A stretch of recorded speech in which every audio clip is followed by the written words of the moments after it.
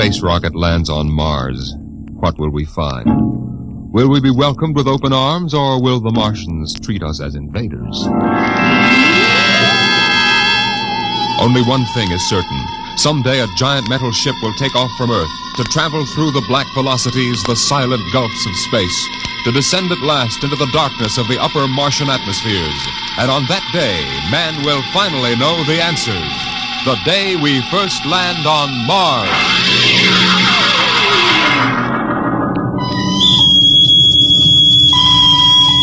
Now hear this. Now hear this. Approaching critical deceleration. Fasten gravity suits. Stand by to land. Mr. Lustig, what do you make of the terrain? There seems to be a heavy ground, Miss Captain. We won't be able to use our infrared lights. And we'll have to come in on radar. Well, isn't that a little risky, sir, landing in the dark? I'd rather run the danger of a blind landing, Lieutenant, than come in without the cover of darkness. Remember, we don't know what kind of reception is waiting for us down there. Airspeed 500. Altitude now 4,000. Bridge to engine room. Stand by for deceleration. Engine room, aye. Fire forward tubes 1 and 3. Aye. Skids down. Skids, check. Altitude 500. 4. 350. 3. Up a point now. All right. Let's set her down. Look out! Cut the power. Master's pipe battle stations. Aye, sir. All secured, sir. Well, we're on Mars. April 20th, 1987. 4:33 Greenwich time. Enter that in the log, Masters. Aye, sir. Well, gentlemen, it's less than 2 hours till dawn. As soon as it's light, we'll send out a landing party. Masters, get me an all-over hookup. All set, Captain. Now hear this. Now hear this. All right, men. The smoking lamp is lit. We're 17 men on an alien world. And it's up to us whether we ever get home again. Next few hours should tell the story. And I want instant obedience to all commands. I'll court-martial the first man who doesn't jump to when he's ordered. And one other thing. We may be on Mars, but this is still a United States naval vessel. Officers will conduct a personal and weapons inspection in 1 hour. That's all. Inspection, Captain. Now? Mr. Lustig, we've got an hour and a half to sweat out before we find out what's outside that airlock. I'd rather have a man worried about his stripes than about what's waiting outside on Mars.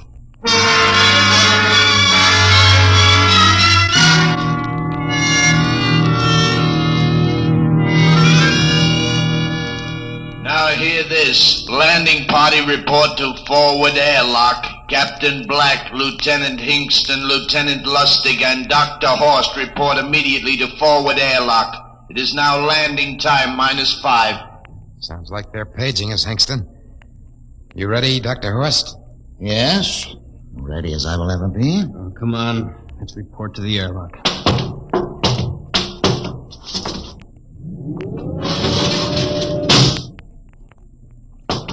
We're on us to go. Where's the captain? Who knows? What difference does it make? Just want to get it over with, that's all. Has anybody, got a cigarette? I think you're smoking too much, Lieutenant Lustig. Are you nervous? Lay off, will you, Horst? Wondering what's hidden outside underneath that ground mist? Very unusual planet, Mars. Why? It has an atmosphere. Wonderful thing, an atmosphere. Where you find one, you find life. You mean Martians? What do you think they'll look like? Who knows? Intelligent life can take many forms. You mean they may have green skins and eyes on stalks or something? A comic book conception is possible.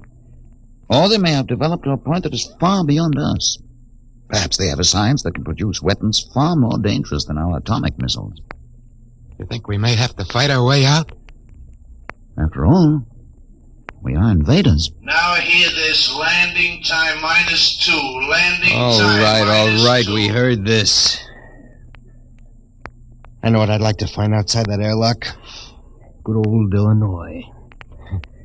Ever been there, Lustig? Only Chicago. Well, you ought to see my hometown.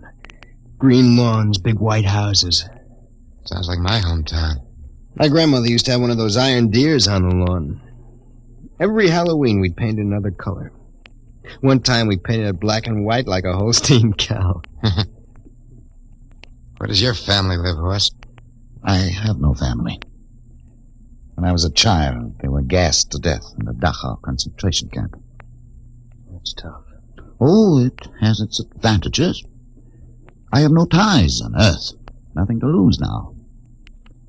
I imagine I'm the only one on board who is free to enjoy our present peculiar position. All right, Lustig. You can button it up now. Aye, sir.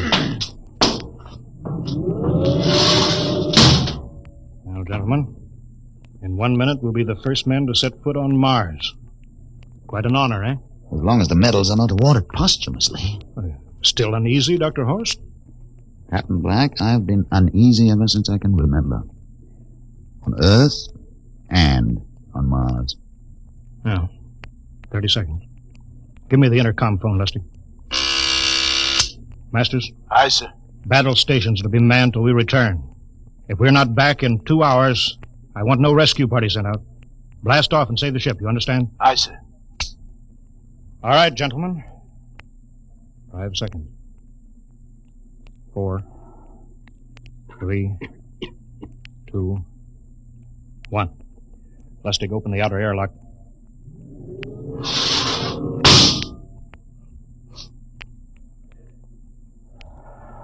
Fresh air. Let's go. Hold it now. It's too dark to move fast. Quiet, isn't it? Not even a wind. You can't see anything through this ground mist. Quiet. We don't know what's out here. Come on.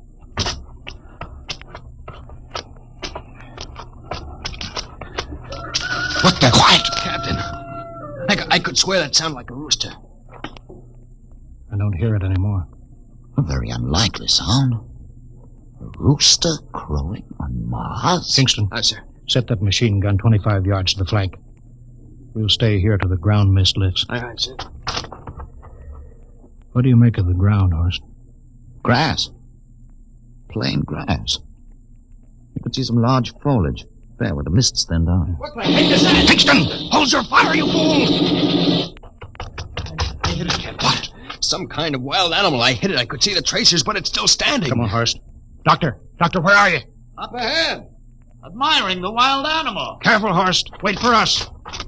Don't worry, Captain. It's an iron deer. A lawn ornament. That's impossible. It's hollow. Interesting, isn't it? A whitewashed Victorian iron deer sitting on a lawn in the middle of Mars.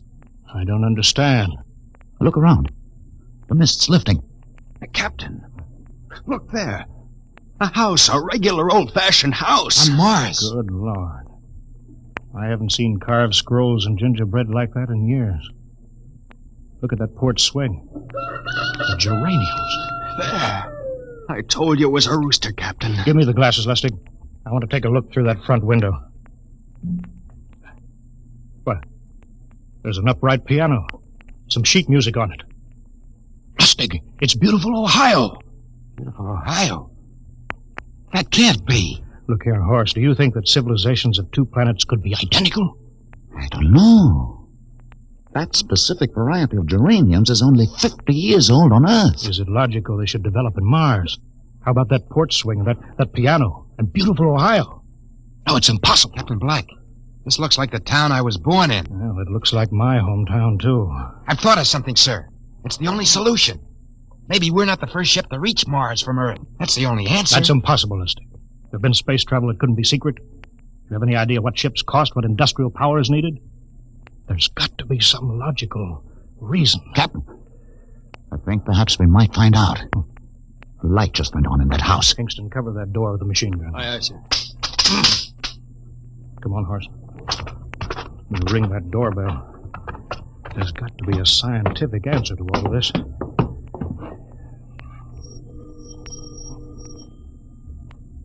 There's something moving in there. Stand back, Horst. Give me a clear shot. Maybe a Martian. Can I help you? We were looking... Well, if you're selling anything, it's much too early. No, wait a minute. What What town is it? What do you mean? Are you census takers? No, we're strangers here. We want to know how this town got here. Is this a game? No, it's not a game. We're from Earth. From where? From Earth. Do you mean out of the ground? Hey, are you sure you're feeling well? Madam, we came in a flying ship across space. We're from the third planet. This is Mars. Now do you understand? Mars. You go away now, you hear? I'll call my husband from upstairs and he'll chase you. Now go on. This is Mars, isn't it? This is Green Lake, Wisconsin, in the United States of America. Bounded on the east by the Atlantic and on the west by the Pacific. Now, go away. Goodbye. Of course, do you suppose it's really possible?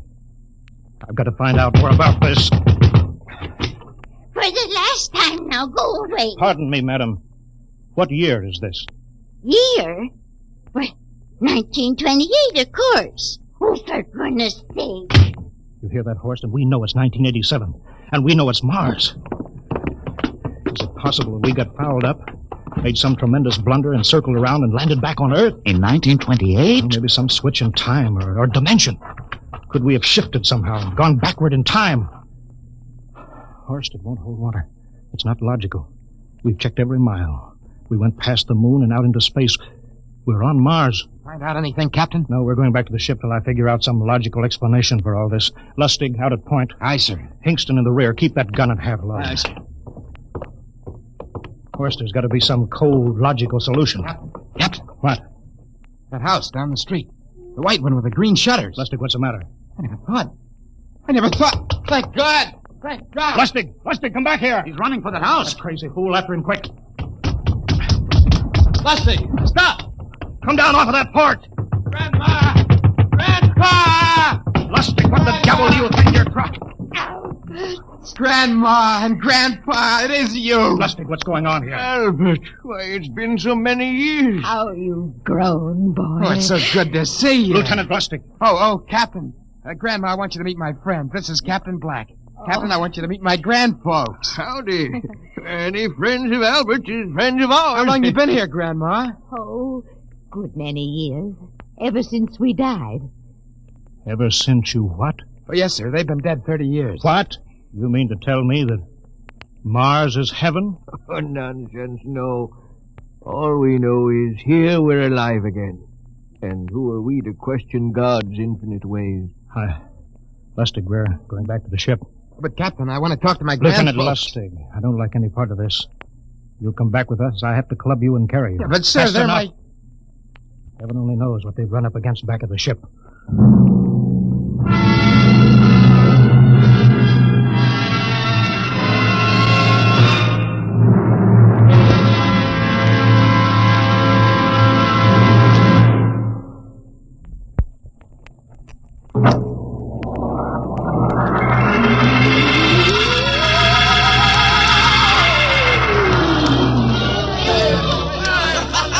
Horst, look at that crowd around the ship. Looks like we're being welcomed with a celebration, Captain. Celebration, they've abandoned ship. Every port is open, no guards set. You, Masters. Hiya, Captain. Meet my old dad. Dad, that's Captain Black, and he's not a bad guy for an officer. Of all the... Hingston!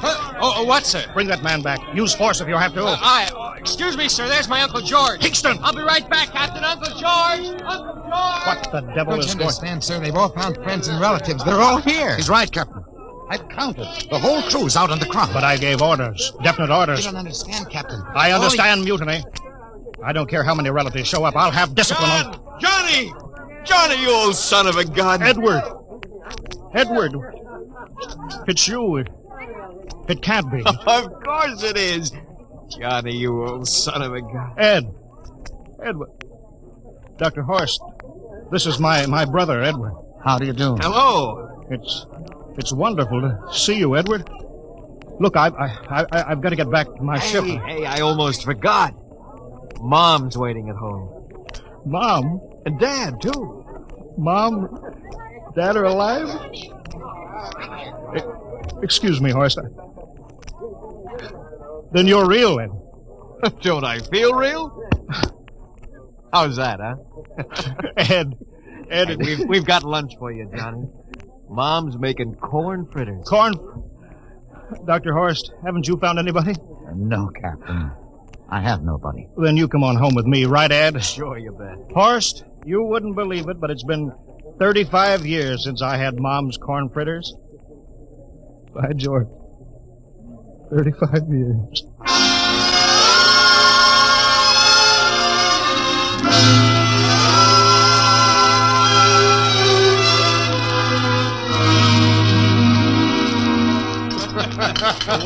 And there's plenty more in the kitchen, so don't hold back, Johnny. You too, Dr. Horst. Well, Johnny, you're still in the Navy, huh? That's right, Dad. I'm in command of the ship. We're an old Navy family, Dr. Horst. All three of our boys in the service. Ed was the best pilot in the Pacific. What did happen, Ed? Oh, what's the difference? I'm here now. It's almost perfect. All we're missing is your brother Will. Then the whole family could be together. Well, it won't be long, Mom. Will's in charge of the XR-54. That's the next rocket coming out to Mars. Well, little Will. When does he leave, Johnny? Takeoff scheduled for September, but it depends on what we report. There's no question about that now, eh? Christmas together again. That'll be something, huh? Yes, sirree. Well, this calls for a celebration. How about a little of the old dandelion wine, eh, Johnny? Now, Father, don't you go giving Johnny too much wine. Oh, he's a big boy now, Mother. Well, sir, isn't everything just fine? Just fine.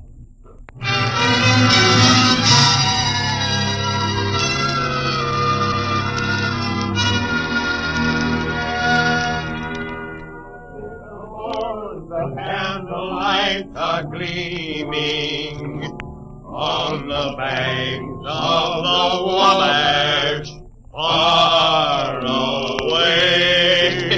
Hey, play another song. Sure, Well, Dr. Horst, what do you think of my little family, Very nice. I can't understand why you didn't find any folks here, Dr. Horst.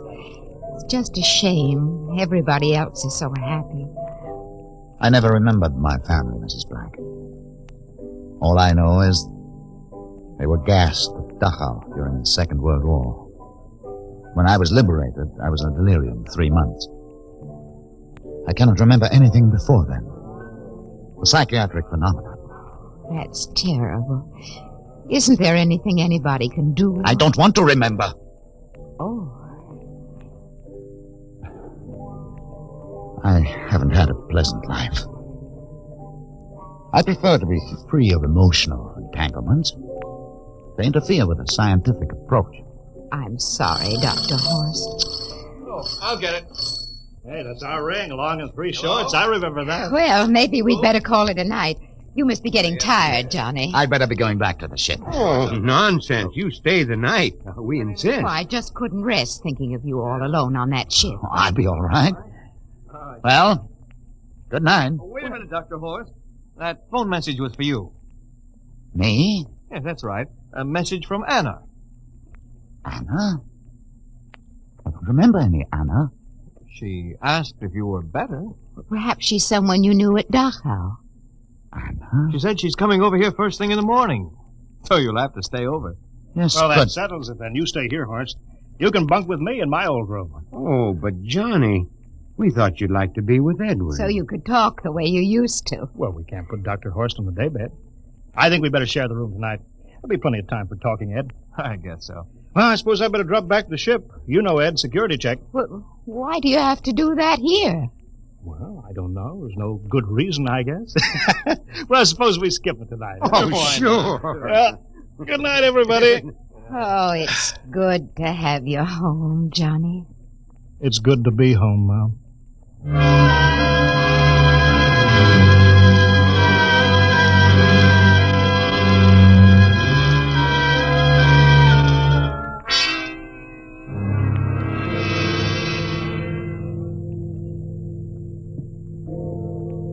Captain Black, are you asleep? No. I've just been thinking about what we were expecting. Green-skinned Martians with eyes on stalks. All the time there was only Mom and Dad and Edward waiting. Oh, it's funny what tricks your imagination can play on you. Yeah, I guess Mars is heaven, Horst. I've been thinking about Martians, too. Captain, just suppose there were Martians, and they saw us land. Suppose they thought of us as invaders. What would be the best weapon they could use against our atom bombs? I don't see what you're getting at. They would want to disarm us first, to wipe out all suspicion, to make us feel at home. But suppose this house isn't real. Suppose the people are just images, stolen from our own memories by Martians, created for us by telepathy, hypnotism. That's the craziest theory I ever heard. Maybe that's why there was no one for me. Because in all my life, there is no happy memory, no real loved person. How about that phone call from Anna? Yes, Anna. I didn't remember who she was, but I do now. I just remembered. When I was freed from Dachau, sick, delirious, I raved about a wonderful, kind nurse named Anna that took care of me. There you are. It's logical. She's coming to see you tomorrow. But there was no Anna. I'd been nursed by a man. What? Anna was only a dream. And there's only one way they could have learned about her. By reading my subconscious mind. But that's impossible, Horst. Why? The whole crew was thinking of home. Suppose the Martians read our minds. But there are Martians. If there are, they have us separated. Each man in a different house. Sleeping. Trusting. No one at the guns. I left my pistol downstairs. Do you think there's something to this, Horst? It's a... Who would suspect his own mother? His grandparents? How easy. Just a knife in the heart of each sleeping man. It's impossible, Horst. We've got to get back to the ship. Listen. The crickets have stopped. Come on. We don't know when they change back to whatever they really are. Where are you going, John? Ed, well, we wanted to drink of water. That's all, Ed. You're not thirsty, John. You don't want to drink. You don't want to drink. His face, it's changing! And his hands, he's a Martian! Run, Horse! You can't Run! get away, John. You can't get away. This way, Horse! Can't get away, Horse, John. where are you?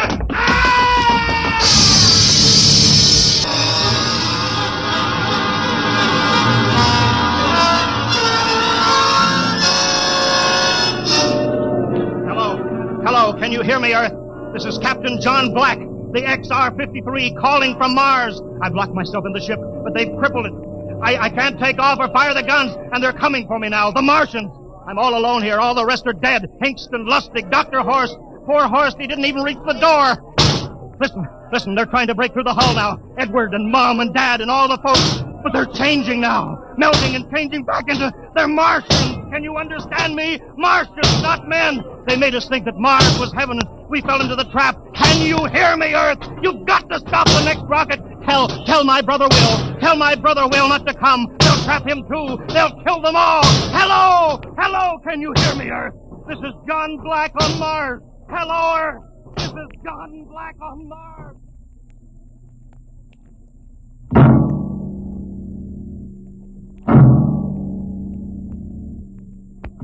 Tonight, Dimension X has presented and transcribed the Ray Bradbury story, Mars is Heaven, adapted for radio by Ernest Kenoy. Featured players were Wendell Holmes as Captain Black and Peter Capell as Dr. Horst. Your narrator, Norman Rose. Music by Albert Berman, engineer Bill Chambers. Dimension X is produced by Van Woodward and directed by Edward King. Robert Warren speaking. In a moment. Dimension X.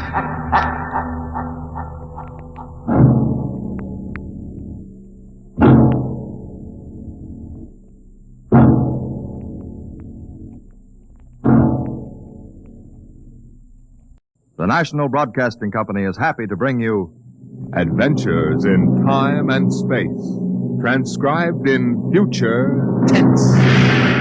Dimension X.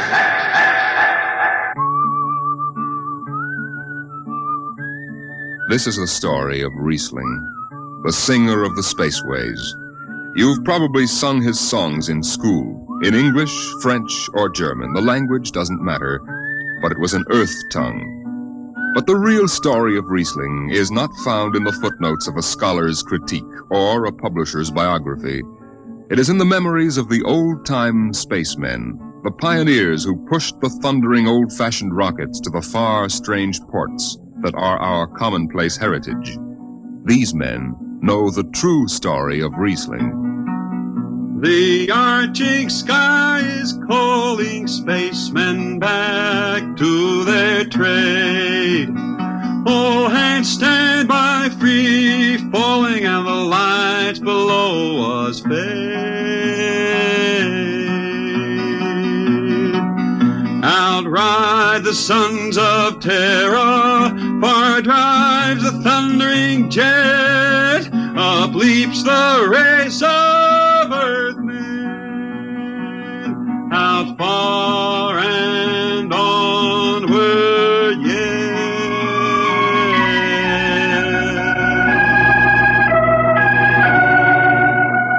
When I first met Riesling, he was hustling drinks in the Twin Moons bar at Drywater, Mars. He'd won a guitar off a Chinese barkeep at Luna City by cheating at one thumb, and he made his whiskey by singing in the bar and passing the hat. Listen to her, Hertzman. Don't she strum pretty? Like a 16-year-old gal. Now, how much you collect on that last song? $3 Martian and a slug. Al grabbed it from my bill. You don't trust me no more. Funny, never did have no luck with hound dogs nor Martian barkeep. Hey, Riesling, look over there by the bar. There's an Institute 4 striper giving you the eye. Know him? Captain Hicks off the Goshawk. He's sure giving you the once-over. Maybe he's got a job. They don't make never no mind to me. I've been blacklisted. Hicks logged me for making up a song on watch. Right fine song, too. Hold it. Here comes the brass arm. Riesling, I've been looking for you. I've been right here, Skipper. You saw to that. I need a jetman on the Goshawk. Interesting. Real interesting. Well? I got news for you, Skipper. You blacklisted me, remember? Well, you kept your nose clean, and we need an experienced man. Been a little changing down aft in the Goshawk, ain't there, Skipper? How'd you know that? You got that new atomic pile drive. Last 3 of them tea kettles blew somewhere in the asteroids. Look, it's double pay, but if you're scared... Scared? Listen, fella. For double pay, I'd jump off the top of the Harriman Tower if you allowed me rubber heels for the landing. All right, then. You show up tonight to sign the book. Sober. Got no choice, Skipper. Money and me is total strangers. We lift at 11:30 Mars time. Sober, you understand, Riesling? You taking the job? Well, that Goshawk is one stinking old tub. Her engine's got more bugs than a beagle dog in spring. And that new drive is about as safe as a pretty gal in the Ozarks.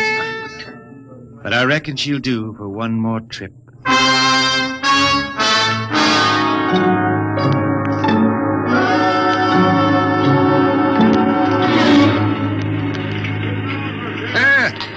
Welcome home, Riesling. Hi, Jimmy Legs. Meet my friend Hertzman. He's signing on as a wiper. This here's Jimmy Legs Casey. He's bosun. Can't hold his liquor no more than a sieve, poor boy. Hey, Mr. Casey.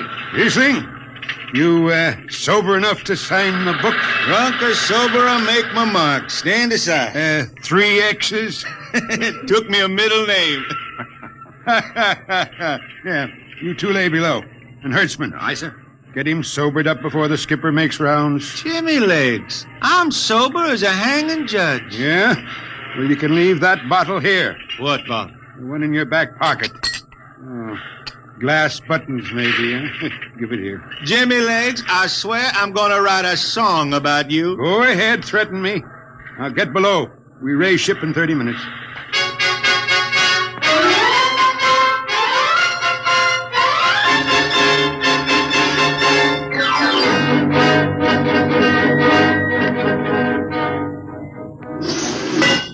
Hi, Skipper.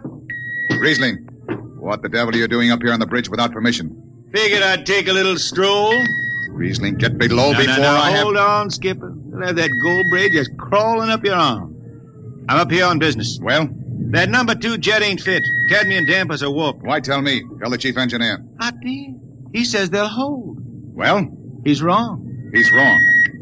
He's got a Harriman Institute degree in power electronics. And some drunk space rat says he's wrong. Skipper, I was damping jets when that shirt-tailed tad wore pins for buttons. I've got no time for you, Riesling. Casey, sound takeoff. Aye, sir. I'm telling you, Skipper, that number 2 jet's gonna blow. Dampers walk crooked like a turtle's back. Riesling, drag your deadhead out of here. Get below.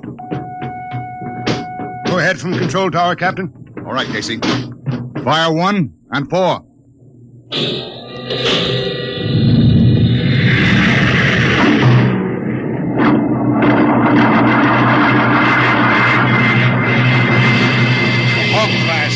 Had to blast for 3 watches before going into free flight. Riesling and I had the second watch. Damping was done by hand in those days with a multiplying vernier and a danger peeper. And as long as the peeper ticked off slow and steady, we knew the ship was safe. For a while. Hey, Riesling, you better stow that guitar. If Jimmy Legs catches it, he'll blow a gasket. Don't worry, I can damp this tea kettle in my sleep. How's number 2? All right, so far. Did you ever hear that song about Hicks, the one that got me blacklisted? Oh, the skipper is the father of his crew, a gentle guiding light to me and you. But on Mars he likes his women if they walk or if they're swimming, or if they've got 6 arms instead of 2. Hey, the second verse is better. Now the skipper likes his liquor by the quart. Yes, he'd go from Mars to Venus for a snort. He'll drink rocket fuel and... Hell, hi, Skip. Didn't see you come in. You were too busy, eh? Who's watching the gauge? I got an eye on it. Don't you fret none. Riesling, I'm going to fix it so you can't get a berth on a rocket-powered pogo stick. Report to Casey under arrest. I don't rightly think I will. You what? You kind of forget, Skipper. According to Space Code, you can't remove a jetman till the end of the watch, right? Now look, you corn-fed space lawyer. Now, is that a rule or ain't it? Riesling, your ship is over at 2300. And I'll see you ride the rest of the way in slot locker. Maybe. In the meantime, you clear out of my power room. I gotta make me up a 3rd verse for my song.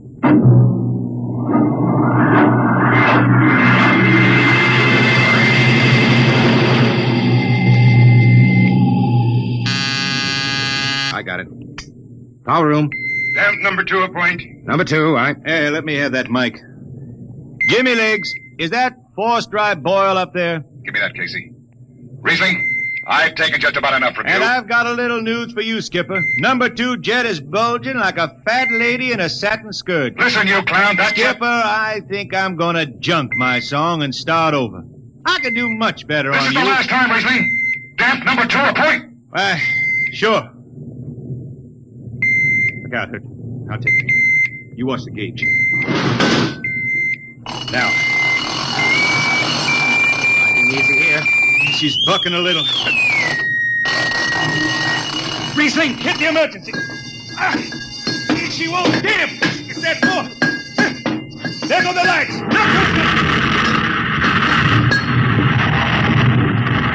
Riesling, stay down behind the baffle. I've got to take a look. It's radioactive. Look out. I've got to piece the hot stuff out of it, too. What's going on down there? Shut up, Jimmy Legs. I'm busy.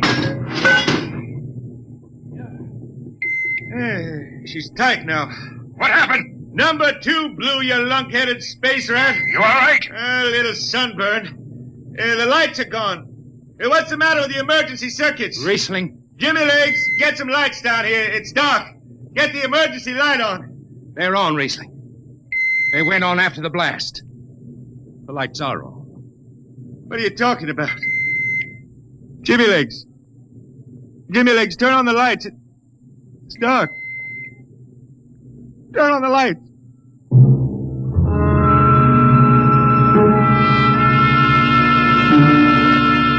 That blue radioactive glow from the jets was the last thing Riesling ever saw. His optic nerve was burned out in an instant. He was in sick bay on the rest of the trip, and on the swing back, we set Riesling down at dry water Mars. Look out for the cable, Riesling. Thanks, Hertzman.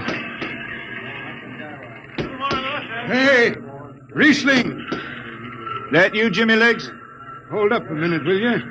Oh, Riesling. Jimmy Legs, I promised I'd write a song about you, didn't I? Sure, Riesling, sure.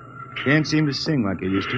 Look, Riesling, the men up in the bridge feel kind of bad about this. Yeah? Why didn't they think of that when Riesling told them that damper was shot? Now, Hertzman, that's all over. Sure. That's all forgotten. Riesling, let's get down to the Twin Moons before I vomit. Now, hold it. The skipper feels pretty bad about the whole thing, Riesling. Kind of late for that, Jimmy Leaks. Feeling sorry don't hold no corn. The boys passed the hat. The skipper kicked in half a month's pay. Did he now? Then on principle, I suppose I ought to tell him to stuff it back up their jets. But you can't buy no drinking whiskey on principle. I'll take it. Here you are. I'll get it. I'll be seeing you, Riesling. Sure, Jimmy Lee. Sure. Come on, Hertzman. Let's get that drink.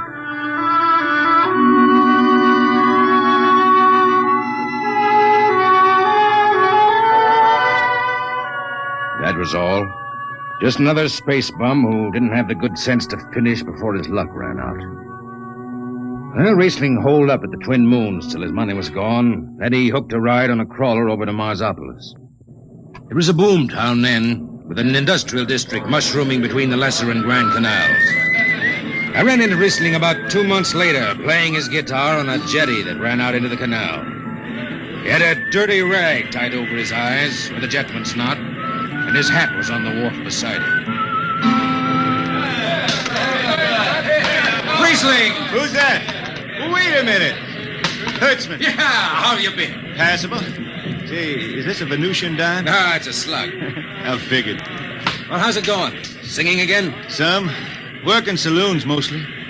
But I've been thinking some funny songs, Hertzman. The words come out different than they used to. Come on along the canal with me. Sure. Here, take my arm. I know the way. That's a funny thing, Hertzman. I figure I know it better than other folks. Look back there, towards the city. What do you see? Factory towers? Smell them from here. But it don't seem that way to me. I remember them old buildings, old before Bible times on Earth. Thin and graceful like the fairy palaces my Grammy used to tell about down home in the hills. They've torn them down now, or else blocked them up with cinder bricks. Hertzman, when I stand out here on the canal, I can see it the way it used to be. The water, ice blue with the stars shining up out of it. Way off there, the city with the towers sweeping up like a bird flying off a tree. I can see it. It's the dirtiest stink hole in the system. Not always. Depends on how you see it. Won't tire the race that raised the towers, forgotten are their lores. Long gone the gods who shed the tears that lap these crystal shores. Slow beats the time-worn heart of Mars beneath this icy sky. The thin air whispers voicelessly that all who live must die.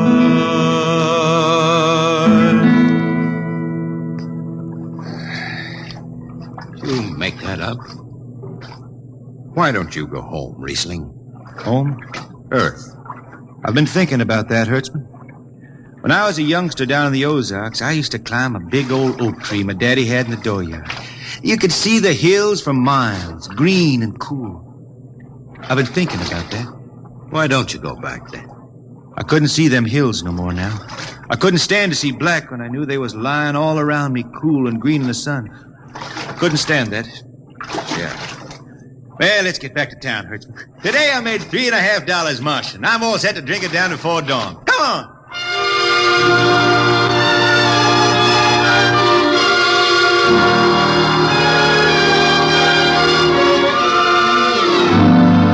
I lost track of Riesling after that. I shipped out on a slow freight of the Condor class for Luna, and he hitchhiked a ride to Venusburg on an ore ship in the Tri-Planet run. So he beat around the system, Venusburg to Layport to Drywater to New Shanghai and back. Any spaceport was his home, and no skipper had refused to lift the extra mass of Riesling and his battered guitar. He made up his songs, sitting out watches down in the power rooms with old shipmates, while the monotonous beat of the jets shook the hull plates. Hear the jets, Hear the jets. hear them snarl at your back when you're stretched on the rack. Hear the jets, feel the pain in your ship, feel the strain in your grip. Hear the jets. Feel the rise, feel the drive, strange steel come alive on her jets.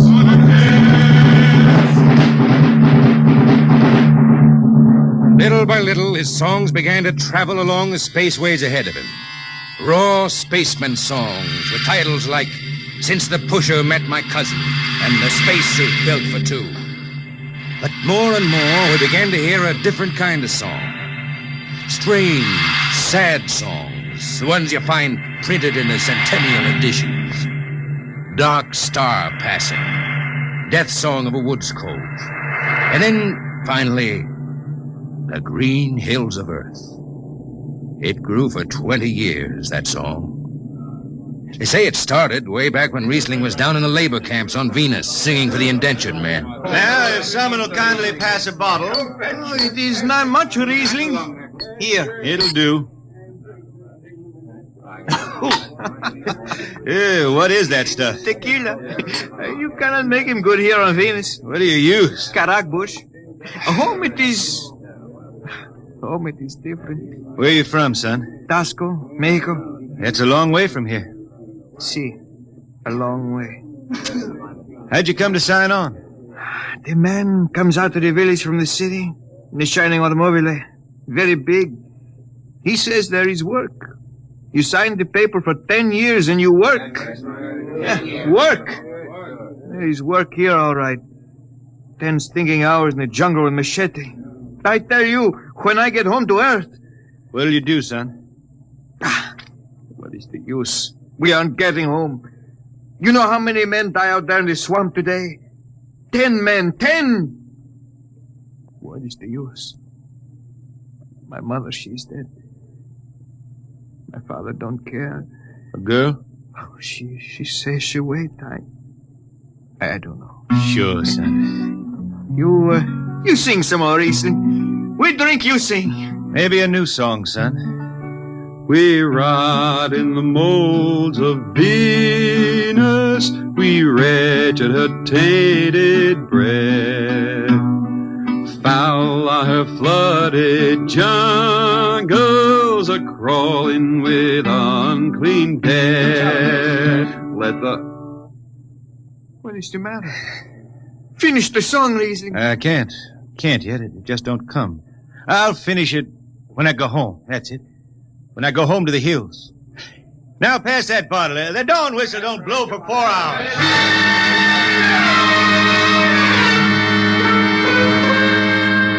That's where the Green Hills started. And I was there when it was finished. It was 20 years after that. And there wasn't a man flying or on the beach hadn't heard of Riesling and his songs. He was getting old now for a spaceman. He was a familiar figure through the whole system. Tall, gaunt, and with that dirty bandage tied across his blind eyes. I was chief jetman then on the old Falcon. We were cradled at Venus Alice Isle, scheduled for a direct jump to Great Lakes, Illinois, on Earth. I was checking in dunnage when Riesling felt his way up the gangway and came through the lock. Riesling! Who's that? Mike Hertzman. Hertzman. Well, what are you doing on this old hog? I figured I'd ride her back to Earth. Earth? Are you going home, Riesling? I thought you were never going to make that run. I've been hankering to set foot in the Ozarks again. How about those hills? I've been singing about them so long now, Hertzman. I got to finish the song. I got to set foot in the dooryard and hear the wind through that oak tree. About the last thing I'll be doing. I got to get home before it... Riesling, there's a new company policy in effect. You see, Hertzman, I'm getting just a little old. Riesling, listen. No more deadhead rides. The new code book is in force. Oh, I seen code books come and go. The skipper's one of them youngsters fresh out of Harriman Institute cadet training. He's liable to throw the book at you. At me? I've been around space as long as Halley's Comet and Brewster's Ridge. I'm going back to Earth, the cool green hills of Earth. I'm going home. All secured, Hertzman. What are you doing here? That's Riesling, Captain. Riesling, huh? I'm dragging it back to Earth, Captain. Not in this ship. Hertzman, have this man removed. Funny thing, Captain, I've sprained my shoulder suddenly. Look, Skipper, you're a youngster. You're pretty new out here. I'm going home. You don't know what that means to an old man, going home. I can't take it. Against the Harriman Code. Oh, now look, Skipper. You can slide me by to the distressed spaceman's clause in that code book. Distressed spaceman, my eye. You've been bumming around the system for 30 years. Skipper, you make me do something I never done for no one before. I'm an old man. An old blind man, and I want to go home. I ain't never crawled in front of a four-striper in my life, but you gotta let me drag home. The law says a man's got a trip coming to him. You can stretch for a poor old blind man, now can't you? You got it, Skipper. All right, you old space rat. But keep out of the way. I run an efficient ship, and I don't want any trouble. No, sir, no trouble. I'll just lay down to the power room. I kinda like to be near the jets when they blast off. For Earth.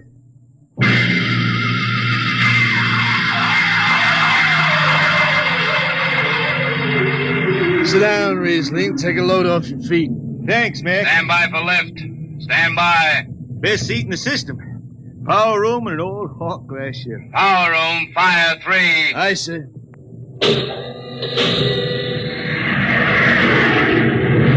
The cool green hills of Earth. Still singing that, Riesling? Oh, some. I changed her a little. Gonna finish her now, Mac. Going home to finish her. Yeah. Have you seen those new automatic dampers, Riesling? Don't have to do nothing but sit and watch. Hey, where's the peeper? Turned off. She's all automatic. You have it soft nowadays. When I was twisting her tail, you had to stay awake. You got an old hand damping plates on? All but the links. Iron shipped them. They cover up the dials. You might need them. No, the automatics handle everything. Well, you're finally going home, Riesling, huh? Won't seem the same out past the moon. I've been waiting for this a long time, man. Gonna be good to get home, I reckon. The argent sky is calling spacemen back. Mac, you all right? I got the emergency. The hand dampers, where are the links? Mac, you ought to be on the wall here something. I got him. Power room, what's the alarm? Emergency squad coming in. Stay out, the place is hot. Radiation blast. Stay behind the baffle. I got the link shift. I can hand damper now. What's going on in there? I'm still in Jet 3. Is this McDougal? McDougal is dead. This is Riesling on watch. Riesling, get out of there. You'll kill yourself. Don't worry, Skipper. I know this power room like the inside of my shirt. Somebody's got a damper. Riesling, I'm sending in a crew. No use. The whole room will be hot for an hour and the other jets won't hold. Skipper, throw on the recording tape. What? Throw on the recording tape. I want to get something down. Tape's on, Riesling. Stop it, Riesling. The radiation will burn you down. Yeah, I reckon. Yeah, pretty sharp sunburn. Pick me out of here with a tongs and bury me in a lead shield coffin. Okay, Skipper. She's clean. Radiation's getting brighter. I can almost see it. Bright, rosy like the sun. Like the sun over the hills down home. I got my song figured right now. Here it comes. We pray for one last landing on the globe that gave us birth. Let us rest our eyes on the fleecy skies of the cool green hills of Earth. I can see them now. The hills. The sun. I can see the sun. That's the way he died. Riesling, the blind singer of the spaceways, singing of the home he never reached, the cool green hills of Earth.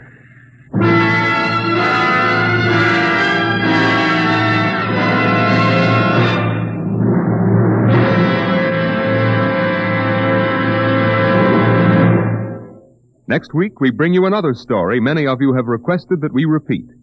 It's the strange tale of man's first visit to another planet and why he decides that Mars is heaven. Be with us at this same time next week for another adventure into the unknown world of Dimension X. Adventures in Time and Space. Transcribed in future tense. Dimension X.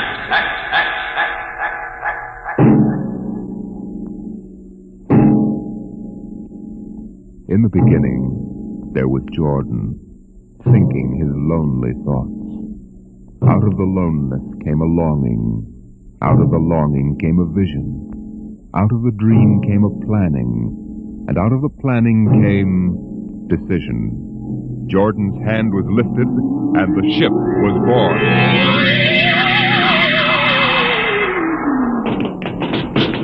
You, look out! Are you all right? Yes, it missed me. What was it? A mutant with a slingshot. I think it dashed down that passageway. You want to go after it? We'd never catch it, Alan.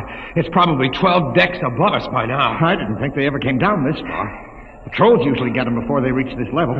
They get more daring with each generation. This one looked like a female. Male or female, it might have killed us. I told you this trip was pure foolishness. Climbing 24 deck levels to hear a crazy old man rave. We're almost there now. Compartment X15, level 24. This is the place. This area smells as if it hadn't been visited by a sanitation crew for generations. Part of the ship is almost deserted.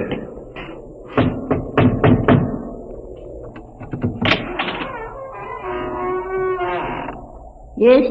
This is the compartment of John the Witness. Who are you? My name is Hugh Hoyland. I'm a cadet from the scientist barrack. This is my friend Alan Mahoney. What do you want of John the Witness? Only to talk. Are you a believer in Jordan? Naturally.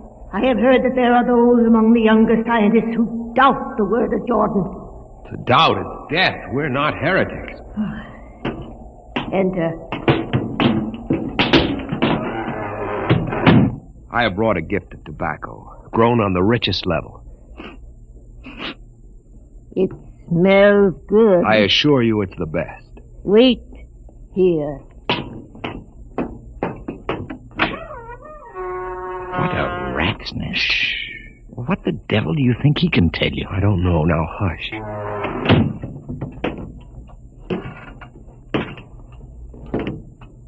Well? You are John the Witness? I am. Good eating to you. I am Hugh Hoyland. This is my friend Alan Mahoney. What brings a gentleman of the scientist class to my humble apartment? I have heard that you and your parents before you have long been keepers of the legend of the ship. Since Jordan gave the word. I am anxious to hear the word as Jordan spoke it. Why? You see, among the young scientists, there have been some who talk against the word. Regulations against such heresy? Some of them say the ship has no purpose. They say that we're here accidentally. That we have no more grace in Jordan's eyes than the most deformed mutant who dwells in the highest level of the ship. What shall I say to you?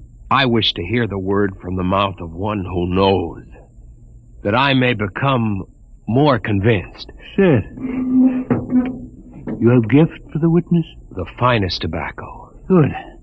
I will dim the light. Now, pay close attention, for these are the words as my father's father's father gave them to his son's son's son. This is how the ship came into being, how our people were created.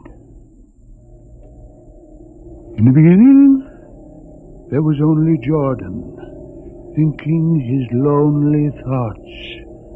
In the beginning there was darkness, formless and dead. Out of the loneliness came a longing. Out of the longing came a vision. Out of the dream came a planning, and out of the planning came decision. Jordan's hand was lifted, and the ship was born. Mile after mile of good compartments, tank after tank for golden corn, ladder and passage, door and locker, fit for the needs of the yet unborn. He looked on his work and found it pleasing, meet for a race that was yet to be. He thought of man, and man came into being. Then Jordan checked his thought and searched for a key. Man untamed would shame his maker. Man unruled would spoil the plan. So Jordan made the regulations, some to speak and some to listen. Order came to the ranks of men. Crew he created to work at their stations, scientists to guide the plan. Over them all he created captain, made him judge of the race of man. Thus it was in the Golden Age.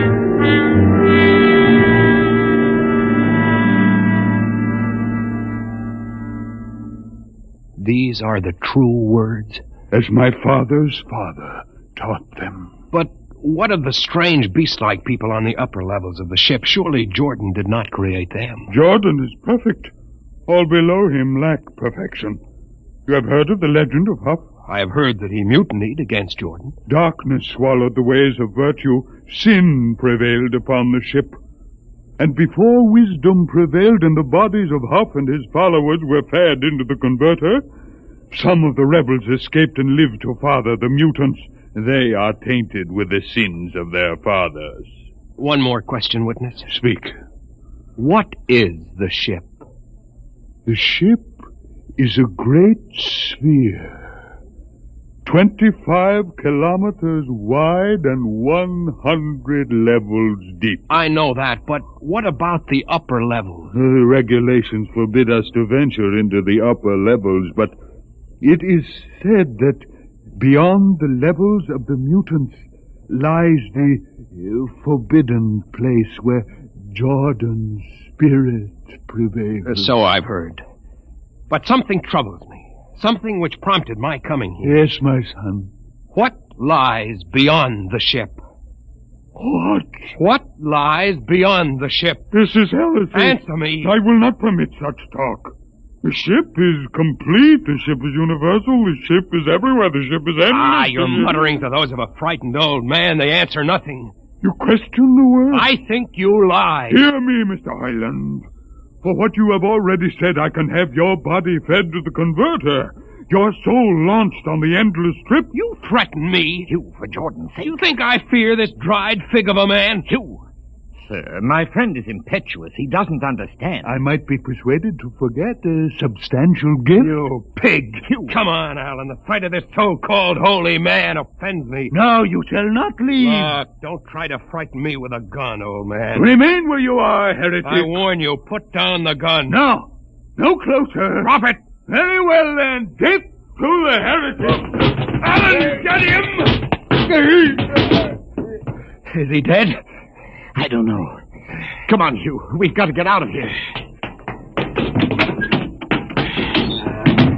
Now where? We can't go back. They'd feed us into the converter. What's that? The old woman must have turned in an alarm. Come on, the patrol will be here in no time. Where can we go? The upper levels. But the mutant. We'll have to take our chance. Listen, that's the patrol we've got to climb. There's a hatchway. Down the corridor. Quickly. Halt! Hold do we fire? The ladder.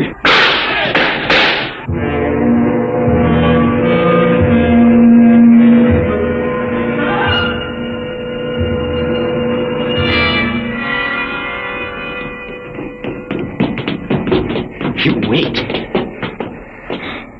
How far are we from the outside wall? Judging by the slope of the deck, about 2 miles. Mutant territory. Come on, we'll try this passageway. What? I don't know. I feel as if we're being watched. It's your imagination. Perhaps not. Oh! It's only a ship's rat. Get a grip on yourself. It's as big as a dog. Come on. I can't drag myself much further. We've got to find a compartment with water.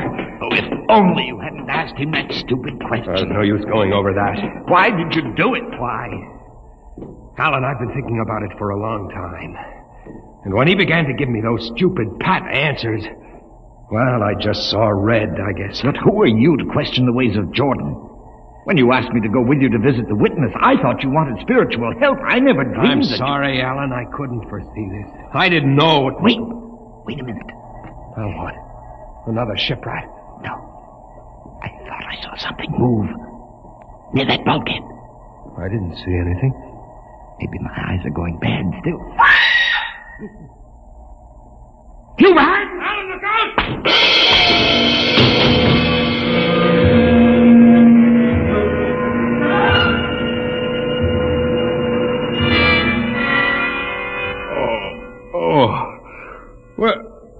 Where am I?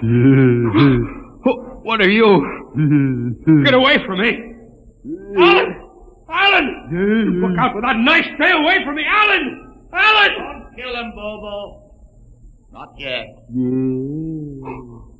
Who are you? Forgive my friend Bobo. Like so many of my people, he's rather impetuous where members of the so-called super race are concerned. Who are you? What place is this? As you can guess from my leg, I'm a mutant. Where is Alan? Your friend is dead. I was not able to restrain my people in time to save him. Why don't you destroy me and get it over with? We do not kill for pleasure, Mr. Hoyland, only when necessary. You know my name? I read your identification tag. Who are you? Mutants can't read. My name is Gregory. I'm a leader of my people. Although we are unfortunate in our heredity, Mr. Hoyland, many of us are quite intelligent. Why do you live like animals? We would rather live like free animals than like regimented slaves, as you do. I've heard that you practice cannibalism. Undoubtedly, you hear many things about us. We raise our own cattle on the upper levels, and those of our people who choose to farm raise enough crops for our small population. You turn your head. Why? This one. I've never seen a creature like him. Bobo is an unfortunate. He was born without the power of speech. How can you tolerate a monstrosity? We have learned to live with difference. If we began to destroy our imperfects as you do on the lower levels, there would soon be no one left. It violates the regulations. The word of Jordan You know, states... Mr. Hoyland, your people are really primitive and barbaric. You dare say that to me? I dare say a good deal more. Let us go to my compartment and speak further. I'm always interested in information of the lower levels. I won't give you any information. Bobo, I want Mr. Hoyland in my cabin, please. Hey. I advise you to go quietly, Mr. Hoyland. Bobo has a hatred of superior beings, which is unfortunate, but quite understandable. Proceed.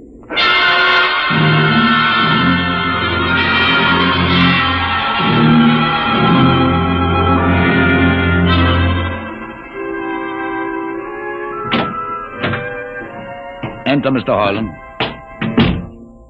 This is where you live? Yes. But you have books. Stolen from your libraries, Mr. Hoyland. Compton's Astrophysics. The Philosophy of Interstellar Navigation. Celestial Mechanics. You have read these? Most of them. Why did you bring me here? What do you intend to do? Do you believe in Jordan, Mr. Hoyland? There is no other belief. And the trip? I suppose you believe in the trip, too. Well, what else is there to believe? When you die, your remains are fed to the converter, and your soul makes the trip. And where does the trip take you? Why, to Centaurus, of course. Huh? And what is Centaurus? Why, Centaurus, mind you, I'm just telling you the orthodox answer. Centaurus is where you arrive when you've made the trip. A place where everything is happy and everybody's happy and there's always good eating. It's mythological, of course. And you believe this? The peasants believe it, literally, but many of the younger scientists like myself know that it's figurative, symbolic. Why do you ask? Didn't it ever occur to you, Mr. Hoyland, that the trip is exactly what your peasants believe it is? That the ship and all the crew were actually going someplace? Moving? The ship can't go anywhere. It already is everywhere. Imagine a place bigger than the ship, much bigger, with the ship inside it, moving inside. But there can't be any place bigger than the ship. There wouldn't be any place for it to be. Oh, for heaven's sake. Listen, you know the lowest level? Yes. If you started digging a hole in the lowest level, where would that hole go? Where would that hole... Oh, no. No, it's forbidden to think such a thought. Where would it go? No. No, I can't think about it. Bobo. Bobo, we're going to take Mr. Hoyland to the place. Where are we going? To the top level. But it's certain death. Nonsense. I've been there 1,000 times. Come along. No, I won't. You can't make me. I think we can. Now, shall we proceed peacefully, or shall I have Bobo persuade you?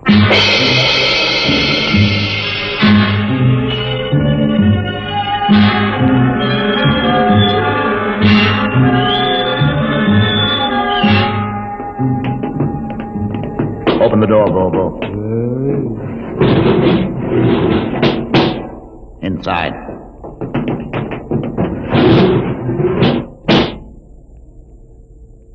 What place is this?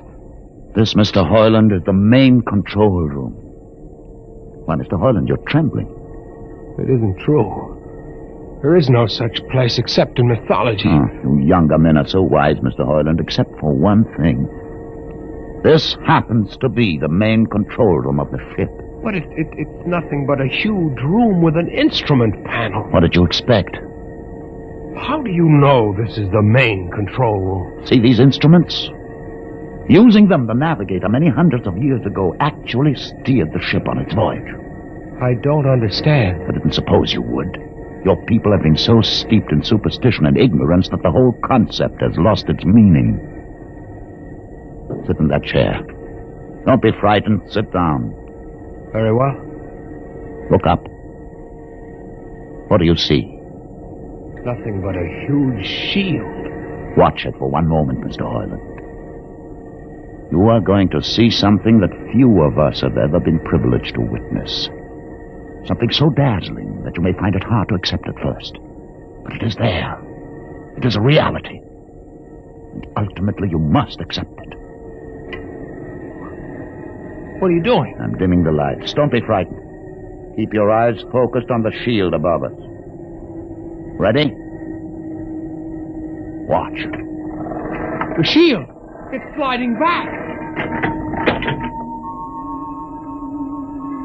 Ghost of Jordan! Well? What am I seeing? The universe, Mr. Hoyland. The universe in all its beauty. The stars, the planets, the sun, the moon, and the constellations. This is your heritage, Mr. Hoyland. The heritage you've been too stupid to seize. But it can't be. The ship is the universe. There is nothing but the ship. Ah, but there it is. You see it before your eyes, spread out like a canopy of glory. You still deny it? Answer me, Mr. Hoyland. Do you deny it? No, I can't. They lied. They lied to us.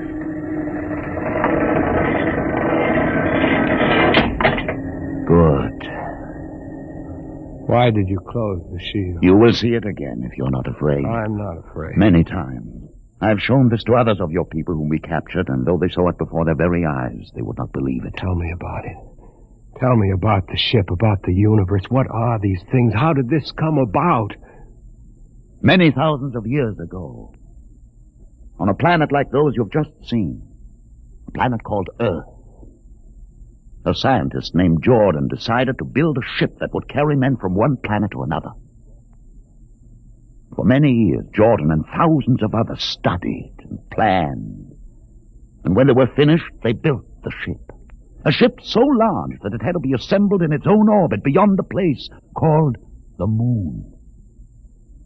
60 years it took them to construct. And when it was finished, a whole new science had been conceived. Then the trip was begun. The trip that was to land a colony of Earthmen on a far-off planet called Centaurus, millions of light years beyond the furthest planet ever reached before. How do you know these things? Among my books are the log which Jordan himself kept, and the records of the journey for the first 40 years. What happened? There was a mutiny. A man named Huth led a rebellion of those who wanted to turn back. In the struggle, the navigators were killed, and the crew fell into a state of anarchy. In the years to follow, small groups of men tried to organize the ship for navigation, and each time they failed. Finally, the whole idea was abandoned. And so for centuries, we have swung in space, unmanned, undirected, living in a lost world of our own making, without purpose, without direction. Why have you told me this? Why have you brought me here? You could have killed me. Can you guess? No. No, I can't. Unless... But it would be too fantastic. Well? You want to finish the trip. Yes, that's it. What would it take to do it? A miracle, almost. The crew would have to be trained. Many people, each skilled in a certain duty. Couldn't you train your own people? We are too few. Besides, the main drive is in the lower levels where my people are forbidden to go. No. It would mean that both our peoples would have to work together. Our differences encouraged rather than denied. It can be done. You showed me. You can show others. I can show them. Can you? I'll see the captain himself. I have an uncle on the central board. I'll tell him what I've seen here. And do you think he'll believe you? Send one of your people with me. That's asking a good deal. I'm risking a good deal by going back. Very well. Bobo will go with you. He can't talk. There would be no need for talk. I will write a message guaranteeing safe conduct for a group of unarmed scientists to visit the main control room. Bobo will take you safely through our territory. What happens when you reach your own level is up to you.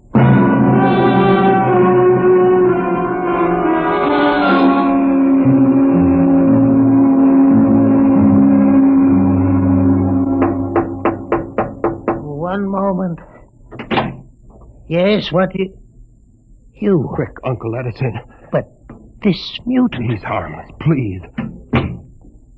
Now, what is this? You're wanted I know all about that. Listen, Uncle, I must see the captain. The captain? Are you mad? You're a council member. You can get me to see him. They'll kill you. You're wanted for heresy. I don't care. I must speak with the captain. You're close to him. You can arrange it. I don't understand why... Uncle, listen to me. The ship is moving. I can prove it. Do you understand there is a purpose in the ship? I don't understand what you're babbling about. Never mind. Just talk to the captain. Tell him I have information of tremendous importance. Tell him I've arranged a truce with the mutants. A truce? Here, show him this paper signed by their leader. Do it, Uncle, for my sake. I don't know. Please, Uncle. If I'm to die, let this be my last request to you. Very well. I'll speak to the captain. I'll try.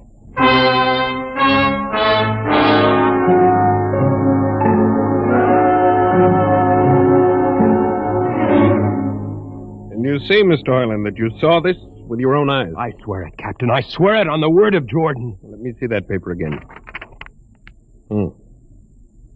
What do you think, Commander Erst? I don't know, sir. It might be a trick. I guarantee you safe conduct. If these things are as Mr. Hoyland reports them, it would pay to risk a few lives. The man is a convicted heretic. Still, we mustn't discount his word entirely. He has a safe conduct. The mutant risked its life coming with him. I think we might investigate. You will do it? I'll have an expedition outfitted. Dismiss, Mr. Hoyland. Thank you, sir. Thank you. Captain. Do you... Commander Earth. Sir. You'll make the necessary arrangements for an expedition. I trust you understand. Perfectly, sir. Perfectly.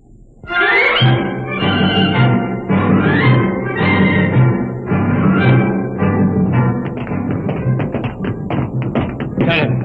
Mr. Hoyland. You'd better halt your men here. This is the spot. Patrol, halt. I see no welcoming party of mutants. There will be none. Their leader will meet you inside the main control room. You don't say. And just where is this main control room? Beyond that door. I see. All right, men. Ready arms. Why do you ready arms? In case of ambush. Ambush? Don't you think they could have ambushed you on the way up here a good deal more easily? You know, Mr. Hoyland, I think you're a mutie lover. They have a place in the converter for that kind. Lieutenant, are you mad? No, Mr. Hoyland. But most certainly you are. To think that we could be lured up here to be slaughtered with a fantastic story about some mythical control room. Guns ready, sir. Lieutenant, I warn you, these people have acted in good faith. If you break that Call faith your now... mutants to open the control room, Mr. Hoyland. No, not until those guns are dismounted. As leader of this expedition, I order you to call them. I refuse. You cannot do this thing. This is no way to keep a truce. Very well, if you refuse. Oh, there! Mutant! Come out! For Jordan's sake, Lieutenant. Be quiet for company. Mutant! Open the door! Please, Jordan, don't let anything happen. Please don't. It's opening. Ready, men. Someone's coming out. Look at his leg. Horrible. Steady. He's walking toward us. I can't stand this. Look out! Gregory! No! You fools! You've killed him! Here come the rest of them. Fire!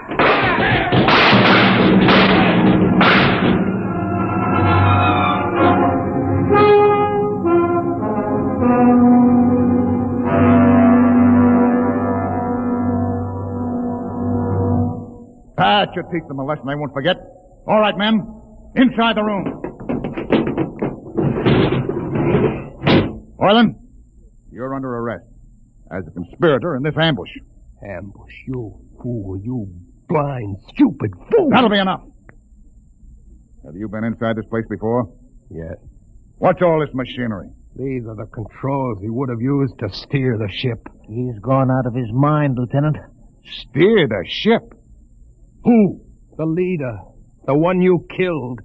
This ugly mutant? This ugly mutant happened to be a man of true greatness. You're mad. Am I? This man had a vision which could have saved you, but you chose to kill him because you couldn't stand the sight of his difference from you. I'll not listen to these ravings. Close your ears. Shut your minds against the conscience that tells you it's wrong to kill. That tells you that your need to be arrogant only proves your inadequacy to yourself. Shut him up. Don't listen to him, man. You can't shut your ears. My words sting you. You cannot shut your mind. And you cannot shut your eyes. Don't do this! The roof. It's moving back.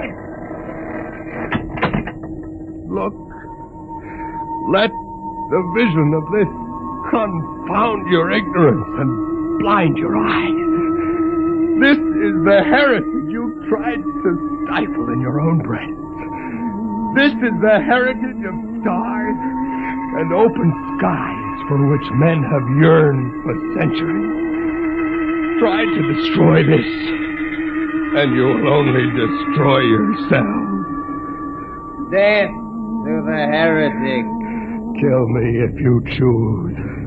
But I say to you that this you cannot keep from our people. That they will seek it out, and the ship will be manned, and the ship will be steered, and there will be freedom and purpose and respect for ourselves. This is your heritage. Look upon the universe. Kill him! Kill him! Kill him!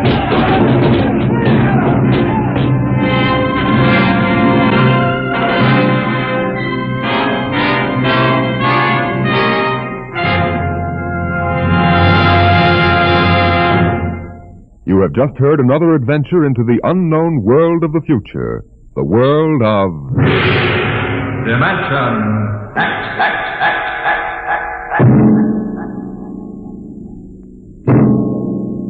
This has been the concluding broadcast in the current series of Dimension X.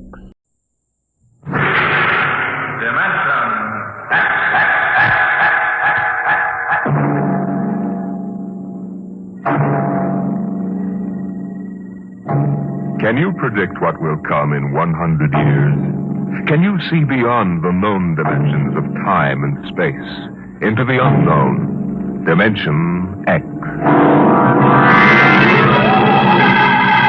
The red stars spread 200 light years across space. To the passengers on the immigration spaceship from Earth, they appear to be pinpoints of light in the darkness.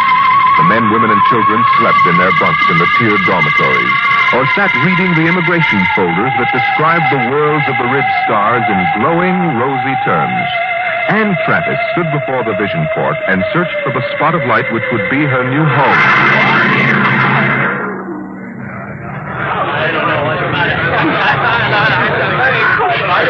You can't tell which is which, can you? Well, I asked the steward for mine. There it is, you see? That nice, bright little star up in the left-hand corner? That one? Yes. Alka 3. I'm going to meet my son there. He sent for me. Harry always was a good son. I used to say to my husband just before he died, Harry is a good son. I'm going to Dora 3. My sister's there. Oh, isn't that nice? It's a wonderful thing for a young girl like you to start life way out here. I used to tell Harry's father that if he had any spunk, he'd be out on the ridge stars making a fortune. He was assistant buyer at Bloomingdale's kitchenware. I see. Maybe if I asked the purser, he could point out Dora 3. Oh, well, you go ahead, dear. You've paid your fare like everybody else. What did you say your name was? Anne Travis. Well, I'm Lottie Elders, Mrs. Harold E. Elders, though, of course, I don't use Harold's name now. Are you all alone? Yes, my folks died last year. That's why I'm coming out to live with my sister. Oh, why, you poor child, traveling halfway across space with nobody to talk to. Attention. Attention, all passengers. There it is. I just know it. You are now within the Ridge Star Quadrant. The trip is almost over. Captain Braxton wishes me to inform you that a vote will shortly be taken to determine on which planet of which sun every passenger of this ship will be landing. What is he talking The about? majority will decide, and all must abide by the decision. I don't understand. What did he say about a vote? I don't believe it. He said everybody had to go to the same planet, didn't he? But Harry's on Alka 3. Look here, Mrs. Elders, they can't get away with this. They can't just set us down anywhere. I've got to meet my sister, but what can we do? I don't know, but I'm going to find out. I'm going to see the captain right now.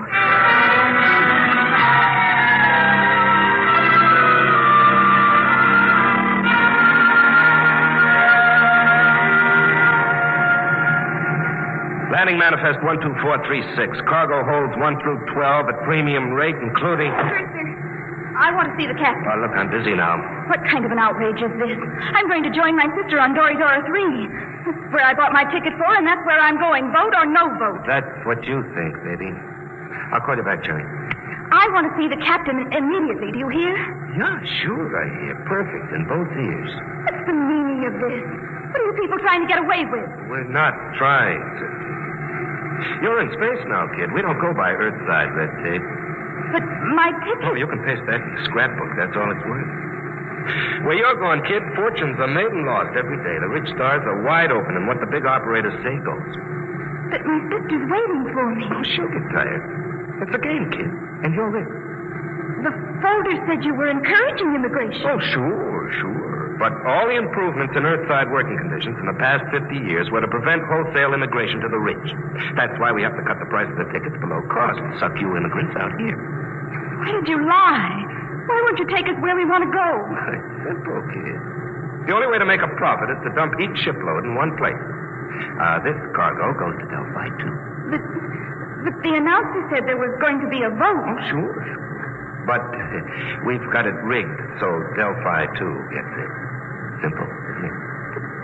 But you can't. Oh, it's not so bad, Delphi. It's okay. Real balmy. Great world. Especially for a kid like you. But how would I get to my sister? She's expecting me on Dora 3. Can I take another ship? Not where you're going. What do you mean? Look, baby. Space travel is an Earthside monopoly. They own the patents on the rocket power that makes space travel possible. Now, the Ridge government offered a prize for a new kind of power that wouldn't infringe on Earth rocket patents. But until that drive is developed, you just won't get off Delphi 2. You can't travel to another planet? That's right. There isn't any public transport, and only a millionaire could afford a private ship. You mean I'm just stuck? Mm-hmm. Like a fly on flypaper. Hey, where you going? Back to my bunk. I want to lie down. Wait a minute. I'm afraid you can't leave here till that boat is taken. Why not? Well, I'm a kindly type, friendly fellow. I always give a straight story to anybody, but that means I've got to keep them under wraps. So, you'll stay right here till we land on Delphi 2.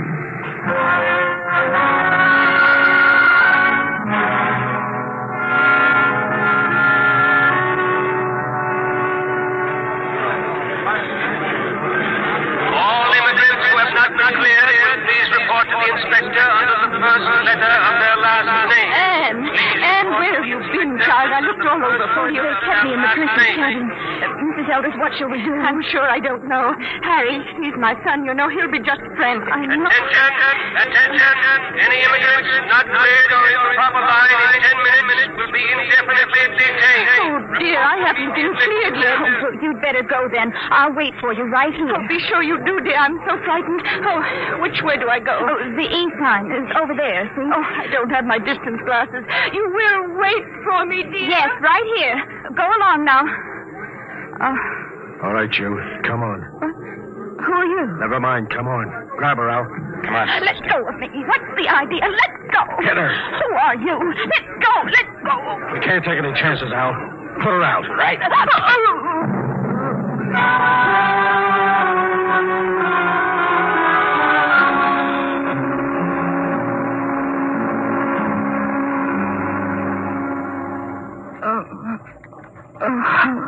Come on, up.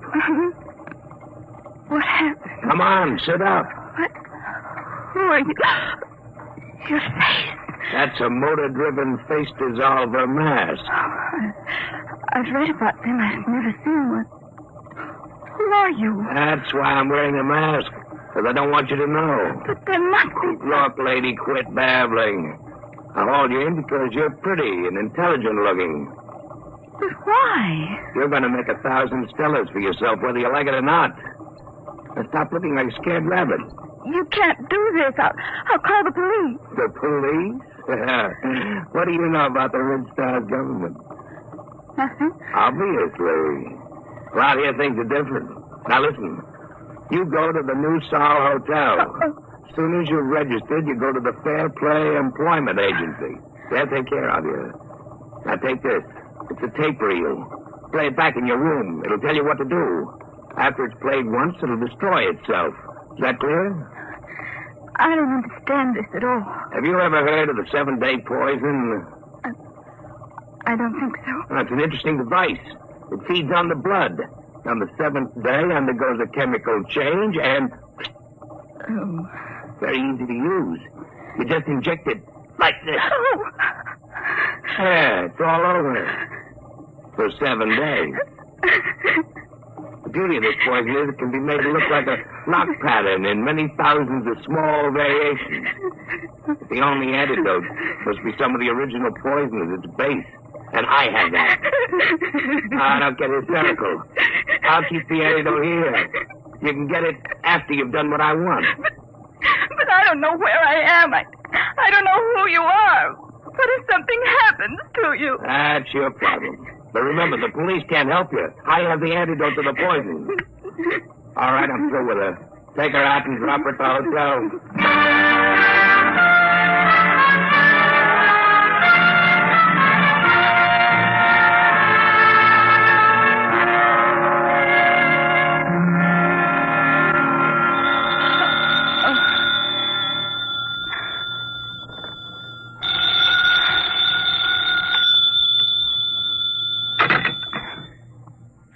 Room 2635?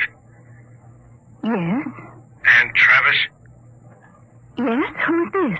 Play that tape reel and get started. We'll be watching you. Hello? Hello? Hotel New Seoul desk. Can I help you? I was cut off. Someone was speaking to me. I'm sorry, there was no incoming call on your line. Can I help you? No, never mind. I'd better play that tape. Guess you push this button. You will find in your purse a full cigarette case. Half of the cigarettes are doped. Tomorrow, you will be hired as private secretary to Arthur Blord. When you're alone with him, you will give him one of the cigarettes. The case ejects 2 at a time. The outer one is doped. When he's unconscious, push the brown knob on the case. That will call my men, and they will come for you. You must come with them if you wish the antidote to the poison.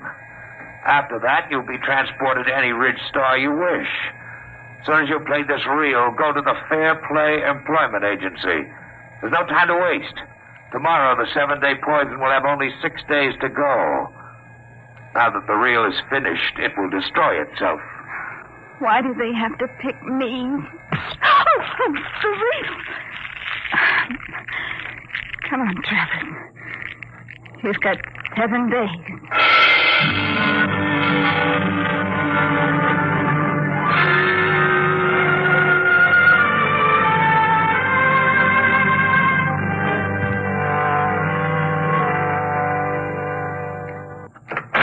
Come in, Miss Travis.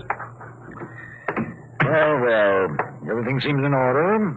I must verify one thing. Yes, Mr. Robertson? You did arrive just yesterday on that immigrant ship from Earth. Oh, yes, sir. And this is your first job, not only on Delphi, but on any planet other than Earth. Yes, sir, that's right. We'll check that, of course. In the meantime, we can go up to see Mr. Blord. You'll be his private secretary. This way, please. Did you say... Did I say what? Never mind. Nothing. Have you heard of Arthur Blord before? Not exactly. You would if you'd been in the Ridge Stars longer. Amazing man. Amazing. We'll wait here for the elevator. He must be very important. Important? There are names out here that they've never heard of back on Earth, and the greatest name is Arthur Blord. Really? In less than 10 years, he's made himself an astronomical fortune. Astronomical. Here we are. After you. Penthouse. What's he like? You'll see. Very dynamic. Sharp. He outsmarts the big shots, the planetary operators. They exploit whole worlds. He exploits them. They hate him, the Ridge Star operators. Well, here we are. Come along, Miss Travis. Mr. Blord is waiting for you.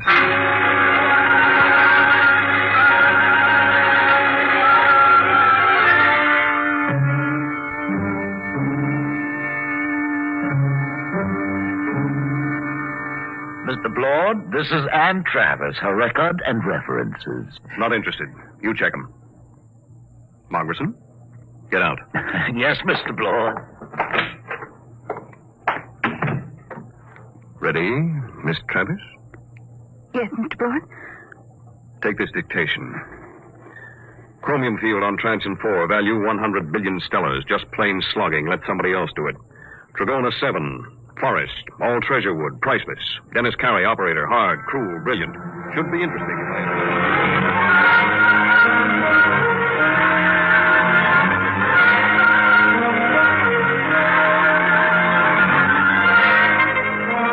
All right, Miss Travis. You're new to Delphi, too, aren't you? Yes, Mr. Blord. I like new cities, new planets. They're soulless. They have no culture, no institutions with hardening of the arteries. Yes, sir. Now, I came out here as a wiper in an Earthside liner and jumped ship at Transion 4. That was 10 years ago. You couldn't do that on an old world. Earthside, they developed the science. Out here, we use it. The great developments today aren't in science.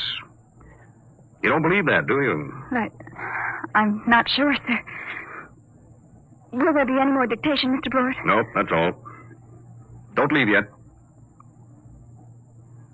Mind if I smoke? No. Like a cigarette? Sir? I asked if you'd like a cigarette. Oh, thank you, but I have my own. Oh? Earth cigarettes? Would you mind letting me have one? They're very rare out here. Of course. That's an interesting case. Eject 2 at a time, huh? Here, Mr. Blewett, take one. Yes, thank you. Haven't smoked one of these in years. Light, Miss Travis? Thank you. Drop the lighter under the desk. I'll get it. Sit back in your chair. Should be down here.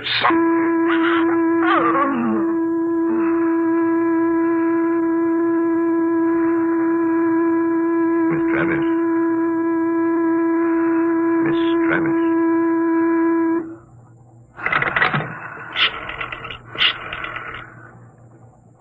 Hello, Dr. Gregg. Lord. I've got a girl here I want you to examine. No, she's out cold. Nope. Had her sitting in that wired chair, and I just threw the switch. There was something phony about her from the beginning. The pickup needle from her chair was jumping like a kangaroo, and when I mentioned cigarettes, it practically blew a fuse. That's what I want to find out. Why she should be carrying dope cigarettes. I want her examined. The full hypnotism treatment if necessary. I want to find out who sent her. I want to know who's gunning for me.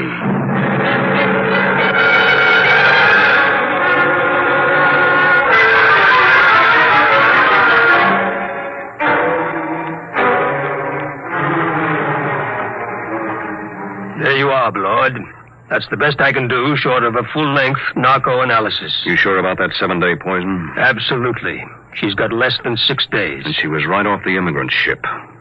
This is the first time I've had a plant.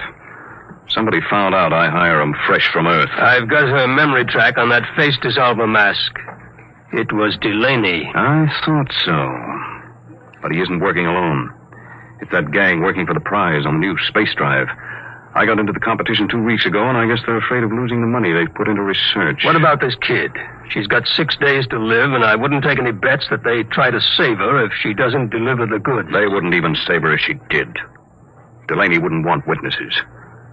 Doc, set everything up the way it was before she went under. What are you going to do? I'm going to let them take me. Wait a minute. They're liable. I know what they're liable to do, Doc.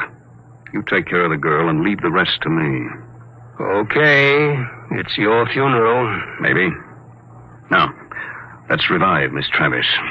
You set up the projectors. Come on, up to it.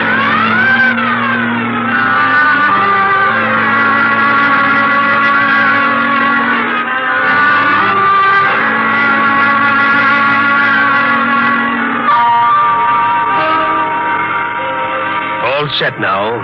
When you reverse the field, she'll come to, and she won't even know anything happened. You remember exactly what you were doing when you knocked her out? Sure. I was looking for the lighter under the table for that doped cigarette of hers. Well, I'll be going. Good luck, Artur. You'll need it. I'll be seeing you, Doc. All right, Miss Travis. Now let's take up where we left off. Oh, I felt faint for a minute. Did you find the lighter, Mr. Blewett? Oh, yes. Thank you. I haven't had a good drag on an Earth cigarette in years. It's... stronger than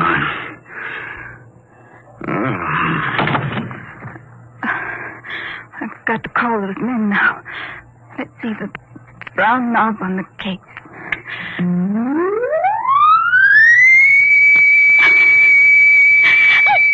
I didn't want to hurt him, but what can I do? What can I do?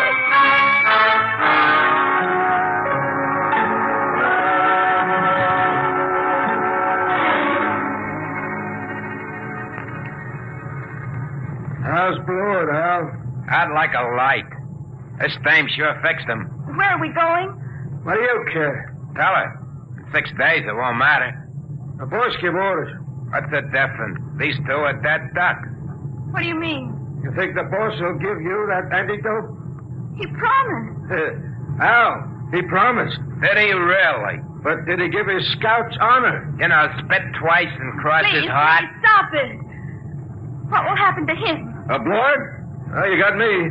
Last 3 guys I brought over here ended up in the disposal unit. You mean they'll kill him? Wouldn't be surprised. Oh, no, they couldn't. They don't play for marbles out here in the rich stars.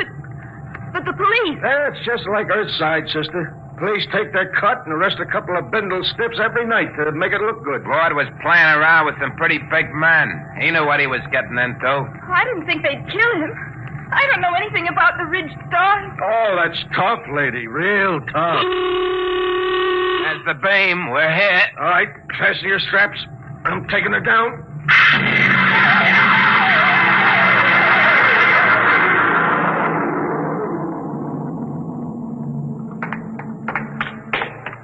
Where are we going? You're on Delphi 1. What is this place? A private estate. Very private. How you coming with Blord, Al? He's heavy. All right, we stop here. I gotta spring the voice lock. Combination 1, 3, alibi, Peter, uranium. Repeat. These things never work. 1, 3, alibi, Peter, uranium.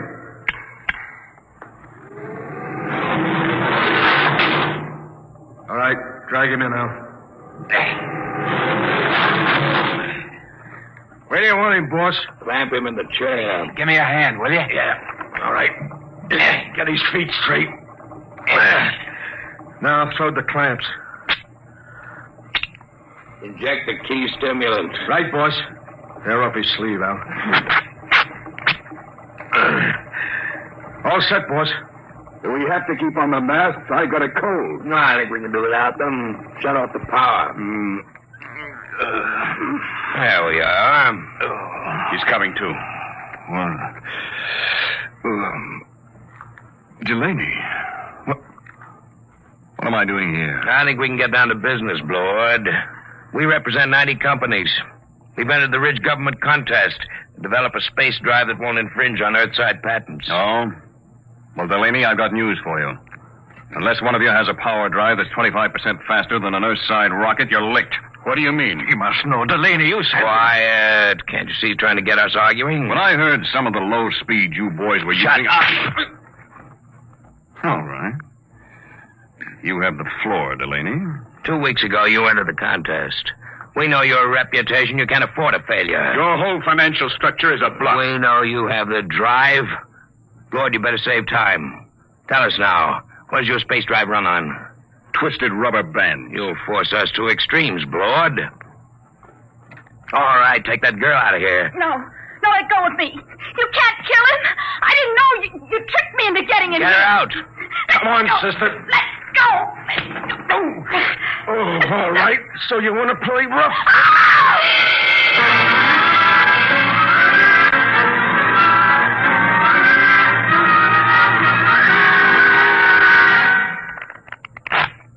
Okay, that's 23 you owe me. Your deal. Cut. I trust your deal. Oh, she's coming too, huh? That's nice. Deal from the top. Did they kill him? Who knows? You want the top card? No, neither do I. Where is he? In there. They'll let him go, won't they? They've got to. I didn't realize they'd kill him. Well, thank you. Just the card I wanted. A pleasure, I'm sure. Look, you've got to tell me. Are they going to kill Mr. Blord? Look, lady. A, you are interrupting a very important card game. B, you're better off if they do kill Blord. Let's face it, kiddo. You crimped him good. Crimped him? You think he's going to like you for doping him and getting him into this mess? Blord's a tough guy. When he first come out to the ridge, he killed 3 men in the mining camp over on Transition when they double-crossed him. Sure, if he ever gets out of this, I wouldn't bet a lead slug on your life. I'll go with 10. Please. Tough luck, Sonny. I got 3. And double for spades. Yep, if Blord gets loose, I wouldn't want to be in your place. But I didn't understand. They tricked me. I don't think Blord will sympathize. Deal a card, will you? Hold it. Blord, you're a crawling rat. I'm a realist, Delaney. He's alive. You got me. So I'll make a deal. Now look, we form a joint stock company. Each of you signs over his patent rights to the new firm, and we split the shares. You hear that? You get my space drive. I get 25%. Delaney runs the new company. The whole deal to be publicized if you wish. Blord, when this gets out, it'll ruin you. They'll despise you when they find out how much dirt you've eaten. Well, I didn't have much choice, did I? All right. Now the other part of the deal. You got me here through a certain young lady. Now, we can dispose of her. No, I think I'd like to do that. I'll take her as part of my 25%. Any objections, Delaney? No, just be careful. Get rid of her clean. We don't want any mess left around for the Ridge government to find. What are you going to do, Winnie? You promised Did I? Get rid of her, Blord. Only make it clean.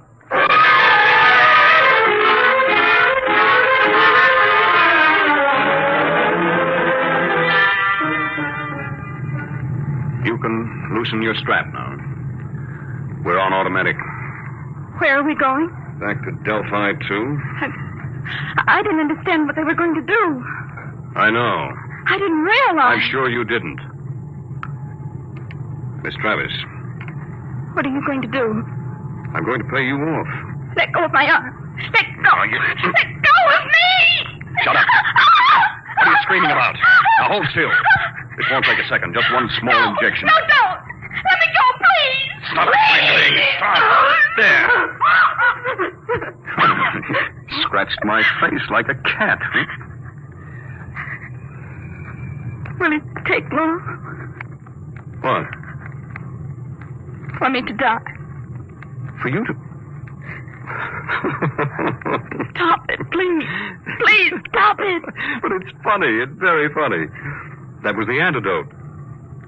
The antidote? The 7-day poison Delaney gave you. I got it from him before we left. Young lady, I knocked you out in my office and had your mind examined. I knew just what you had done. I came here because I wanted to. You mean you're not angry with me? Certainly not. Besides, everything turned out my way. Your way? But they forced you to give them the drive. You signed away the right. I'm a percentage man. Let them do the operating. Besides, it was their drive in the first place. Their drive? Yes, it's simple. I knew that after the contest there'd be a merger of research, so I merged it before instead. Wait till they discover they signed away their own patent rights. I don't think they'll feel like laughing then. But to give Delaney control of the new company. But don't you see, I had to get him to go along. He had the antidote to your poison. What about me now? Look at the vision port. Now turn up the scale.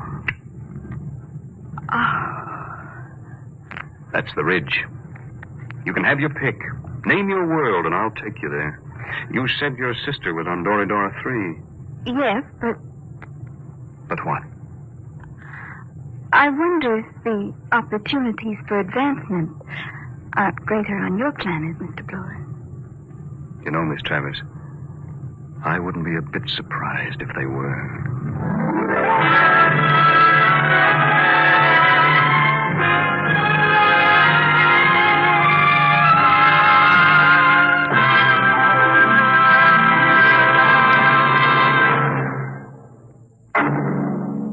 How would you like to live in a world no larger than a single gigantic rocket ship? You'll find out more about it next week on...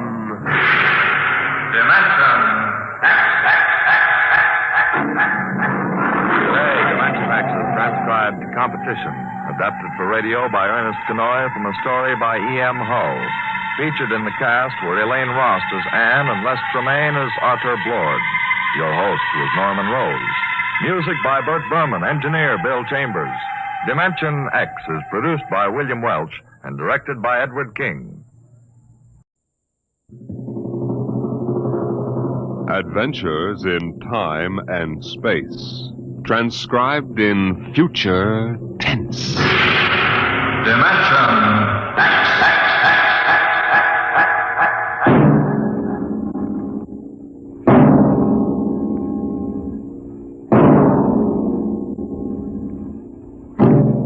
Can you predict what will come in 100 years? Can you see beyond the known dimensions of time and space into the unknown Dimension X?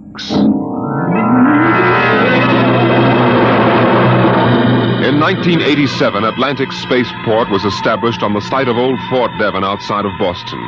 And as the ships pushed deeper and deeper into space, The time of voyage increased by geometrical progression.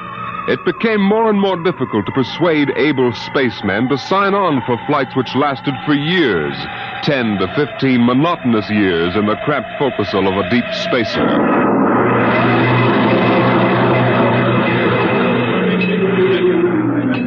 The bar rooms and one-armed joints in Scully Square in Boston were plastered with recruiting posters for the deep space star runs.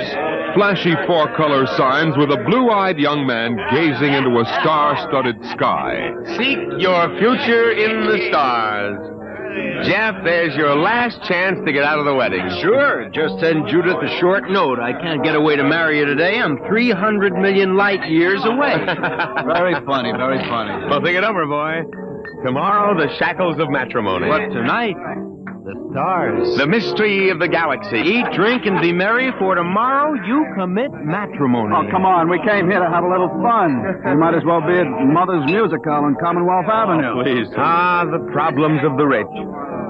Hey, Jeff, just where does the coffin fortune come from, I guess it started in Nantucket. My great something or other used to be a whaler. A whaler? There she blows! A dead whale or a stove boat? Watch my trusty harpoon! Ouch! Look out with that fork! Where's the money now? Oh, I don't know. We've got a lot of commercial holdings, mills, import, export outfits, rocket lines, you know. Mere trivia. Hey, why don't we get out of this dump? We could go up to the Copley Plaza. It may be stuffy, but at least the glasses are clean. You're the condemned man. All right, you guys go ahead and get a taxi copter. I'll settle. Meet you out in front. Right.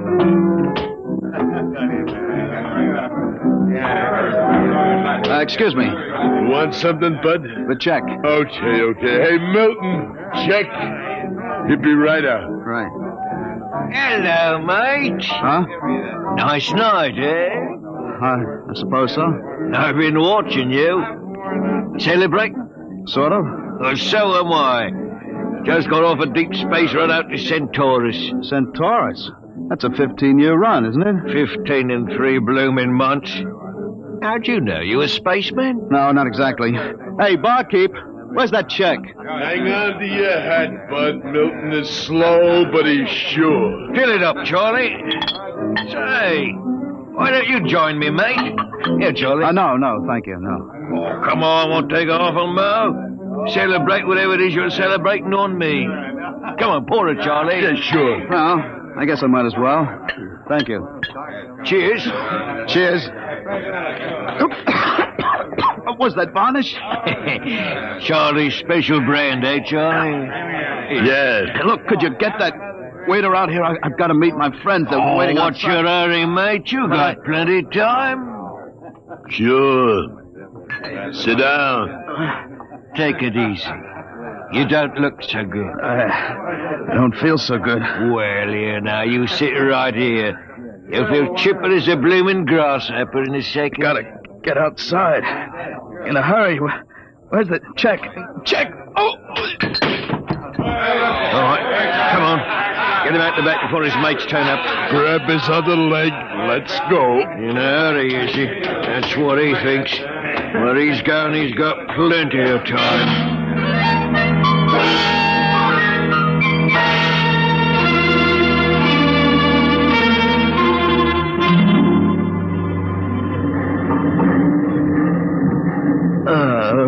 All right, mate. Up on your feet. Wakey. Let go of me. That's the idea. Rise and shine and greet the dawn. Where am I? What's going on here? Come on now, mate. Up and at him. Wakey. Come on, show a leg. Wait a minute. Hey. You were at that bar. Scully Square. Come on now, up to the power room or you'll be in trouble. Power room? What are you talking about? Where am I? Well, that's hard to say exactly. Offhand, about 8 hours out of Atlantic Spaceport. Atlantic Spaceport? What kind of a joke is this? If Alan and Peter think this is funny, they... What ship is this? R.S. Michael M. Rafferty. Coffin line. Coffin line. Well, that makes it easy. You've got to put back to port. Forget your toothbrush, mate. Listen, you runt, take me to the captain or I'll tear you apart. Here, let go of my lapel. Get moving. Sure, mate, I'll take you up to the captain. Captain Lundstrom is just the man you want to see.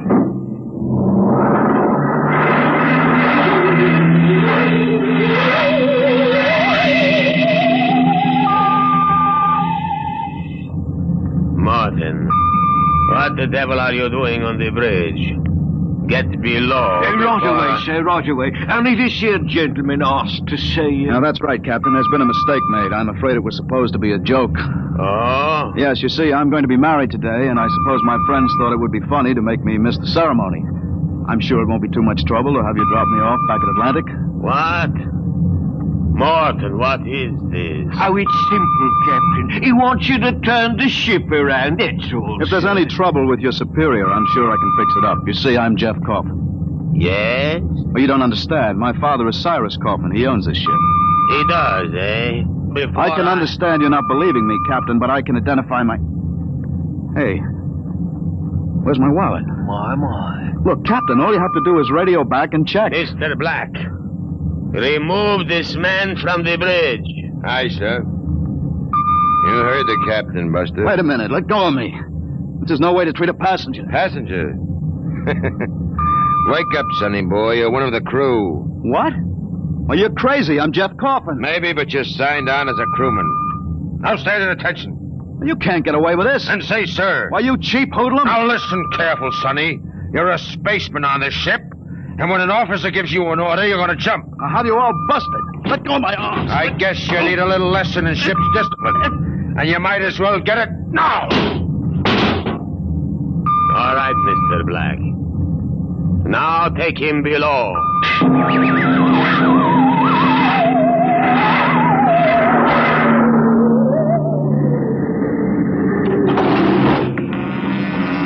All right now, mate. You grab yourself a buffer and you get to work on those deck plates. I can't get away with this. It's kidnapping. Maybe yes, maybe no. Now get this here deck nice and shiny. We might even see about some grub. I'll be back in 2 hours. And mind you, I want to be able to see my blooming reflection in it. Hey, you'd better get started. I can't get away with it. The law says once you sign on, you're under absolute orders. I looked it up. But I didn't sign on. I was kidnapped. You won't be able to prove it. Come on, mister, please. I didn't get anything to eat today. Give me a break. All right. You run the buffer over it, is that it? Yeah, that's right. Like this. Yeah, okay. You sign on? Yeah. I ran away from home. What? How old are you? 16. I'll be 30 when we get back. What do you mean, 30? We're headed for Mars, aren't we? Only to refuel. We're bound out to Centaurus. But no, we can't, but that's 15 years... Morton! I've got to get back. It's no use. I'm getting married. She'll think I'm dead. Morton! Morton! Now, what's up? You want me to call Mr. Black again? He'll give you what for. No, listen. Now, listen, I've got to get back. I can't disappear for 15 years. How is that a fact? Look, we stop at Mars, right? Yes, and you'll be below decks under lock and key. Listen, I can make it worth your while if you get me off at Marsport. Jumping ship? Why, that's real naughty, mate. $1,000. Why, what would I tell me poor old mother in Battersea? 2,000? 5. In advance. What do you mean in advance? I'll bet you're the one that rolled me for my wallet. There's a way. They don't believe you, young Coffin. Maybe I know better. All right? It's a deal? All right. Look, Mr. Coffin, can you take me with you? I didn't realize what it would be like. I'll pay my share. I could work it for you, or maybe borrow money. I couldn't stand 15 years. I'd go crazy. It'll cost you another 1,000. You cheap swindler. Here now, Mr. Coffin. I'm all what stands between you and a lovely pleasure cruise for 15 years, so I'll thank you to treat me with the respect and politeness what a gentleman like myself deserves.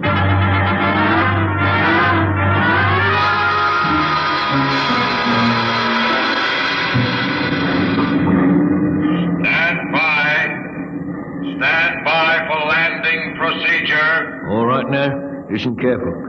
This here's the cable locker for the grappling anchor. When she lands, this hatch will open and the cables go out. Don't get yourself caught in the middle. Be tore apart. All right, we got that. Are you sure we can get out? You just do what I say. When you drop down, run for the blast pit. Nobody's there for a lantern. Lay low until dark. You got that? All right. Don't worry. I'll tell the patrol you help us get away. That'll help you when they catch up with this gang. Well, thank you, sir. Thank you kindly. I've got to get to my station now. Good luck. Thanks. Thanks, Mr. Morton.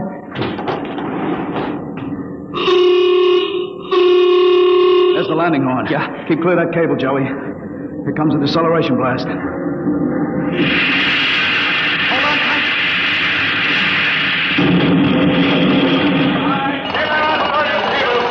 There goes the grappling cable. All right, come on. Drop to the hatch. It's about 6 feet. It's clear. Hurry up. What? Here I go. You all right?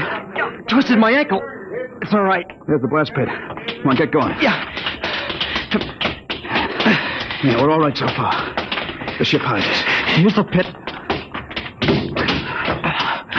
Get down so they can't see you. I don't know how to thank you, Mr. Carpenter.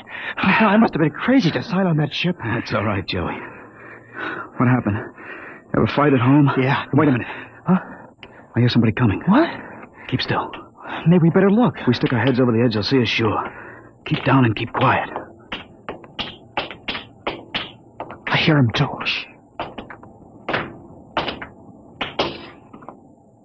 Well, look what we have here. 2 little babes in the wood. You two move and I'll shoot you each once in the belly. Morton, you got good eyes. I told you I saw him come this way, Mr. Black. Jumping ship! Why, that's a terrible thing to do. You double-crossing rat! You got paid in advance, didn't you? Then turned us in. I'll see the port police about this. Yeah? We already turned your papers over to the port police as ship jumpers. Papers? I didn't sign any papers. You just don't remember signing them. I got them stamped nice and legal. It's no use, Mr. Carpenter. We haven't got a chance. My, jumping ship. Well, don't worry, mate. You'll see your girl again in 15 years.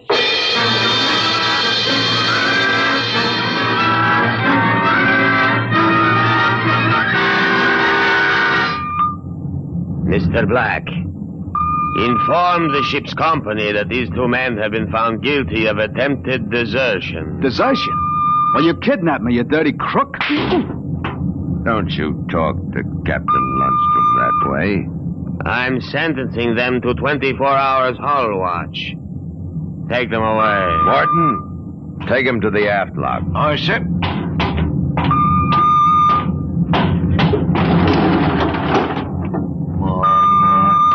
Ship jumping. You didn't have that gun, I'd break you in 2. Double-crossing rat. You calm down after 24 hours hull watch. What's hull watch? Very simple. We put you 2 in spacesuits and shove you through the airlock on the end of a line. You sit out there and you watch the hull for 24 hours. You can talk to each other on the wireless intercom, but no food and no water. And the heating units in those suits are just a little bit defective. It makes it interesting long about the 18th hour. I'll bet. Well, here we are, gentlemen. The airlock. Now, you get in here. You've got 5 minutes to get into suits and we blow you out of the lock. See you in 24 hours. Maybe.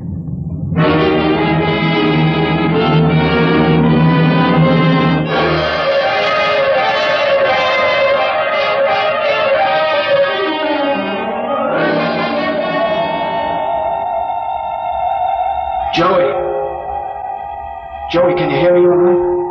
Yeah. It's getting awful cold.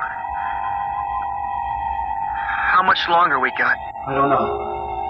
I suppose that's part of the fun. Guessing. I'm awful thirsty. It can't be too much more. Hang on, kid. It's cold. It'll probably get colder. We'd better snap the safety hook. Jeff, what would happen if we drifted away from the ship? We'd keep going in the same direction till the oxygen gave out. Yeah. Will it get much colder? I don't know if I can take it. We haven't got any choice, Joey. Just hang on. It can't last forever.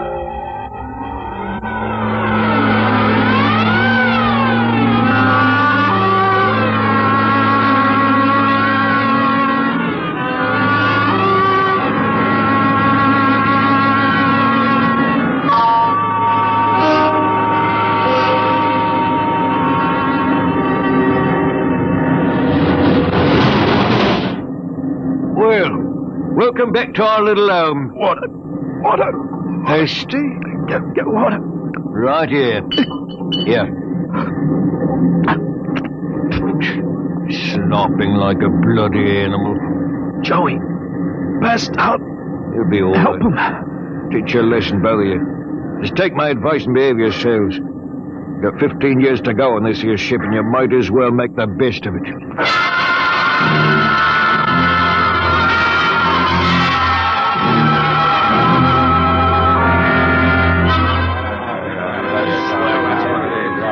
Hey, Martin, what do you call this mess? That's your supper, mate. Food concentrate. What's the idea? Only 2 months out and on concentrates already? You complaining, Red? Yeah, I'm complaining. If Captain Lundstrom's chiseling on the manifest, that's his business. But when he tries to take it out of our hide... You keep quiet or I'll turn you into Mr. Black. Concentrate is what you get to eat from here on out. Now shove it in your face and keep quiet. I'll shove it in your face and see how you like it. Look out. What's going on in here? Morton? What happened? He struck me, that's what. 48 hours hull watch. What are you all looking at? Get back to your places. Morton, bring that man to the aft airlock.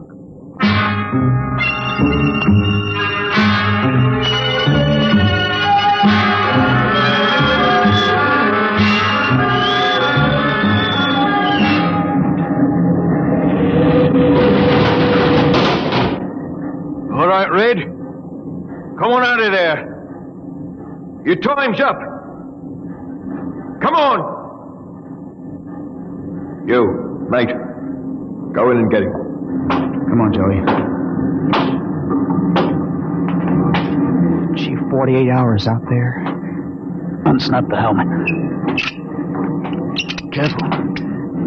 Get it off. Come on now, hurry up. Bring him to. I can't. What? He's dead. Get him undressed. Hang up that spacesuit. He must have had a heart attack. Heart attack. He's frozen to death. Mr. Black will be fair heartbroken. Red was a first-class jet man.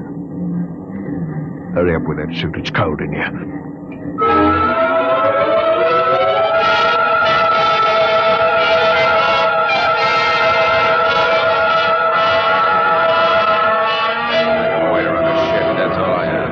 It's murder, that's what. Just plain murder. Space Code gives a 30-hour limit for punishment. They didn't even have a burial. Just shoved him out of the lock. Well, if the owners knew about this, they'd stop it. Oh, fat load of good that's going to do us for the next 15 years. Oh, wait a minute. Wait a minute. If we could get the ship back to Mars... Oh, look, that's no good, son. 2 weeks after we landed, we'd be hung. That's what Space Code says about mutiny. If they catch you in the act, they shoot you down and no question. Well, I'm willing to take the chance. Are we going to let Black and Lundstrom kick us around for 15 years? Well, I'm not. Why don't we take over and head back? Okay. Quiet. Did I interrupt something, gentlemen? A discussion? Talking about the captain, maybe? Well, grab him. Let go of me. I'll have you all out in the island shifts. I'll see you in our places. That's what I'll do. Here, chew on my oil, right, Morton? There. Well, that's done it, Harry. He's an officer. Who cares? Look, we've got to move now. Joey, Get up to the radio room and smash the set before they can get a message out. Right. Pop, you get out. Yes. Tell the engine watch. All right. The rest of us will go up to the bridge. How about this, Rat? Tie him up. Speed counts now. We've got to take over before they know what hit him.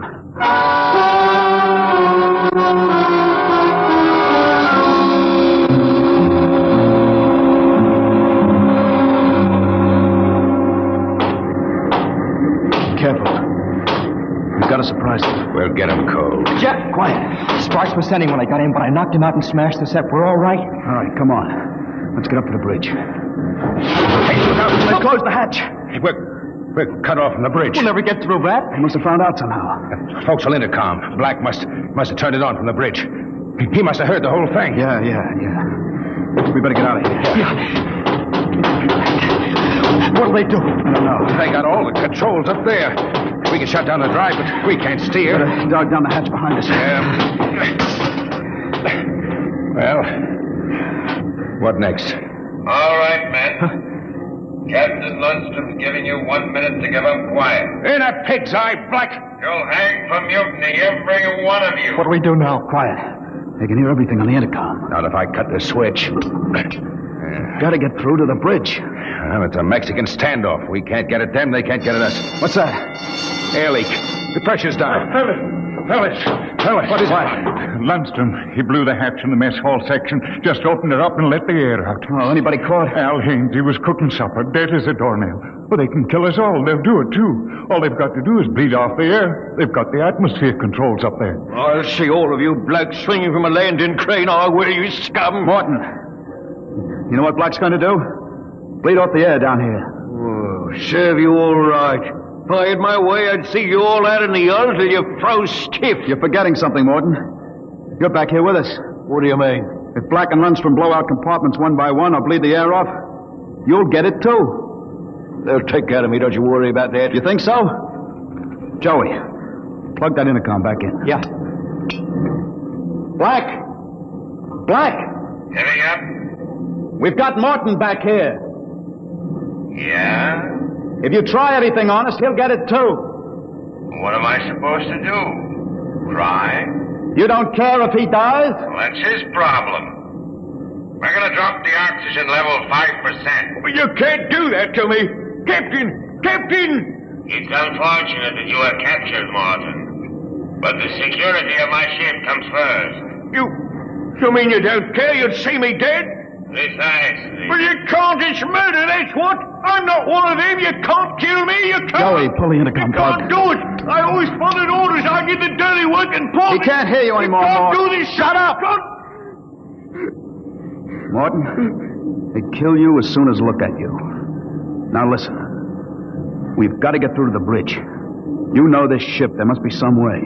We're your only chance, Morton. Get us through that hatch and up to the bridge. All right. Why shouldn't I? They'd kill me. And there is a way to get through? Emergency release. Works by hand. I don't tell crewmen about it to keep them from breaking through in an engine blast and leaking radiation to the bridge. Let's get going. We've got to get through before Lundstrom cuts the air down and gets us all.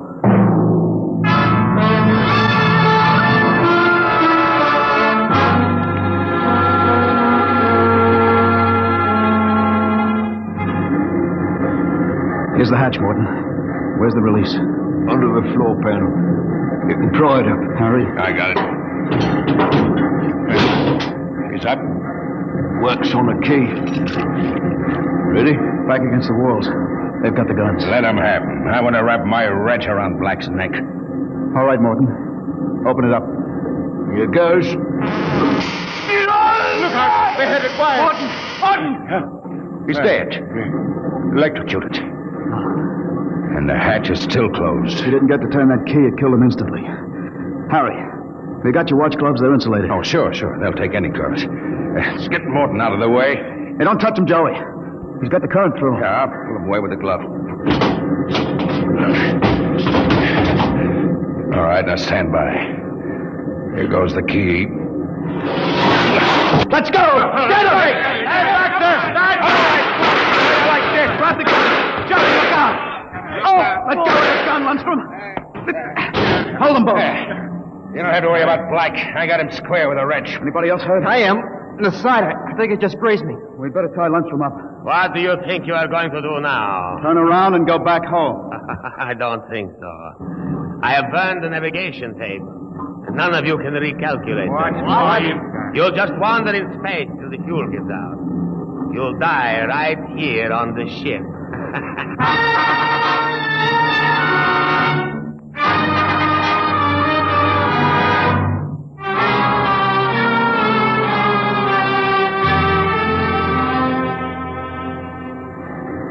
How you coming, Jeff? It's no use. I've had a little space math, but not enough to compute a flight. Sooner or later, you're going to beg me to let you surrender. Jeff, the interceptor screens went on. Meteor? No, it's a ship. A patrol ship coming up on us. They must have got off an SOS. Well, we don't have to worry. We can just tell them the truth. You are not familiar with the space code, young man. Mutiny is punished by immediate execution on the ship itself. In other words, they don't ask questions, they shoot. He's right, Jeff. We're through. Can we get away? Not from a patrol ship. They've already sent us a Heave-2 flash. If we run, they'll blow us out of space. I'm afraid your mutiny is over, gentlemen. Soon they'll be alongside with an airlock coupling. And 10 minutes after that, you will all be dead.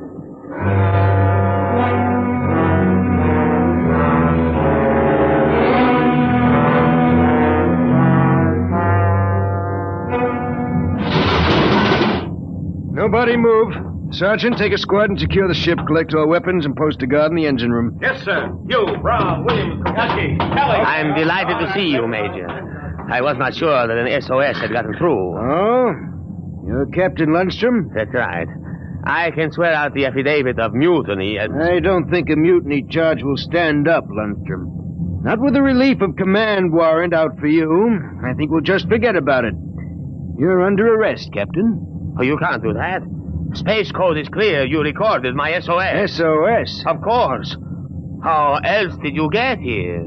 They sent us after you to get Jeff Coffin. Where is he? I'm Jeff Coffin. We had a missing persons alarm for you, and then when a check you signed turned up at Marsport... A check? That's right. I gave one to Morton to help me get away. And he sold it to a fence for half-face value. We traced it back to this ship. Coffin, I've got orders to escort you personally. We're taking you back to Earth, son. Major, can I send out a message? Of course. Oh, that reminds me, I've got one for you. From your fiancée. Oh? She said to tell you that she didn't object to a bachelor party in principle, but, well, she did think 6 months was stretching it a bit.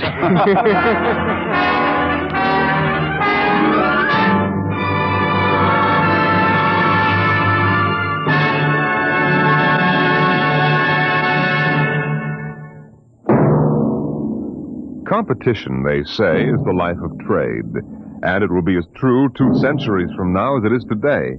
You'll hear about it next week when we present... Dimension X.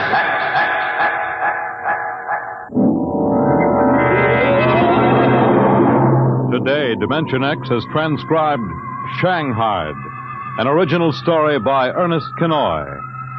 Featured in the cast were John Sylvester as Jeff and William Griffiths as Morton. Your host was Norman Rose. Music by Bert Berman. Engineer Bill Chambers.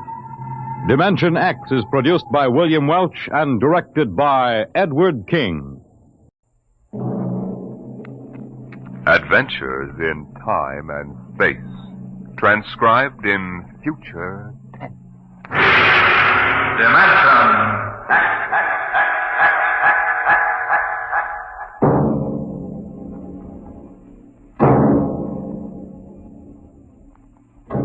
Can you predict what will come in 100 years?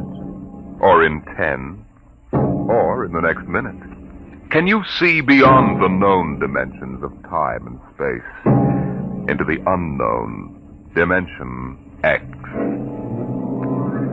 Today we tell you a story of America's largest city, a story that began in the bustling city room of a New York metropolitan daily.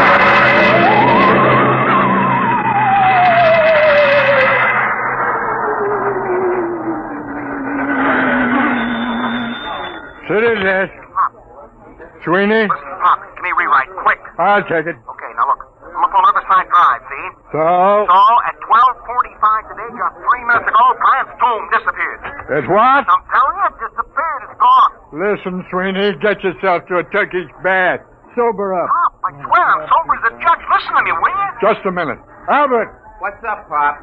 call the 100th Detective Precinct. Find out if anything's been reported missing. Like what? Like Grant's tomb. Go on, make it snappy. Okay, Pop.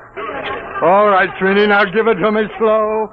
This better not be a gag. No gag, Pop. Now get it down. The traffic at the drive was at its noon hour peak, and the benches and structure were filled with happy, laughing people. Then, without a warning, a rumble sounded in the alarmed populace crowd was horrified. Hold it, Sweeney. Well, Albert? I don't get it. They say that Grant's tomb is gone. Okay, call composing. Tell them to hold everything for an extra. Clear out page 1. Get going. Okay, Sweeney, now. The heck with the words, give me the garbage. What happened? Nobody knows. There are half a dozen police cars around here staring at the place where Grant's tomb was. I was about a block away. I heard screams. I came running. It was gone. Vanished. How many dead? Nobody knows if anybody is dead. We'll find out. How can I find out when everybody that was sitting on the steps and all disappeared? What? They're gone. No bodies? No tomb, Pop. No tomb. Okay, you hoof it back up there and get stories from some witnesses. Now call me back. Albert! Yes, Pop? Get Columbia University on the phone, get a statement. Right. Research! Yes, sir. Grab an encyclopedia, see if anything like this ever happened before. Hey, Walters! Yeah, Pop? Call the army, find out about secret weapons. Hello, composing. This is Pop Atterby on the city desk. Start setting up an extra. I want to hit the street in 20 minutes. Second extra in an hour with pictures. Okay, what are you waiting for? Get 'em rolling.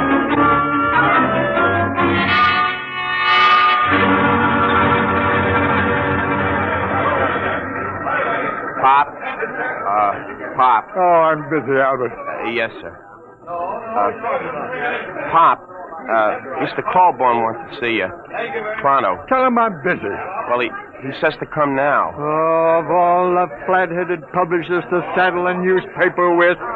Okay. Sweeney calls, switch it to Colburn's office. Okay, Pop.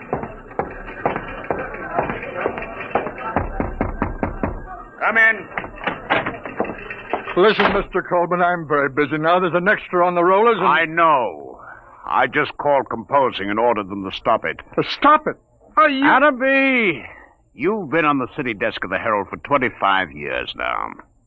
Since when do you waste thousands of dollars on an April Fool issue? April Fool? Listen, Grant's tomb is missing. Is that a story? Or am I dead from the neck up? Did you check it? Yes, and Sweeney... How do you know it's true? Well, if you... What do you mean spreading cold terror all over town? But Sweeney... The devil with Sweeney.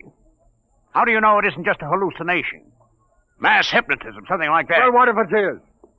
Atterby, if this is a farce, we'll be in Dutch, but good. Civil suits, criminal action. We're the only paper in town on the streets with an extra. The other editors don't believe this story for one instant. It takes guts to run a paper. Well, if that's what it takes, you've got too many. You took the authority for this without even trying to find me and get an okay. Your father-in-law knew a story has to run while it's hot. All right. You ran this while it was so hot, our first 10 papers drove the city into a panic. How do we know this whole thing isn't a big... Hello. Now there's Corborn. Yes, he's here. It what? Oh, well, that's fine. That's fine and dandy. You're fired. What? It's your star reporter, Mr. Sweeney, formerly of the Herald. Formerly? Give me that phone. Hello, Sweeney. Did you get the pictures? How are things up there? I'll need more witnesses. Hey, what? It's back. Fine. What did you say? It's back. Grant's tomb is back.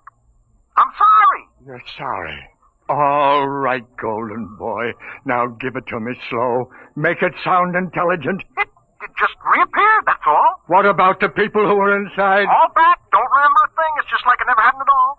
It's a miracle. Some miracle. We got an extra on the streets with 28 types screaming that Grant's tomb has vanished, and you calmly call me up to tell me that it's back. But it was gone, I tell you, Pop. Sweeney. What? Do me a favor, will you? Yeah, what? Drop dead. Well, Atterby? Guess we run a retraction. Just doesn't make sense. 12 police cars saw it. We've got statements from witnesses. I told you it was hysteria. Look at the man from Mars broadcast that Orson Welles did. 1,000 people will swear they saw the monsters. Oh, I don't know. I'm all confused. Well, let's look at it this way, Adderby. Maybe you've had enough. Enough what? You've been on the city desk 25 years now. That makes you, 55? 54. What are you driving at, Mr. Colby? I mean, maybe you ought to retire. Retire? We need new people, new ideas. I've been thinking about it for some time now. With Social Security, you'd get... About $20. Fine. Now, you listen. I brought this paper into the world, and it's going to take me out. I was on that city desk before you ever heard of a stick of type. Then you come along and marry a publisher's daughter. That's enough. I made a mistake, okay. Anybody can make a mistake. I still think there's something in this story. Sweeney's been around too long to blow one like this. Even when he's drunk, he's a better newspaper man than most. I'm sorry. Effective today, you're relieved as city editor. Sanford will take over. Sanford? Why, he's green as grass. If you want to stay on in some minor job... Such as...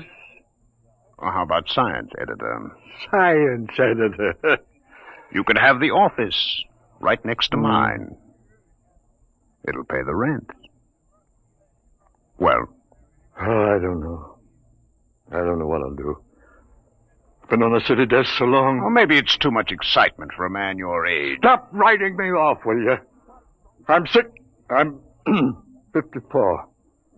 And a man at 54... is no longer a boy. Oh, I don't know. Maybe I am losing my grip. Gotta go somewhere and think it over. All right, Adderby. Take your time. I'll be across the street at Burley's bar if you need me. I'll let you know before the bulldog hits the streets.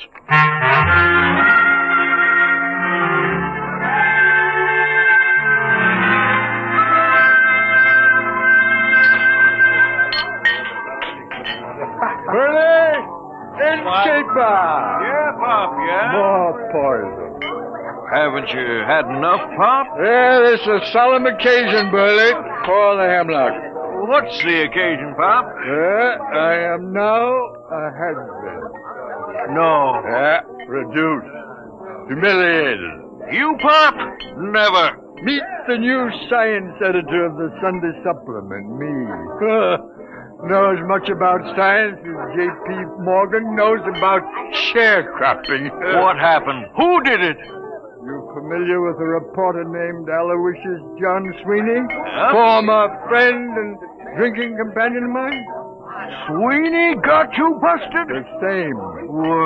If that gentleman should ever by some misforgotten chance thrust his head into this bar, Burley, my friend, I personally, with these two bare hands... Hey, Pop! Pop! Uh-oh. Hey, Pop, it's me. I shall control my homicidal instinct. Listen, Pop, I just came down from Riverside Drive. Very daring move, Sweeney. I brought a guy with me. It won't help, Sweeney. Pop, you don't understand. I found a little guy in a swallowtail coat who watched this whole thing happen. Pop. Burley, quiet! Quiet, everybody! Shh, quiet, will you? How do you do? Gentlemen, I can assure you my small stature belies the magnitude of my abilities. What did you bring him for, Sweeney? He's a genius, Pop, a full-time genius. You betrayed me once, Sweeney. Isn't that enough? Take your little man away and don't bother me. Your friend isn't very polite, Mr. Sweeney. Perhaps one day he will learn that even the most insignificant man has a sense of dignity and personal worth. I apologize, Professor. I'm not sorry at you. It's your tomato-headed friend here. Sweeney, I ought to kill you. I ought to strangle you with my bare hands. I ought to have you run through a rotary press at low speed. Those things are too good for you. But, Pop, look, I'm trying to tell you, the story ain't phony. It happened. Mr. Pertwee, Hannibal, tell him about it. Gladly. My contribution has been awaiting worldwide recognition for many years now. Unfortunately, there are some who insist I am insane. I'd say that. Being small of stature, as you can see, I chose to nurse my resentment rather than to take positive measures. However, I feel now the world is ready to come to terms with Hannibal Pertwee. Can you or can you not explain this Grant's tomb business. Naturally. It can all be explained quite simply in terms of the Pertwee system of infinite acceleration and transportational facilitation as applied to freightage. I've been trying to sell it to the railroads for 10 years. Didn't I tell you he was a genius, Pop? Billy, the check. Oh, now, wait a minute, Pop. Give him a chance. Show him the trains, Hannibal. Oh, yes, the trains. If you gentlemen will gather around the suitcase... Come on, I want you to see it. I'm telling you. All right. Come on. Hey, look. As you can see, I have in this suitcase a complete model railroad reduced to the size of a cigar box. Observe.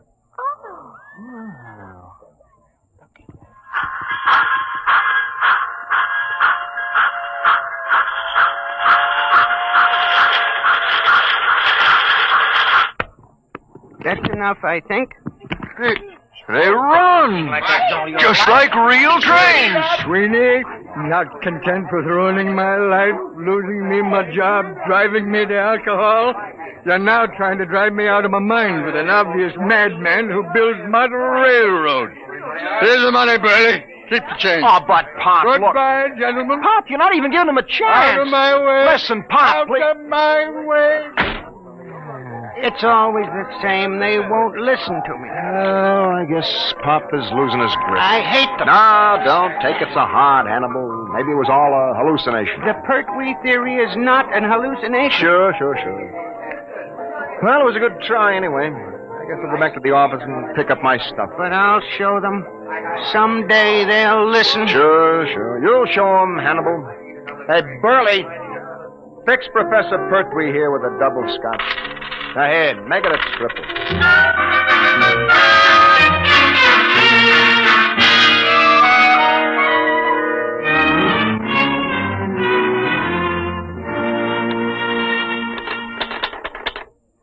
The newest use of the isotope will enable medical experts to trace with accuracy the growth of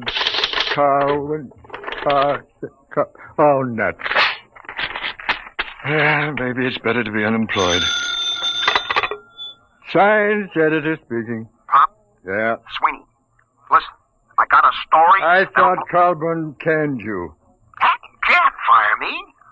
Listen, you know Burley's bar? Does DiMaggio know Yankee Stadium? What about Burley's bar? It's gone. Oh, sweet. On the level, Pop, just a few seconds ago. Take a look at the window. Sweeney, I warn you. Take a look. Okay, Sweeney, hang on. Albert? Yes, Pop? Do me a favor. Stick your head out of that window and tell me if anything unusual is going on at Burley's Corner. Okay, Pop. Holy jumping catfish! Huh? It's gone! Come here and look! Well, I'll be a monkey. Where's Colburn? He went to a polo match out on Long Island. Who's on the city desk? Young Stanford. Come on. City desk, Sanford. Okay, I'll give it to rewrite. Just a second. City desk. What? Are you nuts? What? Everybody listen to this, will you? It's Martinson down at 34th Street. He says the Empire State Building has disappeared. Can you feature that? What are you going to do about it? Do? Am I supposed to do something? He's gone nuts. Give me that phone. Hey, let's Give me that phone.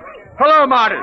This is Pop. Pop, what are you doing on there? Never mind what happened. Well, I'm down at the precinct. 5 minutes ago, a cop staggered in. It's gone, he says. What's gone, they say? The Empire State, he says. Well, I figured I better call. Okay, get down there and get the details. In case you need to convince a Burley's bar went just before you called. Holy mackerel, what a catastrophe that is. Okay, Pop, I'll call you. Look at the skyline. The Empire State isn't there. No. Don't get panicky. Don't get panicky. It may come back just like Grant's tomb. Okay, Pop. You'll take over, won't you? I'm kind of shaky. Will I? I'll show you fledglings how to run a newspaper together. Wallace? Yeah, Get a camera down to Empire State. Right. What a story. Call the mayor, Albert. Tell him ask what he intends to do. Check. Where's the research department? Right here, sir. Columbia University says it's mass hypnotism. Tell them to... No, dress it up and shoot it down. Yes, sir. Research! Wait a minute. Yes, sir. Find out how many people are usually in the Empire State. Yes, sir. No, and don't try to call the Empire State to find out. No. No, it isn't there. City death. Shoot. Frank Walter, listen. I'm dead sober, see? Yeah, the garbage, Frankie, the garbage. Remember, I'm sober. S as in sober, O as in sober. Come on, what happened? Help me, Pop. Penn Station just disappeared. Vanished. Thin air. Jumping turtles, the people too? People trained the works. I'm telling you, there's a hole a block wide. I was lucky I was only a block away. You saw it? Eyewitness. Oh, bless you, my boy, talk. There was a rumble, see? A kind of electrical hum in the air. And all of a sudden, the station seemed to cave in on itself. Wango. Nothing. Any statement? No, but you ought to see the hole. Oh, get statements, flathead. Where are you now? I'm over at the post office, right across the street from Ben. Pop!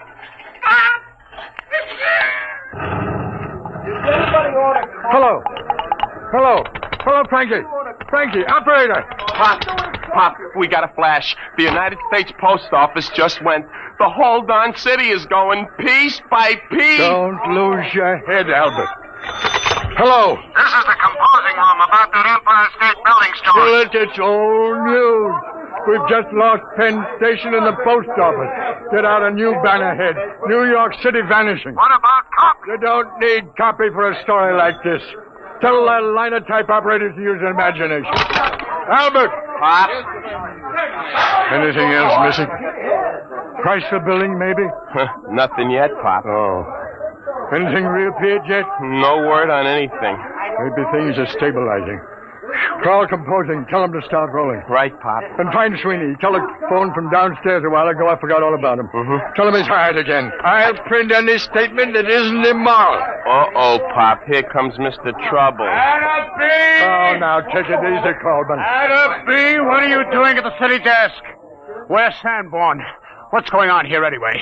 Has everyone gone out of his mind? Listen, the Empire State, the Penn Station, and the post office have all been missing for almost 5 minutes. Get away from that desk, you. Drop that telephone. Listen. I don't care if Washington, D.C. has been bombed by the Martians. I want you out of this office in 2 minutes. Albert, cancel those extras. Pop, you get out, you're fired. Oh, you're not being reasonable. I'm not interested in the other papers. Just get out of here before I go stark raving mad.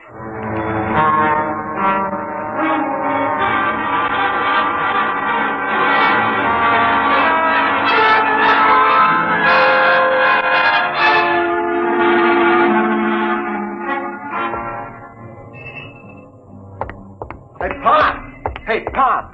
Oh, hello, Sweeney. Where have you been? I've been trying to make up my mind whether to come up or not. When you left me hanging on the phone, I thought you was insulting me. Hey, how come you aren't on the desk? Oh, I'm canned. Are you kidding? Oh, it's been coming. I really had the place jumping. You should have seen me, Sweeney. It was like the San Francisco earthquake. Oh, I need a drink. How about... keep forgetting. Isn't any Burleys anymore? No. Just a big hole in the ground. Let's walk over. I want to browse around. Pop, there's nothing to see. Well, let's take a snoop anyway. Just for old time's sake. Well, okay, Pop, let's cross. We got the light.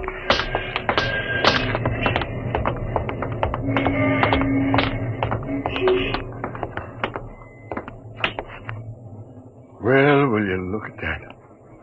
Who'd ever thought that less than 10 minutes ago there was a building here? Yeah. Let's climb down and have a look, Sweeney. Well, what for, Pop? It's getting dark, you know. We'll break our necks. Sweeney, where's your old reporter spirit? Come on. Well, okay, but I don't see what you expect to... Ooh, my ankle. Easy.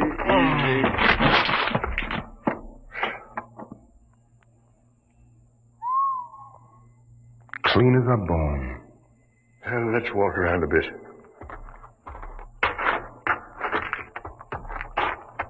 See anything? No, just rock, pieces of the foundation. I'll bet you... Pop, wait a minute. What? Will you look at this? So small, I almost missed it. I'll be a son of a... perfect scale model of Burley's. Less than 4 inches tall. What do you suppose this is doing here? I don't know. Can I help you, gentlemen? Pertwee. What are you doing down here? I'm looking for my model. Thank you for finding it. Oh, this is yours, is it? Certainly. Now, if you'll be kind enough to hand it to me, I'll just put it back in my suitcase. You better give it to him, Pop. All right. Thank you. There we are. Thank you, gentlemen. I thought you just went in for model trains. I have always been preoccupied with tiny things, but lately I've been branching out.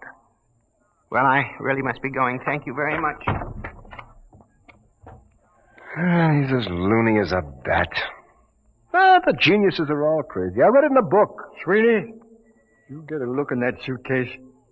Sure, I seen it when he opened it in the bar this morning. I mean just now. Oh, why? This morning when he opened his suitcase, he had a little round tube and a set of model trains in it. Nothing else. So? This time he had 3 other models. So what? Nothing. Except they happened to be models of the Empire State, Penn Station, and the United States Post Office.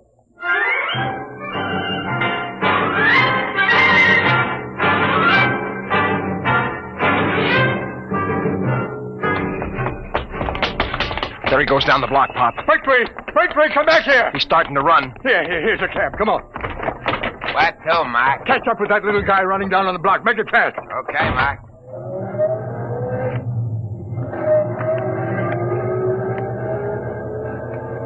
There he is. Hold it, cabby, hold it. Come on, Sweeney. Hey, how about my dough? Hey, you bum! Stop, gentlemen. Stop, I warn you. Hey, Pop. He's got that little tube out of his suitcase. He's pointing. Grab him, Sweeney. All right, give me that thing. Let go of my arm. Give it to me. There. I warn you. Never mind the warnings. Just you come along with us. We're going to have a little talk. Take him up to the office, Sweeney. Pop. What? Where's the taxi? What? The taxi. If you look at the curb, you'll find your taxi. Jumping saints. Pop, look at it. Now, gentlemen, perhaps the world will believe in the validity of the Pertwee system of infinite acceleration.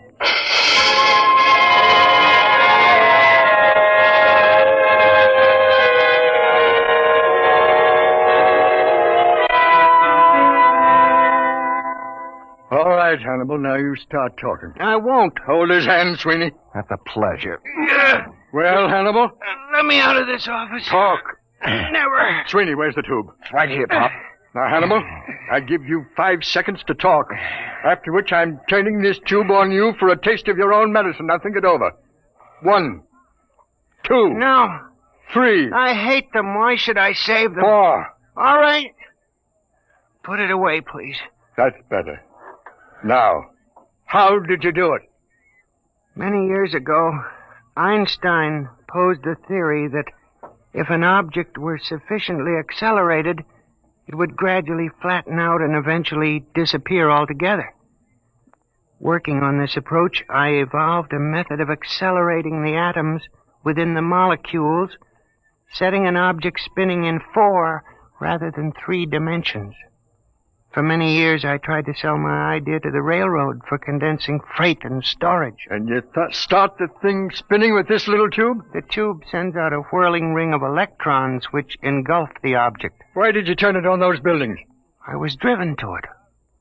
Only something dramatic could shock the world into realizing my greatness. But you'll restore them. You brought back Grant's tomb. I can restore them, yes. Not can, Hannibal. Will. On one condition. Well? That your paper give me full credit for my scientific achievement. Front page, pictures, a complete story. It's a deal. Wait a minute, Pop. We don't even work for this paper anymore, remember? We'll take care of that little matter, Sweeney. Mr. Colburn, this is Pop Adderby. You've just rehired me. Now, if you'd care to step down the hall into my new office, I think I can show you something make your hair stand on end. I have 3 missing buildings in my desk drawer. Well? He's on fire. Says he's coming down here to have me committed to an institution. Fine. All right, Atterby. All right. What's going on here? I fired you. I ordered you off these premises. If this is a joke, Well, Mr. Colburn, you see these models? What about them? What would you say if I were to tell you that these 5-inch models are actually the Empire State, Penn Station, the United States Post Office, and Burley's Bar, and a taxicab, all compressed 500 times, that there are people in them so tiny they can't see them, that even time is so compressed inside these buildings that movement is impossible. This is insanity. Who is this man? Sit down, Colburn. The show hasn't even started yet. Sweeney, put the taxicab out in the middle of the floor. Okay, Pop. Now, stand back. Hannibal, here's the tube. Now do your stuff. Stand back. Now.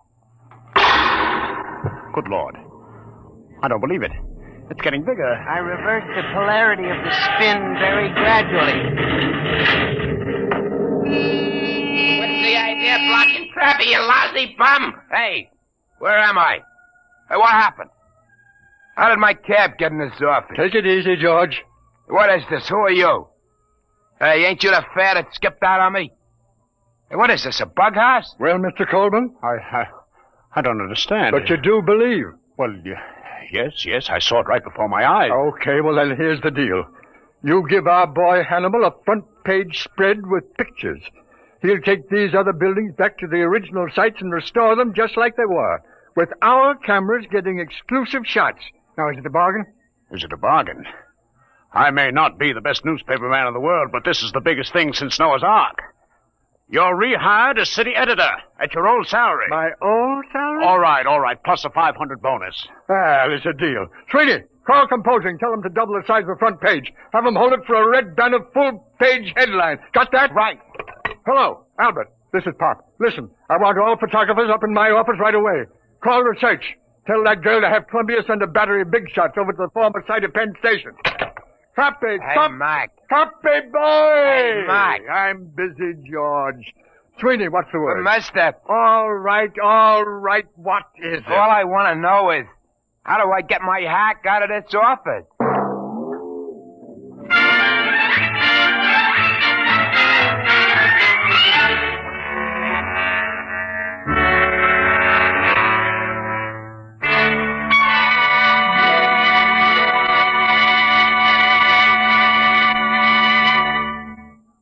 You have just heard another adventure in time, space, and the unknown world of the future.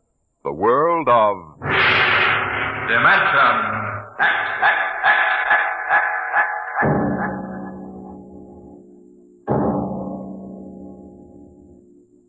How would you like to leave your home and friends for a trip that might last for 10 years or forever?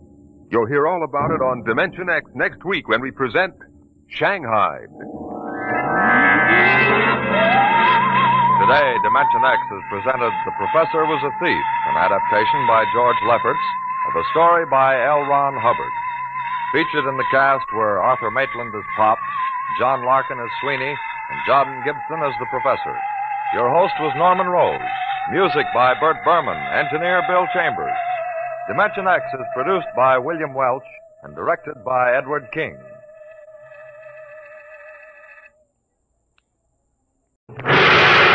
Dimension X.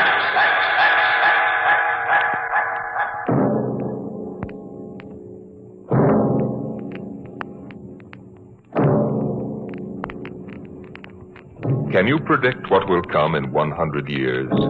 Or in 10? Or in the next minute? Some people think they can.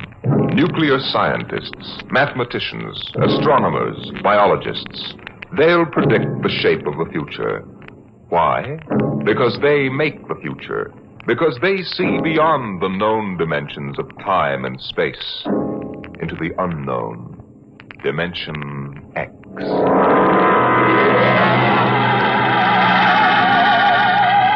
It was in the year of 1982 that spacemen first discovered the Great Galactic Barrier. In the past 10 years, rocket travel to the moon and the nearer planets had become commonplace. And then men fixed their sights on a more distant star, the remote planet known as Volta. 5 exploratory ships went out, and none came back, each in turn disappearing mysteriously at the same vanishing point at an invisible wall somewhere in the vast outer reaches that became known as the wrecker of spaceships, the Galactic Reef. And yet the explorers refused to admit defeat. It was on June the 2nd, 1987, that the rocket Star Cloud made ready for takeoff, the sixth to attempt to crack the barrier and win through to Volta.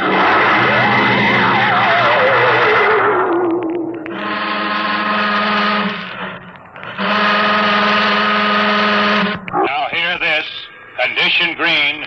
2 minutes. Captain, I don't suppose you'll want the ship's doctor up here on the bridge during blast off. I think not, Smitty. All right, then. I'll be in the sick bay, counting vitamin pills if you need me. Good luck, Lewis. Thank you, Smitty. Lieutenant Collier. Yes, sir. You're relieved. You'd better get down to navigation control and take over. Yes, sir. Oh, Lieutenant. Yes, sir.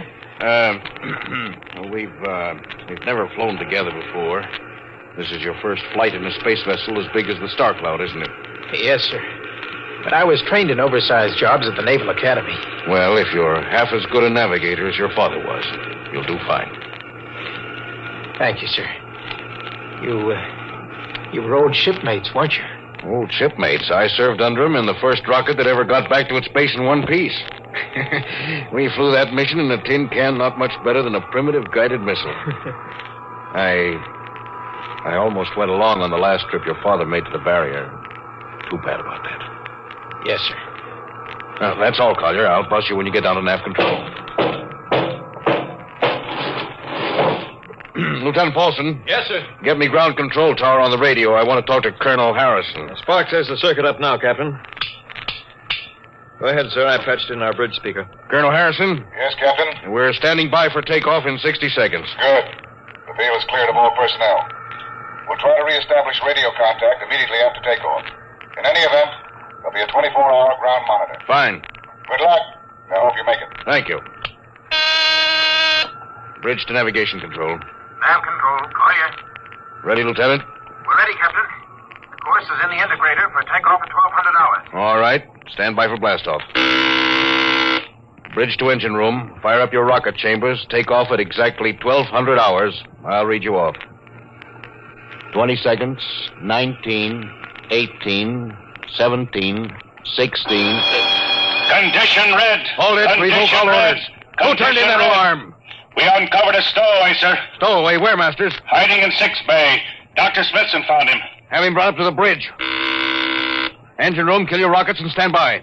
Thorson, this is Colonel Harrison at ground control. What's holding you up? Trouble. What's the matter with you? What's the matter with you? There's a stowaway aboard. Stowaway? Yes, I thought your men were supposed to police this base. What's the matter with you? All right, Captain, take it easy. You know what this delay can do to us, don't you? 1 minute later, takeoff can throw us 1,000,000 miles off course. We'll have to reintegrate the whole works. Well, look, how long do you think it'll take? Don't bother me for a while. I'm busy. Stupid idiots. Captain Thorson. Oh, come in, Smitty. Here's your stowaway. I'll court-martial the... Charlie. Can you use a good radio man, Skipper? See you two have met. Met? The skipper and me made 50 trips to the moon together. Didn't we, Captain? Charlie, if you wanted to come along, why didn't you volunteer? I did, Skipper. They turned me down. What's wrong with you? Acceleration bends. Oh. They said my arteries wouldn't stand another trip. Well, I'm sorry to hear that. But they're wrong, sir. I got one more good trip in me. Now listen, Captain. You know these green kids don't know the first thing about space radio operations.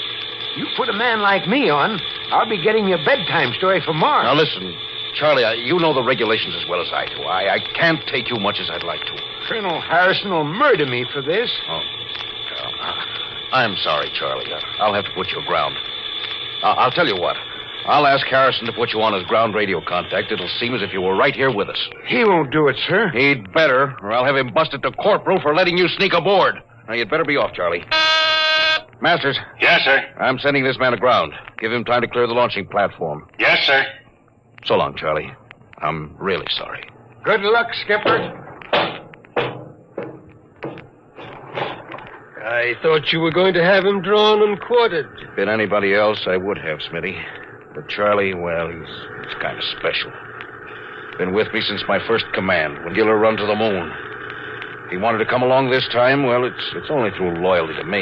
You know, Lewis, I didn't realize it before, but you're almost human. Bilge. Navigation, Lieutenant Collier, you there? Nav control, Collier.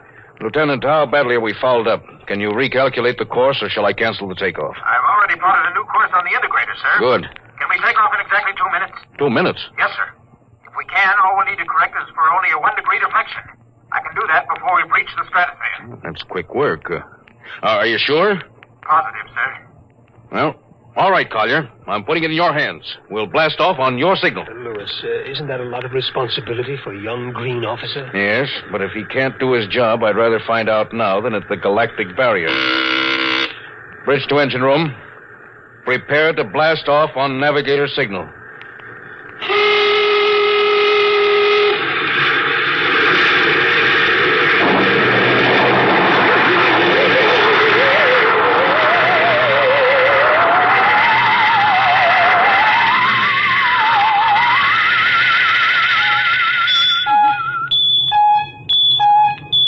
How are we doing, Collier?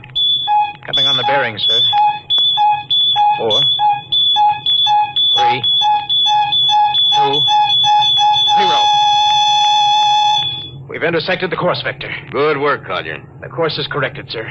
Ready to go into atomic overdrive anytime you say. All right, stand by. Now hear this. Now hear this. Prepare for maximum acceleration. Bridge to engine room. Kill your rockets. Rockets out. Fire up number 1 cyclotron. Number 1 ready. Fire up number 2. Number 2 ready. Withdraw your dampening rods. Aye. Fission chamber ready. Blast tubes cleared. All generators operating on capacity, sir. Right. Go into overdrive on the count of 0. 5 seconds, Captain. 3, 2, 2, 1, 0. 0.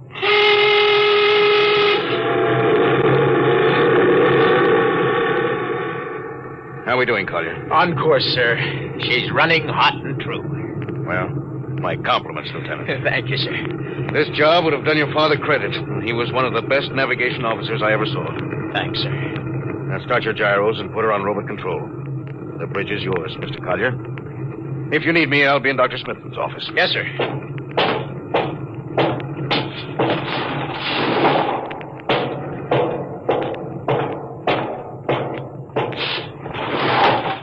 I see you got us off the ground. You can thank young Collier for that.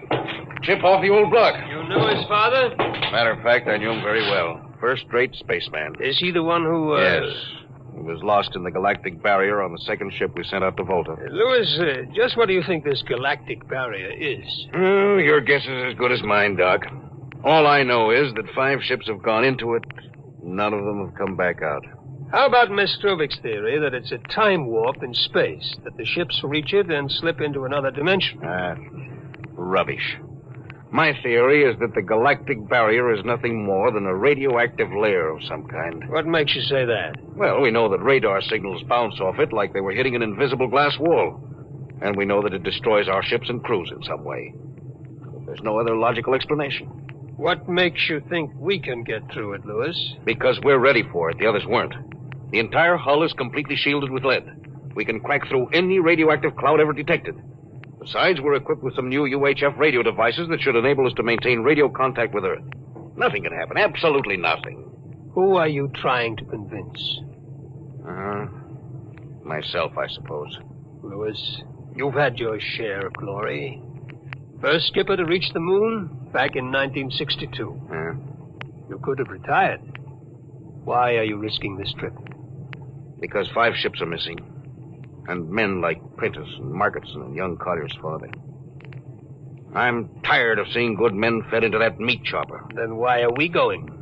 We haven't any choice, Smitty. We're in a race, the kind of race where men and ships are expendable. According to Interspace Code, the first nation to reach Volta can claim it. Personally, I want no part of it. Doc, there are a dozen nations who feel very differently about that. I know. You're right, of course. Well, at least it won't be boring. I'll have to play physician morale builder and mother substitute for 112 slightly nervous men. Your morale doesn't sound too good, Doc. As morale officer, I can state without fear of contradiction, it is terrible. And something tells me that as we approach that galactic barrier, I'm not going to be alone.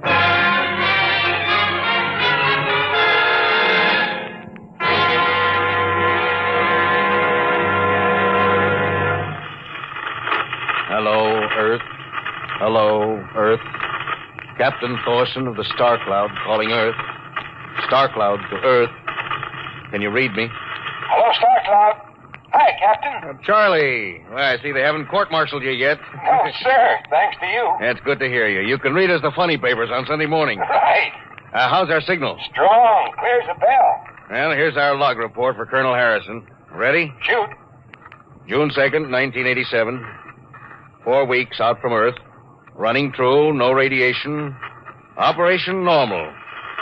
Still making our approach to the galactic barrier. That's all, Charlie. See you later. Good luck, Captain. I sure wish I was with you.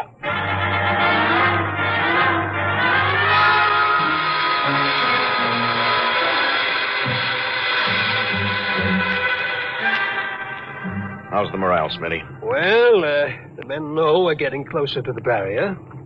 They're beginning to show a little tension, Lewis. How's their physical condition? Any sickness? About half the crew has come down with space flu. I was afraid of that. Bad? Oh, same as usual. Lips and hands with a bluish cast. Eyes are sensitive to infrareds. I don't know. When I first started flying these tin cans, nobody ever heard of space blues. There's a theory it's caused by the terrific acceleration of the atomic overdrive. The change in gravity affects the circulation. And what do you think? Oh, I think it's psychosomatic. I've noticed that the same men who get space blues under tension on a ship tend to get blue coloration back on Earth when they're upset. I guess it's an occupational disease of space navigators. You think it's just nerves, then? I don't know. Young Collier's got a bad case.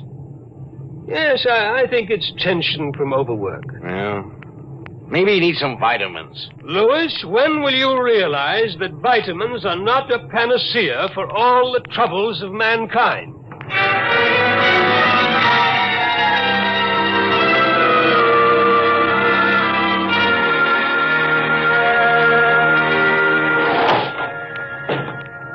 Sir, I understand you've relieved me from duty. Dr. Smithson says you aren't looking very well, Collier. I'm just giving you a rest. But, sir, I feel perfectly able to continue. Your lips are as blue as Minnetonka. Captain, I'd like to remain at my post. Now, don't be so foolhardy, Lieutenant. I'm not being foolhardy, sir. You see, I have a special personal reason for wanting this expedition to reach Volta. Oh, your father? Yes, sir, my father. You think he might still be alive? Sir, I have to find out what happened. I think I understand. Very well, Collier. Report back to duty.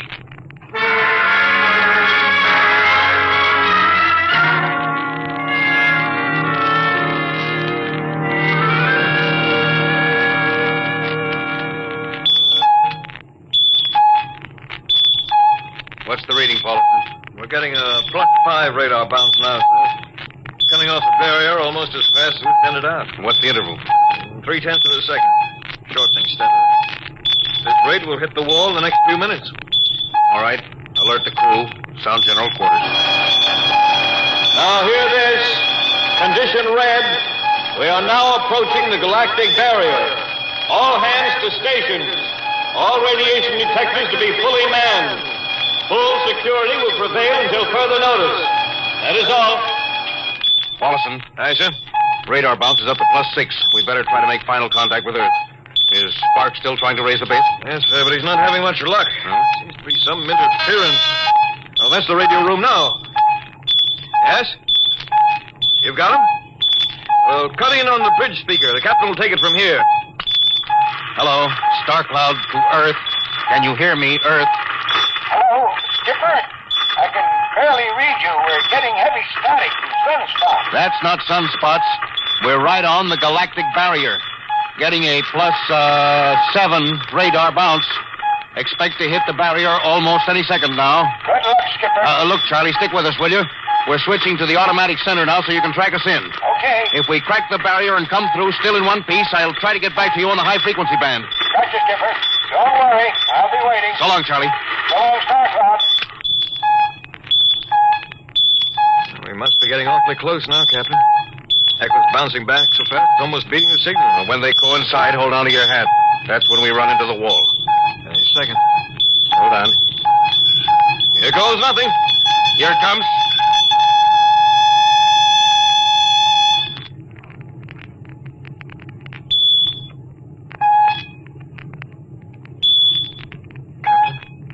What?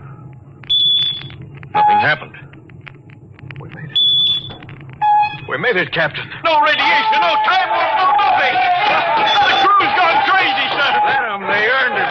Hey, Doc, can you break out a few bottles of snake bite serum for medicinal purposes? I sure can, Louis. This calls for a celebration. How's your morale now? Couldn't be better. How's yours? Couldn't be better. Hey, what the? Condition red. Condition red. Radiation detected. Condition red. Radiation detected. Holy mackerel. Look at the needle on that indicator. Paulson. I see it, Captain. Picking up radiation like crazy. What's it like? It's a strong impulse. What kind? I don't know, sir. It's too long for a cosmic ray and too short for UHF. The ship's lousy with it. Man your battle stations! Paulson, track it down. Triangulate it and make it fast. I want a directional fit. Yes, sir. Engine room. Yes, sir. We're picking up radioactivity. Is it the fission chambers? No leak here, sir. I'll check your gauges. Nothing here, Captain. Must be coming from outside. Damage control. Yes, sir. Is radiation penetrating the lead field? Haven't found anything yet, sir. Well, keep at it. Paulson, how are you doing? I've got a fix, Captain. What is it? I'll have to recheck my figures. Hurry up. The angle is correct. Come on, man, for Pete's sake, what's the radiation from? It's coming from inside the ship. But that's impossible. Oh, sir, I've checked it twice. Well, it's got to be the engines. If it is, we're finished. Engine room. Yes, sir. That radiation must be in the overdrive pile. No, sir. It isn't here, sir. Are you certain? Yes, sir. All right, keep checking. Well, only one thing left to do. Paulson, get a Geiger counter. We're going to start combing this ship inch by inch. Yes, sir. Turn it on. Yes, sir. Ready, Captain. We'll check the atomic guns first. Come on. We'll cut through the officers' quarters to ordnance. Yes, sir.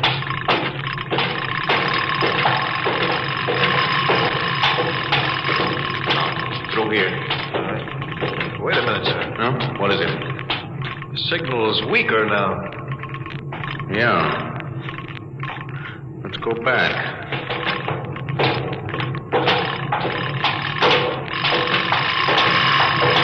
Hold it. Seems strongest right about here. Doesn't make sense. Whose cabin is this? Lieutenant Collier's. Collier! Oh, he's down in nav control, sir. Well, try the door. It's not locked, sir. Yes, it's in here, all right. Listen to that counter. It's strongest over here. Open that wall cabinet. It's locked, sir. I'll smash it. Shut off the Geiger counter. Well, what do you make of this, Paulson? Well, it looks like some sort of portable transmitter, sir. Must be foreign manufacture. I don't recognize the calibration symbols at all. I've never seen anything like it. Which raises a small question. What is Lieutenant Collier doing with a transmitter in his cabin? I don't know, sir. Well, I intend to find out, Paulson. Get down to nav control and bring Collier up to the bridge on the double. Well, hadn't we better find some way to shut this thing off first? I know a way.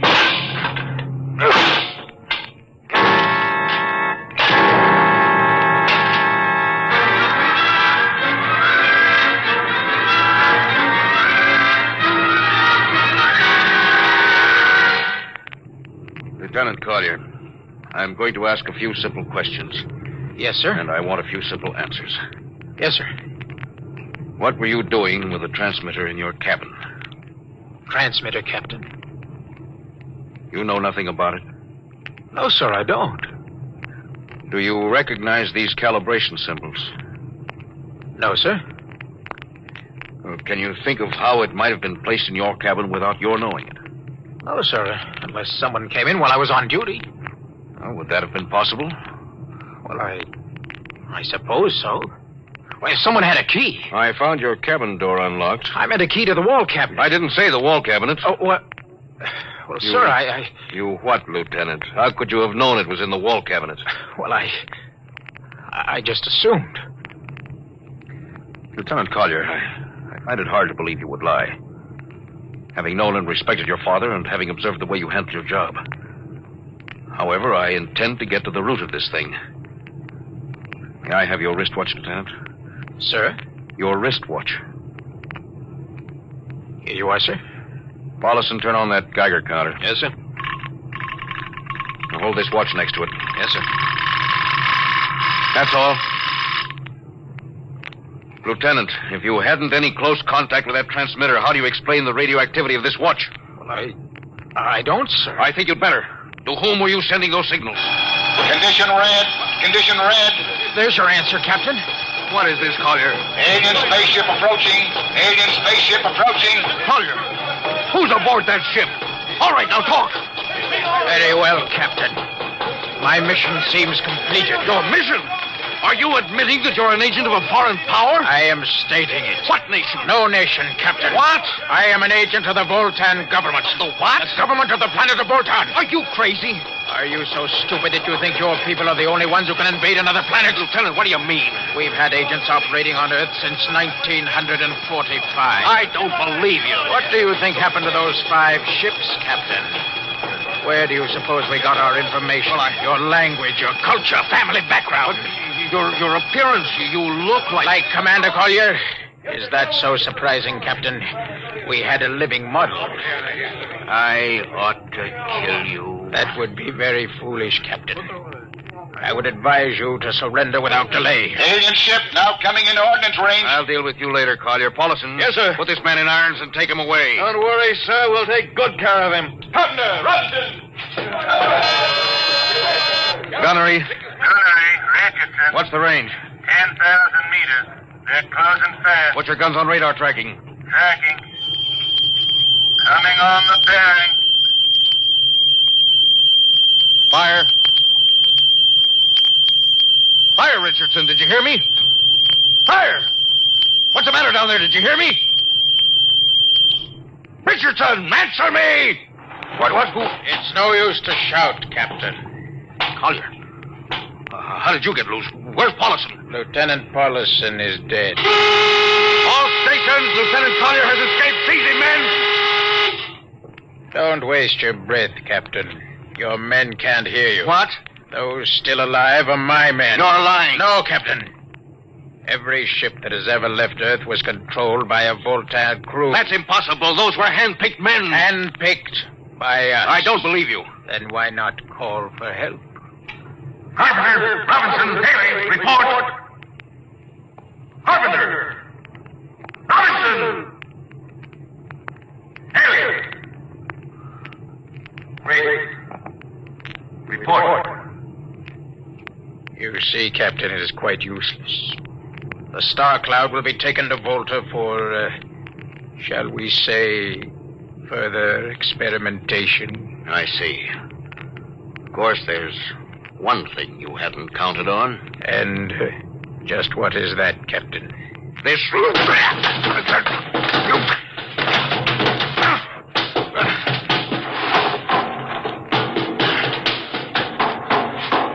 Carpenter!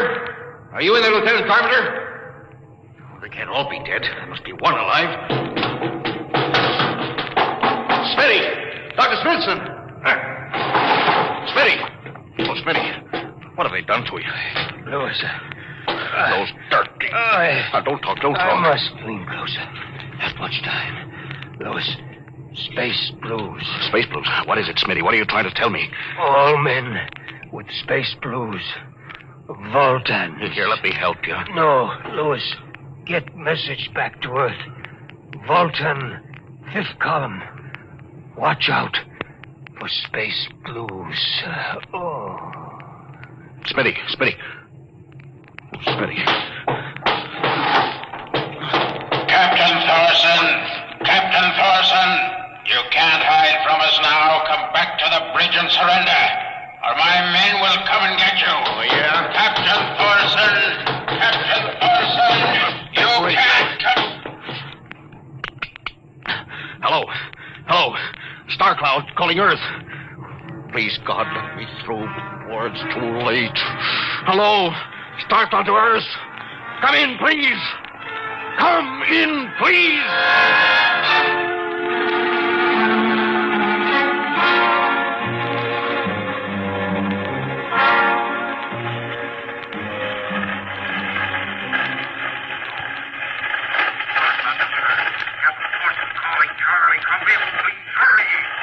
Hello? Can you hear me, Charlie?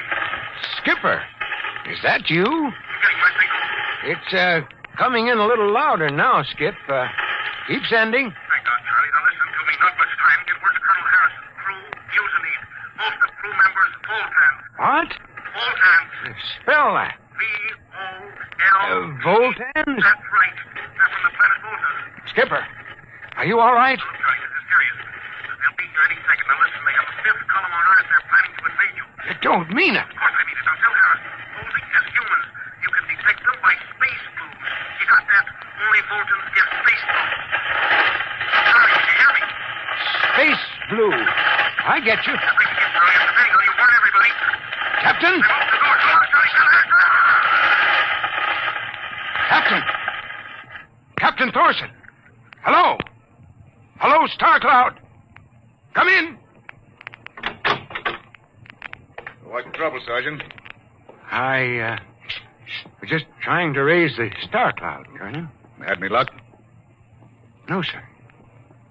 No contact. No contact? No, sir. Nearly an hour since they hit the galactic barrier. I don't understand why they haven't tried to get a message back. No, sir. Neither do I. All right. I'll take over for a while. Yes. You do that. You go right ahead, sir. Right. Oh, Charlie, you'd better go out and get yourself some coffee. You look a little blue around the gills.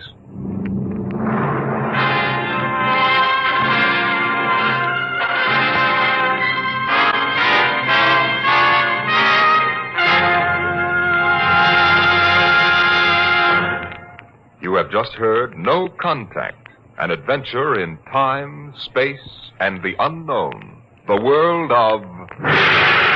Dimension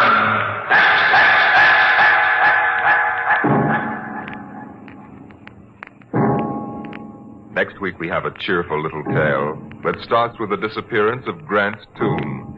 It's about a veteran newspaper reporter and a strange little man who calls himself the world's greatest genius. You'll hear all about it next week at this same time when we present The Professor Was a Thief.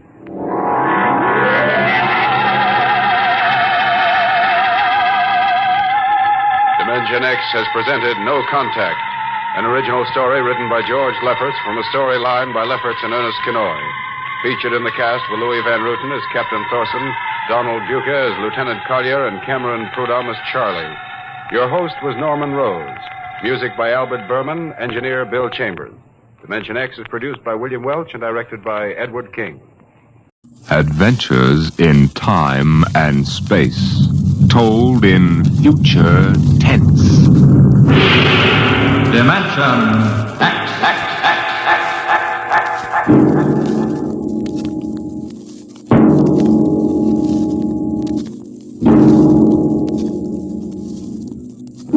Tonight, transcribed from Ray Bradbury's collection, The Martian Chronicles, we present And the Moon Be Still as Bright.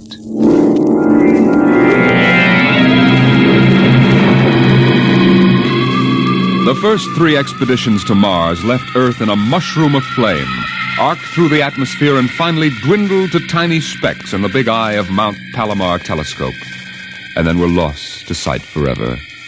The prearranged landing signals flashed back to Earth, and then the radios went dead. One after the other, ships had disappeared and were never heard from again. But still the rockets came. The 4th expedition emerged from the silent gulfs of space and angled down toward the floating red disk of Mars, down into an orbit, as the order came to land. Stand by for deceleration. Deceleration, aye, sir. Skids down. Skids down, sir. Engine room. Engine room, aye. Landing procedure. Fire 1, 3, and 5. Aye, sir.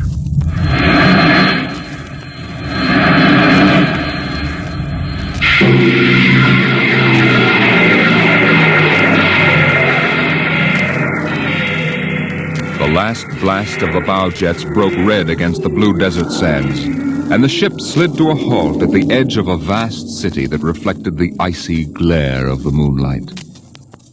For a while, all was still. All right, Parkhill. Open the airlock. Aye, sir.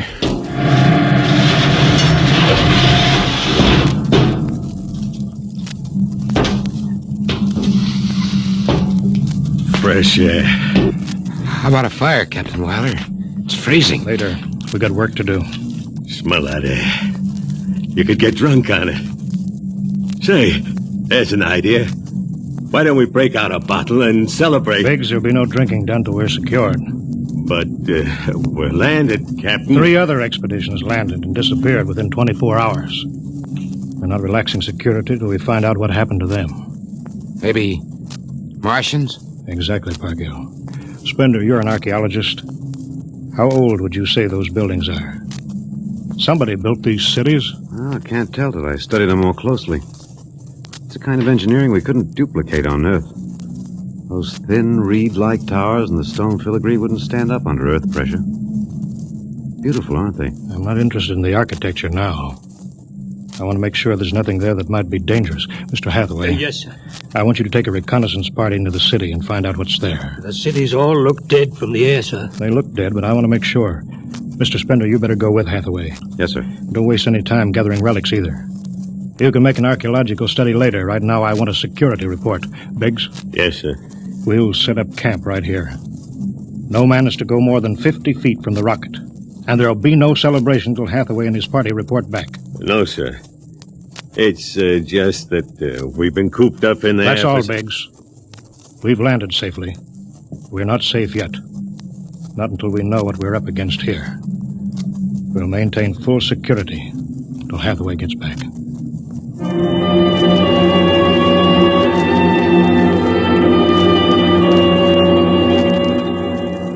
In the sea bottoms, the wind stirred along faint vapors, and from the mountains great stone visages looked upon the silvery rocket and the small fire. The sky was black overhead as the 2 racing moons threw knife-edged double shadows on the desert. All ranks, come and get it. Chow. What you got to eat, Cherokee? Sawdust, smothered in cold lamb fat. Good. I thought it was something I couldn't eat. Hey, you guys, pipe down. Captain, Mr. Hathaway's back. Captain Wiley. Over here, Mr. Hathaway. Well, most of the city is dead, sir. Spender says it's been dead a good many thousand years. But we found one part about a mile over. What about it? People were living in it last week, sir. People? Martians. I see. Where are they now? Dead. We found the bodies. Thousands of bodies. Hadn't been dead more than 10 days. What did they die of? You won't believe it. What killed them? Chicken pox. Chicken pox? Yes, I made tests. It worked differently on Martians than on Earth people. Burned them black and dried them out to brittle flakes. But where could they get chicken pox? From Earth, sir. And the other rockets did get through. Yes, sir. I don't know what the Martians did to them, but I sure know what they did to the Martians. Gave them chicken pox and wiped them out. They just didn't have any resistance to an Earth disease. There aren't any of them left? There won't be any. When a thing like that starts spreading, sir, there's no stopping it anywhere. It's 1,000 to 1 that's killed them all. This planet is through. Incredible. Think of it, Captain. A dirty, silly child's disease like chicken pox.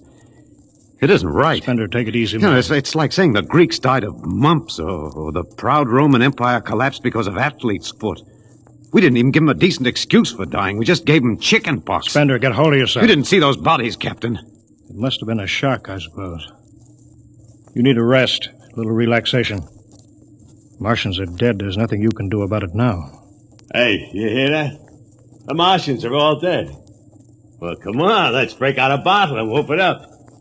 How about it, Captain? Well, all right, man. Oh, that's fine. Hathaway, see to the security guard. Yes, sir.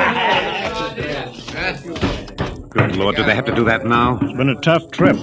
It's only natural they'd want to celebrate a little. Celebrate because the world died? Because a rotten little virus from Earth wiped out a whole civilization? Well, they're not thinking of Isn't that. there time later to throw old beer cans into the canals? A civilization died here.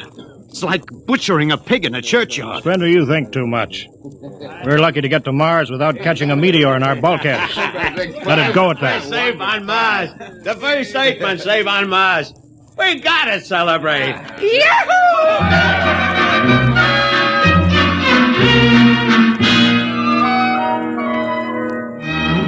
Many bottles were opened and drunk. The voices got louder. The earth laughs and shouts echoing across the empty Martian sands. There was that time in New York when I ran into that blonde. Boy, what a blonde. Listen, the first thing she said... Spender listened to the wind over his ears, cool and whispering. He felt the land getting cooler.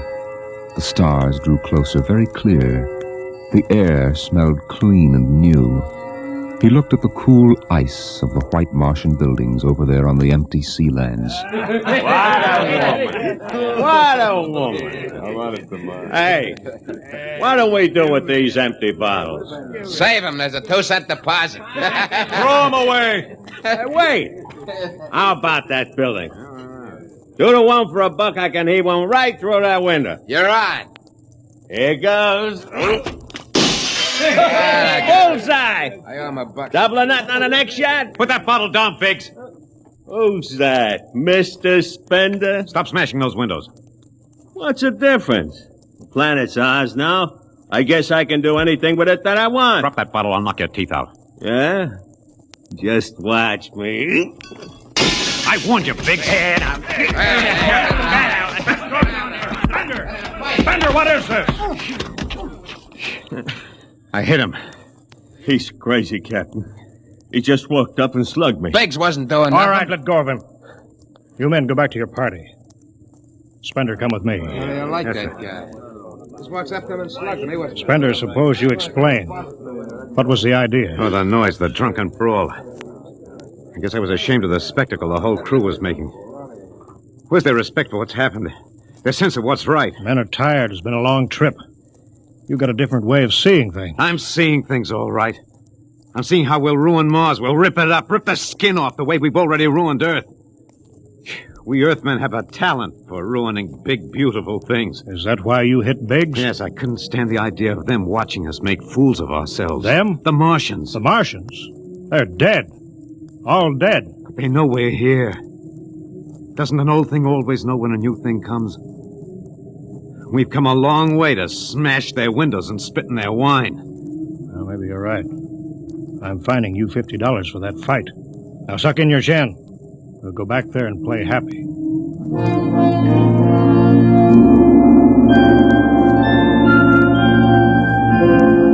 Now the whole party moved out into the moonlight across the desert. They made their way into the dreaming dead city. The light of the racing twin moons glinted on the barrel of a pistol, the long blade of a machete, the round, gurgling shape of a raised bottle. Their shadows under them were double shadows on the ice-blue sand. They were waiting for something to stir in the dead city, something to rise, some ancient ancestral shape to come galloping across the vacant sea bottom on an ancient armored steed of impossible lineage, of unbelievable derivation. Look at it, Captain. Down those avenues in the mist. You can almost see them. The mind's eye populated the dead city. Each window was given a person who leaned from it and waved slowly, as if under some timeless water, at some moving form in the fathoms of space below the moon-silvered towers. There were faint murmurs of sound, and odd animals scurrying across the gray-red sands. The wind blew in from the dead sea bottom and brushed through the silvery wire filigree of the towers. A strange music drifted down to the double-shadowed streets, a thin, haunted music that played as it had played through the uncounted years of time. Nobody moved. The moons held and froze them. The wind beat slowly around them. Hey, out there! You people in the city! Pigs. Why, I just wanted to make a little noise. Come on. They built this city thousands of years ago. And now where are they? How did they die? Who cares? They're dead. It's good enough for me. Lord Byron. What? Lord Byron, an old 19th century poet. He wrote a poem that fits this city. Might have been written by the last Martian. So we'll go no more a-roving so late into the night. Though the heart be still as loving and the moon be still as bright. For the sword outwears the sheath, and the soul outwears its breast, and the heart must pause to breathe, and love itself must rest. Though the night was made for loving, and the day returns too soon, yet we'll go no more a-roving by the light of the moon.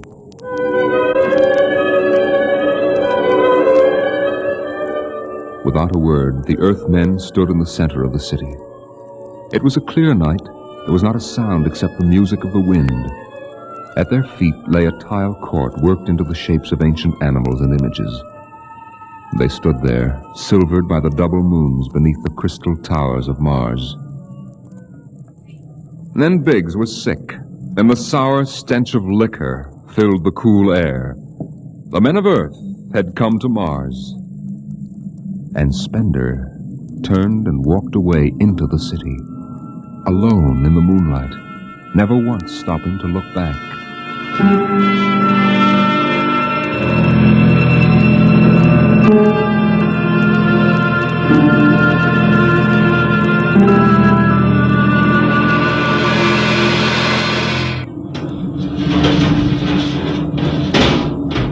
That you, Hathaway? Yes, sir. My trick on bridge watch, sir. What time is it? 0400. Any orders, sir? No, I'll stay on watch. You turn in. Aren't you sleeping, sir? I'll wait for Spender.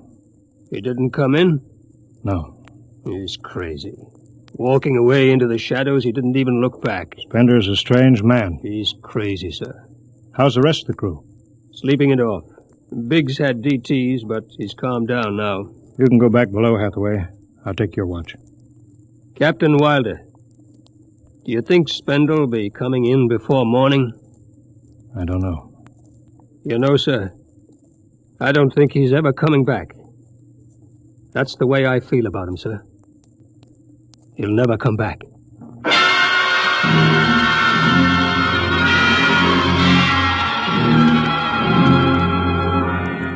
It was a morning that might have been a Monday, or a Tuesday, or any day on Mars.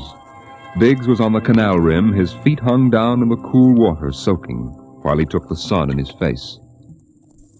What are you doing back here, Biggs? Didn't you go out with the search party? Yeah, I come back. I got a blister. Sure. What do you mean? Look, Cherokee, you see that? Anyway, I had enough searching. 4 days hunting for that screwball Spender. Didn't find him yet, huh? Nah, good riddance. Oh, my feet, I'm gonna soak 'em good. If I was wild, I wouldn't worry about that nut Spender. Let him go. He's a crackpot anyway. A little foggy upstairs, I guess. Why don't you take your feet out of that canal, Biggs? I gotta make coffee out of that water. Coffee? You call that stuff coffee? I had a motorcycle once that dripped grease that tasted better than that. Wait a minute. Biggs, look over there. Where? By that bush. There's someone there. Hey, it's him. Hey, Spender! Spender? Yeah, he's coming over. Why didn't he stay lost, the crazy jerk? Hi, Spender. Long time no see. Hello, Cherokee. I've been exploring some ruins. You and them ruins. You're like a dog in a boneyard. What's the matter? Where you been? Up in the hills. What would you say if I told you I found a Martian? Huh? Where? Yeah? Never mind. Let me ask you a question. How would you feel if you were a Martian and people came to your land and started to tear it up? I know how I'd feel. I've got Cherokee blood in me. My grandfather told me lots of things about the way they kicked the Indians around in the Oklahoma Territory. If there's any Martian around, I'm all for him. How about you, Biggs? They're dead. They're all dead. A good thing, too. Well, I found a Martian. Up in a dead town in the hills. I've been reading their books. They're easy to understand. I've learned their language. Then I found this Martian. He said, give me your boots, and I did. He said, give me your uniform, and I gave him my uniform. You're crazy, Spender. Hey, Cherokee, he's crazy. And the Martian said, give me your gun, and I gave him my gun, and then he said, come along and watch what happens. And the Martian walked down into camp, and he's here now. I don't see no Martian. I'm the last Martian. What? Biggs, I'm going to kill you. Cut it out. What kind of a lousy joke is that? Stand up and take it. Hey, put that gun away, Spender. Hey, cut it, Spender. No. Put that gun away. You're joking. You're kidding, huh? Spender!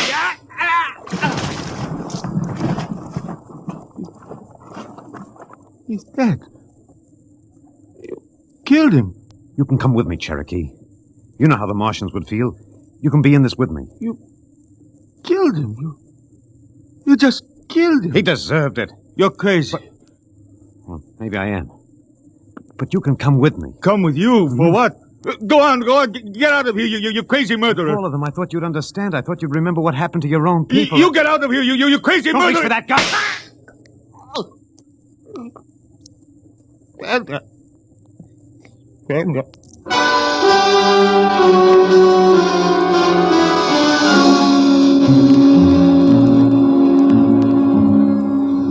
They're both dead, Captain Wilder. Who's missing? Only Spender. It must have been him, sir. Why didn't he come and talk to me? Why didn't Should have talked to me. I'd have shot his brains out. That's what I'd have done. He took him by surprise. There's no sign of a struggle. Hathaway, break out the arms locker. Issue pistols, rifles, and grenades. Yes, sir. You better get the Bible out of the navigation chest. We'll have to bury these two. Parkhill. Aye, sir. You start digging a grave. How about Spender? We'll have to go up in the hills and find him. Just let me at him with my bare hands. Crazy murdering louse. That's enough, Parkhill. The man is sick. He must be. Sick my eye. Now grab a shovel. Start digging.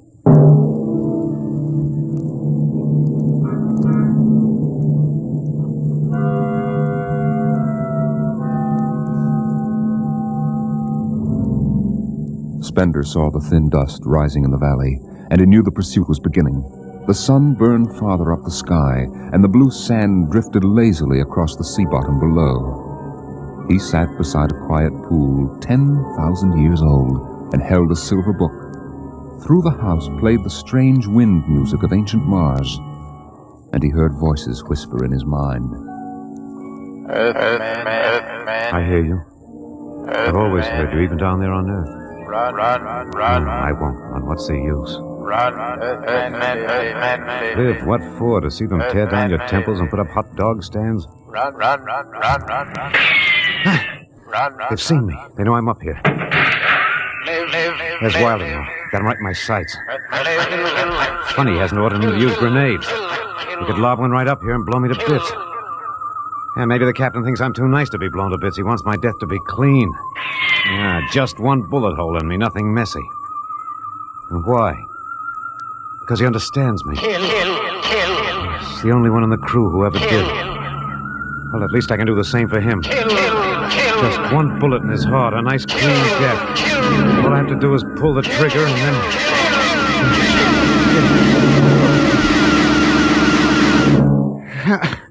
It's no use. I can't do it to him. Spender! Spender! Can you hear me, Spender? Yeah, I hear you, Captain. What do you want? Talk! Truce! All right, come on up. Leave your gun down there and keep your hands up.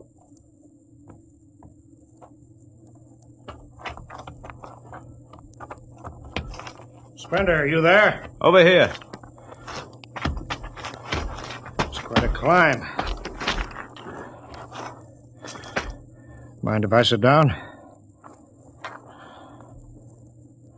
Cigarette?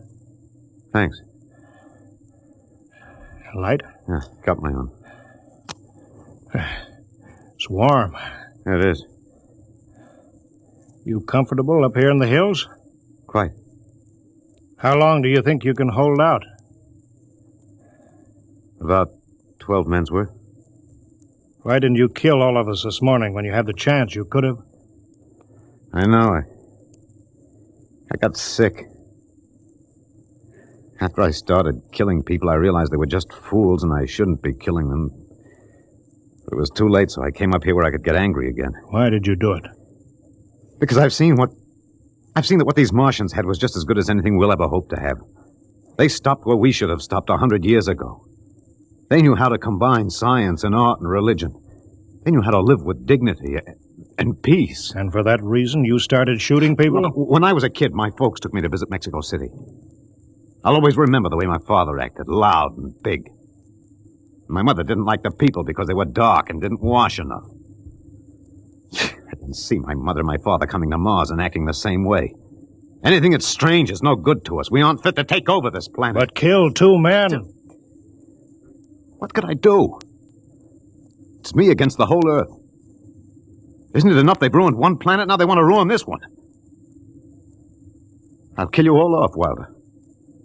That'll delay the next rocket 5 years. And I'll kill them, too. I'm lucky I'll live to be 60. And I'll meet every expedition that lands on Mars. I'll be very friendly. I'll explain that our rocket blew up one day. And I'll kill them off. I'll save Mars for half a century. And by then, maybe the Earth people will give up. You got it all planned. Yes. Yet you're outnumbered. We already have you surrounded. In an hour, you'll be dead. I found an underground passage that'll take me back into the hills, Wilder. I'll go back there, and then I'll pick you off one by one. We'll see.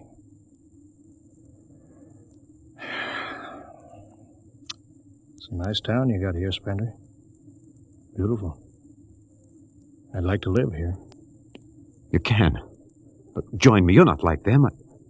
I'll show you what a good life these people had. I'll play you an old reel of Martian music that must be at least 50,000 years old, a kind of music you've never heard in your life.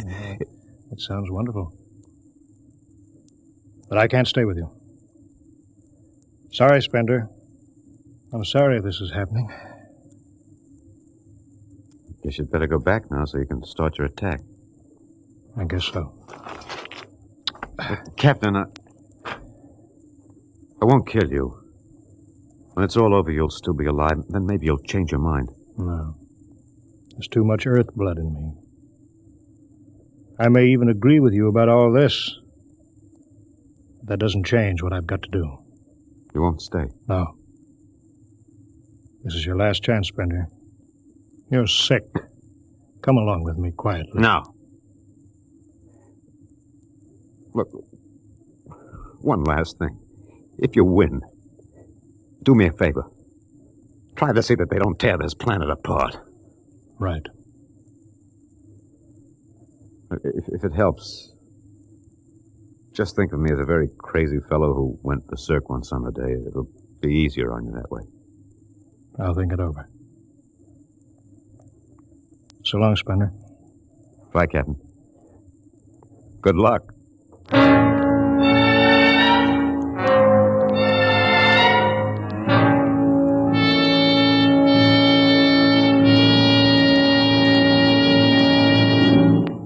All right, we'll go after him now. Hathaway, you take the right, I'll lead on the left. You have to kill him, he won't come down. Make it a clean shot if you can. Get it over with. I'll blow his bloody brains out. No, Park Hill. Through the heart. Brains. You heard what I said. Through the heart. Now let's go get him.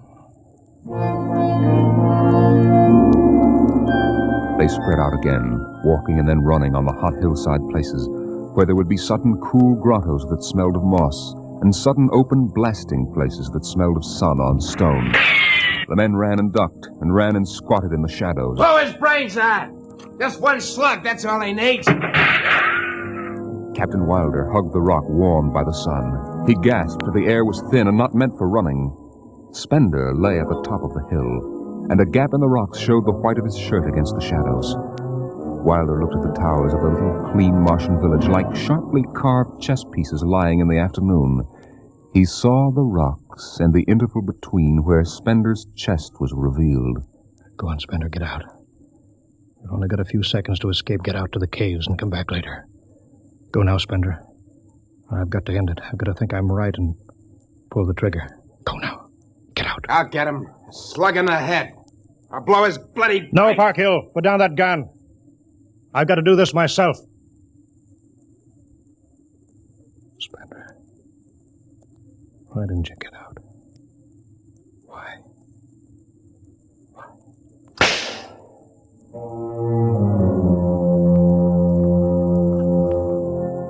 They buried him in that ancient valley town, where the music of the wind played on through the days and the nights. They laid him in an ancient silver sarcophagus with waxes and wines which were 10,000 years old, his hands folded on his chest. The last they saw of him was his peaceful face in the cold silver light of the racing twin moons. The captain found the poem in Spender's pocket, and he read it before he shut the marble door. So we'll go no more a-roving so late into the night, though the heart be still as loving, and the moon be still as bright. Though the night was made for loving, and the day returns too soon, yet we'll go no more a-roving by the light of the moon.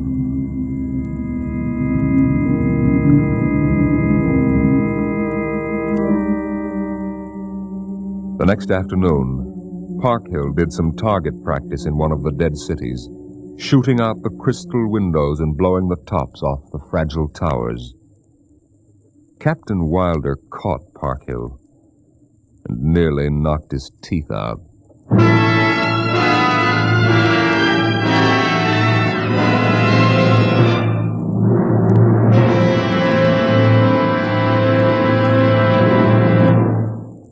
All of you regular listeners to Dimension X will be interested to know that our show is changing its day and time of broadcast over this station. Starting early in November, we'll be back at the new time. We suggest you watch your local newspaper and be sure to join us in about 4 weeks for a new series of adventures into the unknown world of tomorrow. The world of... Dimension X.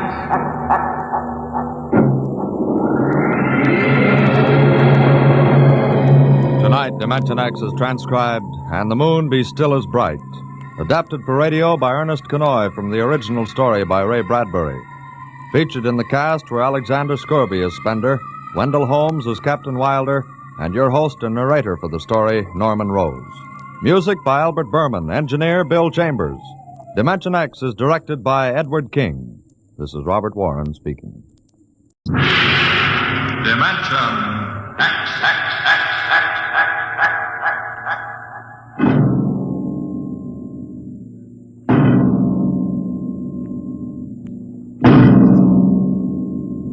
Tonight, a story of the future and a star of the future. The story, Hello Tomorrow, and the star, Miss Nancy Olson, the talented young actress who is currently winning critical acclaim for her performance in one of the outstanding pictures of the year, Sunset Boulevard. Tonight, Miss Olson becomes the first of a group of the stage and screen's most promising young stars of tomorrow to be invited to appear on the program of tomorrow, Dimension X.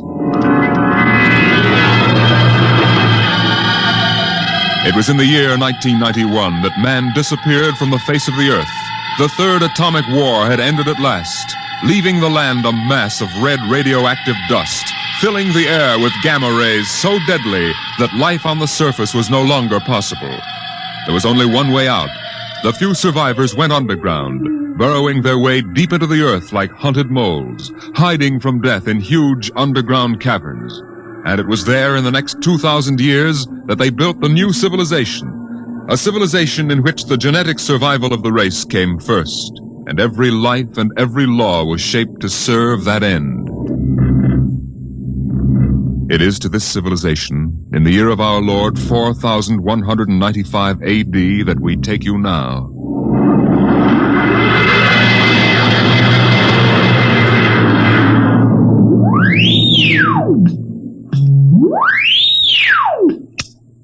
Yes? I have a call from the Director of Emotional Stability for the Third Oblong for Professor Lois Burton at the Institute of Genetics. This is Professor Burton. One moment. Go ahead, sir. Lois? Listen, darling, good news. What? The Genetic Board has approved our application for marriage. Oh, so soon? The tests found our chromosomes perfect. We can marry any time we want. Our offspring should be genetically in the 19th percentile of perfection. What's the matter, dear? Oh, nothing. I'm just sort of breathless. You are happy about it, aren't you, darling? Oh, of course, terribly happy. I'm coming right over to the lab. I have a surprise. Oh, not now, Walter. What? Well, I mean you'll have to give me some time. Time? What's the trouble? No trouble. It's that genetic survey I've been working on. What about it? Well, I've finally gotten permission to study an actual living case. A specimen of imperfect genetic transmission. Really? Yes, they're bringing him up from the condemned cages on the lower level. You will be careful, darling. The supervisor says there's nothing to be afraid of. The specimen they're bringing is, XJ12. It's been studied before many times and is quite well trained. Well, I don't like it. Nonsense, darling. I've been waiting for this opportunity for years. Oh, there's my door signal. I'll have to hang up, darling. See you later.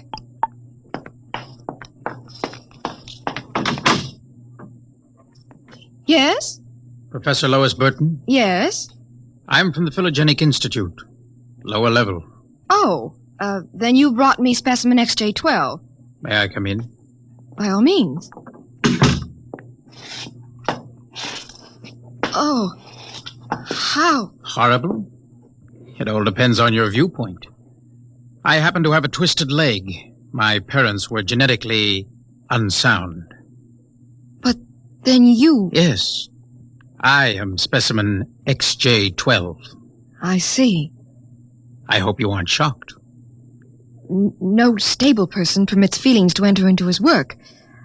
I will admit to surprise. I was expecting something a little more, abnormal. Sorry, I try to be as abnormal as possible. If I am, the Phylogenic Institute allows me out of the genetic cages every so often, so I can breathe the pure air of the upper levels and mingle with the genetically perfect. You seem quite well educated. I spent the first years of my life here in the upper levels. How is that possible? They segregate imperfects. As a small child, my mother concealed me from the director of selective heredity. I was brought up in secret. My mother actually, dreadful word, loved me. I see. That would explain your obviously low threshold of emotional control. If you choose to call it that. At first, you seemed to be struggling to repress a few feelings yourself. We will confine ourselves to the impersonal aspects of our work. As you pleased. I shall require you as a demonstration for a lecture I'm delivering to one of my classes tomorrow. At your service, Professor. Sit here, please. Grip these electrodes tightly. I'm going to calibrate your electrochemical tension. I'm quite familiar with the procedure. Oh! I realize that as an imperfect, I'm expendable. But I should hate to be electrocuted. The charge is not lethal. Plus 15 surface tension. You know, you have beautiful hair. Plus 12 at a depth of 4 centimeters. Lovely blue eyes. Crystal clear. Plus 10 at 7 centimeters. Pretty. A perfect woman. Lovely, expressive hands. And a heart of stone. Like all the rest of you perfect survival types. Try not to jump, sir, when the current strikes. No feelings. Under control. Passed by the director of emotional stability. Shut up!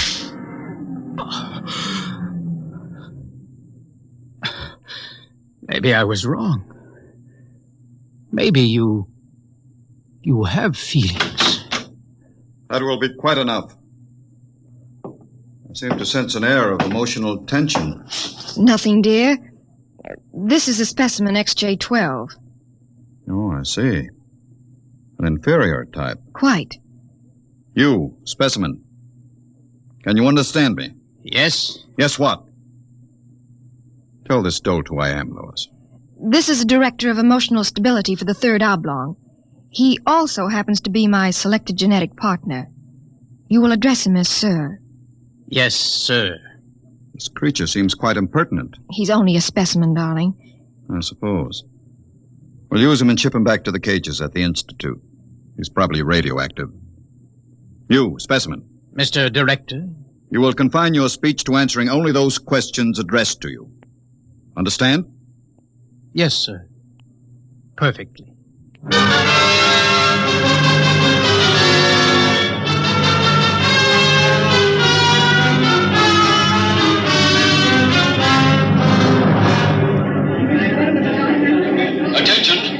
Attention! The next demonstration will be conducted by Professor Lois Burton of the Institute of Genetics. Her topic, the probability of radioactive damage in the chromosome heredity of imperfect non-survival types. Professor Burton. We are very fortunate today in having obtained a specimen of an imperfect genetic type through the good graces of the Phylogenic Institute. Moreover, this specimen has been trained to tell in his own words about the factors in his upbringing. Specimen XJ12. Thank you. My mother was a psychotechnician in the fifth oblong. My father was a historian specializing in the records of pre-atomic surface culture. In the earthquake of 2170, apparently some hard radiation filtered down through the tunnels and penetrated the fifth oblong. The effect on my hereditary factors is quite apparent in this twisted leg. I appreciate that you do not laugh. Most audiences seem compelled to laugh. Perhaps you are different. If so, perhaps you can be made to understand somehow what it means to be labeled an imperfect.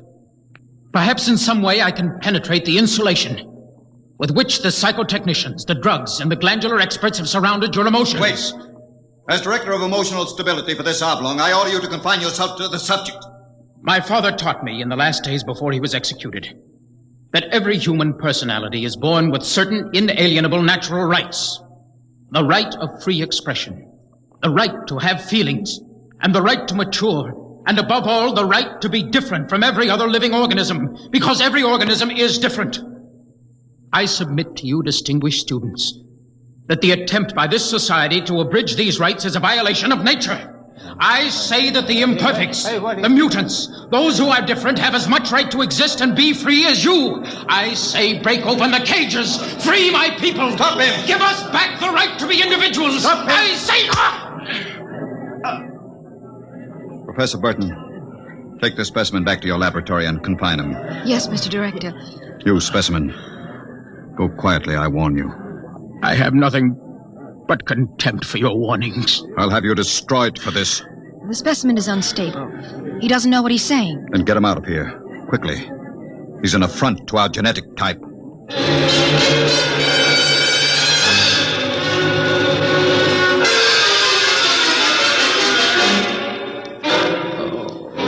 Hold still while I bandage your head. He'll be all right.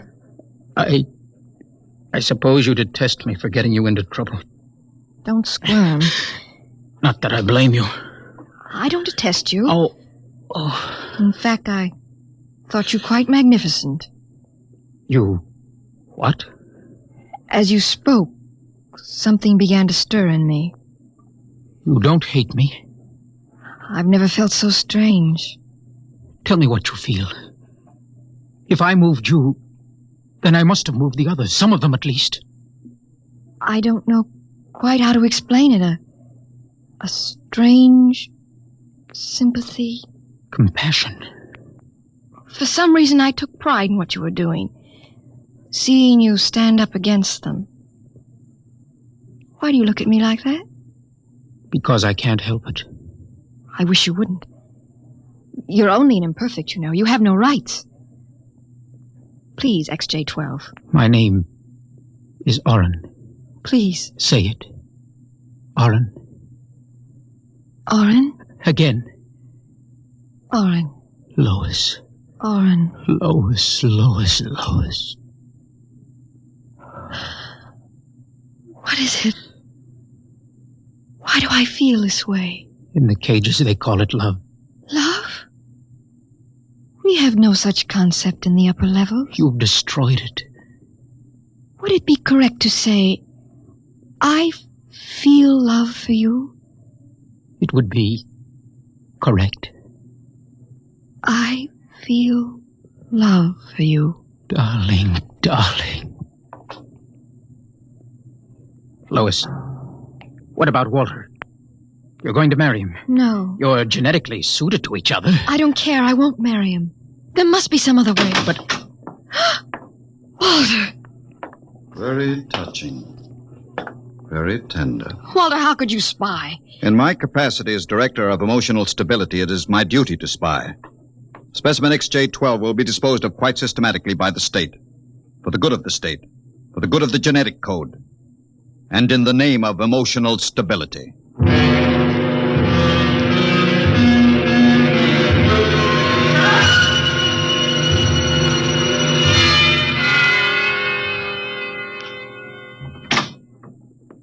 Come in, Lois. I wondered how long it would be before you came to my office. Walter, I have to talk to you. Go right ahead. Walter, you mustn't destroy him. Send him back to the cages, but don't kill him. You speak of destroying an inferior creature as if it was something unethical. Walter, please, for my sake. Lois, I understand that you've entered a plea for postponement of our marriage at the Records Bureau. Yes, I was too upset to go through with it. It came as a great disappointment to me. If you were married to me, you would be safe from influences such as this XJ12. In which case, I might even be persuaded to send him back to the cages instead of having him destroyed. You see? Yes. I see. Think it over. Well, my dear? When can we be married? Soon. Tomorrow, if you like. The sooner the better. Lois. Lois, you make me very... What about XJ12? Oh, I see. A bargain is a bargain.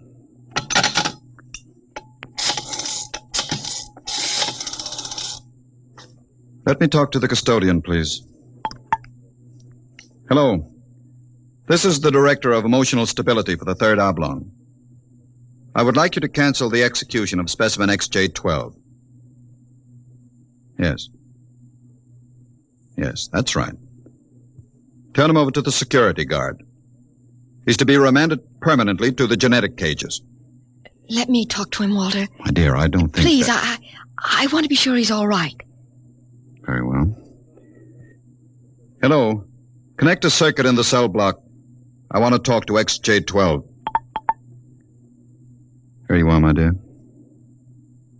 Hello? Oren? Yes. No, I'm all right. How are you? Fine.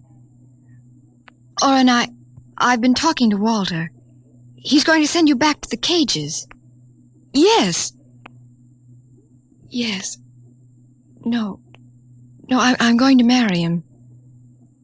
Because I want to. I'm not lying to you. I'm very happy. Yes. Yes, I've got to hang up now. Goodbye. Goodbye. And now, Lois? Walter, please, I've got to get back to the lab. Of course. I'll pick you up in, say, an hour, and we'll make plans for the wedding. All right? Yes. Yes, of course. Goodbye, Walter.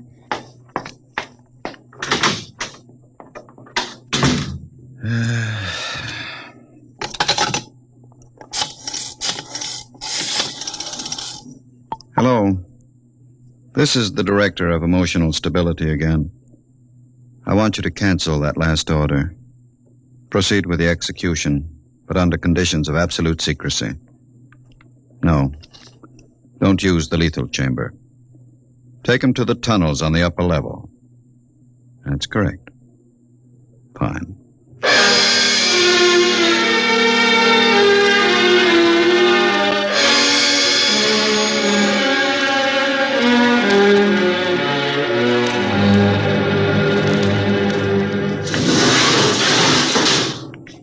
This way. Where are you taking me? You're being returned to the Phylogenic Institute. Orders from the Director of Emotional Stability.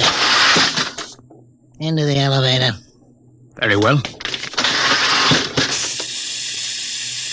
Why are we going toward the surface? The cages are on the lower levels. Radiation check. They've never done that before. New procedure. All right. Walk. Hook. State your business. I'm the custodian for the third oblong. This imperfect is my prisoner. You can't go beyond this checkpoint. There's radioactivity in the tunnels. This is a special mission, if you know what I mean. Oh, I see. Just a moment, I'll open the airlock. Go ahead. You'll find 2 radiation suits in the chamber. We will need only one. So this is how they get rid of imperfects. March inside. All right. Turn around. Suppose I refuse. It'll be less painful if you cooperate. Before you dispose of me, could I give you a message for a friend? That depends. What is the message? This! Security! Help! Security! What is it? What happened? The prisoner, he struck me. Before I could recover, he escaped into the tunnels. Well, he won't last long. If the radiation doesn't get him, he'll starve to death. Can you go after him? I could send a robot, but it isn't worth the trouble. There's no way back from the tunnels except through here. Only other direction he can go is toward the surface. The closer he gets, the hotter the radiation. No, I think you can consider your prisoner dead.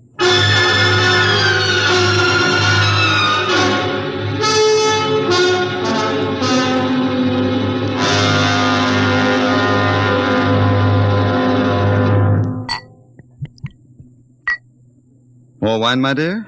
No, thank you, Walter. You look very beautiful, my dear. Very beautiful. Thank you. These hydroponic fruits are delicious, aren't they? Oh, the wedding will just be a small affair. I've arranged for a few friends. The director of endocrine control, the chief of the security guards, 1 or 2 assistants to high council members. Walter, Yes? was he returned to the cages? Now, why must you spoil this lovely dinner by bringing that up? Was he, Walter? Well... Was he? Well, as a matter of fact, there was a little difficulty. Difficulty? Yes, you see, he escaped. Escaped? He struck a guard and ran off into the tunnels. The tunnels? But that's death. He's free to return any time he chooses. When did it happen? Just a few hours ago, as a matter of fact. Walter. Now, don't become upset again, darling. You planned it, didn't you, Walter? Stability, darling. Stability. Stability. Stability. Is that all I'm to hear from you for the rest of my life? Darling. Here's what I think of stability. Were we not to be married, I'd be compelled to turn you over to the endocrine surgeons for doing that. Well, you can go right ahead, because we aren't going to be married.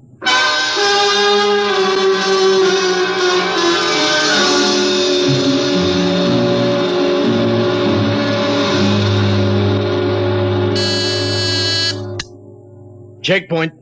This is the Director of Emotional Security. Yes, sir. If Professor Burton tries to pass the checkpoint, I want to take it into custody. Well, Professor Burton just passed, sir. She said You idiot. But she said I don't care what she said. Stop her. Send robots after her. Get her back. I'll have you destroyed as incompetent if you fail. Yes, sir, at once, sir. Robot control. Checkpoint to robot control. Order out all televocal robots into the tunnels. Have them bring back any humans. This is a first priority order.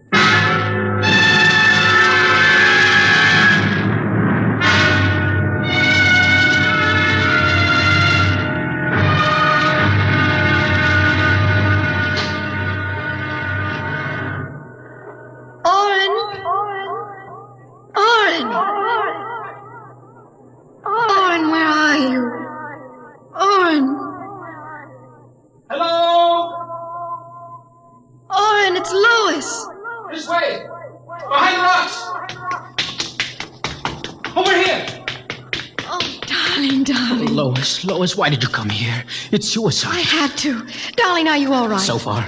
You've got to turn back. Give yourself up. They'll kill me. You can't stay here. The radiation is +4 at this point. It gets worse as you approach the surface. Go back, darling. What will you do? I'm going ahead. But you can't. I can. I'm going to the surface. Not even the robots can survive it. At least I'll be the first human in 1,100 years to see what the surface of the Earth looks like. Come back with me. No, darling. Then I'm going with you. Lois. Don't try to stop me, darling. There's nothing to go back to now. Nothing but Walter and emotional stability. Lois, you really want to come with me? Yes. You know what it means. I don't care. Oh, darling, I can't let you go. Oren, I love you. See, I know how to say it now. Say it again. Oren, I love you.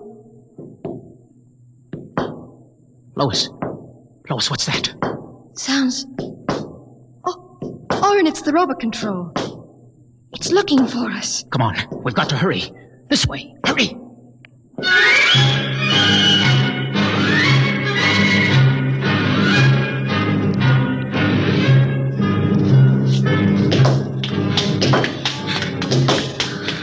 Oren, wait. It can't be much further, darling. The robot is gaining. Here, let me help you. I just can't. All right, darling. We'll stop here. We may as well wait for it. Oh, Oren, it's coming. I can see its light now. Darling, listen. It stopped. The lights are swinging around. Oren, it sees us. Come on, darling. One last effort. Come on, run. Look ahead. You can see the lights reflecting from something. It looks like a door. It is. No, it's a heavy lead door. There's a lever. Hurry. Come on through. Lois, there must be some way to close it. Here. Let me help you. It won't get through that. It's solid lead. Oren, where are we? I don't know. Look. Up there. A huge round light. Lois. Yes, Oren? That's Luna. The moon. We're on the surface. How red everything looks. How it glows. It's the radioactivity. Quiet. Peaceful. Deadly. Oh, darling. Sit here and rest a while. Put your arm around me. Oren, I'm afraid. Oren, we're going to die. Don't think about it. Just think about us alone. The first humans to stand on the surface of Earth in 2,000 years. Lois, that door must have been placed there by the last handful of survivors who went underground after the atomic wars. Those other lights, the small ones, they must be stars. Oren, I'm so tired. Go to sleep, darling. Put your head on my shoulder and sleep. Hold me, Oren. Hold me very close.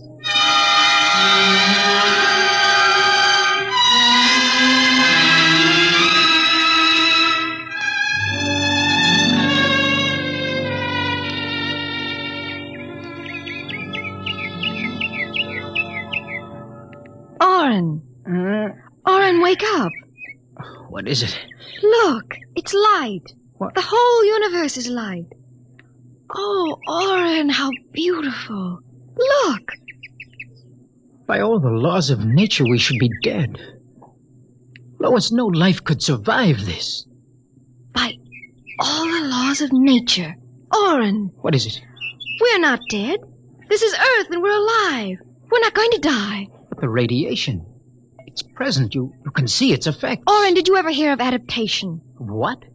There is a natural law of adaptation by which an organism will try to adjust itself to its environment by changing. It's called a geotropism. I don't see what that has to do with... All these generations, we've been bombarded by radiation filtering down through the Earth.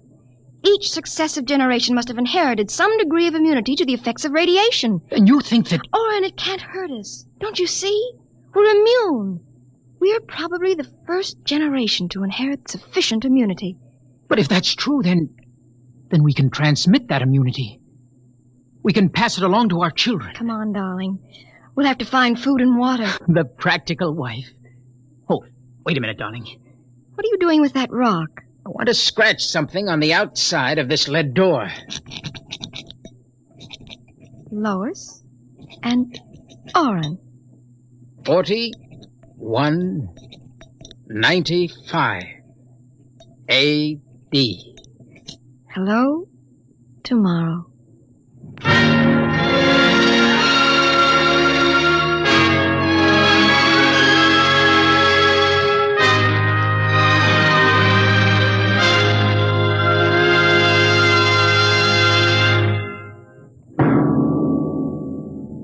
Tonight, Dimension X, the program of the future, has introduced a new star of the future, Miss Nancy Olson. Miss Olson appeared by courtesy of Paramount Pictures and may currently be seen in their production, Sunset Boulevard. Next week on Dimension X, the strange and sinister story of Dr. Grimshaw's Sanitarium. Tonight, Dimension X has transcribed Hello Tomorrow, written by George Lefferts. Appearing with Nancy Olson were Santos Ortega as Walter and Donald Buca as Oren. Your narrator was Norman Rose. Music by Albert Berman. Engineer Bill Chambers. Dimension X is produced by Van Woodward and directed by Edward King. Adventures in time and space, transcribed in future tense. Dimension X.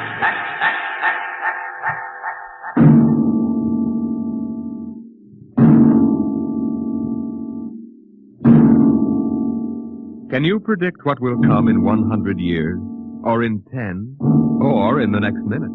Some people think they can. Nuclear science, mathematicians, astronomers, biologists. They'll predict the shape of the future because they make the future. Because they see beyond the known dimensions of time and space into the unknown, Dimension X.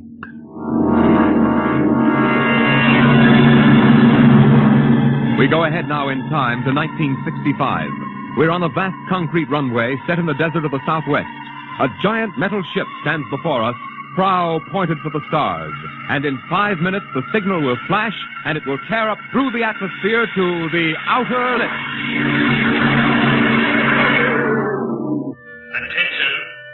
Attention. Clear field for takeoff. Clear field. 5 minutes, Steve. For takeoff. Warm her up, Charlie. I want to go over procedure again, Steve. Don't worry, I got it straight. We'll just make sure. Okay. I take her up on jets to 50,000, then I cut in the rocket. No lower, or your tail blast will burn out 3 counties. I climb 4 minutes on rockets, then start maneuver tests. Remember that, no more than 4 minutes. Right. This ship isn't like those strata rockets you've been testing. She's the first one built for outer space. If she works, she can go clear to the moon. If I'd have known that, I'd have brought my toothbrush. No, not this trip. Now get this, Steve. You've got power there to clear the Earth's gravitational field. But remember, after you cut in the rockets, you've only got 10 minutes fuel. If you go beyond the outer limit and don't save fuel for the return... I know, I won't get down again. That's right, Steve. You'll drift off into space. Get that now. 10 minutes fuel. Gotcha. As far as I'm concerned, this project is a lot more important than that cosmic ray bomb they're testing out in the Pacific tonight. The Security Commission brass doesn't think so. I don't see any undersecretaries under anything. Don't worry. In the long run, our ship will make the CR bomb back-page stuff. But in the meantime, it's just as dangerous. Remember, half the principles in this ship are pure theory, Steve. Slide rule stuff. If anything goes wrong, we may have to scrape you off the landscape with a soup spoon. You have a charming sense of humor. And here's what I'm getting at. We're risking your neck in this test. If anything blows, we don't want to have the next man pull the same boner. I know, Hank. So keep your mic open and keep talking. If anything goes wrong, we want to know exactly why. And we won't be able to ask you. Let us know before you pull every switch. Before you do anything. You got that? Yeah. Even if you only have to blow your nose. All right, get those fuel lines away. Okay, bro. Well, I guess that's about all, Steve. Hey, that reminds me. Look, if Mary calls, I'm just up on a milk run. I didn't tell her today was it. How is she? She's okay, but she's due about now, and I don't want her to be nervous. Hey, I didn't know the baby was that close. Yeah? Steve, I really ought to be sending a single man on this job. What, and cut me out of a soft paycheck? Forget it, Hank. You know you can't get anybody else who can take 15 G's acceleration when those rockets cut in. Yeah, I know. It's time, Steve. Yeah. Well, see you later. Don't worry, Hank. I'll sweat for both of us. Button her up, Charlie. So long, Hank. So long. We'll give you the light from control.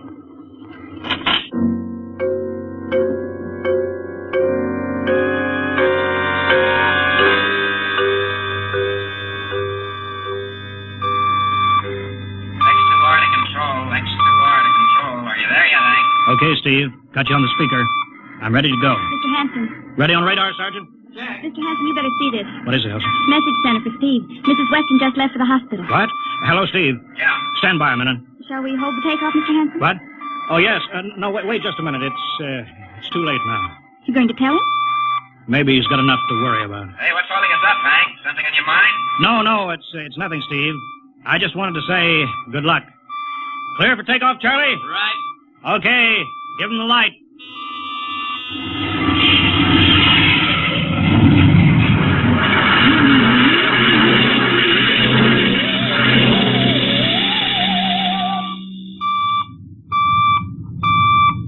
All right, Steve. I'm reading you clear. 20,000. Airspeed 600. She's running fine. Soundproofing works. There's a third-degree waiver in the AGY pressure. Got that, Charlie? Check. Dead center on radar, Mr. Hanson. 50,000 now. Cutting out the port jet. Now the starboard. Off jets. Airspeed dropping. Opening the rocket ports. Switch sticks a little, Charlie. Oxy alcohol pressure is 350. All right, now I'm advancing the ignition key. Here goes rocket one.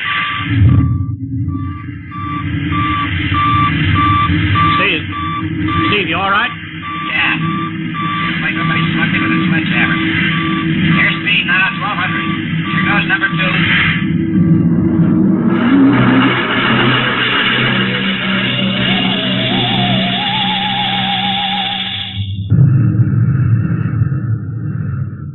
Hello, Steve. Elapsed rocket time is now 4 minutes. What's your altitude? Over to you. Speed 4,400. Still climbing. Altitude 297 miles. All right, you're at the outer limit. Level off for maneuver test. You've got exactly 6 minutes fuel left. Okay. Starting a 3-degree left bank. It's a little sluggish. That's all right now. There's a low vibration someplace. Maybe the cockpit hatch. Now I'm straightening out. 5 minutes fuel left. Now I'm starting a 3-degree... Hey! What's the matter? What's wrong? There's something up here. Something shining. What are you talking about? There's something above me, Hank. I'm going to chase it. Steve, you're at the outer limit now. I can see it plain now. Steve, don't go any higher. You've only got 4 minutes left. You've only got... Getting static. I can't hear you, Hank. It's dead ahead now. I'm going to make a pass at it. Get a good look. Hey, it's swerving to meet me. It's dead ahead now. It's dead ahead.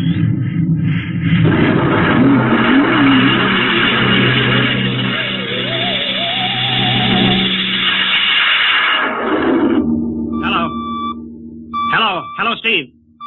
Steve, come in. 9 minutes fuel gone. Still no sign on radar. Hello, Steve. Steve, what's happened? Charlie, get out the crash squad. Tell the Army squadron to alert their search planes. Right. 9.5 minutes gone. Hello, Steve. What's happened? Where the devil is it? Charlie, Hello. for Mr. Hanson. Come in, Steve. We need a search squadron. Come in. No, Mr. Hanson's busy. Hello, Steve. Hello, Steve. 10 minutes, Mr. Hanson. That's the end of his fuel.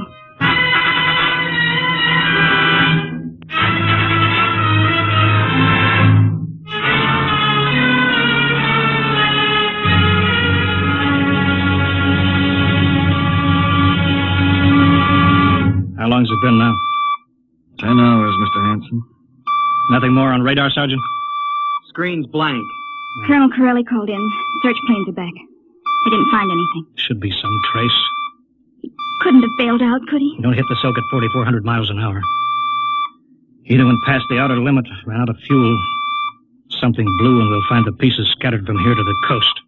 Why does it have to be the best man? Always the best man. I'll get it. Charlie, we've got to figure out what was wrong. All right, I'll tell him. Something must have blown. Yeah. There's a message from Northside Hospital for Steve. Oh, what is it? Mrs. Weston's fine. It's a boy. Thank you, Elsie. It's a boy, Charlie. Oh. Fine. It's a boy. He didn't even know she went to the hospital. How am I going to tell Mary that? Wasn't your fault, Mr. Hanson. Ship had to be tested. Yeah, we'll build another one, and some other flying fool will shoot past the outer limit into space. Oh, I'm getting old, Charlie. You can remember when I used to take them up myself. Now I've got to send other men. It's a job, Mr. Hanson. Now I'm afraid. Every time I hear a jet go off, I jump. Every time I have to send someone up in a new model, I start to sweat. Mr. Hanson. Yeah? I think there's something on the radar. No flights scheduled in, are there, Elsie? We have the whole day cleared. It's coming in behind us. Here it comes over the building. What crazy jockey is buzzing the field like that? Is that an Army plane, Charlie? I can't see. It's turning. Charlie, alert the field. I know that engine. Steve! That's impossible. Look, that's his ship. It can't be. Well, there's no other model like that. It's Steve, all right. He's coming in. Thank God. Thank God.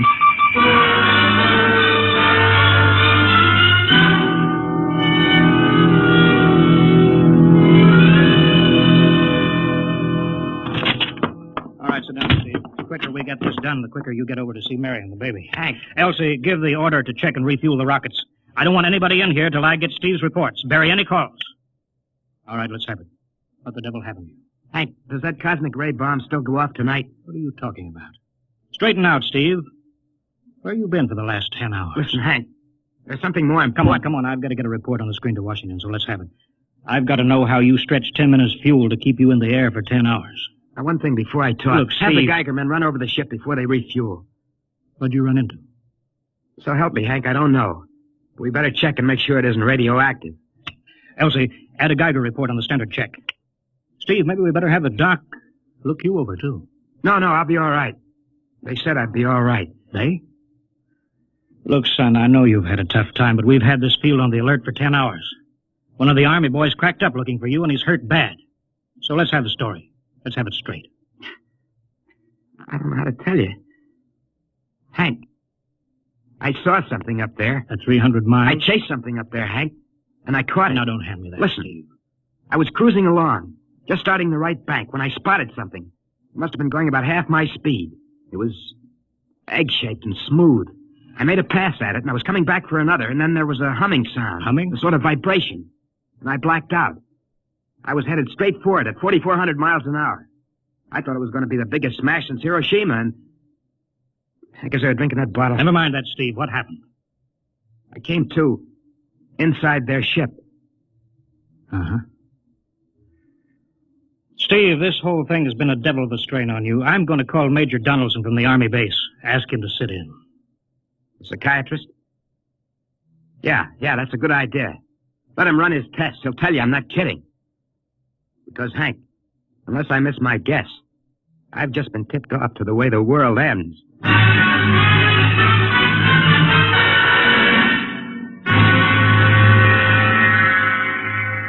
All right, Mr. Weston, suppose you continue your story. Yes, let's have it, Steve. You woke up inside the ship? Yes, and the place was jammed with machinery.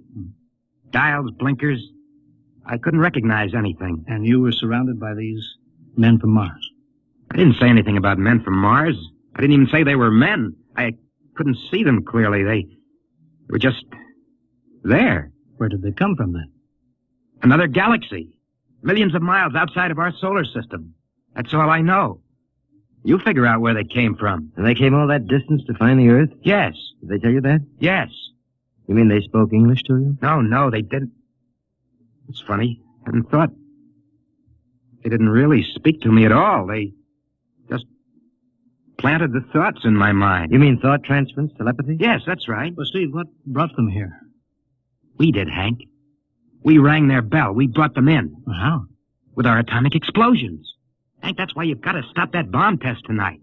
I'll give up. Look, you've got to believe me, Hank. Oh, how can I make you understand? Maybe I can help, Mr. West. Would you submit to narcopsychometry? What's that? Under proper drugs, I can put you back in this, ship. By suggestion. Then we can get a playback record of your memory pattern on the audio circuit. How long will that take? Half an hour. We'll have to go over to the lab. Will you believe me if it checks? It will give us an accurate memory picture of what your mind reports. All right, let's go. Hank, you gotta believe me. We haven't got much time.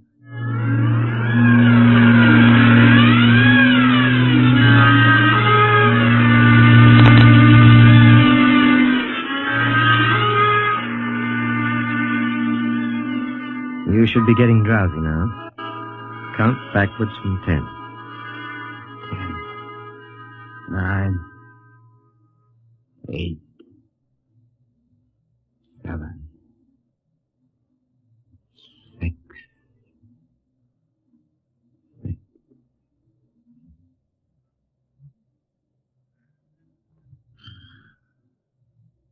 He's under. Now we attach the head plate electrode. Cortical pickup. Look out for that wire, Mr. Hanson. 3-0 setting. 31.3. Now throw that switch, Mr. Hanson. I have to start him off by suggestion. All right, Steve. You're in your ship now. You're in the rocket. You're in the rocket. You're in the rocket. And you've just sighted something strange. Now I'm starting at 3 degree right. What's that? Hey, there's something up here. Something shining. His memory pattern. We're picking it up electronically. There's something above me, Hank. I'm going to chase it. It's piped through the audio circuit. I'm getting static. I can't hear you, Hank. This is where we lost contact with him. I'm going to make a pass at it and... Hey, it's swerving to meet me. It's dead ahead now. It's dead ahead. Now what? This is where he blacked out. There's no telling how long, minutes or hours. What's that noise? I don't know, quiet. Where? How did I get in here? What? Who are you? Is he seeing things? Intergalactic Patrol. What's that? What are they saying, Steve? What are they saying? It's about nuclear fission. They know about it. They know the danger of it. Long ago, they had wars that almost destroyed them. But finally, they learned. Now they've outlawed war. Go on, Steve. They patrol space. When their detector picks up an atomic explosion, they send a patrol. What are they going to do? They've quarantined us. Quarantined? They've isolated the Earth. Because we don't know how to control ourselves yet. Until we learn, we'll be a menace to the whole universe. What is this nonsense? Quiet. How are they going to do it, Steve? They've spread a layer out here of... I don't know how to call it. All around the Earth. It's miles deep. When there's an atomic explosion on Earth, the radioactive particles will drift up to this layer and set off a chain reaction. It'll go around the world in microseconds. And that's the end. The end? What's he... Wait. Yes. Yes. I understand. I've got to bring back the warning. You're going to put me back in my ship to bring the warning.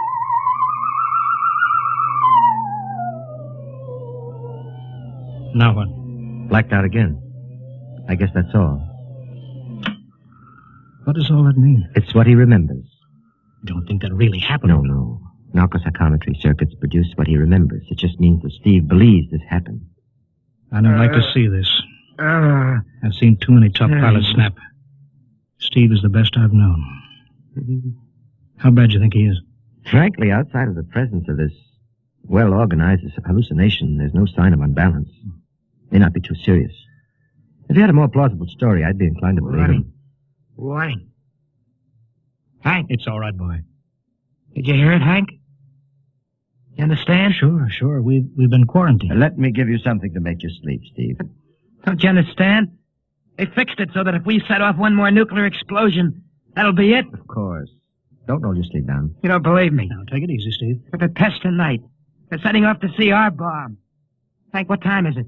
11:20. Well, it's scheduled for midnight. Hank, we gotta stop that bomb. Steve, let Donaldson give you the hypo. Hank, you've gotta believe me. I saw them. I got the warning. If we touch off that bomb tonight, it'll be the biggest galactic 4th of July of all time. The whole Earth will go up like a Roman candle. April 10th, 1965, the end. Now, look, Steve, you better calm down. Don't you want to see Mary and the baby? You've got a new son, remember? Yeah, that's just it, Hank. I want to see my son. I want him to live. If that bomb goes off, Hank, we've got to stop them. Mr. Hanson, I think we'd better get over to the base hospital. Hank, you've got to believe me. me. Sure, Steve. Maybe there is something to it. Look, it's out of your hands. I'll put it in a report and shove it into Washington in the morning. In the morning? There isn't going to be any morning, Hank. Don't you understand? You've got to call Washington now. Get the head of the Security Commission and postpone that test. Now, you know I can't do that, Steve. My neck would be out a mile. Besides, this is 1965, not 45. 20 countries have atomic bombs now. What's the use of stopping just this one? The rest will keep right on popping them. Well, then we'll have to call an international conference. Can't you understand, Hank? The first one that goes off finishes us at the end. They've given us the quarantine warning. Steve, I think you'd better go with us to the base hospital. Look, Steve, we can call up for a detail if we have to. All right. I'll go with you. You don't need a straitjacket. That's the way, Steve. You'll probably feel better by morning. Let's go.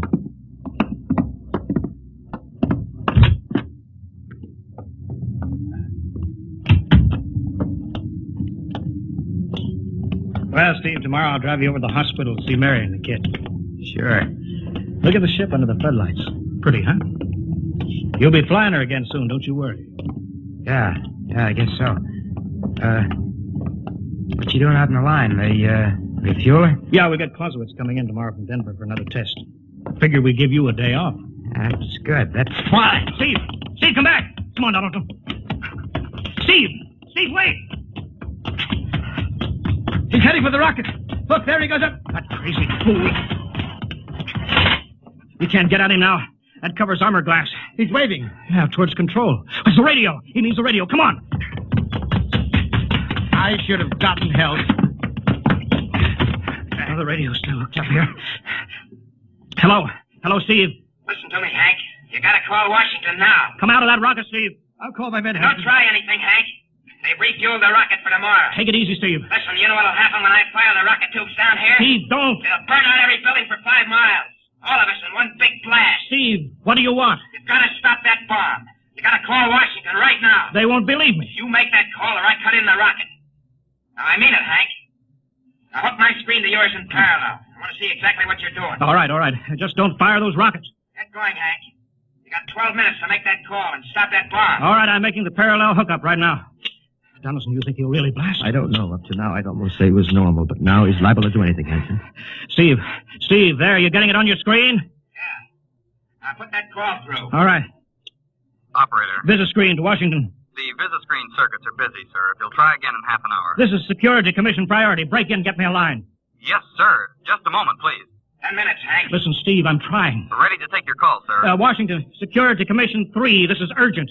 I want Undersecretary Herbert Ames. Washington 3. 1 moment, please. Hurry, will you? 1 moment, please. What time is it, Donaldson? 11:51. Do you think he'll fire those rockets? He might. Washington?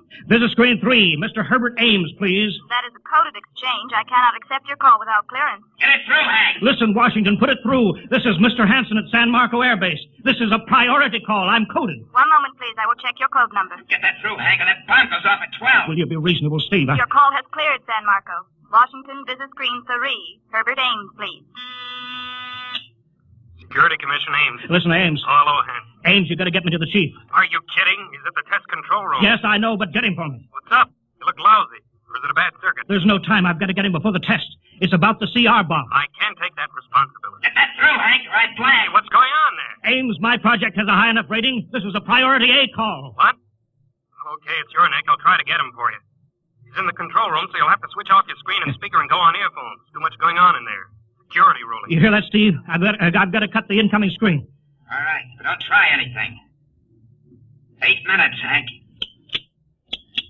Hello. What? You got him, Hank?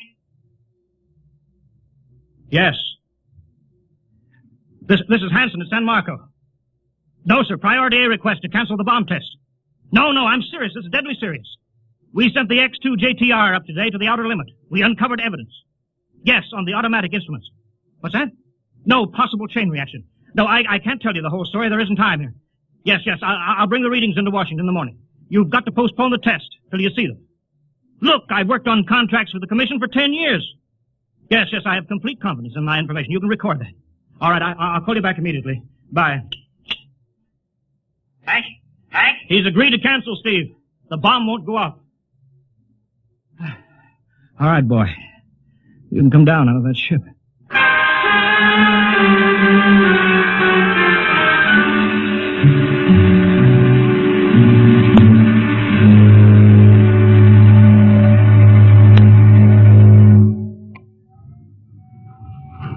He's opening up. Here he comes. All right, Steve. Come on down. Sure, Hank. Just a second. Hank, I was scared. I was plain scared. Easy now. It's all over. The bomb won't go off. Thank God. Look, I want to see Mary and the baby. Can you get me transportation now? Oh, wait a minute. It's almost 12. They won't let you in the hospital now. I want to see the baby. Sure you do, but you've been under a strain. I've got a shot for you here, Steve. Give you a good night's sleep. All right. Roll up your sleeve. Yeah, here. There, that'll make you sleep. Sergeant will find you a bed. Yes, sir. Come on, Mr. Weston. Okay. Good night, Hank. I'm kind of beat. It's been a tough night.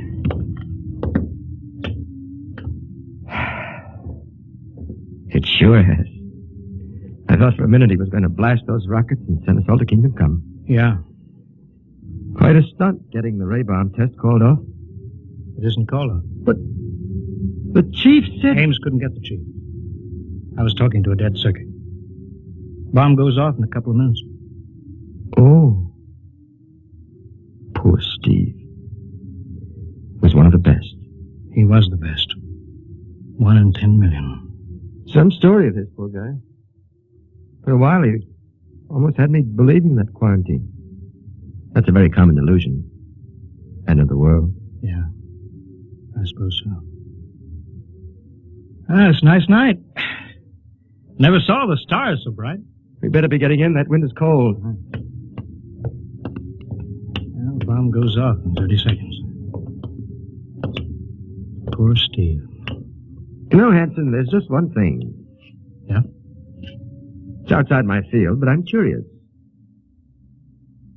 How did he keep that ship in the air for 10 hours with only 10 minutes fuel?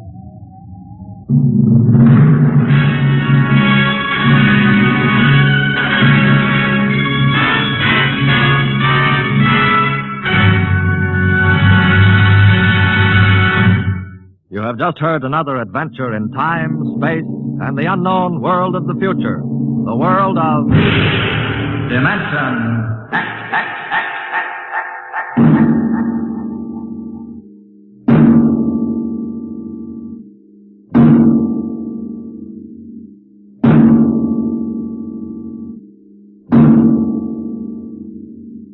Next week, a star of the future appearing on the program of the future, Dimension X.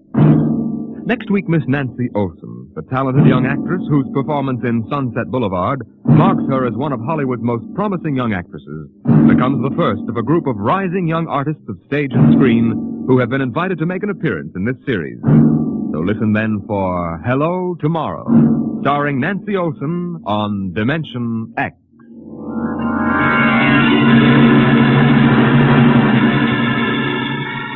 Tonight, Dimension X has transcribed The Outer Limit, written by Graham Dorr and adapted for radio by Ernest Kenoy. Featured in the cast were Wendell Holmes as Hanson, Joseph Julian as Steve, and Joe DeSantis as Donaldson. Your host was Norman Rose. Music by Albert Berman, engineer Bill Chambers. Dimension X is produced by Van Woodward and directed by Edward King. Adventures in time and space.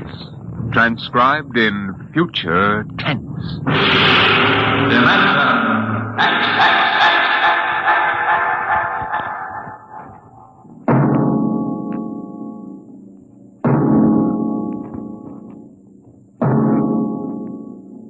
Can you predict the future? Can you tell what will come in 100 years? Or in 10? Or in the next minute? Tonight, Dimension X brings you a glimpse of what may well happen within your own lifetime. The Robert Heinlein story, The Roads Must Roll.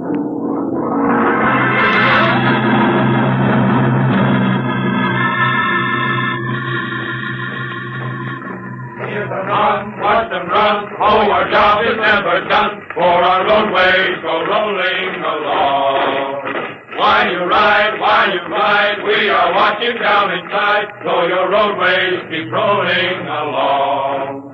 Oh, it's high, heave, the roadermen are we. Check off the sectors loud and strong. 1, 2, anywhere you go, you are bound to know that your roadways keep rolling along. Keep them rolling! Your roadways keep rolling along. It was in the middle 1950s that the automotive age began to die. The traffic engineers had long expected it. For years they had watched our vast cities sprawl and spread out, spill over into the countryside, become more and more dependent on motor transportation. And then finally the inevitable breaking point was reached. The growing flood of cars and buses and trucks began to swamp the streets and arterial highways. The building of roads could no longer keep pace. The superhighways clogged, congested, became packed with cars stalled bumper to bumper, and the cities began to die of slow strangulation, for the traffic could no longer roll.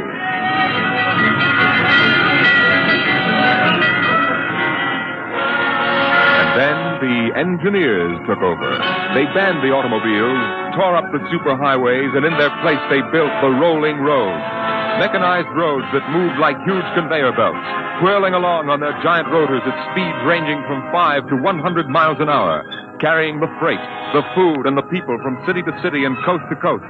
An engineering miracle had changed the face of a nation. The automobiles and railroads vanished. The rolling roads had taken over all transportation. And no one worried over the fact that if the roads should ever stop, our whole economic life would stop. For the machinery had never failed yet. The machinery that rolled the roads was perfect.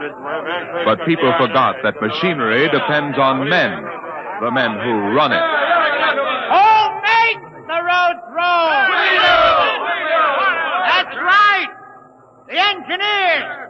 Not the supervisors, not the mechanic union, but the engineers! We're the brains of the roads! And where would the public be if we didn't keep those roads out there rolling? Right behind the 8-ball, and everybody knows it! All right, then. We're the men who hold the power. It's time we started using it. Right. We've called this meeting of the Engineers Control Committee because that's what we want to do. Control. Yes, sir, boy. Because I'm tired of taking orders from the Transport Commission, from slick desk jockeys like Jim Gaines, who don't even know a rotor bearing from a field. Let Gaines yammer about our duty to the public. That's a lot of eyewash. We've got the power, and we're the men that count. It's time we quit fiddling around and use a little direct action to get what we want. Let's go! Mr. Chairman! The chair recognizes Brother Harvey of the Transport Mechanics Union. Thanks.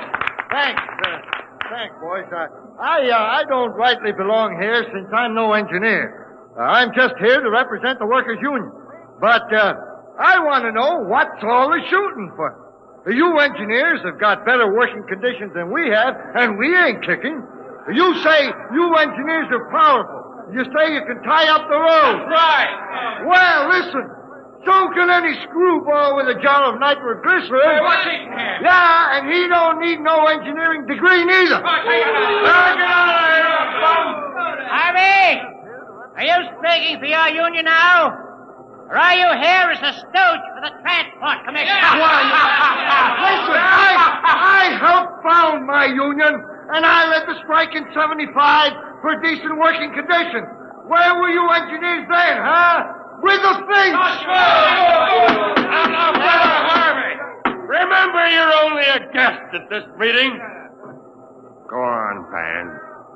Now listen, men. I'm one of the old engineers on the roads. You all are. Worked up the hardwood. We didn't go to the fancy technical institutes like those young punk cadets the commissioners training to take over our jobs. That's right, man. Jim Gaines don't fill us full of the old school spirit and that baloney about how the roads must roll. So all right then. Why don't we get smart for a change? What would happen if the roads stopped rolling? Maybe the country would begin to realize that they can't do without us. And maybe we'd begin to get the things we want. The roads must roll!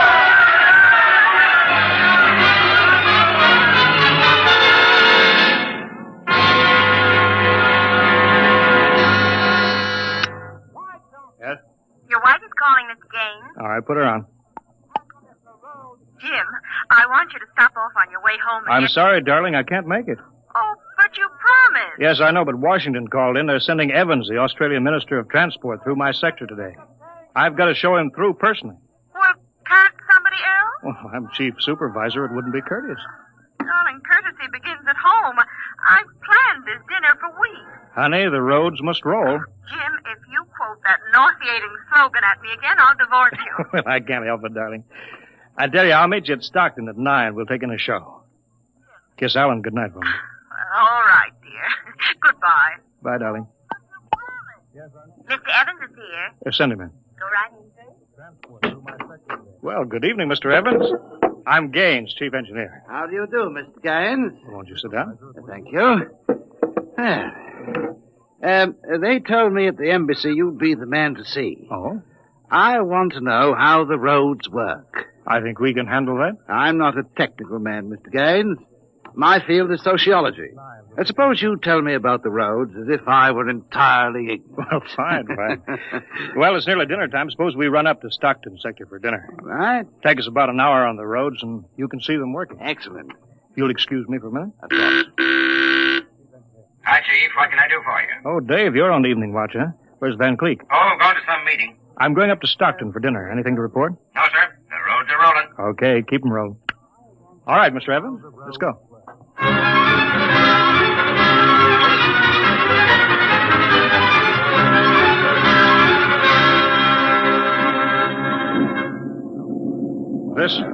This here is the low-speed strip. You ever ridden a conveyor before? No. That's quite simple. Remember to face the motion of the strip as you get on. Oh, that's it. Oh, fine. All right. We'll go right across here. Each adjoining strip is a few miles an hour faster than the one next to it. I see. Freight is carried on the 50-mile strip. Most passenger traffic is on the express strip. Oh, yeah. All right, now, watch your step.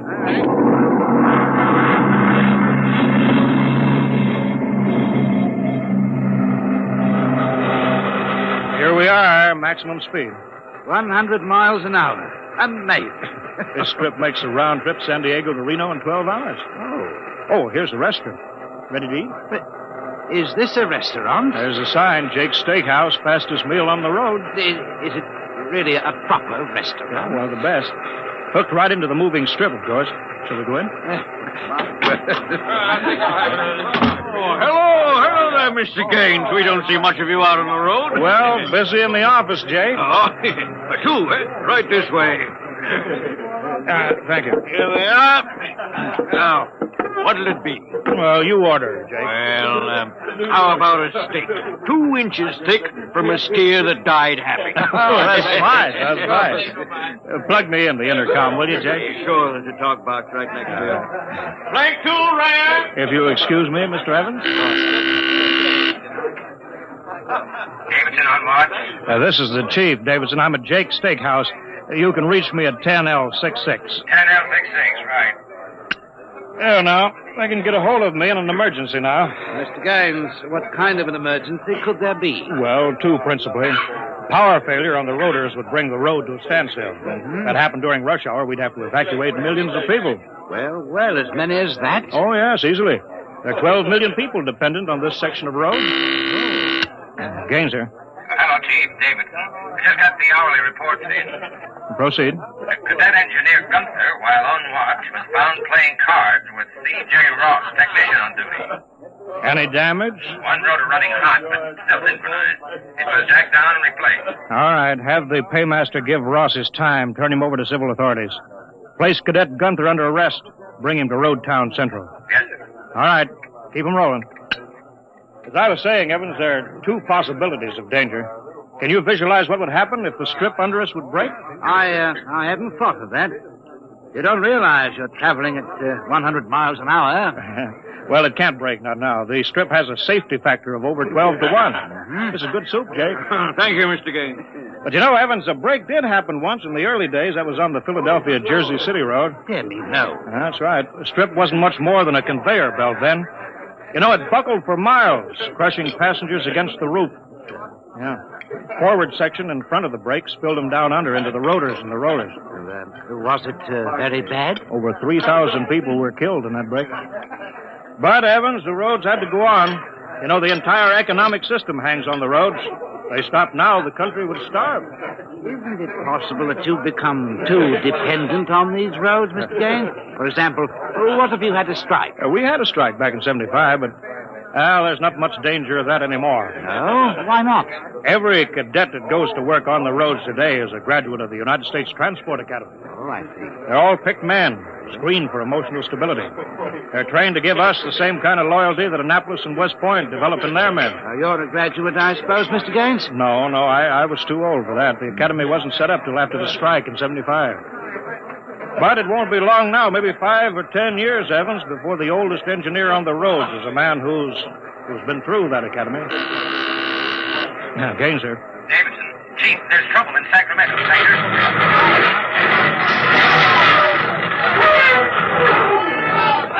What is it? What's happening? Emergency stop.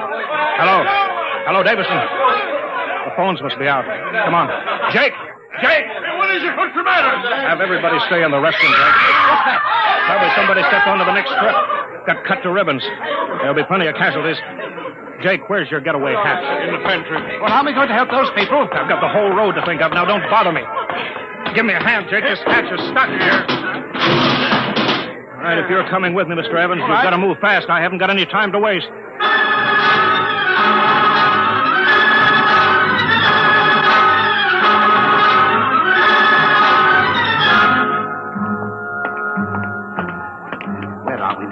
Freeway on top of the inner road ceiling. That's the outer shell over us there. Are we going outside? No, there'll be an access down manhole over here. They're spaced every 100 feet. It's there by the green light. All right, this will get us down on the northbound road. Careful now, it's dark. All right. Stand away from that door, Evan. But this road is still rolling. Yeah, so it is. It was only the 100-mile strip that stopped. There's what I want, a phone booth. Look out, Evans. Excuse me, will you? Hey! Out. I'm talking to my wife. What? Don't argue. Out. Emergency priority. Division office. Davidson? Gaines here. Report. Chief, where you been? I've been calling. Never mind that report. 709 report. Strip 20 past emergency level. Interlocks acted and cut the strip out. Cause of failure unknown. Direct communication to Sacramento control office out. Evacuation of strip 20 commenced. No casualties. There are casualties. I saw them. Put police and hospital routine A into operation. Get me Van Cleek. I want him to take over for me till I report him. We can't reach him, Chief. Shall I cut out the rest of the road? No, keep those other strips rolling or we'll have a traffic jam the devil himself couldn't untangle. There are 5 million passengers on that road now. Notify the governor that I've assumed emergency authority. Arm all cadets available and await orders. Shall I recall technicians off watch? No, this isn't an engineering failure, man. That whole sector went out simultaneously. Somebody cut those rotors by hand. Now, I want all available senior class cadets to report to Stockton Subsector Office 10 with pistols and tear gas. Yes, sir. Oh, the governor wants to talk to you. He called in. Refer him to somebody else. I'm busy. I'll get back to you. I'm going down under.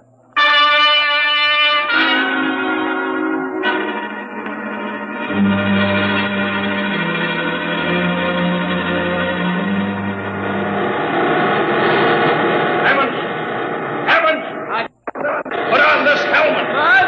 Helmet. This helmet. Oh. You can't hear without an anti-noise filter. All right, come on. What are we looking for? A recon car. There should be one here. Are those the rotors? Yeah, the big ones are rotors. They drive the road. The little ones are rollers. They give continuous support. I see. Oh, there's a watch gang now, jacking down a rotor. Can they hear us? No, the noise filter works on a 4-foot radius. I'll flash them. He sees the light. Is that Wilson reporting, sir? I want your recon car, emergency. Yes, sir. Right over here, sir. Come on, Evans. All right, now, get in. Well, it's so small. Oh, you fit. All right. All right, now, hang on. She accelerates like a rocket.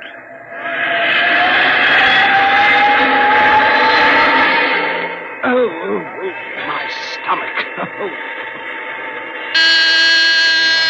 Relay station. This is Gaines. Get me Davidson, senior watch officer. Mr. Gaines, the mayor wants to talk. I haven't got time. Get me Davidson.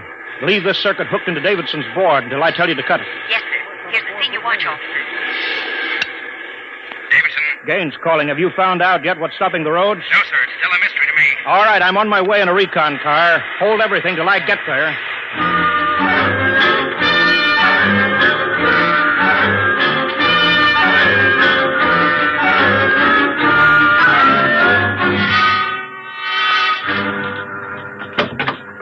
Cadet Edmonds reporting, sir. 3 platoons of cadet engineers standing by with tumblebug motorcycles. Are they armed? Pistols and tear gas is ordered. All right, good.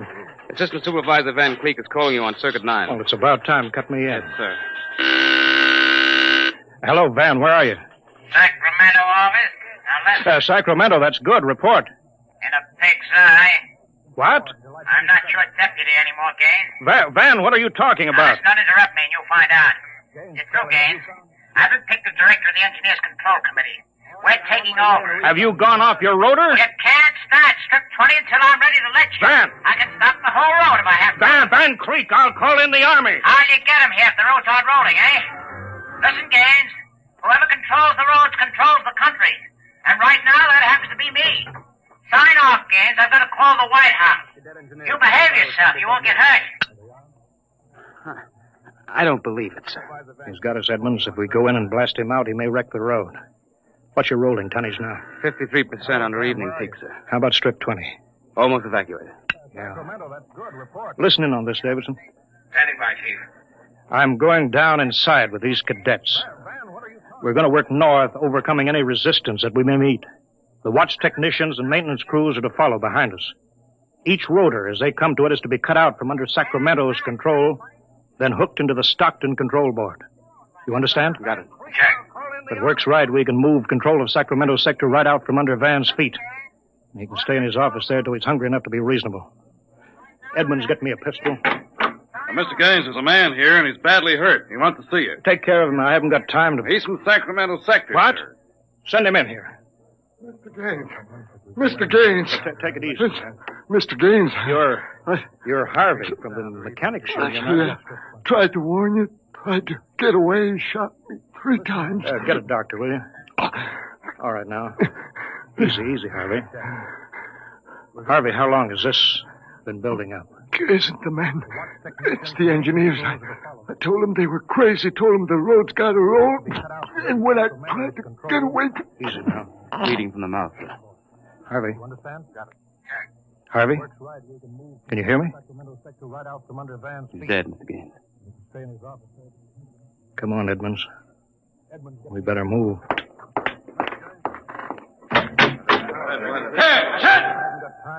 All right, you men. You saw Harvey brought in.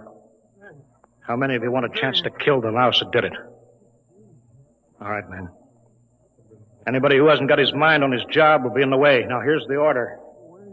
We move north, mounted on tumblebugs.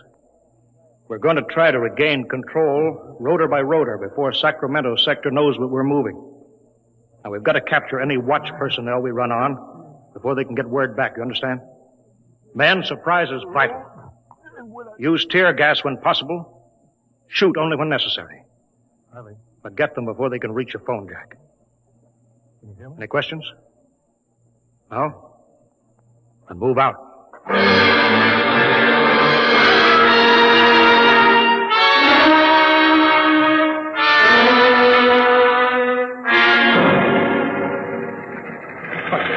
What's the score, Edmonds? 33 prisoners so far. No one killed. For years since I rode one of these tumblebugs. Forgotten how to steer it. There's a man ahead. There at the rotor base. Yeah, he's got a phone jack in. Hurry. If he gets word back, we're sunk. I don't think he's seen us. I'll dismount and get him. All right. Halt! Pull out fire! Quick, he sees us. Come here, you. Look out, he's got a gun. I got him, sir. I got him. Grab his gun. Yeah, he had an intercom jacked in, all right. If he's got through to Sacramento office, it's going to be tough. I don't know, sir. Maybe you can get the call through. Listen. The road. Take off your noise filter. There. It's the road. The road is stopping. Halt your men. Halt. Hold up there. Hold up. Edmonds, there's a recon car coming up. Relay station call for Mr. Gaines in the recon speaker. Give it to me. Here you are, sir. Gaines here. Davidson here, Chief. Van Cleek's calling you. Who stopped the road? He did. Oh, he did he? All right, cut Van Cleek into me.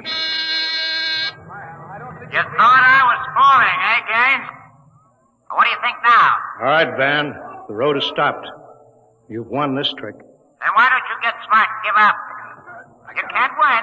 You forgot something, Van. You can't lick the whole country. Yeah? Gaines, I've got a switch button in my hand. If I'll push it, it'll blow 300 yards straight across the road. And then for good measure, I'll take an axe and wreck the control station before I leave. That's pretty drastic, Van. Yeah? If I blow this charge in the middle of Sacramento sector, it'll get an awful lot of people. There are plenty of shopkeepers still on Strip 20. That row of apartment houses next to the road will go. Now, look, Van, you don't want to blow the road, neither do I. Suppose, Van, I come up to your headquarters and we talk this over. 2 reasonable men ought to be able to make a settlement. Is there some kind of a trick? I'll come alone, unarmed. My men will stay here. All right. All right, Gaines. But one wrong move and I blow the road.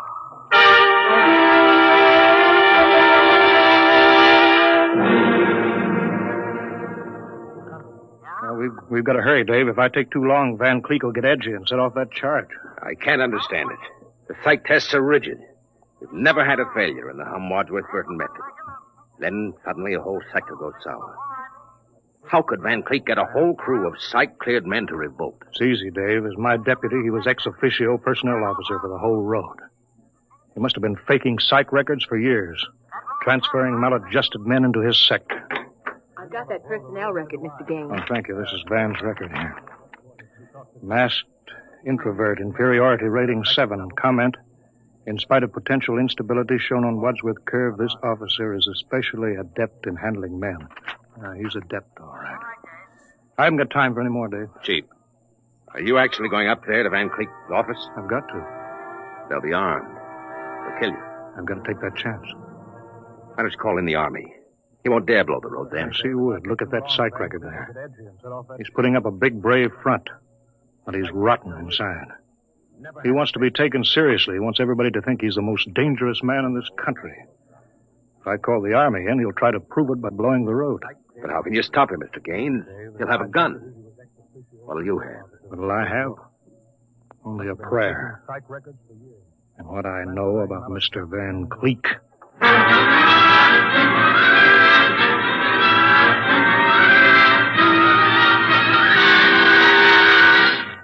All right, Gaines. Director Van Cleek will see you now. Gaines, I want you to sign this now. The declaration of your recognition of the Engineers Control Committee. You've got 1 minute to sign it, Gaines, or I'll push this button and blow up the whole sector. You better sign, Gaines. You need this gorilla with the gun, Van? Why are you... Can't you handle one unarmed man alone? All right, Harry, out. But... Out. Yeah. Oh.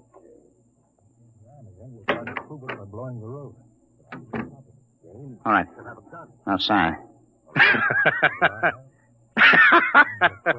What's so funny? You are, man. You start a revolution because you think the engineers should control the road. Then when you've got control, the only thing you can think of to do is to blow it up. That's kind of silly, isn't it? All right. Tell me what you so scared of. I'm not scared. Yeah, sitting there sweating all over that push button that you're holding. If your buddies knew how afraid you were, they'd probably throw you into the road. I'm not afraid. You're afraid of me right now, Van.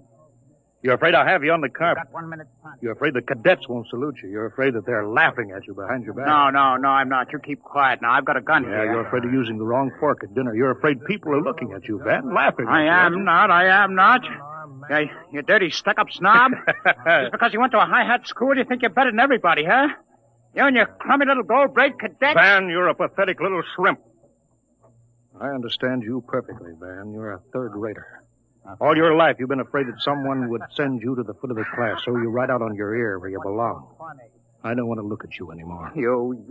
I'll show you. I'll put a bullet in you. Put down that pop gun before you hurt yourself. Don't you come near me now. Don't you come near. I'll shoot now. Give me that, Van. No, let me go, will you? Give me that pistol. Yeah. I thought if I wounded your little ego, you'd forget to push that button and pull a trigger instead. I'm not afraid. I'm afraid you'll never make a good executive, Van. They have to know when to punch buttons.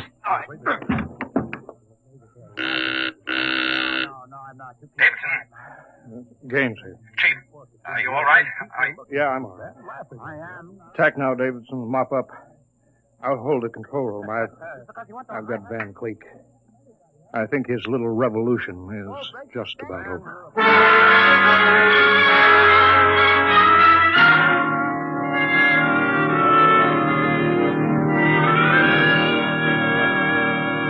Mr. Gaines! Mr. Gaines! Oh, Mr. Evans, I forgot about you. I've been waiting at the sector office. Yes? Is everything under control? Yes, all's rolling. Those are the watch engineers going under to check Sacramento sector inch by inch now. Remarkable organization. Remarkable. Thank you. Howley's in, Chief. San Diego Circle rolling. Bakersfield, Fresno, Stockton. Stockton, oh. Oh, no. What's the matter, Chief? The trouble, Mr. Gaines? There sure is. I promised to meet my wife at Stockton for a show. She's been waiting there since 9 o'clock last night. Oh, dear me. Dave, see if you can get her for me. Try the sector office. All right, Chief. And Dave, see if you can calm her down. Oh, sure, Chief, sure. I'll tell her the road must roll. No, don't tell her that. I don't think she'd appreciate that. She's heard it too often. Well, I better get going. Bye, Dave. Keep 'em rolling. Rolling along, keep the road, and the roadways go rolling along.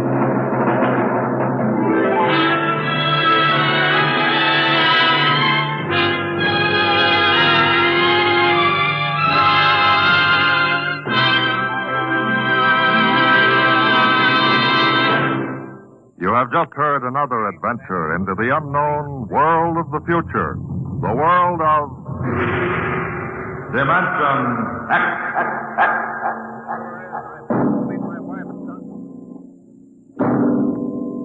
Next week, the strange story of the test pilot who became the first man ever to invade outer space, and of what he found when he got there. Listen next week to The Outer Limit.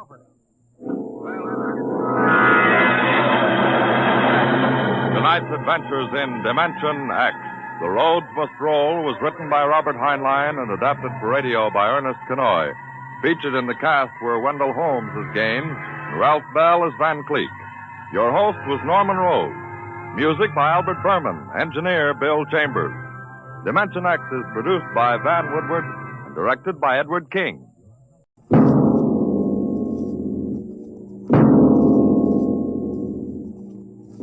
Now, tonight's adventure into the unknown world of the future.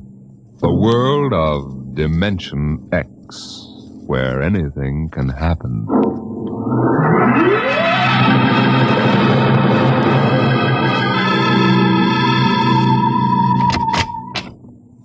You are Mr. Sid Ryan? The same. My name is Lucia. I'm a Martian. Pleased to meet you, Mr. What was that again? A Martian. A Martian, eh? As in Orson Welles? Precisely. I'm a Rotarian myself. Sit down. Thank you. And now that we've had our little joke, Mr. Lucia, what can Publicity Associates do for you? It has been my observation that advertising and publicity are the very backbone of earthly civilization. Spoken like a true Martian, Mr. Lucia. Now, if you'll tell me the name of the client. The client, of course, will be the Martian. You don't give up, do you? Give up? The gag, I mean. Oliver. Oh, yes, Mr. Ryan? This is Mr. Lucia. How do you do, Mr. Lucia claims to be a Martian. Take him outside, will you, Oliver? Get the name of the sanatorium he escaped from and tell them to bring the butterfly net. Wait, sir. I'm happy to see, Mr. Ryan, that my telling you I am a Martian has approximately the effect I supposed it would have. I believe we can do business. I have here the cash retainer of $5,000.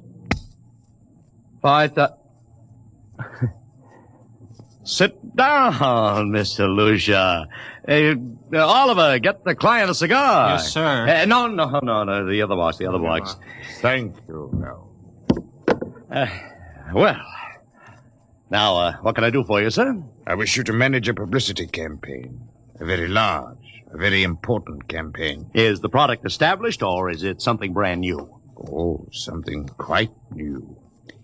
Now, what would you judge to be the most effective type of campaign? Well, if the client has a lot of dough to throw around, a suspense campaign is best.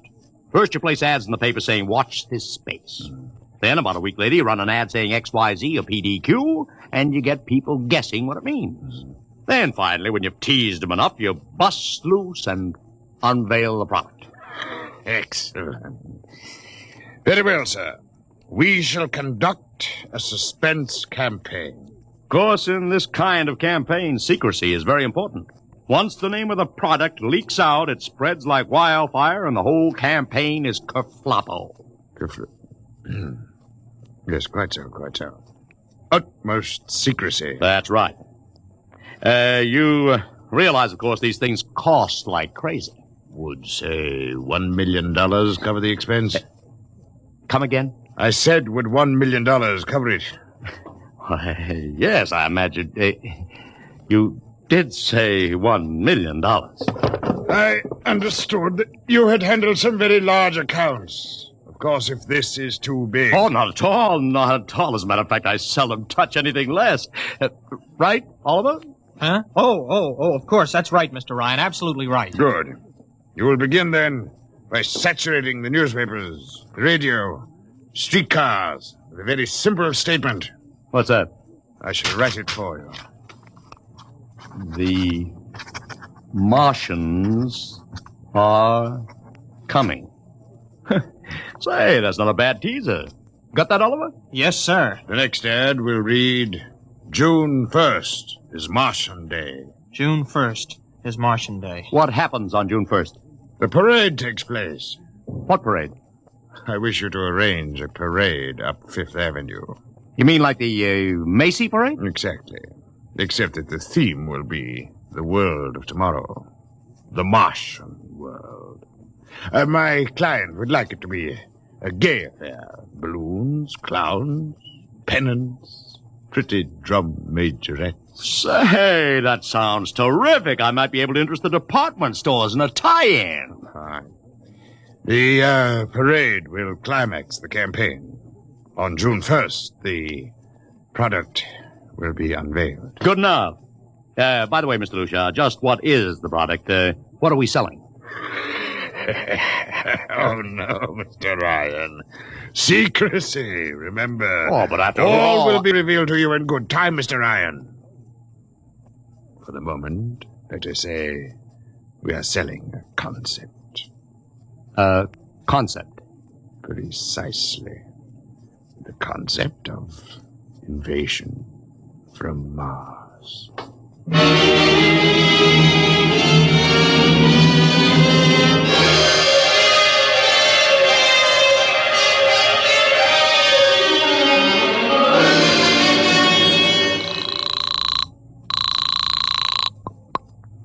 Benny Marcus, please. This is Benny. Benny, this is Sid Ryan over at Publicity Associates. Listen, Benny, how you fixed for midgets? I got midgets. Fine. I need 40 midgets for a parade. 40. June 1st. And listen, Benny, I want them dressed in little space suits. What? You know, like men from Mars, okay? Midgets. And I want some movie extras, maybe 50 of them. Also rigged up like men from Mars. Make them look gruesome. Got that? Gruesome. Also, I need some horses with pretty girls on top of them. Maybe you can get that bunch from Maroney's Traveling Circus. The ones we booked for the Fireman's Parade in Albany last year. I'll try, Sid. And never mind the expense. Just get me the talent, okay? I gotta hang up now. Call me back, Benny. How you doing, Oliver? Oh, fine, Mr. Ryan, just fine. We got full-page ads in all the dailies and 10-second spot announcements on every local station, but it's costing a fortune. The more it costs, the bigger our percentage. Spend like you are going to the electric chair, Oliver. Yes, sir. How you making out on the parade? If it comes off, it'll be the biggest thing since Barnum invented the midget. I've got Macy's, gimbals, and sacks to contribute floats. Everything is built around the Martian theme, see? Even the horses will have long feelers attached to them and funny-looking extra legs. It'll be sensational. Oh, yeah, it sounds fine, only... Only what? Well, Mr. Ryan, we don't even know what we're selling. Oliver, my boy, do you think old Sid Ryan has been sitting here spending all this moolah and not putting two and two together? You mean you know who Lushar represents? Just by accident, understand, I have learned that Century Pictures is making a big new epic. A space opera entitled Invasion from Mars. Get it? Oh, I begin to see. Also, by mere coincidence, it happens to be the premiere sometime around June 1st. You follow me? But, Mr. Ryan, Century has an exclusive contract with New Features Syndicate for all their publicity. Suppose Century Pictures doesn't like the way New Features is handling their stuff. They want to get out of the contract, but New Features says no. So they have to get around the contract. A man named Lucia, client unknown, starts publicizing the Martian invasion. Need I go further? Oh, I get it, Mr. Ryan. Gee, I suppose I should have thought of that. No, Oliver, that's what I like about you. You're so innocent.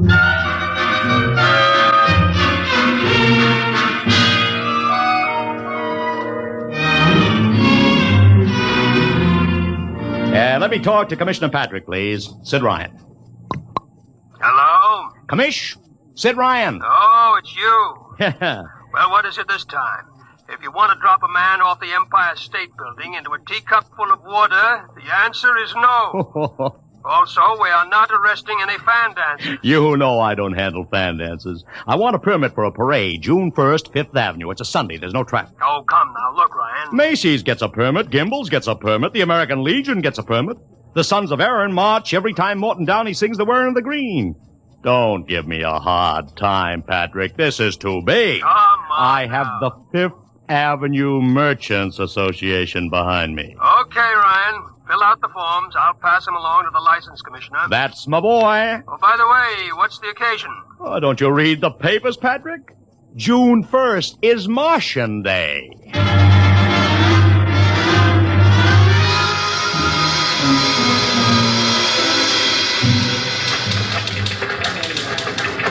Well, Mr. Ryan, how is the campaign going? Like fire, Mr. Lucia, like fire. Everybody and his brother is going along with the gag.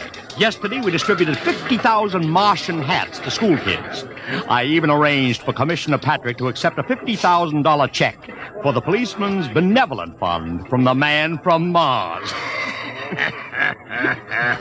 Excellent. I understand Century Pictures spent over $1 million making that space opera. I beg pardon? Oh, come, Mr. Lucia. Sid Ryan wasn't born yesterday, you know. I know who our client is, even if you don't admit it. You do? Always thinking that's me. Well, as long as you know, let's keep it to ourselves, shall we, Mr. Ryan? As you once remarked, when these things leak out, it destroys the surprise and ruins the effectiveness of the campaign.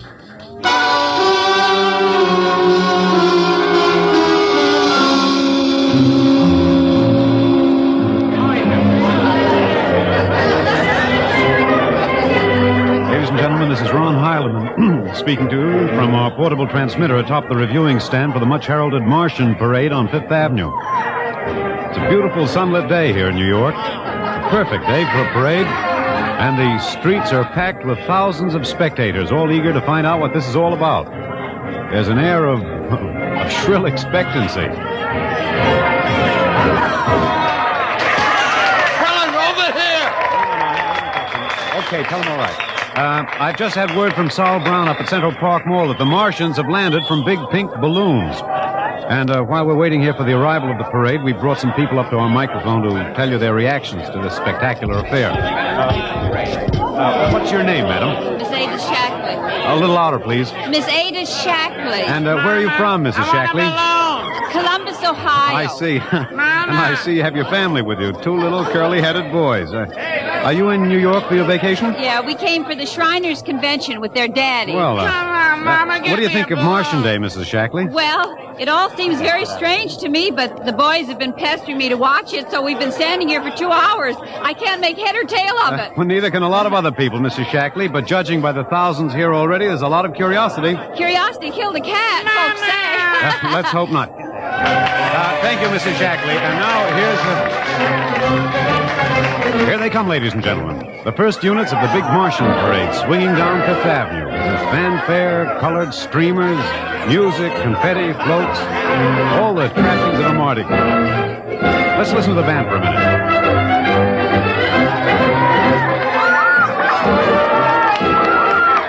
Here in the vanguard, the whole troop of little midgets in weird-looking pink and blue spacesuits, carrying Rube Goldberg weapons with signs painted on them. I can read one which says Atomic Blaster. Another has a placard reading, "We're Martian through Georgia." And here come the clowns, laughing and falling all over each other. They're giving free sugar candy to the kids along the way. Yes, ladies and gentlemen, this is a happy, laughing crowd along Fifth Avenue today. A true reflection of the great sense of humor and good nature that makes America the place it is. Why, only... What's that? What's this? The crowd's murmuring now. They've fallen somewhat silent. There's something coming. I'll try to get it for you. What? Ladies and gentlemen, here comes the Martian contingent. This is promised as the climax of the show. And now a great hush has fallen over the crowd. It's quite a sight to see these thousands of people standing here expectantly, hearing only the great regular sigh of their mass breathing. Now here they come, ladies and gentlemen. The Martians, marching in booted, helmeted ranks, row after row of them. This is an impressive sight, ladies and gentlemen. And a rather serious contrast to the rest of the joyous slapstick parade we've been witnessing up until now. There are perhaps 200 tall, broad-chested men dressed in metallic gray spacesuits with thick glass visors drawn across their faces. Each one's holding an ominous-looking ray gun at the ready position. Marching in absolute silence, keeping step perfectly, as though some mute, unspoken command were marking time for them. Even the children are awed by the unexpected, warlike realism of the Martian Legion.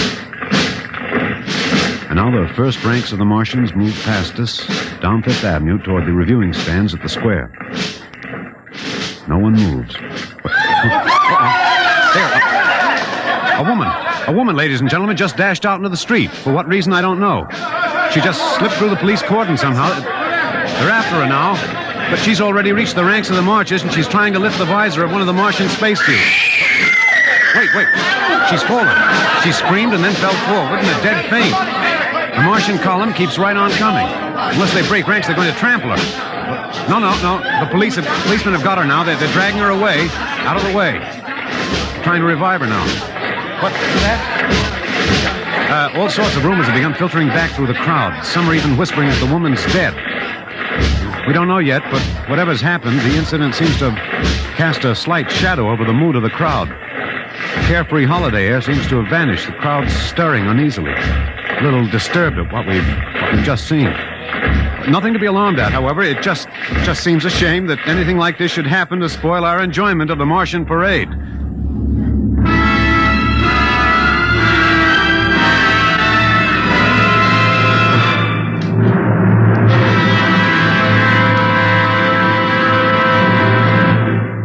Dimension X will continue in just a moment. It's National Wheaties Week. I want to take that again, Frank? Oh, sure. It's National Wheaties Week, and we're celebrating. And that voice you heard belongs to my severest critic, who is here to help us celebrate tonight. He's the fellow who's backstage when I'm telling you about the Wheaties. He listens to see that I tell you right. Wheaties' best friend, next to me, Blaine Butcher. I think you took that introduction a little fast, Frank. Now suppose... You see what I mean, folks? Seriously, Blaine, you say the Wheaties words once. Okay. All I'll say is this. Those of us who tell the Wheaties story believe what we say. And during National Wheaties Week, the good word is this. Get a package of Wheaties and try them just once. I'll be right behind you in line at your grocer's, between you and Frank Martin. Okay? Do that now. Try Wheaties. It's National Wheaties Week.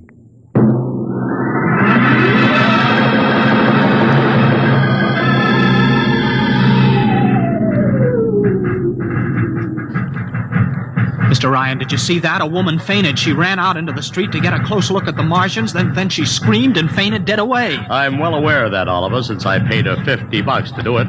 What? The dramatic moment, Oliver. The stock and trade of the good publicity, man. Relax. Holy smokes, you sure think of everything. For my share of this deal, roughly $100,000, I can afford to think of everything. Shut the window. Oh, okay, but don't you want to see the finish? We'll go down to the reviewing stand for the finish. Right now, I want to make a phone call. By the way, where's Lucia? I haven't seen him. Well, close the window, Oliver. Well, okay, Mr. Ryan.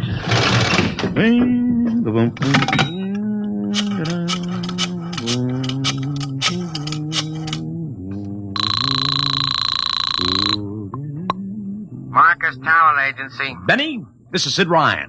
Oh, say, listen, Sid, I was going to call you. I'm awful sorry about those Martians. What do you mean, sorry? They're terrific. No, don't joke, Sid. I mean it. Well, I mean it, too. They're great.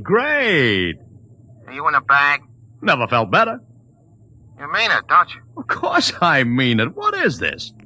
There are Martians in the parade? About 150. Of course, I only ordered 50, Sid. but under the circumstance... Sid. What is it? Sid, don't you know I couldn't get you a single movie extra? There's a studio strike in New York. Huh? Wait a minute. Where'd these guys come from if you didn't hire them? I don't know. Hold on. Oliver? Oh, yes, Mr. Ryan? Did you hire those Martians? Well, no, sir, I didn't... Benny, this is on the level, isn't it? Honest, Sid, Okay, Benny, I'll call you back. What's the matter, Mr. Ryan? I don't know. Just don't know. Wonder if Lucia hired him. What's Century Pictures number? Tremaine 4, 1000. Tremaine 4, 1000. Century Pictures, the studio of the stars. Give me Marty Sanford, your publicity director. One moment, please. Sanford? Marty, this is Sid Ryan. Oh, hello, Sid. How's the... Fine. Listen, Marty, this is dead serious. On the level, get it? What's wrong? I've got to locate Lucia. Lou who? Lucia, come on now, Marty. This is life and death. The guy you sent over to hire me for the invasion picture. I never heard of a guy named Lucia. And, what invasion picture? Invasion from Mars, the space opera. Are you batty? Marty. That picture was shelved last month. What? Sure, back in the can. The big shots decided you can't sell a Martian invasion to the American public. It's too incredible, Sid. Who'd ever believe it could really happen? Of all the crazy... Mother in heaven. What is it, Mr. Ryan? You look terrible. It's too fantastic. Mr. Ryan, is something wrong? Open that window. I want another look at those Martians.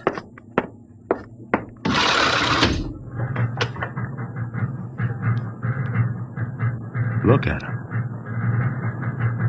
Oliver, you were in the Army. Could 150 movie extras learn to march like that in, say, 24 hours? No. Not in 24 days, Mr. Ryan. Not a second's hesitation. Not one out of step. Look at the way they carry those ray guns at the ready. The only other time I've seen troops march like that was on a film of the Nazi SS troops marching through the streets of Paris. Mr. Ryan. Oliver, get down there. Find that woman who fainted. Her name's Gloria Montez. Get her up here. Make it fast.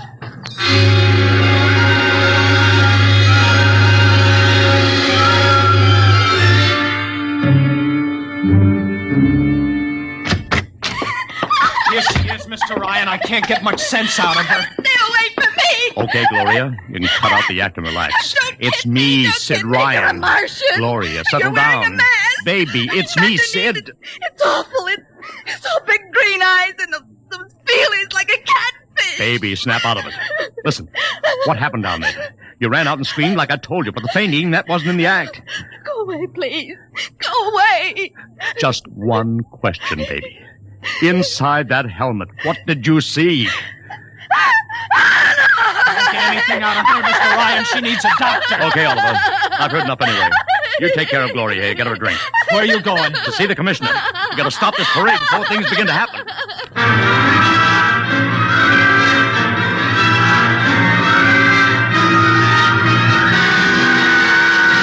Okay, Ryan, what's the beef? Listen, Patrick, I don't know what it is, see, but something's wrong. You've got to stop that parade. I suppose you'd like the riot squad. That would get you a front-page spread on every paper in town. Now, look, Ryan, I've got no time for your cheap publicity gags. I'm a busy man. Listen, I'm trying to tell you I don't know where those Martians came from, who they are, anything about them. Oh, Ryan, I'm wise to your tricks. Now, if you let the sergeant show you out... You won't do it, huh?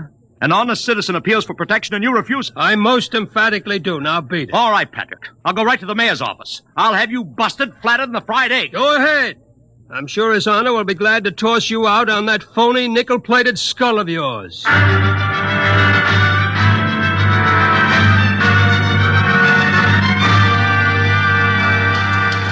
You heard me, Ryan. You can't see the mayor. Adolf, please. This isn't a gag. I don't want publicity. All I want to do is maybe prevent something horrible from In happening. case you don't know it, wise guy, something horrible's already happening.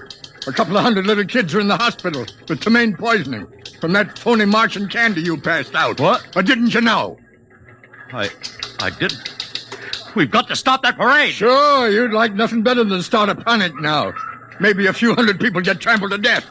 Think of the newspaper space. That'd get you and your phony product. I won't stand for this, Adolf. This may be a matter of life and death. Don't get out of here quick. It'll be your death. Go on, beat it. Get out. You and your publicity stunts make me sick to my stomach.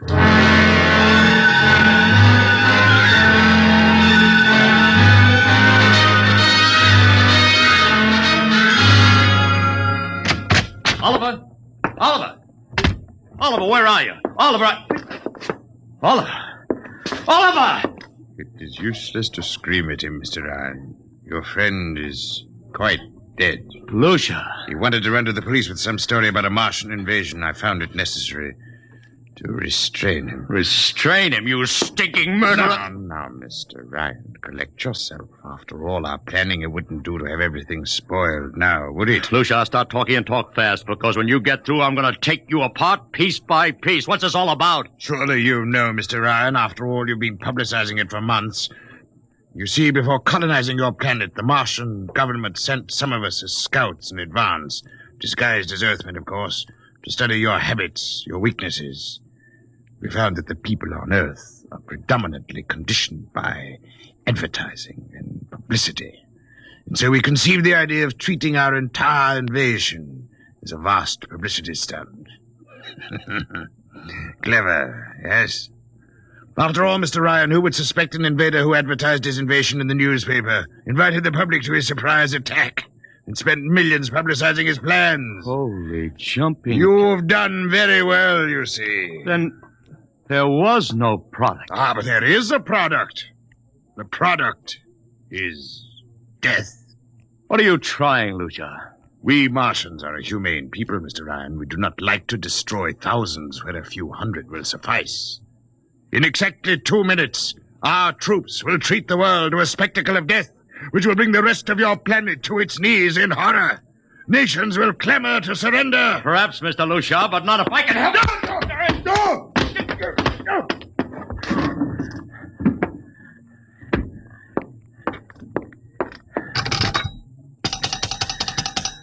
Yes, please. Operator, this is Mr. Ryan. Get me the field telephone on the reviewing stand of the Martian Day Parade. Hurry. Anyone in particular? Just hurry. Reviewing stand. Hello? Get me Commissioner Patrick. Hello? Hello? You have to talk louder. I want Commissioner Patrick. Patrick! Wait a minute. Things are quieting down. Hey, wait a minute. What was that you wanted? This is Ryan. I have to talk to the commissioner. It's a matter of life and death. Oh, you can't talk to him now. The chief Martian is presenting the PBA check to him. The Martians are going to fire a salute. Listen, you gotta stop him. What? Stop him! I'm sorry, Mr. Ryan. I can't hear you. Idiot! The worst is going...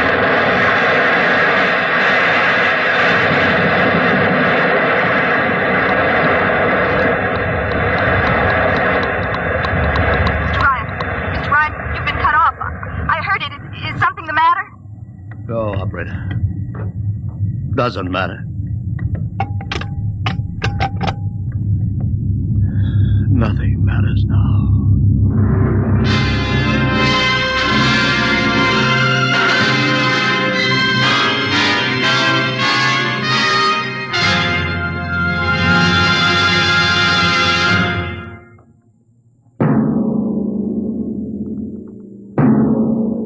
Tonight, Dimension X has transcribed The Parade, an original radio drama written by George Lefferts. Featured in the cast were Joseph Curtin as Ryan, Barry Kroger as Luchar, and Alexander Skirby as Ron Heilman. Your narrator was Norman Rose. Music by Albert Berman. Engineer Bill Chambers. Dimension X is produced by Van Woodward and directed by Edward King.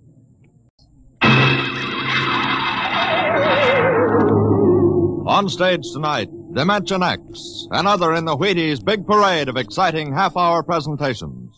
It's National Wheaties Week. The week to buy Wheaties and eat Wheaties and enjoy them as never before. The time to really find out what difference a good breakfast with Wheaties can make. You know, you're getting protein when you dip into a bowl full of Wheaties. You're getting whole wheat minerals and vitamins.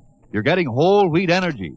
Yup, there's a whole kernel of wheat in every Wheaties flake. That's how a better breakfast, beginning with Wheaties, can help you step lively all morning long. And that's why all over this big country, folks are celebrating National Wheaties Week and stepping lively. So how about it? Get out the big cereal bowl and help celebrate Breakfast of Champions. Pour out those golden flakes, put on the milk, put on the fruit, and let's have National Wheaties Week. You ready? Let's go.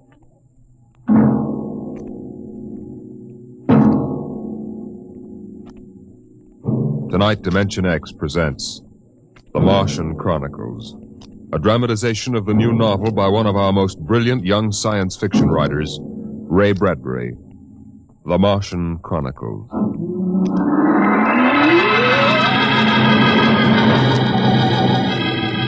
January in the year 1999. 1 minute it was Ohio winter with doors closed, the panes blind with frost, icicles fringing every roof, children skiing on snowy slopes.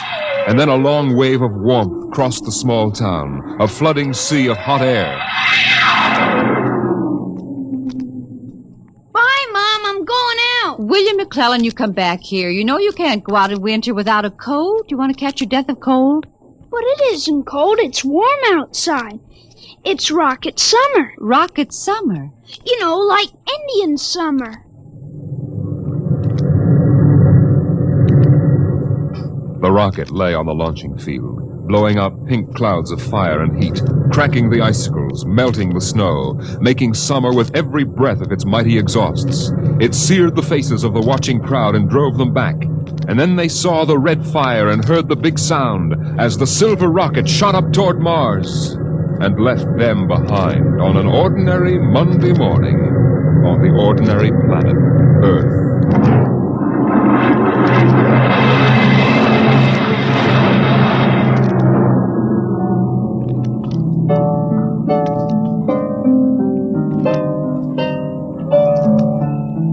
They lived in a house of crystal pillars on the planet Mars by the edge of an empty sea. And every morning you could see Ela eating the golden fruits that grew from the crystal walls, or her husband sitting alone in his room reading from a singing metal book over which he brushed his hand as one might play a harp.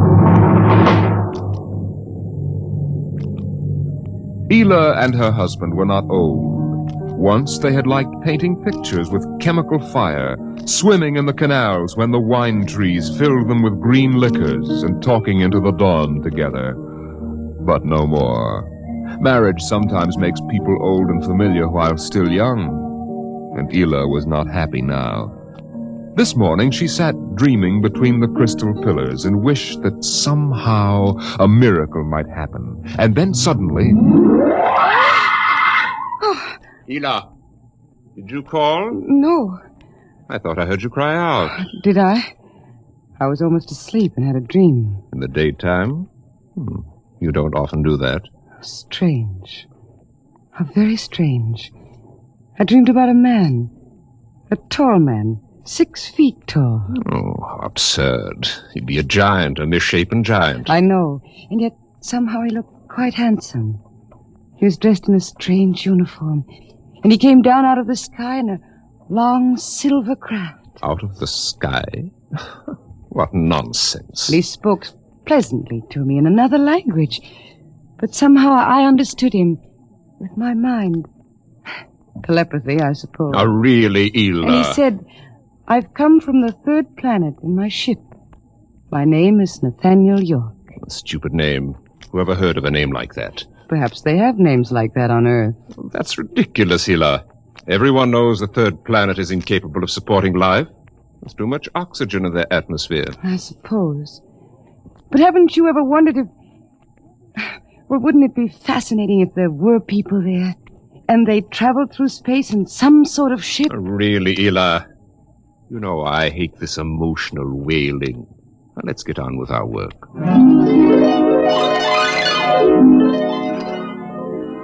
Evening came. The twin white moons of Mars were rising, and the house closed itself in like a giant flower. A wind blew among the pillars, stirring Ela's russet hair, crooning softly in her ear. And it was then that she began singing the song. Drink to me, only thine eyes, and I will pledge with mine. Ela, what's that song? I don't know. What do you mean you don't know? I've never heard it before. Did you compose it? No.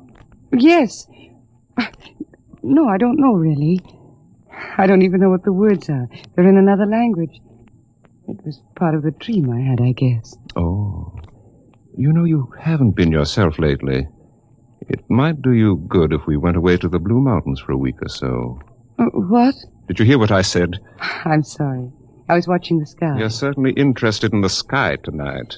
It's very beautiful. Well, what about my suggestion? Shall we leave for the Blue Mountains in the morning? You mean go away now? Oh, no. No? Why not? Why don't you want to go? I don't know. I just don't want to, that's all. Oliver kiss in the cup, and not ask. Ela, I'm sick of that silly song. It's late. Let us sleep.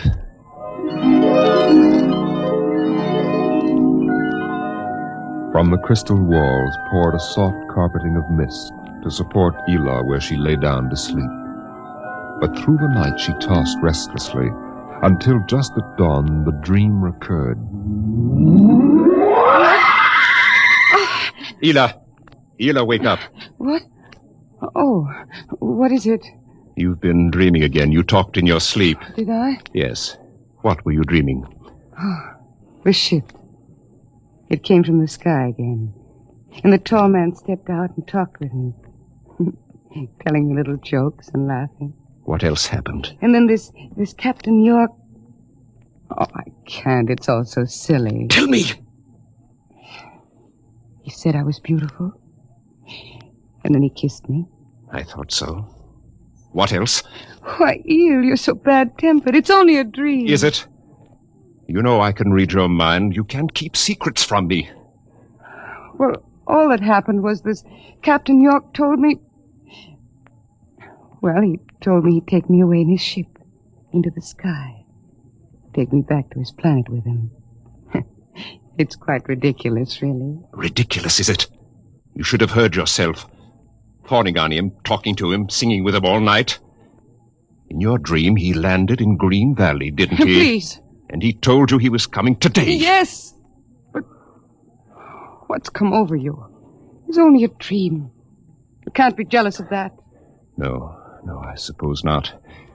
Forgive me. I'm being childish. Ian, you're sick. You've been working too hard. No, I'm all right. But perhaps you're right. Maybe I could use a little relaxation. Yes. I think I'll take the morning off and go hunting. Hunting? Yes, in Green Valley.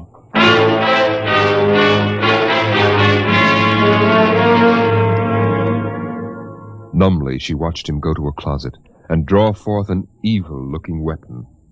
And then her husband was gone, walking toward Green Valley. And Ela waited, watching the sky for an unknown thing, trembling with a nameless fear. And then it happened.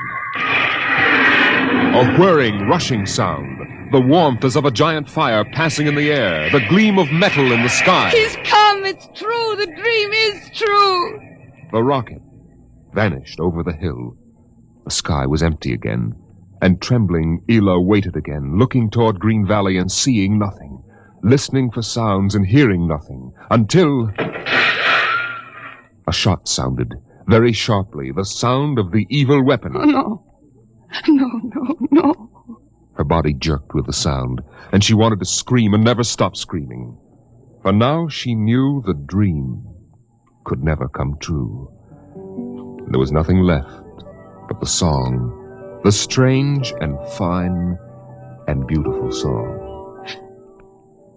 Drink to me only with thine eye, and I will pledge with mine, or leave a kiss within the cup.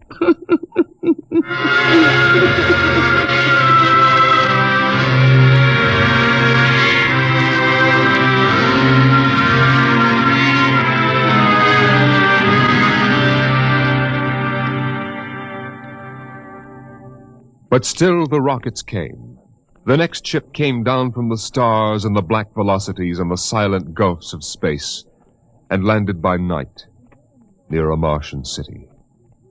The men made their way to the outer rim of the dreaming city, and then Jeff Spender went in to reconnoiter, while the others watched and waited for something to stir in the haunted city, some gray form to rise, some voice to break the unearthly stillness.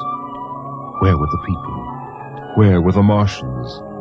Nothing stirred to disturb the silence until... Halt! Who goes there? Don't shoot! Hold it, Parker. It's Spender and his party. They're coming back. Captain Wildman! Over here! Well? Captain, we've searched the city. People were living here last week. People? Martians. Where are they now? Dead. Dead? What did they die of? You won't believe it, Captain. Chickenpox. Good Lord, no. Yes. No resistance to an Earth disease, I guess. So the other rocket did get through to Mars. It looks like it, Captain. God only knows what the Martians did to them. But at least we know what they did to the Martians. You mean they're all dead? Yes. This planet is through. Hey, you hear that, guys? We're safe. Break out a bottle, Cookie. Let's have a drink to celebrate. Stop it, Parkhill. Put down that bottle. What's eating you, Spender? The planet's ours now. We got to christen it, don't we? I christen thee the city of... I christen... Hey, Park Hill City. Park Hill, I warned you. All right, Spender, that's enough. That'll cost you a $50 fine. Cookie, McClure, take care of Parkhill. Spender, you come with me.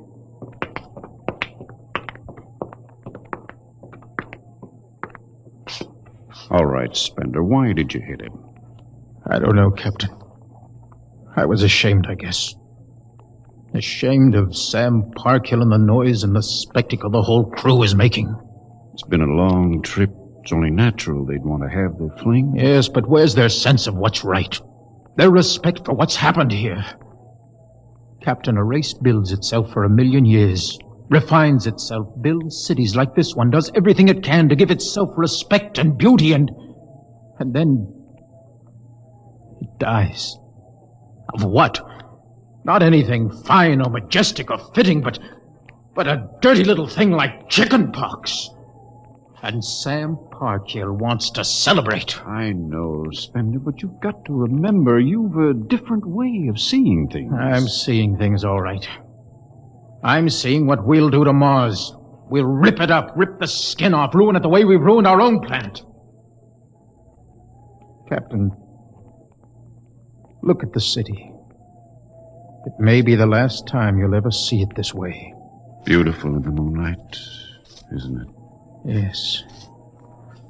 There's a poem by Byron that describes it, and how the Martians would feel tonight, if there were any of them left to feel.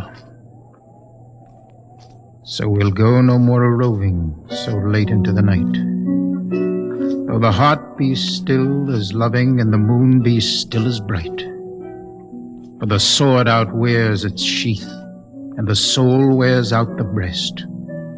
And the heart must pause to breathe, and love itself must rest. Oh, the night was made for loving, and the day returns too soon. Yet we'll go no more a-roving by the light of the moon. Without a word, the Earthmen stood and looked at the city. The bottle lay shattered at Sam Parkhill's feet, and the sour stench of liquor filled the cool air. The men of Earth had come to Mars.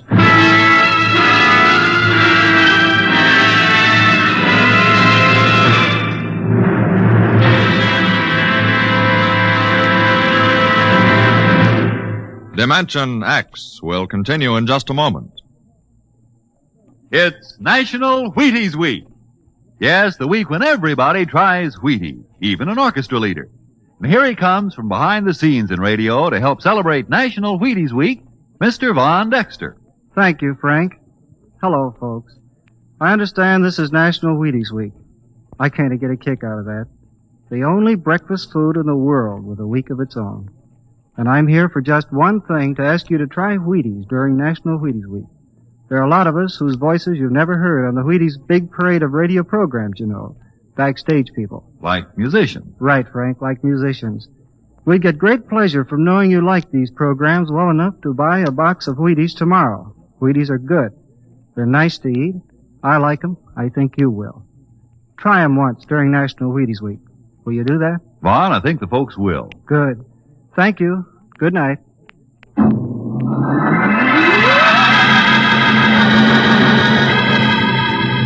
The men of Earth came to Mars. They came because they were afraid or unafraid, because they were happy or unhappy, because they felt like pilgrims or did not feel like pilgrims. The government posters screamed, "There's work for you in the sky. See Mars!" And the men shuffled forward, all kinds of men, all coming for different reasons. The rockets came like drums beating in the night. They came like locusts, swarming and settling in blooms of rosy smoke. Mars was a distant shore, and the settlers spread upon it in waves. First the pioneers and builders, then the people of civilization. Some came because they were afraid of a coming war on Earth. Some came because they were afraid of nothing. Some came to escape from the smell of the subways and the cabbage tenements. And some came from houses like the one in Ohio. It was a good house, the house in Ohio, and for 6 years the family had lived there contentedly, enjoying music and poetry and the rich, warm things of life. For the house had been built to be lived in the year 2020. It contained all the latest automatic devices, from talking book recorders to singing clocks. 7 o'clock, time to rise, open your eyes. Tick-tock, 7 o'clock, time to rise, open your eyes. As the family rose and dressed, the beds whirred electronically and made themselves. In the kitchen, the stove sighed, and ejected from its warm interior 8 eggs, sunny side up, 12 bacon slices, 2 coffees, and 2 glasses of milk. 7-9, breakfast time, come and dine, 7-9. Beside the breakfast table, the facsimile machine clacked and deposited the morning paper on the table. The headlines today spoke ominously of the danger of a coming war, and the man frowned as he read the news. Today is August 4th, 2026. Insurance, gas, and at and heat bills are due. And today, remember, the family has planned a picnic. Gee, Dad, are we really going? Sure, Timmy, why not? It's raining out. It's not raining where we're going, son. Now run upstairs, pack your fishing tackle. We're going on our picnic, all right. Okay, Dad. Bill, are you sure we ought to go? Yes. Have you seen the headlines this morning? Looks bad, doesn't it? Mm-hmm. The rocket's ready. All we have to do is pack and take off. I know, but... Well, flying to Mars, it seems so crazy. Well, all right, then we'll go. Should we tell the children why we're going? No, not yet. Let them enjoy the picnic. The house went on with its appointed tasks. 9:15, time to clean, 9:15. Out of the molding darted hundreds of tiny mechanical mice, all rubber and metal. They sucked up the dust and dirt in the house and popped back into their burrows. In the walls, relays clicked, memory tapes glided under electric eyes, recorded voices moved under steel needles. 12 o'clock, 2 o'clock, 4 o'clock, 6 o'clock, tick-tock, 8 o'clock. Evening came. In the living room, the hearth fire bloomed out of nothing, and the phonograph spoke from beside the fireplace. Mrs. McClellan, what poem would you like to hear this evening? Mr. McClellan? Since you express no preference, I shall select at random from among your favorites. Sarah Teasdale, There Will Come Soft Rain. There will come soft rains and the smell of the ground, and swallows circling with their shimmering sound, and frogs in the pools singing at night, and wild plum trees in tremulous white. Robins will wear their feathery fire, whistling their whims on a low fence wire, and not one will know of war, not one will care at last when it is done.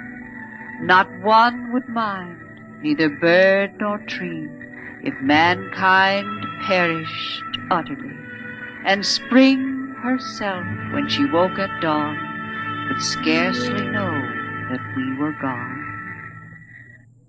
The phonograph finished the poem, but there was no one there to hear, for the family had gone to Mars.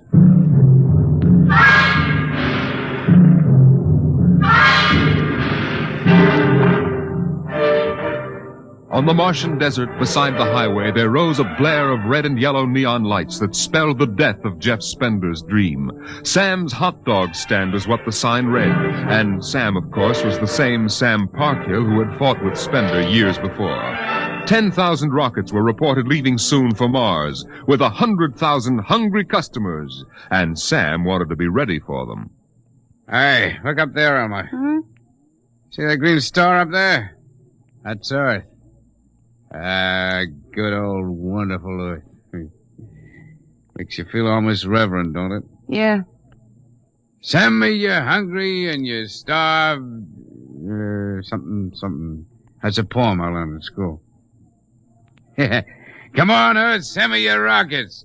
Here's Sam Parkhill with the only hot dog stand on Mars. Sam, what if the rockets don't come? What if there's a war on Earth? Don't worry, they're coming all right. Ain't nothing gonna happen to spoil my plans, baby. I figured it all out. Sam! Hey, Sam, look up there! Earth! Oh, what? Oh, no. It's catching fire. It's burning. Oh, no, that can't be Earth. Helmut, they can't do this to me. I got all our money invested in this place. Go ahead, Sam. Switch on more lights. Turn up the music. Get the hot dogs on the fire. There'll be another batch of customers coming along in about 100 million years.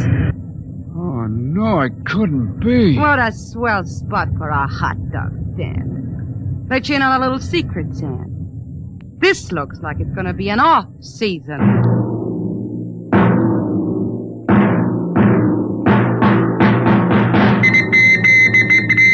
The light beam radio crackled with the news.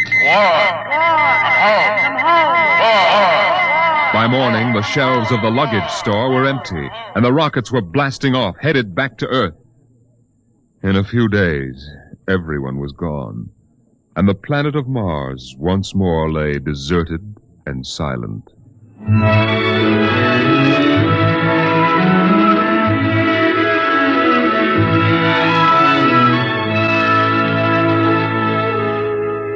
And then, after all the rest had gone, one last rocket landed on Mars.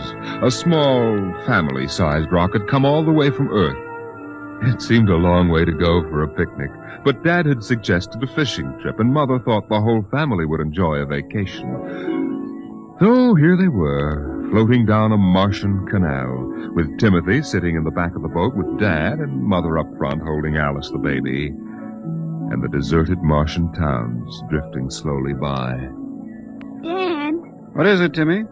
when do we see the Martians? You promised we would. Soon, Tim, soon. Oh, but William, the last Martians died out years ago.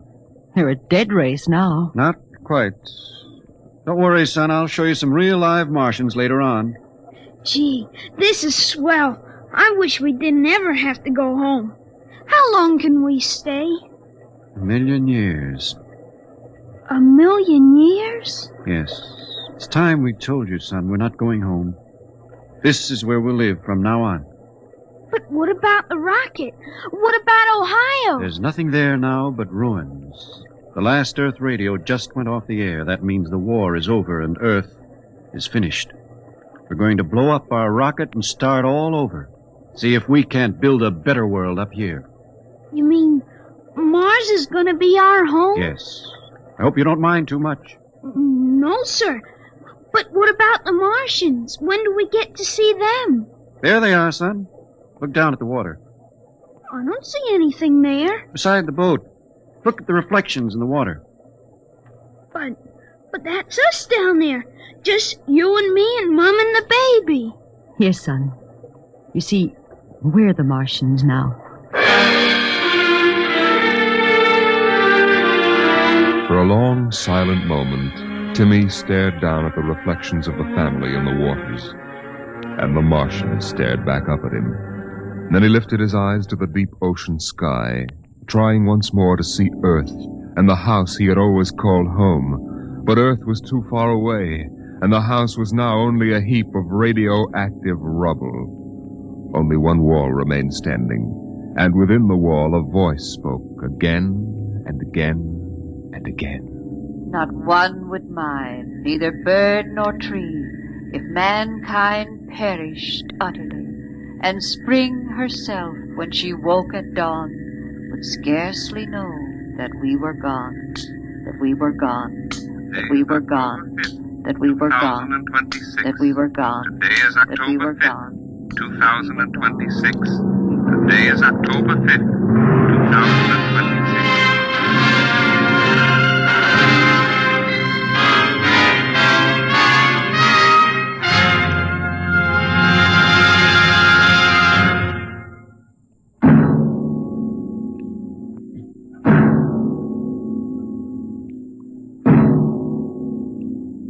You have just heard The Martian Chronicles, a dramatization of highlights from the new novel by Ray Bradbury. Your narrator was Norman Rose, and featured in the cast were Inga Adams, Roger DeKoven, and Donald Buca. Music by Albert Berman, engineer Bill Chambers. Dimension X is produced by Van Woodward and directed by Jack Cuny.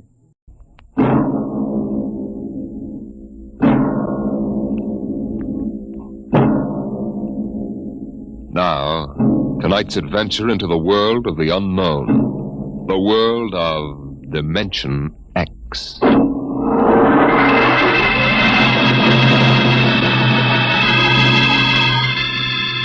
In the South Pacific, night comes on rapidly. The sun dips below the flat horizon. The sea is crimson for a moment, and then night falls. But on Tahani Atoll, giant arc lights turn night into day. Across the waters of the lagoon within the barrier reef, launches and tugs skitter back and forth, while on the curving half-moon of the island, army trucks and jeeps scuttle down the rough roads bulldozed by the Seabees just 6 weeks ago. A low Quonset hut stands near the beach, surrounded by tangled wire. This is the preliminary command post, and inside is General Frank Gaydosh, field director of the test. Operation Destruction.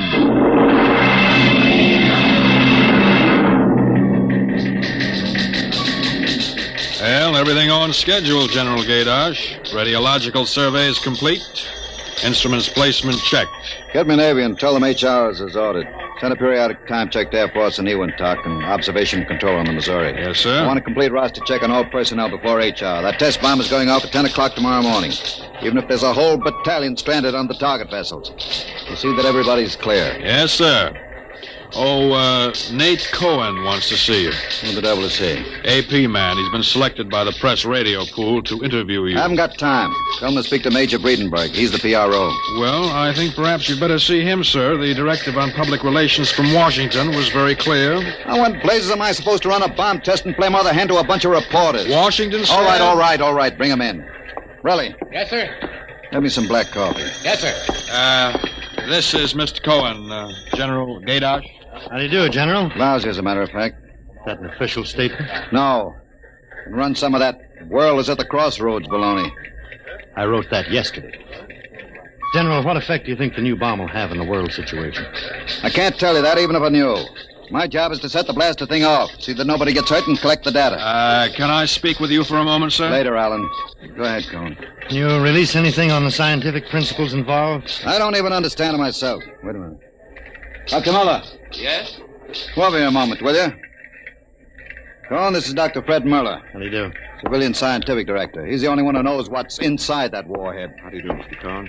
How about a statement, Doctor? Well, I'm afraid all I'm allowed to say is that the bomb is new. It's extremely powerful. And off the record, it's very tricky and dangerous. Well, what'll happen if it goes off prematurely? I don't think we have to worry about that. In fact, we wouldn't even know about it. If you'll excuse me now. How about the natives? What about them?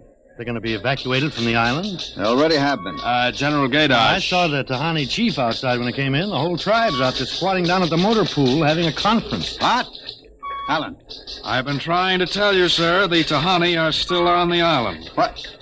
The LCTs already, aren't they? Yes, sir, but they won't go. They refuse. The scheduled call for their evacuation to Milani 3 hours ago. I realize that, sir, but I hoped we could still get them off without violence. Look, Alan, they're either on the island or off. Wait a minute. Cohn, that's all. What are you going to do about the natives, General? I'll issue a statement later. You going to force them? Go on, out. I haven't got time. All right, General. Thanks. Thanks a lot. All right, Alan, let's have it. Well, sir, the Tahani have been kicking up a fuss all along. They won't leave. They won't? Do they know what's going to happen to the island? Do they know we're going to blow it higher than a kite? I told the chief, and he just said they won't go. They'll go all right if I have to. Get him in here. Chief? And the lieutenant who interprets. Yes, sir. How do you like that, Dr. Muller? I haven't got enough trouble. You know, I feel rather sorry for the Tahani. It can't make much sense to them. We arrive and tell them they've got to get out. I appreciate your finer feelings, Muller. But I can't let 100 half-naked Kanakas hold up the bomb test. But they're not Kanakas, General. Captain Cook discovered the island in 1788. What's the difference? Lieutenant Gilbert reporting, sir. Noah. I haven't got time for ceremony, Gilbert. Tell the chief he and his tribe have to get off the island. We're providing homes for them on Milani. Maruru teupa tau tiari iti mailani. Translate, Gilbert. The chief says, you do not understand. Mailani is a bad island. My people have lived on Tahani from the time that our ancestors were cast away on the island. The spirits of our ancestors are buried in the earth. Our fathers are buried here. Our fathers' fathers... If he thinks I'm going to move his graveyard, he's crazy. In our ancestors' time, the Tahani came in a great bird canoe. We were cast away on this island. We have made it our home.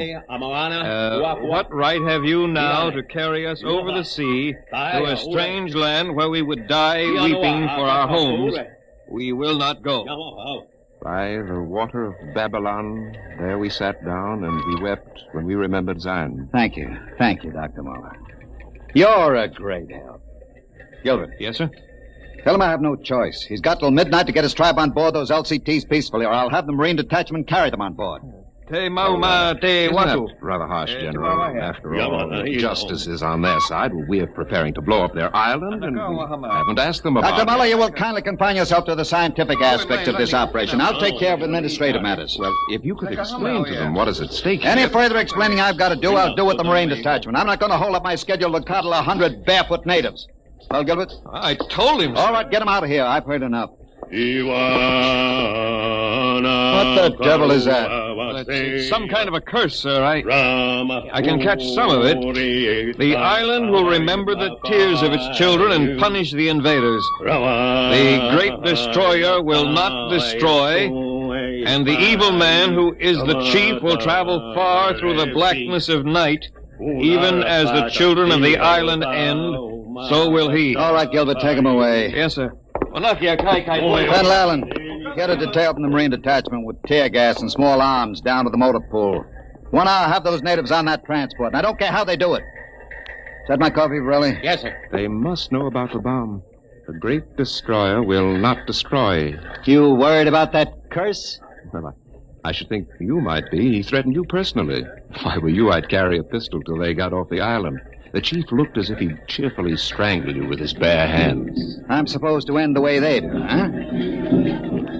What's that? Oh, probably the Tahani saying goodbye to their island. I think I'll go down to the motor pool. Well, stay out of the way and get back here in an hour. We've got to have this wrapped up and headquarters moved out to the Missouri by dawn.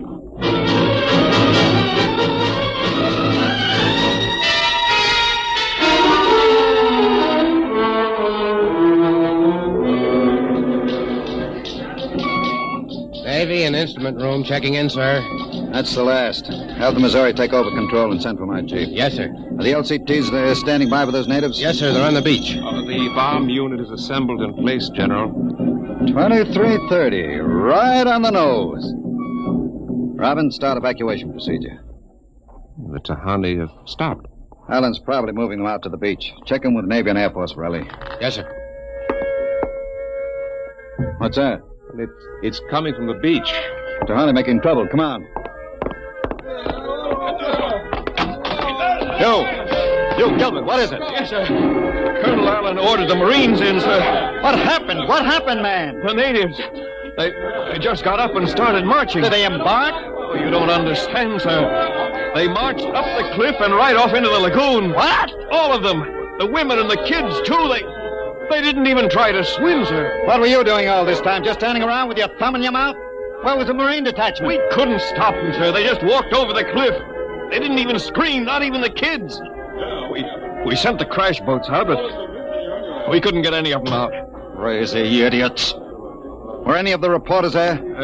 Cohen and a life photographer. Get his film and hold it till I release it. What are you going to do, General? Postpone HR? It's too late for that now. Calling HR off isn't going to bring the natives back. But 100 men, women, and children just walking into the water, it's horrible. Look, I'm not happy about it either, but there's nothing we can do now. I gave them a chance to get off. They didn't want to take it. That's their hard luck, not mine. I hope you're right. What do you mean by that? Oh, I was just thinking about the curse the chief put on you. Even as the children of the island end, so will he. That's what he said to you, General. I heard him. Keep waiting, General. The great destroyer will not destroy. That must mean the bomb. Don't worry, Dr. Muller. It'll take more than a mumbo-jumbo curse from a native witch doctor to stop this operation. At each hour, that bomb goes off.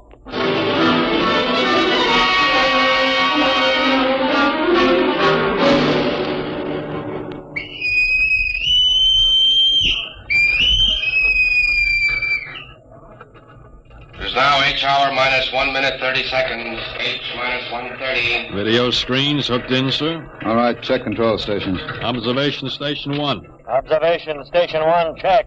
Radiation station. Radiation control, check. Test the firing circuit, Dr. Observation Muller. station 2. Right, General. Observation station 2, check. Damage control station. Damage control, check. Communications. Communications, check.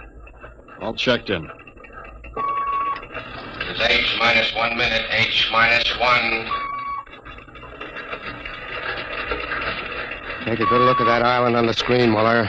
When you throw that key, it just won't be there anymore. Nothing but an atom mushroom over the lagoon. It's quite a funeral pyre for the Tahani. Stubborn idiots. The way it serves them right, Muller. They can't get in the way of progress. Progress? I wonder if it is, General. It's H minus 30 seconds. H hour minus 30, 29, 28, 27, 26. The great 25. destroyer. That's what he called the bomb. Hold it, Muller. Allen, report. All checked in. Cameras running. Sound fire warning. Stand by for firing. Ready, Muller? Ready? 12, 11, 10, 9, 8, 7, 6, 5, 4, 3, 2, 1, fire!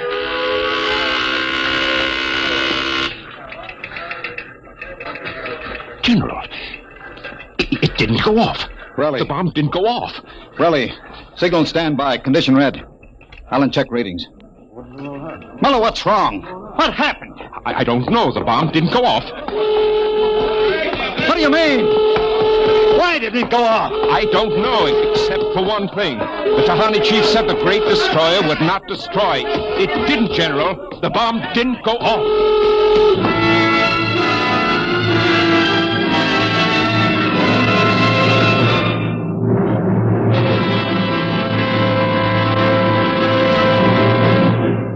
Dimension X will continue in just a moment. It's National Wheaties Week. And from behind the scene in the radio studio, here comes one of Hollywood's foremost radio producers, Mr. Joe Parker, stepping out of the control room to help celebrate National Wheaties Week. Mr. Parker puts on radio programs, and he's a visitor to Dimension X tonight. His regular program for Wheaties is Sarah's Private Caper. Joe's a regular guy. He sits there in the glass cage called the control room, running his show. But right now, here he is at the microphone to say his say about Wheaties. Ready, Joe? Thanks, Frank. You know, folks, I sit there in the glass cage, as Frank calls it. I have to stop my programs long enough for him to talk about Wheaties. But you know, I don't mind. I kind of like this talk about Wheaties and milk and fruit. That's a lot of good eating. And I like the idea of celebrating National Wheaties Week, too. You know, we enjoy putting radio programs on for your entertainment. And we'd enjoy knowing that, well, that you're going to try Wheaties because of us. I hope you'll get Wheaties tomorrow and have some. The whole family. Matter of fact, I think I'll join you. Thank you, producer Joe Parker. If you like this program, friends, get some Wheaties and help celebrate National Wheaties Week.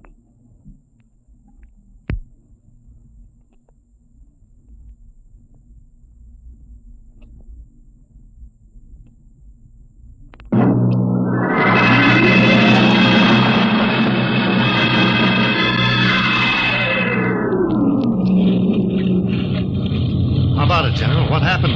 You got a statement? Nothing you can use, Cone. Not until we find out what went wrong. We'll let you come aboard this ship. I walked on. You don't know why the bomb failed, huh? It didn't fail. Just didn't go off. Say, what's that tank thing on deck, General? Undersea Salvage Unit Mark IV. They call it an undersea crawler. Oh, somebody going down? That bomb is down there in the lagoon somewhere. Could go off at any second. Somebody has to go down, find it, and disarm it. That's a lovely job. Who's elected? I am. Dr. Muller. He's the only one who knows how to dismantle it. The crawler's ready, General. All right, come on, Muller. I'm ready. Well, and as soon as we hit shallow water, get those gates open. We'll pull the crawler out, then you get away in a hurry. That bomb goes off while we're working on it. I don't want any casualties. Yes, sir. Inside, Muller. All right. I'm in. Remember, get this LCT out of the lagoon in a hurry. You got that, Alan? You take your orders from Admiral Yancey. Yes, sir. And, good luck. Closing the hatch. Get the sonar and Geiger counter warmed up, Muller. Right. I was just thinking of something, General. That curse, part of it came true. The bomb didn't go off. Well?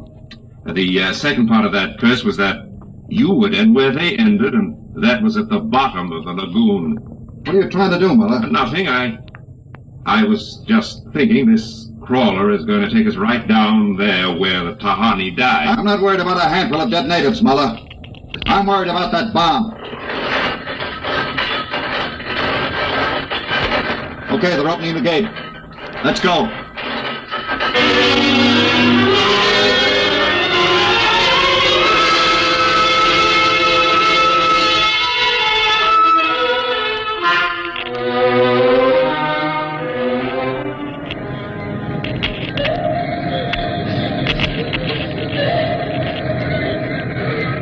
USU-4 to control. Depth 50 feet, bottom sandy. Dropping off sharp. Anything on sonar, Muller? A school of fish. Ever been down the crawler before? Only in the tank at New London. I think I've got a Geiger reading dead ahead. Hang on. We're going up over the reef. It must be the bomb, all right. The Geiger count is clucking like a brood hen. Keep an eye on the front vision plate. If we run over the bomb, we're liable to set it off. I think I'm getting something on sonar. Left of point. USU-4 to control. Over. USU-4 to control. Over. That's a fine note. Radio's out. Dead ahead. It looks too large to be the bomb. Can't see much in the forward vision plate. Wait a minute. That's part of the reef ahead. Well, that's where the Geiger reading indicated. The bomb must have settled in a hole in the reef. Have to go after it in diving suits. Suits are in the locker. Let's get this over with. Less time I spend down here waiting for that bomb to blow, the better I like it.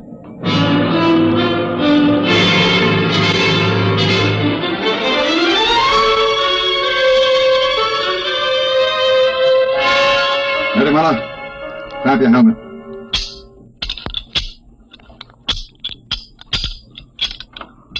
Getting me all right on your headset?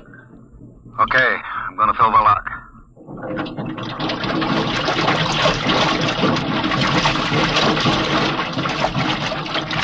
Here goes the outer door. Let's go. This isn't like that diving tank in New London. Look out for that car. Cut you to ribbons. There's an opening of some sort there. Wait till I get the light up. See if you can get a Geiger reading out of that opening. Over there. It's down there, all right. Careful. I'll drop down first. See anything down there? Muller, get down here fast. What is it? You find something? The bottom of this hole. It's metal on the sides. But it's the coral reef. Look. Well, the joints. There's a hull plate of some kind, and... Look out above us! It's closing! Grab it! It's too late. That little hatch. Just lit over the top. This is impossible. What's going on? It's like an airlock.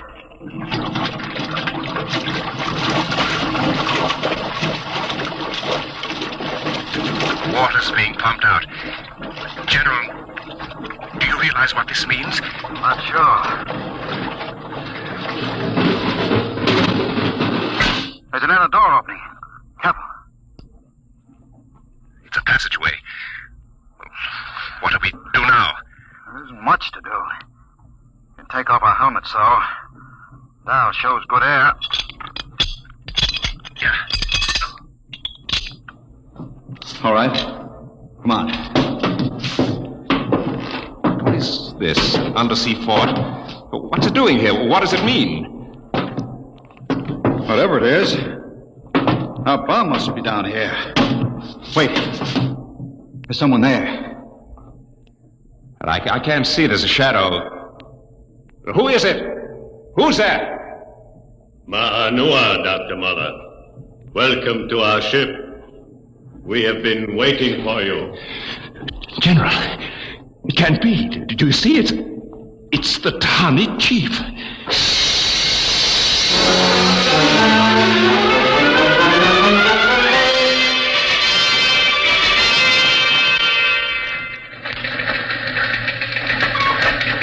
How long has the undersea crawler been down, Borelli? 4 hours, sir. 2 since we lost contact. Well, keep trying. Yes, sir. I've given them enough time. I'm going to send another crawler down. What do you figure happened to them, Colonel? Well, there are a lot of things. Hey, how did you get in here? I walked in. Say, when are you going to release this, Colonel? It's the biggest story since the election. The bomb a dud, Dr. Muller, General Gaydosh dead. They're not dead. At least we don't know they are. As long as the bomb doesn't go off, there's still a chance that something can... The bomb! Borelli, condition red. Gilbert, radiation control into action. Yes, sir. Get the hot squad into Tahani Lagoon as soon as it's cleared. And get me a PT board with radiation screens. What is it, Colonel? What happened? The bomb must have blown. What about Muller, the general? If they were down in that lagoon, you guess.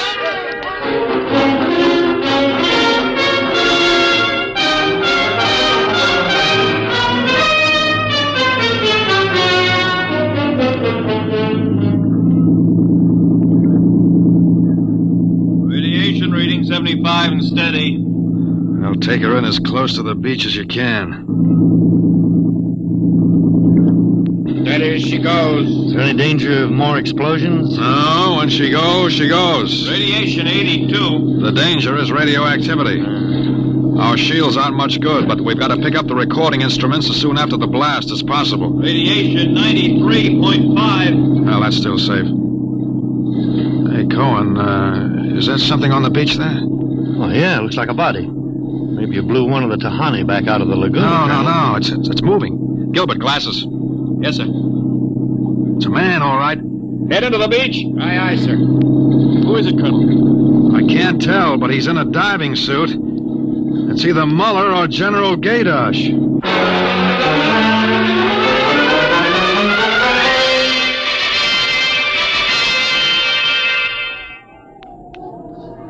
No radiation burns, superficial bruises, mild shock. He'll be all right, Colonel. Can he talk?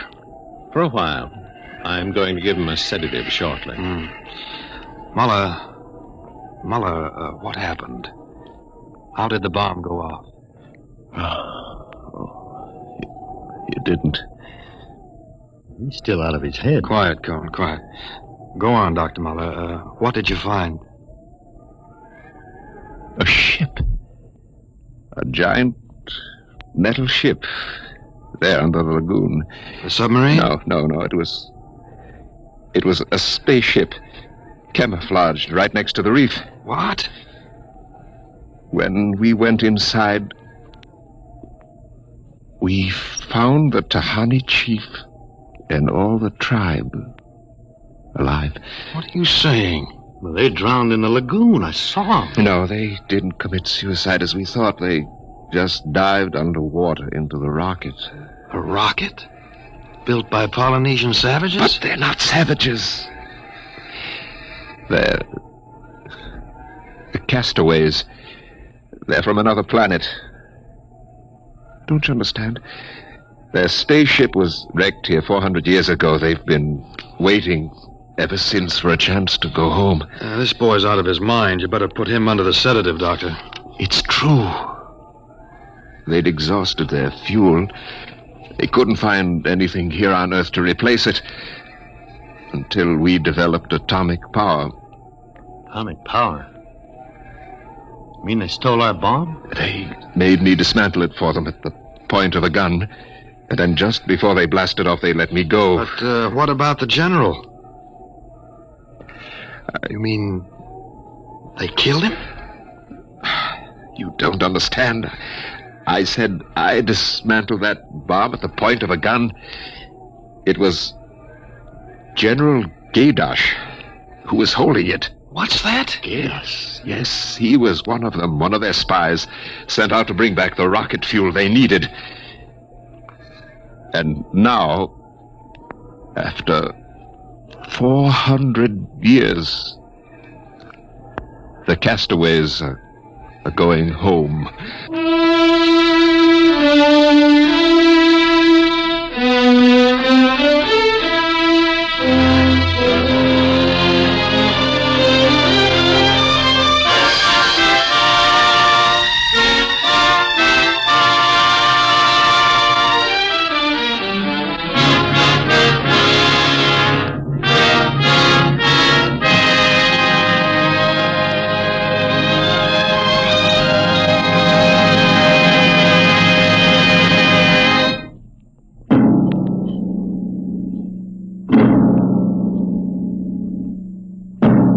Dimension X has transcribed The Castaways, written by Ernest Kenoy from an original story by Ernest Kenoy and George Lefferts. Featured in the cast were Santos Ortega as General Gaydosh, Greg Morton as Dr. Muller, your narrator Norman Rose, music by Albert Berman, engineer Bill Chambers. Dimension X is produced by Van Woodward and directed tonight by Jack Cuny. Wheaties presents Dimension X. Adventures in time and space, transcribed in future tense. Dimension X.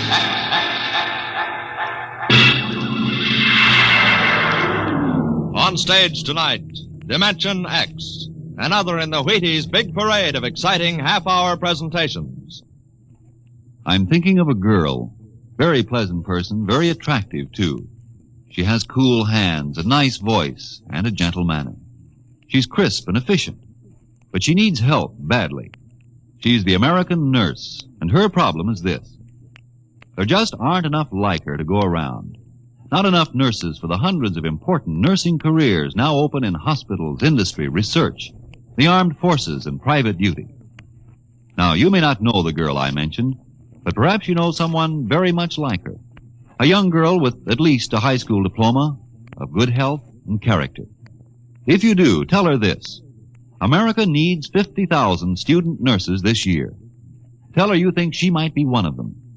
If she agrees, have her stop in at the hospital nearest to her. She'll never regret it, and neither will you.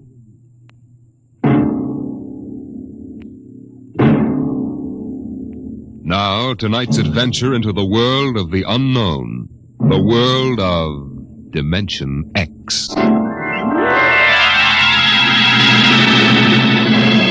The doll shop stood on a quiet Washington side street, not too far from the sprawling Pentagon building.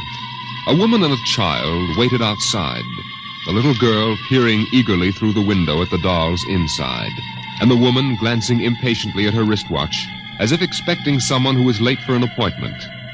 And there was nothing about the doll shop to warn them that they were waiting to keep an appointment with doom.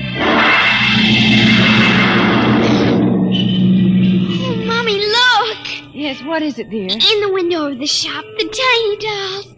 Oh, Mommy, do you think Daddy will buy me one? Well, we'll ask him when he comes, dear. He said 3 o'clock on this corner. I see him, Mommy. There he is. Oh, Henry, here we are.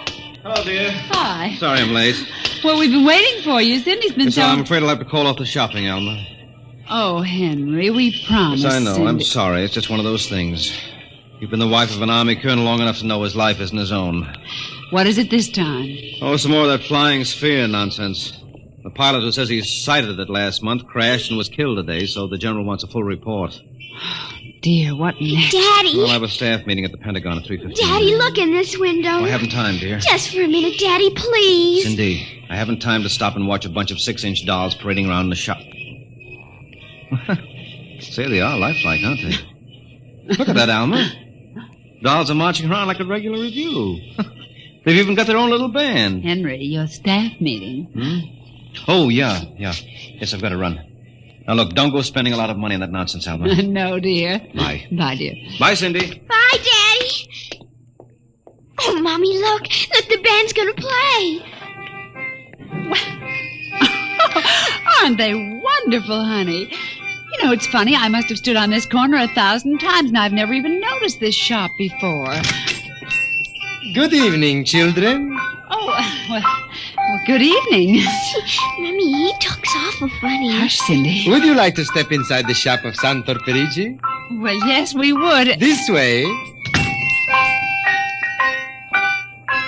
Oh, Mommy, it's like fairyland. Here in the shop of Santor Perigi, creator of Perigi's Universal Wonderful Dolls, the world of adult reality is blended with the world of child's fantasy. This is a new shop, isn't it, Mr. Parigi? What is new and what is old? Come, this way. Would you like to meet one of my little ones? Oh, yes.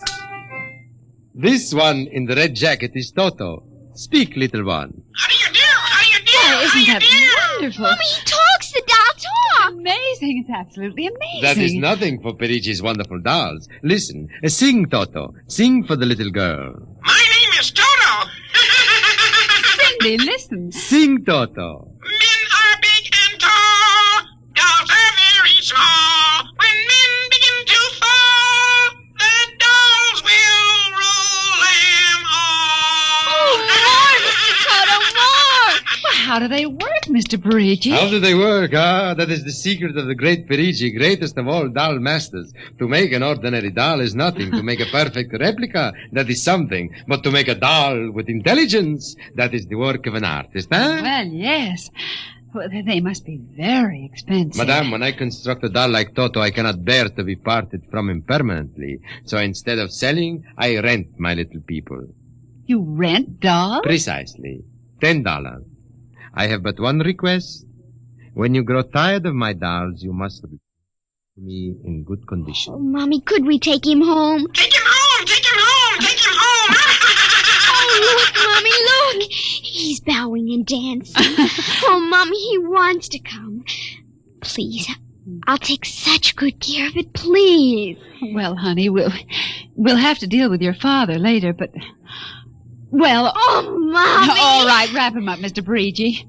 Oh, dear, I have a feeling when your father comes home, we'll be sorry. Be sorry, be sorry, be sorry, be sorry.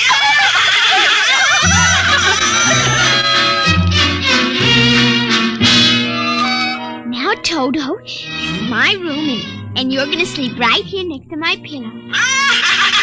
Oh, Toto, don't laugh like that. I'm going to have to teach you some manners. You be quiet, because my daddy will be home soon, and he's a colonel in the army, and he'll bust you to private if you don't behave. Now, you wait here. I'm going to introduce you to my puppy dog, Mr. Blister. So be good now. Here, Blister. Here, Blister. Come on, Blister. Come here. Mr. Blister, now this is Toto. Oh, dear, I don't think Mr. Blister likes you, Toto. Stop it, Mr. Blister. Come over here and shake hands with Toto, Mr. Blister. Come on now. Blister, let him go! Let go! Let go! Cindy! Mr. Blister, come over here. Why, what happened, dear? Mr. Blister tried to bite my doll. Look how frightened Toto is. Dolls don't get frightened, Cindy. But he is, Mommy. He screamed. You just imagined it, honey. But he did. He did. Well, Mr. Blister didn't mean it. You know he's the gentlest little pup alive. He isn't. He's nasty and I hate him. Cindy, you hurt his feelings. Okay. He tried to bite my new doll, and I don't ever want to see him again. Ever. Oh, dear. All right, Mr. Blister, you come downstairs with me. Come on now. Cindy's angry at you tonight. I'll kill him.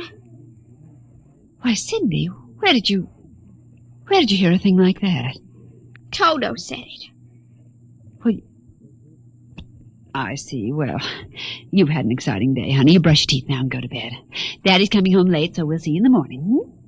Good night, darling. Sleep well.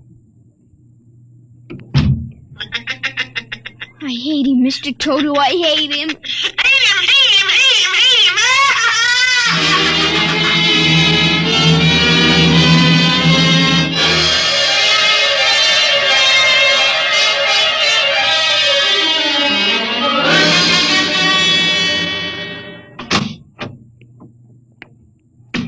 Morning, Alma. Breakfast ready? Just a minute.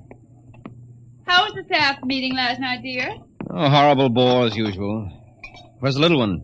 Up in her room. She'll be down in a minute. Oh, say, remind me to take some papers back to the War Department, will you? I left them in my strong box. Henry? You told me it was against regulations to bring secret papers home. Well, I had to finish some work for the old man. Nobody will ever know the difference.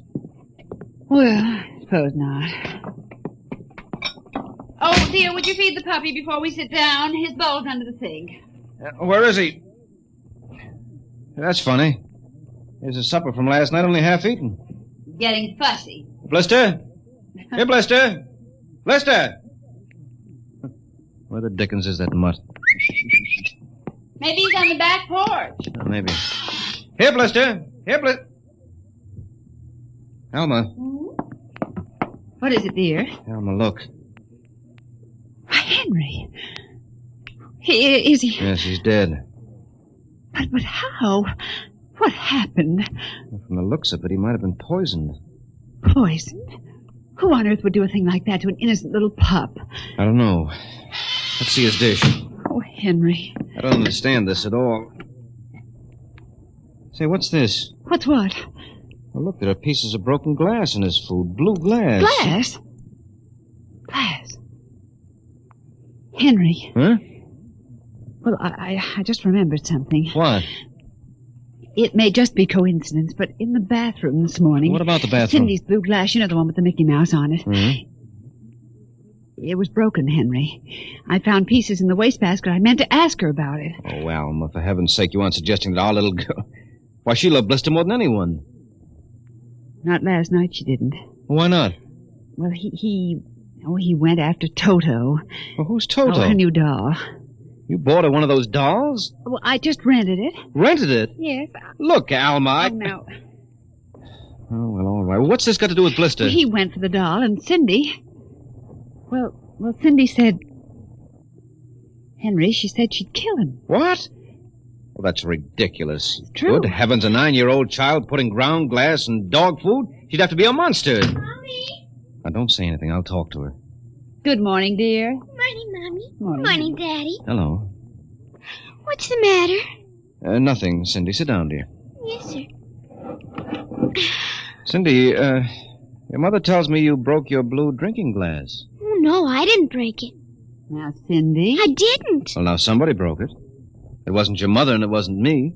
Well, then it must have been Toto. Cynthia. Cindy, you know Toto was only a doll. Now, a doll couldn't have broken your glass, could he? Well? But he must have done it, Daddy. Cindy, you know how Daddy feels about little girls who tell untruths. Now, did you break your glass and maybe accidentally get some pieces into Mr. Blister's dish to sort of punish him for biting your doll? Oh, no, Daddy. I'd hate to think you'd done something you knew was wrong and you were blaming it on the doll. What's the matter with Mr. Blister? Is he sick? He's dead, Cindy.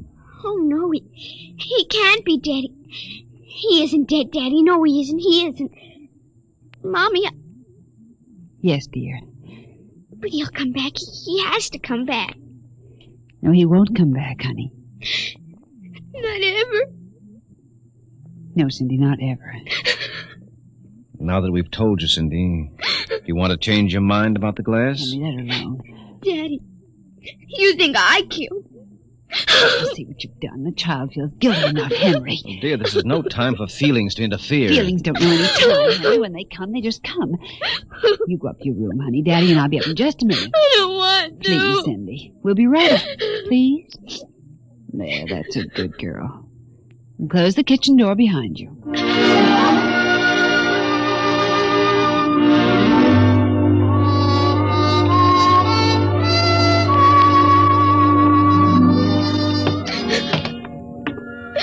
Mr. Blister's dead. And he isn't coming back. Ever. Daddy thinks it was me, but it was you. It was you!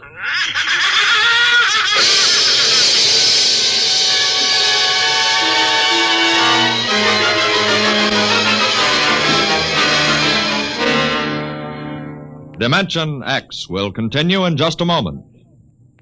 You know, friends, Breakfast of Champions is a whole lot more than a phrase written across a package of Wheaties. There's one thing I could tell you. I could tell you that it means champions in the world of sports eat Wheaties. And it's so true. You bet it is. But I've got a better idea, and one I think you'll like. I think perhaps you'd rather get the story from a champion himself. So, here is a champion. Will you introduce him, Ed Prentice? Now, young man, will you tell us what you do for a living? I pitch. You what? Pitch. You know, baseball. To have a baseball team, you have to have a pitcher. I'm a pitcher. I pitch. Oh, yes, I see. And are you on a team? Yes, sir. I'm on the Cleveland Indians. Cleveland Indians, What is your name, young man?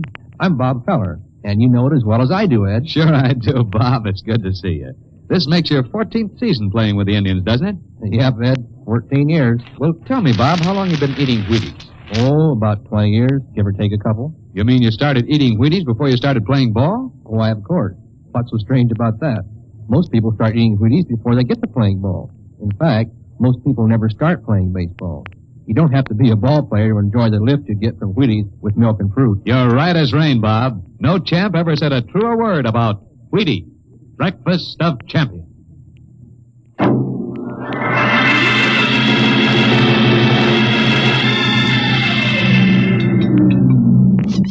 Eat your supper, dear.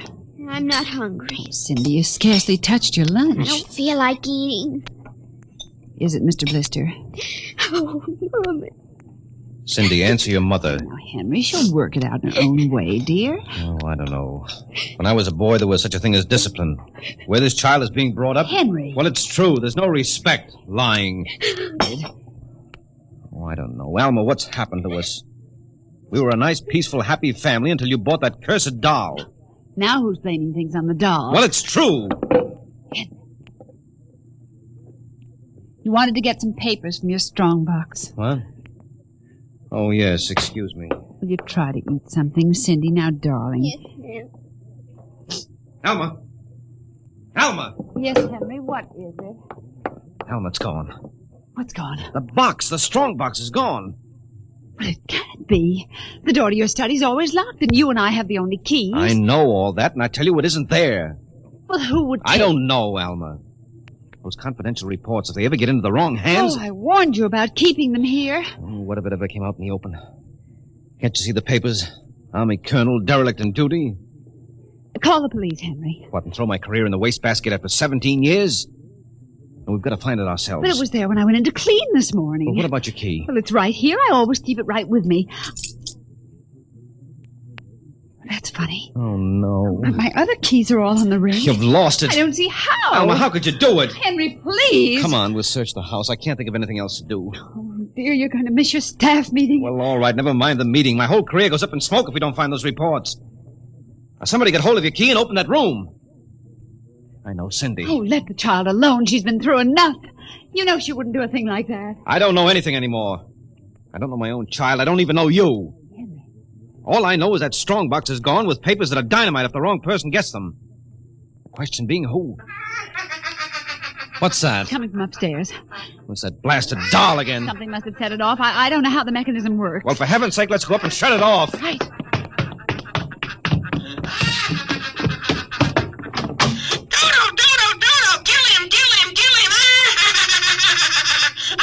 Stop it! Blasted little imp! There. Henry. Ever since we've got this thing... Henry. What? Look. Where? What? Around the doll's neck. The key. The key to your study. It was Cindy, after all. I don't believe it. Ever since she got this fool doll, she's been acting half insane. First the dog, now this. I think she hates us, Alma. Henry. Cindy is my child, and I know her. I know she's a good, sensitive little person with no malice in her. You're just simply refusing to face the facts, dear. What are you going to do? I'm going downstairs and have a talk with that young lady.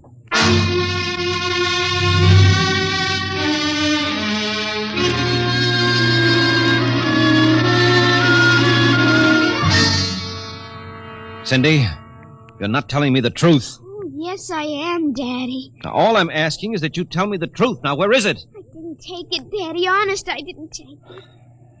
I suppose you're going to tell me now that a little 6-inch doll took my strongbox and hid it. Well? Cindy, I'm speaking to you. I didn't take it, Daddy. You don't understand. Toto did it. Oh, he's terrible awful. He says things. He says he's going to kill everybody. Oh, Cindy, you're inventing things. It's true. At night when I'm sleeping, he stands next to my pillow and whispers things to me. Awful things. He told me he'd kill me, too, if I told him. Alma, I think this child is sick. I think she needs a doctor. She's frightened, Henry. She's trembling like a leaf. Come on, darling. We'll go up to your room. I don't want to go now, up honey, there. Mommy will stay with you. I'm afraid. He's up there. Who, Cindy? Toto. Well, he won't be up there for long. Mr. Toto is going right back to Perigis's wonderful doll shop before I lose my sanity, which means right now.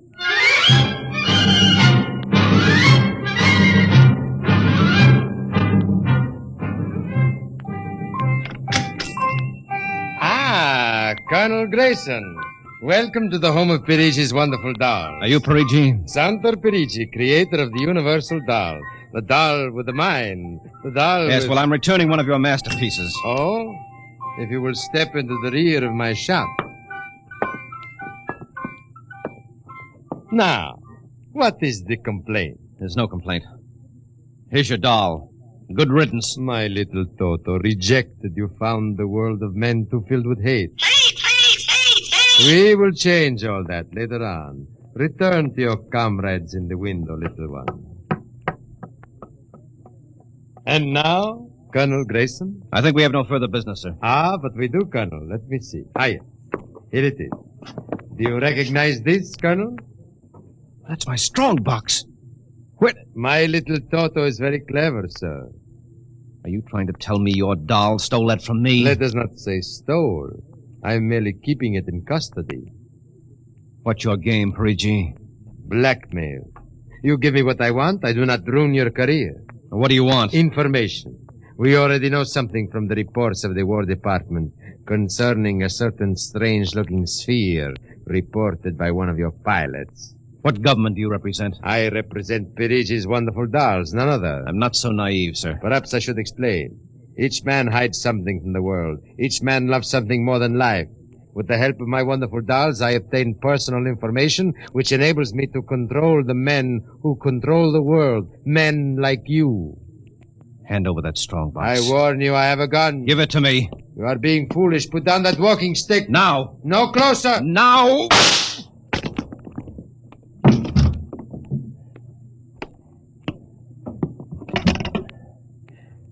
Hello. Give me the police. Hello. This is Colonel Henry Grayson. I've just killed a man. Perigis's doll shop, corner of 4th and Lexington. The body is in the rear. I'll wait for you. Shut up. Shut up, you little fiend! Colonel Grayson! Did I hear you speak? Colonel Henry Grayson! Oh, it can't be. I must be going out of my mind. A 6-inch doll. Shut up! Your master's dead! You are mistaken, Colonel. I, Toto, am the master. What do you mean? If you will examine the body of Santo Perigi, you will see that he does not bleed. And he does not bleed, Colonel, because Santo Perigi never lived. Never lived? Santo Perigi is a doll. A doll? But he's a man. He talks. He walks. The people of Meritrix are skillful doll builders. Meritrix? Doll builders? Who are you? I am Xanthus Imperator, commander of the legions of the 3rd planetoid, Meritrix. Legions? Planetoid? My people and I, whom you regard as dolls, come from a tiny planet beyond the moon. What? So small that it cannot support our population. That's true. We landed one of our space spheres on Earth 3 months ago with the intention of colonizing. Unfortunately, one of your pilots intercepted us. So that's why you wanted our information. Precisely. And you are human? Quite human. Of course, in order to deal with Earth people without suspicion, we were forced to construct Perigi, a man-sized doll. No, it can't be. I can't believe this. I'm having hallucinations. I've got to get out of here. That will be impossible. We have weapons of destruction quite unknown to Earth people. I phoned the police. They'll be here soon. By the time they arrive, my people will have prepared something quite shocking.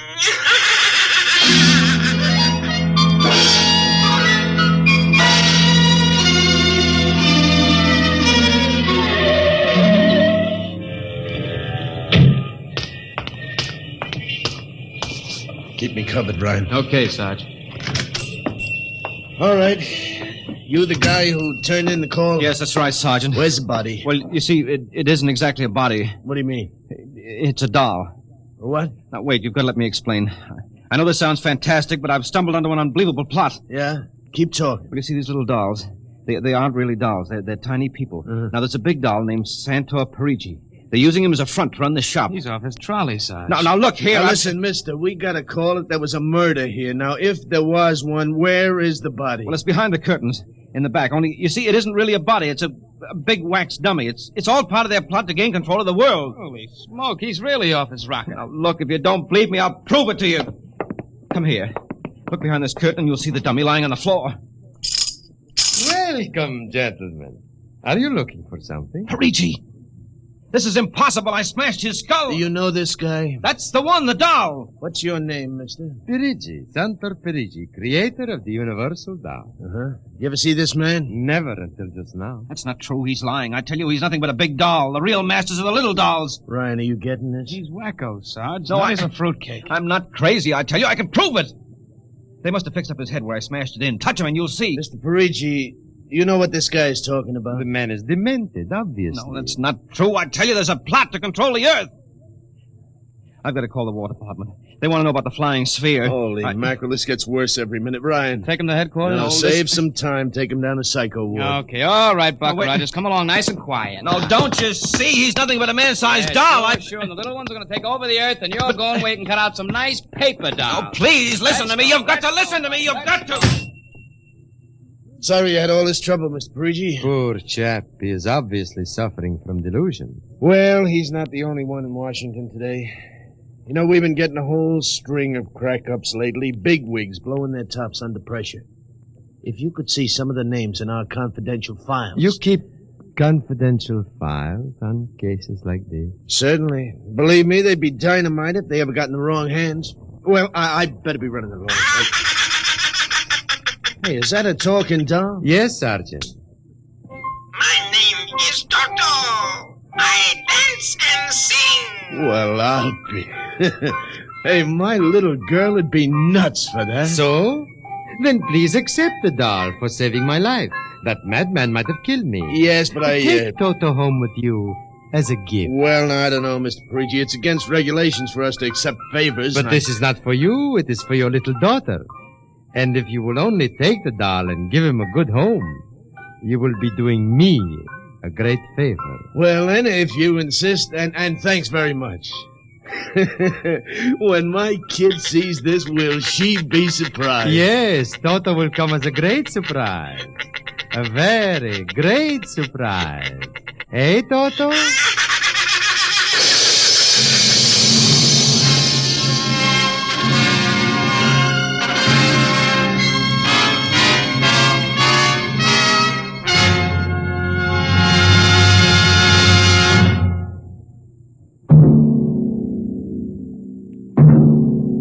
Tonight, Dimension X has transcribed Perigi's Wonderful Dolls, an original radio drama written by George Lefferts. Les Damon appeared as Colonel Grayson and Joan Alexander as Alma, with Ninice Alexander as Cindy. Joe DeSantis played Santor Perigi, and Leon Janty was Toto, the talking doll. Engineer Bill Chambers. Your narrator was Norman Rose. Music by Albert Berman. Dimension X is produced by Van Woodward and directed by Edward King.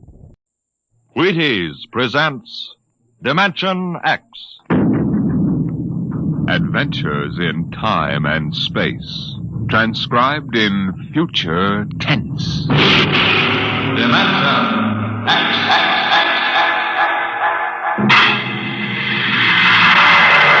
On stage tonight, Dimension X. Another in the Wheaties' big parade of exciting half-hour presentations. Just about the time you're getting up tomorrow morning, you know what's happened? You've been without food for so long that you gotta get more if you're going to get your work done. That's why first you need your Wheaties. Sure, Wheaties. Because when you dip into those golden flakes, you're getting real whole wheat. Yup, every single Wheaties is a kernel of wheat. And you know what that means? Vitality for working well, feeling well, looking well. Whole wheat energy, whole wheat vitamins. All the goodness of plump whole wheat in crisp little flakes that are mighty nice to meet any morning of the week. So be good to yourself. Tuck into the Wheaties at 7 a.m. and see if you don't feel the difference. Have yourself breakfast of champions and see how Wheaties at 7 can help at 11. Come on now, try 'em.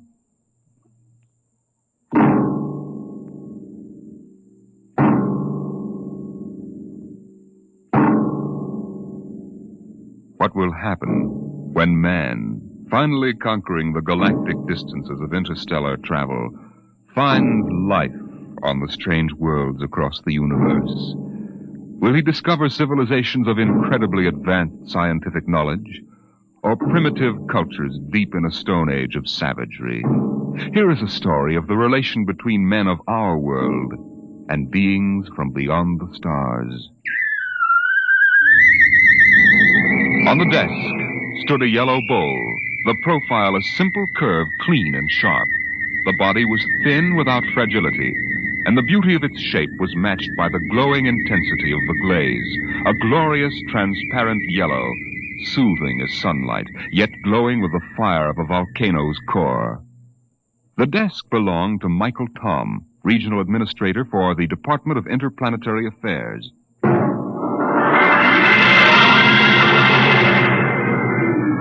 That bowl? Why, it's a souvenir. I got it many years ago on the planet Firsk. I'd been out on the Channel Planet in the Frontier Service for 19 months. When my transfer came through to Firsk, I was surprised to see that I'd been promoted 3 grades, and my orders read to report to the regional office as assistant resident. My ship came in at Penolpon Spaceport, and I was met by the office car and chauffeur.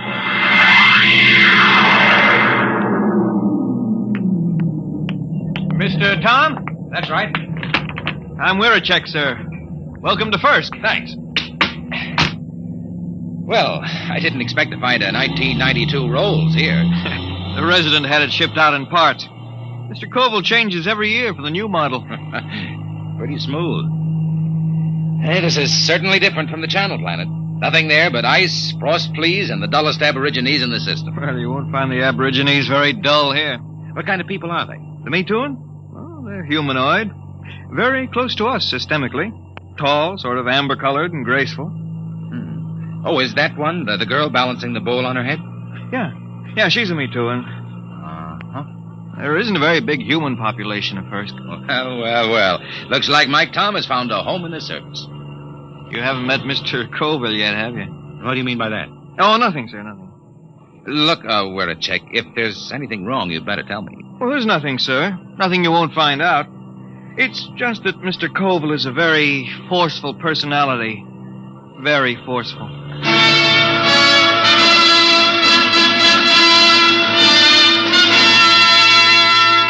We drove through Penolpon, threading our way through narrow streets between rows of low houses of reed, parchment, and wood. Canals of green water laced the city, and the bridges trailed ivy and orange flowers.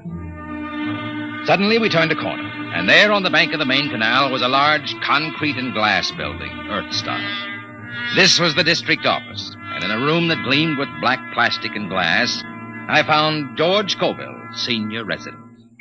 You're Tom? Michael Tom? Yes, sir. My last junior took off for the hills with a dancer from a Mituan grog shop. If I have any trouble with you, I'll ship you back to Earth with a -50 efficiency rating. That clear? That's clear, sir. And don't get edgy with me. Sit down. Now listen, Tom, I'm easy to get along with. I like things done right the first time. Got to give a good example for the Gooks. Gooks? Yeah, the natives. I don't know what's good for them. I brought in a high-grade silica yarn to replace the root fiber they were using in fishnets. Took me 3 months to talk them into using it. I thought the Bureau policy was to avoid introducing Earth technology to stable cultures. Yeah, that's what those boneheads at the main office say. They don't have to live here. Have you seen those pigsties they live in? There isn't a concrete building on the planet. The Mituan delegation, Mr. Koval. Tell them I'm busy for 15 minutes. Yes, sir. Well, I'll be going along then, sir. Why? Well, if you're busy. Forget it. I always let those Gooks wait at least 15 minutes. Softens them up. They're not hard to handle, if you know how. I was assigned to pest control, a duty Koval considered beneath his dignity. In the next few weeks, I carted rat poison and insect spray through the poorest sections of Penolpon, where the trees ended and the plains stretched out to the Cookmank Mountains. It was there that I first heard of the Potters of Firsk. I had found a pottery bazaar, long shelves of jars of every size and shape, crocks, paper-thin vases, bowls, demijohns, tankards. The glazes were remarkable, deep, glowing colors. And yet, something was missing. I looked up and down the shelves. Mr. Tom, is anything wrong? No, it's just, Oh, I've got it. There isn't any yellow. Yellow? That's right, there are no yellow glazes at all. They have every other color, ruby, green. There's a jar that's translucent, but no yellow. Oh, maybe it's a superstition. Could be. Yellow might be connected with death or disease. Well, you can find out, Mr. Tom. Here comes a Mituan. She probably runs the place. May I help you, sir? Oh, you speak English. I must. We trade with the Earth colony. Your wares are very beautiful. For example, how much is this bowl? 75 credit. That much? They are our ancestors. And to sell them as cheaply as wood or glass would be irreverent. Your ancestors? You mean the bowl? Yes. Uh-huh. Tell me, where's the pottery made? In Penolpon? No, back there. In the mountains? There our ancestors go and the pots are brought back. Aside from this, I know nothing. The Mituan fear the potters. Why? No one knows what lies beyond the first hill, Earthmen. Sometimes we see the glow of furnaces, and when there are no dead for the potters, they take the living. Living? There are the potters now. What are they shouting? That they have sold all their wares. That they will ride back to the mountains now. Hey, big devils, aren't they? Red hair. They are very strong. I think I'll visit the potters one of these days. No, Earthmen. No? Why not? It is dangerous for you. They have guarded their secrets from all Penelpan. They are very fierce.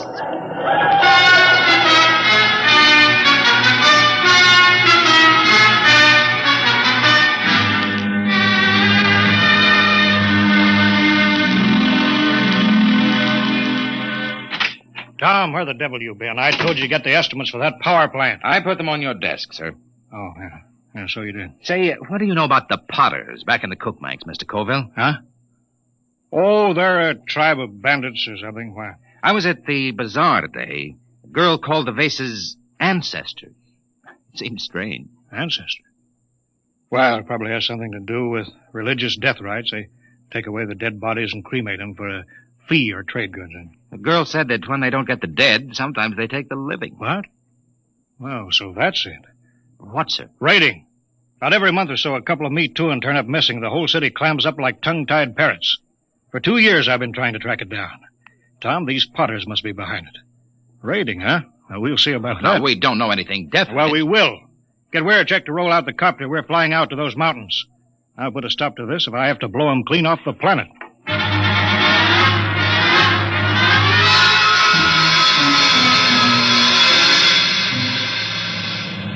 We'll never find a village in that mess down there. Look at those cliffs. There's a smoke trail over there to the right.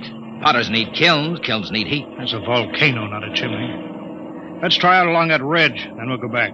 Wait, I think we found them. Where? At the base of the volcano. Look close. You can see buildings. Yeah. Set her down. Should we land, sir? They're supposed to be pretty rough on home ground. We're official representatives of the system. Remember that. That might not mean much to a tribe of mountaineers. Don't argue with me, Tom. Land.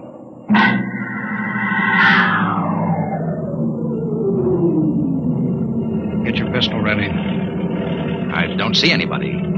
The village is deserted. They're hiding. It's the Potters, all right. There's a heap of old broken jars. But I don't see the kiln. We'll stay here till something moves. What's that? One of the Potters. Wait a minute. Here they come. 3 of them. You cover them, Tom. I'll do the talking. Hey there, you! What brings strangers to the village of the Potters? I'm Colville, chief of the Planetary Affairs Bureau in Penelpan. This is an official visit to see how things are going with you. We make no complaints. Oh? I've heard reports of you Potters kidnapping Me Too. Is there any truth in that? There is an ancient agreement. The Potters are granted the bodies of the dead, and occasionally, when the need is great, we do anticipate nature by a year or 2. You mean you admit it? The soul lives forever in the bowl it beautifies. What do you mean? Look here, just what do you do with the corpses? Our glazes require lead, sand, clay, alkali, spar, and lime. All but the lime is at our hand, and this we take from the bones of the dead. I see. Well, we don't want to interfere in any native customs or rights. Corpses, that's between you and the Me Too. If you need lime, I can ship you in tons of it. Natural lime is a poor substitute for fresh live bones. The spirit of the person is in the bones, and it passes into the glaze and gives it an inner fire. Well, you listen to me. I don't care what you use as long as there's no kidnapping or murder. Tell me, Potter. I don't see any furnaces. Where are your kilns? Our firing is done by the great monthly burn. You mean the volcano? Yes, Earthman. Once each month, the heat roars up white and glowing. I see. Potter, why don't you ever use yellow glaze? Yellow glaze? We have no metal to give the pure, rich yellow, the color of the sun. It is strange, Earthman, that you talk of the yellow, for my people have sought the sun glaze for thousands of years. Listen, if there's any technical help you people want, that's my business. But there'll be no more murder. If necessary, I'll put a stop to the potting altogether. Your words are not friendly. Don't think I can't do it. I'll drop an atom bomb down the throat of your volcano and cave in the whole mountain. We'd better pull out, Mr. Colville. Shut up, Tom. You understand? My job is to protect everyone on this mud-hole planet. And that includes the me, too. Get back in the copter, Mr. Colville. They're getting ugly. Fire over their heads. Keep them back. Quick, get in, sir. They're scared now, but in a minute they may jump us. All right, let's go. Don't worry, Tom. Now those gooks know who's boss. No, sir, we won't have any more trouble from the Potters.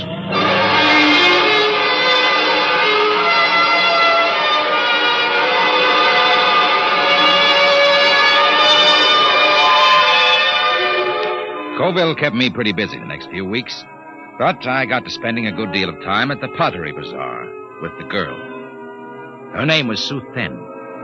She was interested in everything I had to tell her about the rest of the galaxy, and I was lonely, so I got to looking forward to my visits there. I was on my way there one evening when suddenly I heard shouts down the side streets. I hurried toward them, pulling out my gun. And then I heard the deep cry of the giant Potters and the crack of hooves on the cobbled streets. Suddenly, a group of riders burst around a corner and charged down on me.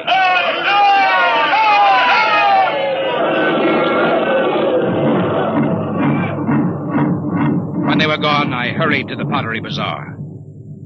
Sue Penn was gone. Earthman! Earthman! She's not here. They took her. The Potters? She has gone to her ancestors. Did they kill her? No, they have taken her to the hills. But soon she will live forever, her spirit wrapped in the glorious glaze. Sue Penn. There is nothing to be done. When the Potters take you, it is the end.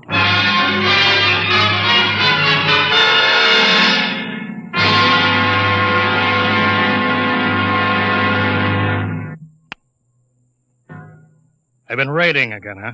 Pour me two in tonight. Bring the copter around in front. It's ready. Tom, I'm going to break out the atom bomb from the arms locker. You fly out there and drop it down that volcano crater. I'll teach those murdering devils a lesson they won't forget. But they'll come crawling to the city on their hands and knees. I know how to run this planet.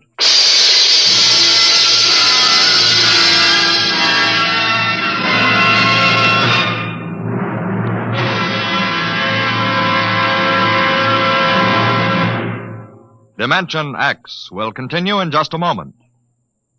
Friends, this is Frank Martin, the Wheaties man, and I want you to know an associate of mine, Ed Prentice. Okay, Ed. Folks, I'd like to have you meet a good friend of mine and a prominent member of a fine little organization known as the Chicago White Sox, Mr. Lucius Benjamin Appling. Ooh, Ed, don't say it like that. Whoever heard of a ball player named Lucius? What if I went around calling you Paul Edward Prentice? Let's just make it Ed and Luke, huh? All right, Luke. Say, just how long have you been with the White Sox? Over 20 years, Ed. Golly, I played in darn near 2,500 games. Then at bat almost 9,000 times. Man, I'm from way back. Well, Luke, you don't look it. How do you keep up the pace anyway? Well, Ed, I sleep good. I eat good. I eat mighty good.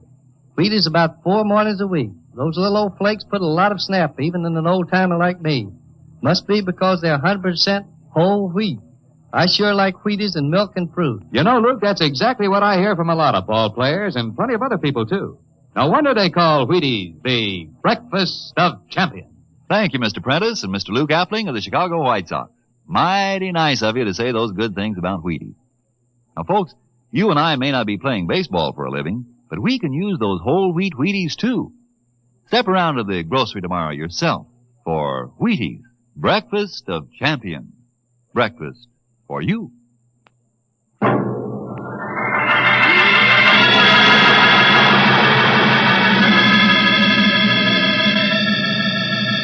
There's the village widow chick. Swing over it. Shall I pull the safety on the bomb? No, hold it.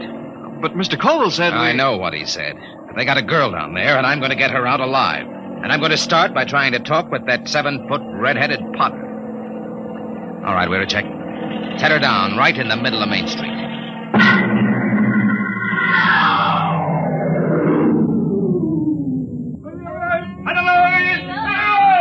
Have your gun ready, widow chick. Here they come. Tall one, the chief. So, this is the insolent lordling again. Come on, out of the copter. Good. We are in need of bone lime, and yours will suit us well. They're closing in, Mr. Tom. Prepare your soul for the great burn. Stand back. I'll kill a lot of Potters, and you'll be the first. I've come for the 4 Me Too that you took from Penultron. You don't seem to understand that we can punish. We can kill you before you can do much damage. We Potters do not fear death. Death is merely eternal meditation from the glass. Potter, listen to me. I didn't come here to threaten, but to bargain. You have a Me-Too'ing girl. Is she still alive? She still lives?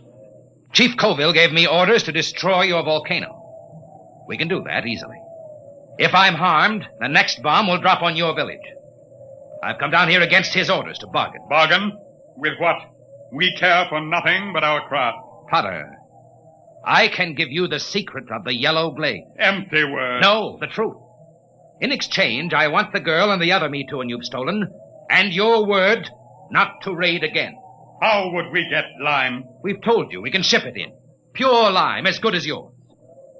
Do the Potters of Firsk want the yellow glaze? Why, that has been the goal of the tribe of Potters for 1,000 years. And if I show you the yellow glaze? Earthmen, if it comes clear through the burn, I agree to your bargain. If it does not, your spirit will be lodged forever in the ugliest bowl we can spin on the wheel. It's a bargain. All right, Wiritek. Disarm the bomb. Disarm it? Mr. Tom, you crazy? They'll kill us. There'll be nothing left to stop them. Nothing but the yellow glaze. Yeah, but do you know how to make it? We'll soon find out.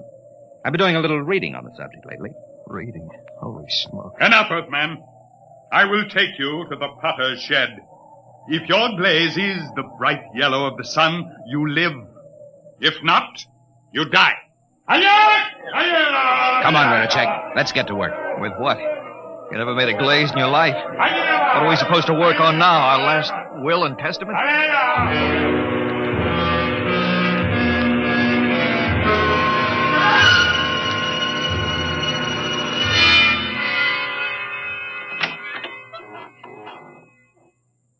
Who's that?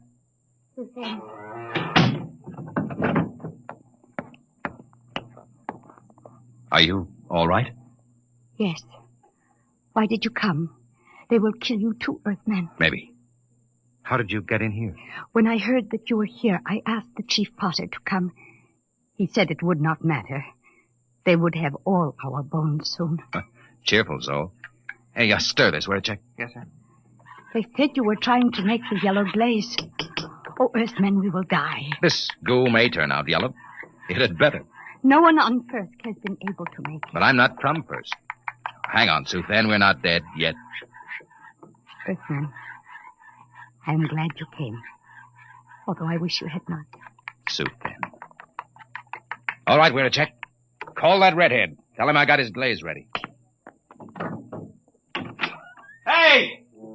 Hey, you out there. Earthman, are you ready? Here's your glaze. Test it. You have 6 bowls of glaze. I'm no potter. This stuff ought to turn out yellow, but I can't be sure in one mixture. We will coat 6 tablets, one with each glaze. Then we will fire them. How long will it take? 20 hours before you know if the burn has brought you life or death.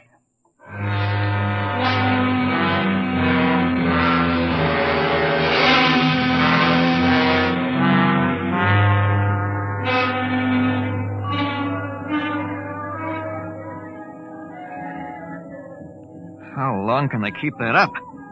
It's been hours. Tiles ought to be done soon. Earthman, here comes the Chief Potter. It must be time. The tiles are cooled. It is time now to open the kiln and test your glaze.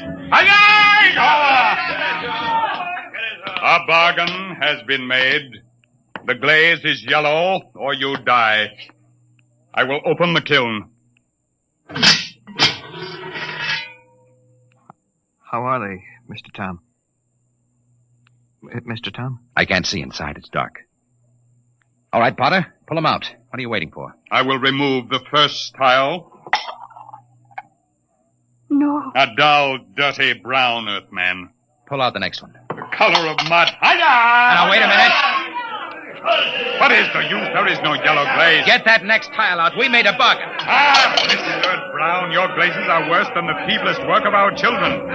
Prepare your spirits for the great burn. Now, wait. Look in there. The next tile. Get it out here. Earthman, you waste time. Well, I'll get it out myself. There. Look at it. Yellow. Bright, shining yellow. There it is. The yellow glaze.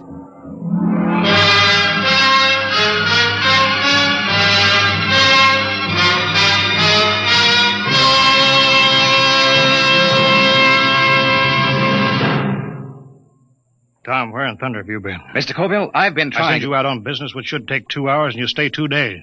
Why? I got the 4Me2 back, and I made a contract with the Potters. No more raiding. You what? I made a deal with them, and it turned out to be a better idea than yours. You disobeyed. You deliberately... Tom, you're through here. Through with planetary affairs. Listen, Mr. If a Colville. man can't be trusted to carry out orders, he's not worth a lead nickel to the Bureau. Get your gear together. Leave on the next ship out. Yes, sir. Wait. You're on company time till 4 o'clock tonight. Until then, you obey my orders. Take the copter back to the hangar. Bring the atom bomb back to the armory. I can't. What? I've been trying to tell you. There's only one way I had to make that yellow glaze. Tom, what the devil have you done with that bomb? I gave it to the Potters. What? It was a uranium salt that made the yellow glaze. The Potters didn't have any, so I gave them the uranium out of the bomb. That was part of the bargain. What? You gave that murdering tribe of crooks that uranium? You heard me. And if you think you could have used it better by blasting them out of that mountain, you're crazy. Why, you abysmal, blasted imbecile. That's the only bomb we had. Those Potters could tear Penulpan off the face of the planet. If you want that uranium, Colville, you can go out and get it. And if I'm fired, I'm through now. Why, you fresh smut, you yellow-livered louse. I ought to If you kill asked you. me, I'd say it'd be dangerous business trying to get that uranium back now. Where a check? Where a check? Yes, Mr. Colville, yes, sir. Get the copter fueled. Get me a double holster and a full bandolier of ammunition. Yes, sir. Tom, when I get back, I'll see that you rot in the deepest cell in the Gallatin Tower. I'm going out now to those hills. I'm going to bring in that uranium myself.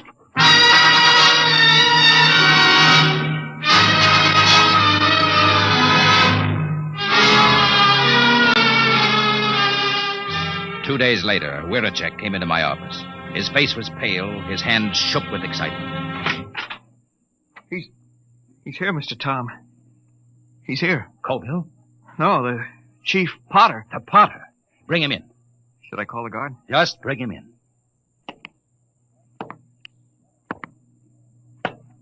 Well, Potter, I was just going to the mountains to see you. Earthman, does that bargain we made still stand? Just a minute. First, I want to know what happened to my chief. He has not returned. A madman came to the village of the Potters. He said you had no authority.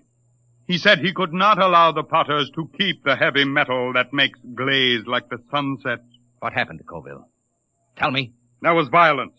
He killed 6 good wheelmen. He was captured.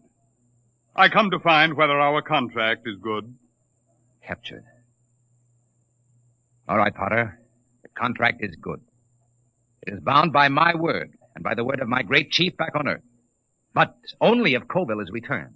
He must be brought back. Good.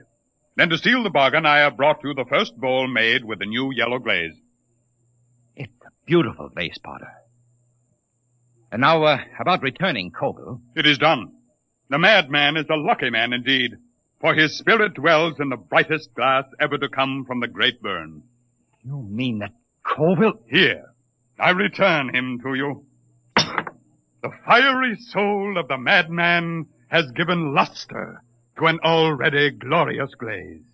He will live forever in the shining light.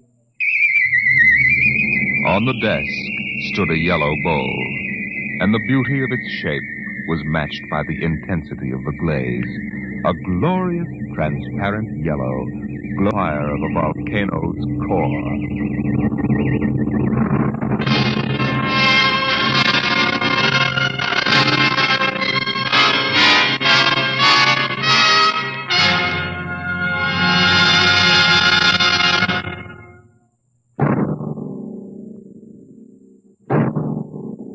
Tonight, Dimension X has transcribed The PottersOfFirsk, written by Jack Vance and adapted for radio by Ernest Kenoy.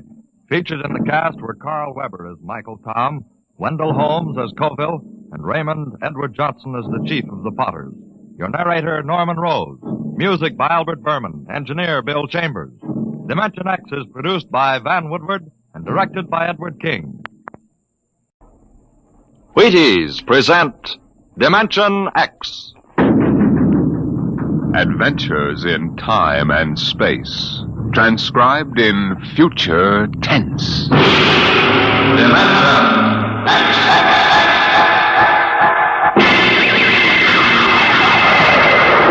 On stage tonight, Dimension X, another in the Wheaties' big parade of exciting half-hour presentations.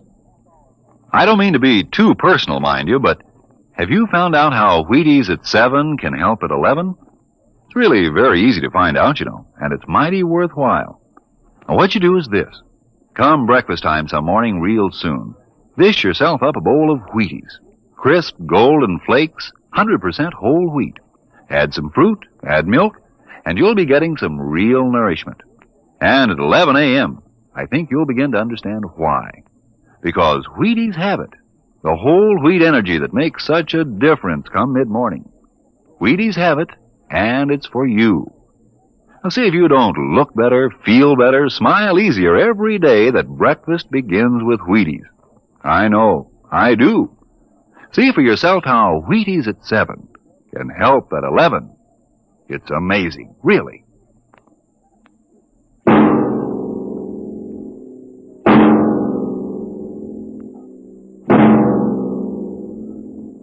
Do you remember when you were young, how your elders would tell you bedtime stories about the man in the moon? Well, tonight we have a different kind of story to tell about him. A story of suspense in the unknown world of the future, where anything can happen.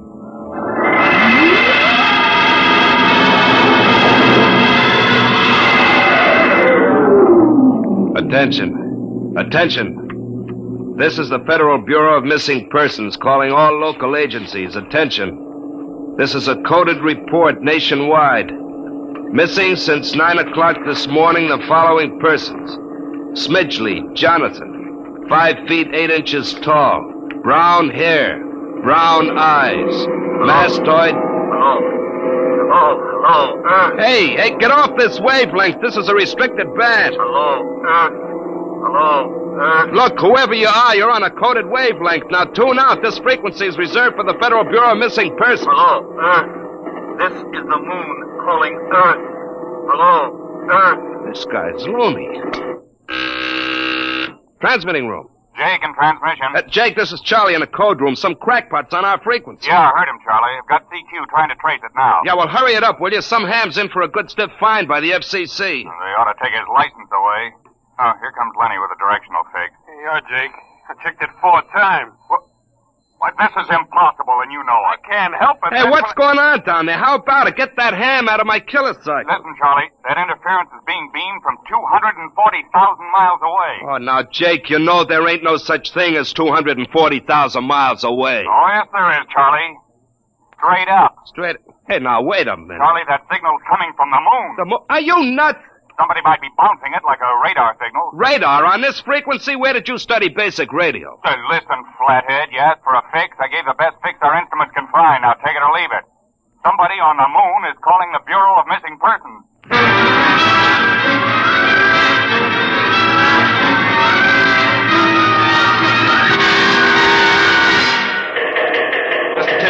Mr. Timpkin. What's the sweat, Charlie? Shouldn't you be broadcasting? Now, listen, Mr. Timpkin, you know I'm a sober citizen, right? Never once have I broadcast with the smell of alcohol on my breath, right? In all your 12 years here at the Bureau, did I What's once... the matter, Charlie? We're picking up a message on our wavelength. Well, did you report to the FCC? I ain't got the nerve. Well, what's wrong? You'll scream when you hear this, Mr. Timpkin. You'll jump right out the window, but we are getting an SOS from the moon.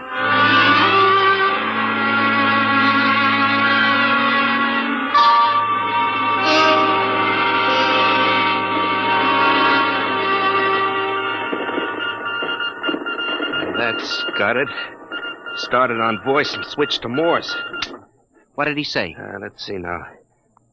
Can you read me? Help Otterburn. Will contact when the moon is in phase. Otterburn. Sounds like a name. Otterburn. Otterburn. Holy jumping Jehoshaphat. Hey, where are you going? To talk to the chief. Hey, now, wait a minute. What are you going to tell him? We just got a CQ from the man in the moon? That's exactly what I'm going to tell him, Charlie. What? Oh, no. This is too much for me.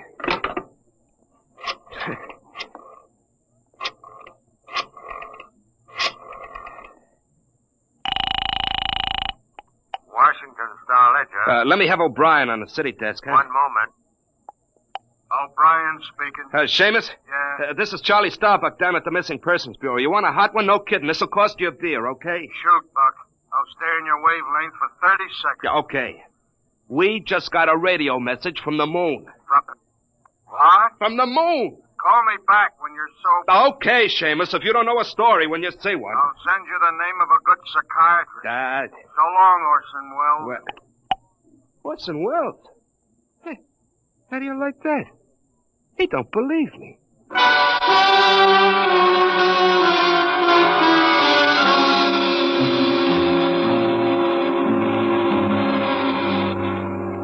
Otterburn, Mr. Wade. Does that name ring a bell? You're the man with the photographic memory, Henry. What about Otterburn? Cornelius Otterburn, atomic physicist, reported missing from his home in Baltimore on June 5th, 1945, just 5 years ago. Vanished completely. Are you trying to tell me you really think there's something to this man-in-the-moon business?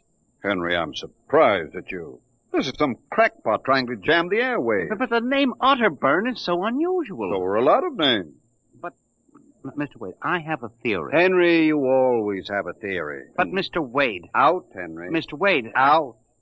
I'm busy. Yes, sir. I'm sorry, Henry. Oh, here, take this folder of reports for the dead file. Oh, yes, sir. And no more nonsense, Henry? I appreciate that you have a very dull job filing old missing person reports, and I appreciate that you take an active interest in the affairs of the Bureau. But, no more nonsense. Hmm? No, sir, Chief. No more nonsense. Oh! Pardon me. Hmm? Are you Mr. Henry Timken? That's my name. Permit me, Jefferson Philo, scientific feature writer. May I have a moment of your time? Certainly. Just sit down at my desk right over here. Thank you. My, that's quite a stack of papers. Filing. I'm the records custodian of the Bureau. 12 years and never misplaced a record. Magnificent. Now, Mr. Timken. Yes? Mr. O'Brien, the editor of the Star Ledger, said I might drop by and investigate a rumor. Only a rumor, mind you, that a message from the, moon? Well, we aren't certain it's from the moon.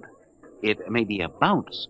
They have bounced radar waves off the moon, you know. Yes, I know. I wrote the first newspaper article on it. Oh, really? Well, I'd be interested to read it. I must have a copy in my briefcase. Well, don't bother. Oh, but I insist. There you are.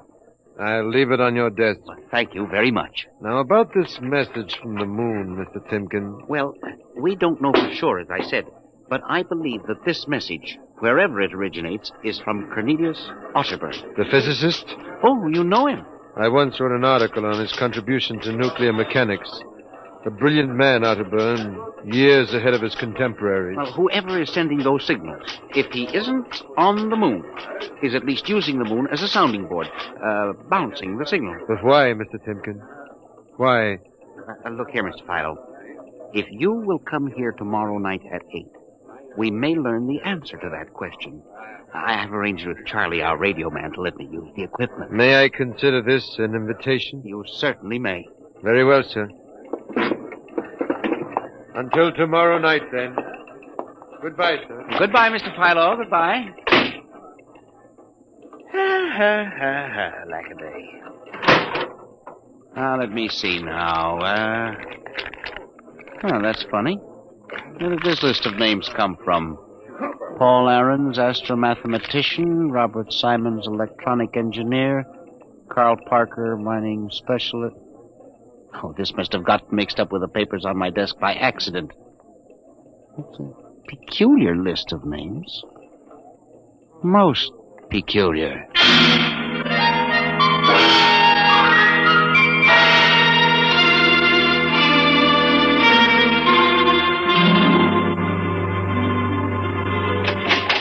Good morning, Charlie. Oh, hi, Mr. Timken. I see we made the papers. Oh? And how? Mr. Chief steamed up about it. What did the paper say? Mostly ha-ha. Here's the Herald. Oh? Oh, brother, what a panic.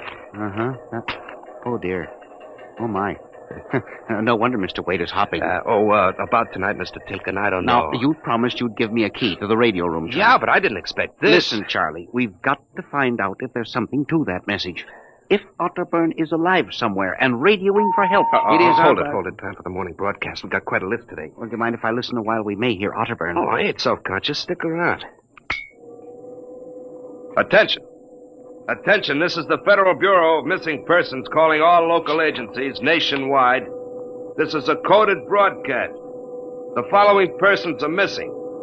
Aarons, Dr. Paul, 5'5", brown hair, brown eyes, scar on left side of chin. Aarons? Thick glasses, occupation astromathematician. Missing since 6 o'clock this morning. Being sought by Bel Air police. Charlie. Repeat, Dr. Paul Aarons. Charlie, shut it off a second. Oh, now listen, Mr. Timken. It's okay to stay, but you can't interrupt. This is important. Now, what time was Dr. Aarons reported missing? 6 a.m. We got the report from Bel Air less than an hour ago. Are you certain, Charlie? Yeah, positive. What is this? Charlie, what's the next name on the list? Let's see. Simons, Robert. What? Engineer came in less than 20 minutes ago. 20? What's the matter with you? You look like you've seen a ghost. Nothing, Charlie. Except that last night, quite by accident, someone left a list of names on my desk, and that list included the names of those 2 men who weren't reported missing until an hour ago. What? Hey, that don't sound right to me. It isn't right, Charlie. Which raises a question. Who would make up a list of missing persons before they were missing, not after?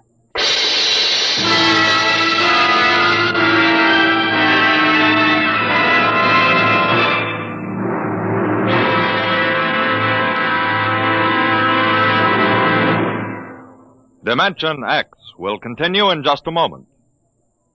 You know, friends, when I talk about Wheaties breakfast of champions, I mean something like this.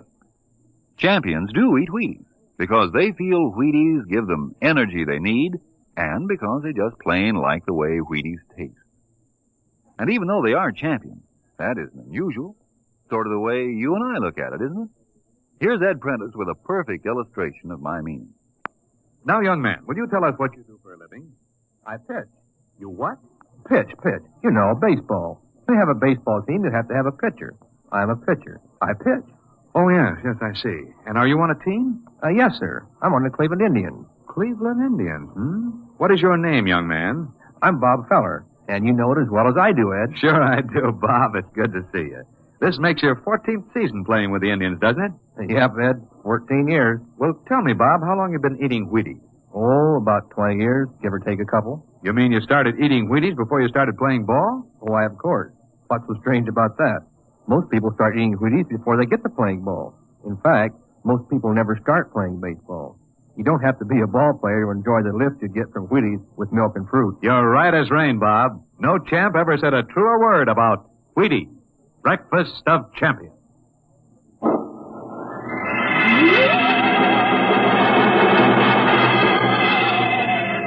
And you say this list of names was left on your desk accidentally? I believe so, Mr. Wade. Do you have any ideas? Well, it's hard to say. Mr. Philo left some papers from his briefcase. Mr. Philo? A science feature writer. I see. You were the leak on the story, then? Oh, yes, sir. I'm afraid I was. I didn't think it would be treated as a laughing stock. We'll deal with that later. What's this Philo like? Well, he's strange. Bald, thick glasses, tall, seems to know a great deal about scientific data, but being a science writer... Is there any other possibility? I don't know. But I do believe that this is all hooked up with the broadcast from Otterburn. That seems like a very remote possibility. A missing persons bureau deals in remote possibilities, Mr. Wade. Henry, I do not require a statement of policy. What's the theory? Mr. Wade, I have discovered that each year literally thousands of persons vanish, leaving no trace. They are never located. Where do they go? Nobody knows. And they disappear in interesting cycles. What sort of cycles? Occupations, for example. One year we'll have a run on, say, coal miners. Next year the proportion of engineers increases, then scientists... What do you think happens, Henry? I don't know, Mr. Wade. But I'm beginning to suspect that somebody else has discovered the same phenomenon. Even to the point, perhaps, of being able to predict who will turn up among the missing next. Philo? I don't know. But I would like to find out. And you think Otterburn may be a part of this picture? I definitely do, Mr. Wade. Henry, do you honestly expect me to buy an idea like that? Well, it's more than an idea. The two top men on this list are missing. Maybe so, but the rest of them aren't. Parker, Watson, Gibbs. Well, I saw Parker in the restaurant where I had lunch today. Yes, sir, but and if you think I'm going to make myself a laughingstock by putting any belief in such a crack-brained theory? Well, Excuse me. Yes. Hello, Wade speaking. Yes? Yes, I see. What name? Just a moment. Henry, let me see that list again. Oh, yes, sir. Here you are, sir. Go ahead. I see. I'll get back to you. I guess I owe you an apology, Henry. Yeah. Sir? Carl Parker was just reported missing. Parker? The third man on your list. Holy mackerel. Exactly. Henry, perhaps I've underestimated you. Maybe this time you really stumble onto something. What do you intend to do, Mr. Wade? I don't know. I haven't thought it out yet. I was planning to listen for another broadcast tonight in the hope that Otterburn might try to contact us again. I'll join you. I also invited Mr. Philo, the science feature writer. I'll be glad to meet him. I'm beginning to get interested in your Mr. Philo. Mr. Wade, you don't think that he's mixed up in this? I don't know, Henry. Mr. Wade, let's contact the police. No, Henry, I think we're better off keeping this between ourselves for the moment. I don't want the police laughing at the Bureau if you're wrong. I don't know, Mr. Wade. Besides, there may be more danger than you realize. Let's keep it quiet. Shall we, Henry? Yes, sir. I didn't realize there was any danger.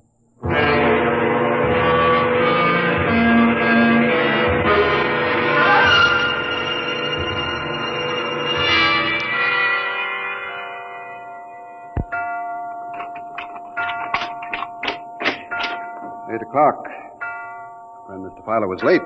He said he'd be here, sir. The moon is almost in direct phase.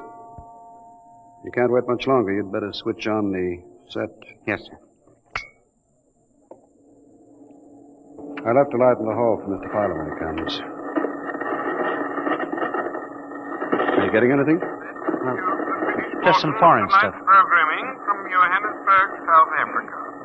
We continue in Africa. Oh, no, dear me. That's a very peculiar transmission sound.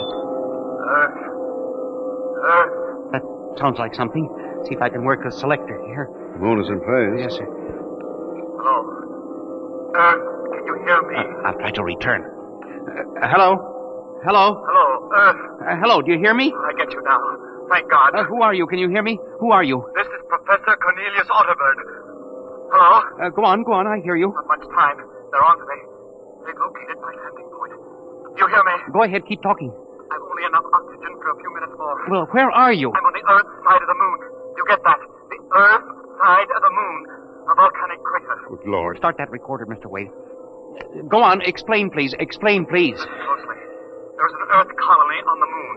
There is an Earth colony on the far side of the moon. Made up of renegade scientists and criminals. Professor Ernst Holtzman. Holtzman, he died in an insane asylum in 1938. Professor Ernst Holtzman discovered nuclear rocket power in 1935. Turned his plans over to escaped inmates of the asylum.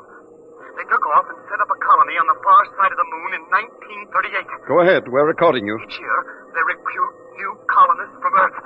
Slave labor mostly. Some women, scientists. The oxygen problem is a big one. I was kidnapped in 1945. Yes, we know. Keep talking. They wanted me to work on atomic drive with their flying discs. Hello? We're still getting you. Go on. 6 others and I escaped. Speak louder. Oxygen left, getting weaker. We pulled what little oxygen we had. The others, dead now. Thank God I reached you. You've got to stop them. Stop them. Stop who? The moon colony. Planning to take over the Earth. Listen. They have agents on Earth. Hear me? Agents on Earth? Well, where? Who? Hello? Hello? Agents in... Henry, look out. There's a light.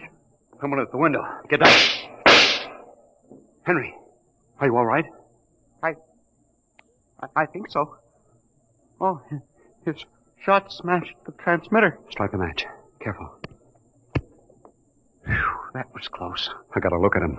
From the description, it was your Mr. Philo. Well, we got a recording anyway, but not the most important part of the message. Henry, we've got to get you out of here. You said they have agents. Philo's probably one of them. He'll be looking for you now, trying to kill you. The police, You Mr. think Wade. the police would believe a fantastic story like this? People being kidnapped to the moon as slave labor?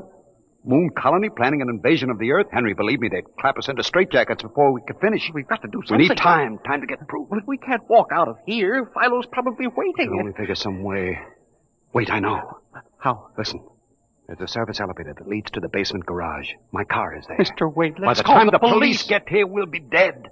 You think Philo will wait outside all night? Come on.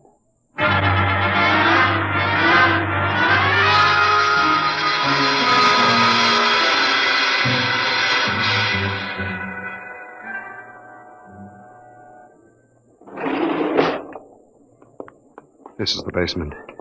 Come on. Keep to the side. Yes, sir. Shh. Here's the car. All right, Henry. You open the garage door, then jump into the car. We'll make a dash for it. Where can we go? I have a farm outside Chevy Chase. It's private, miles from the nearest neighbor and completely hidden by trees. We'll run for that. Go ahead, start the door up. All right, Mr. Wade. Quick, jump in. Yes, sir.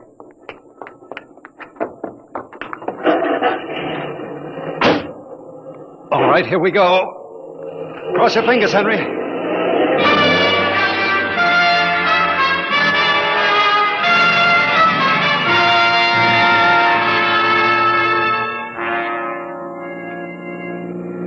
We made it out all right. Anything doing? Well, there's a blue coupe behind us.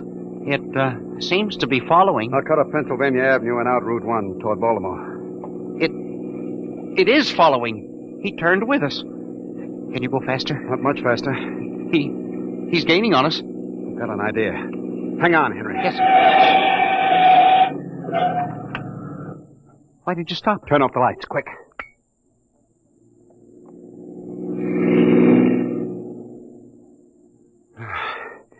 It worked.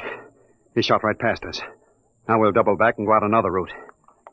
I think everything's going to be all right now. We can be at my farm in less than an hour.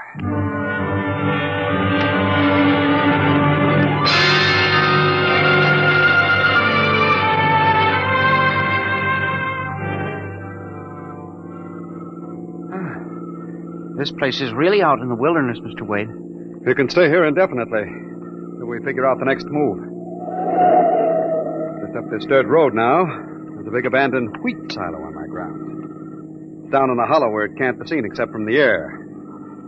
And even then, the oak trees shield it. We'll hide you out there. Now we can leave the car here. We'll be able to see. Come on. How did you ever find this place, Mr. Wade? I've always liked seclusion. Came up here to get away from it all. There's the silo. Oh, it's certainly well hidden. There's a small door around the side. Come on. Yes, sir. Oh, careful of those bushes. Hard to see them in the dark. Do you suppose Philo will find us? I assure you, Henry, that Mr. Philo will never find us here. Not in a million years. Here's the door.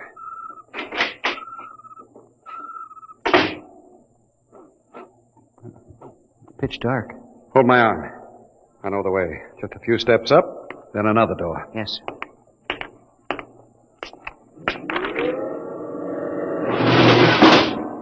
Steel. This is an unusual silo. Double walls, wood outside, steel inside. Completely fireproof. An army couldn't break it. We're inside the inner shell. Careful. You're in a circular room. Stay here a moment. I'll go outside and see if the coast is clear. In a moment, your eyes will become accustomed to the darkness. I'll bring back some food and water. Well, don't be long, Mr. Wade. This place gives me the willies. I'll just be a moment. Yes, sir. Mr. Wade.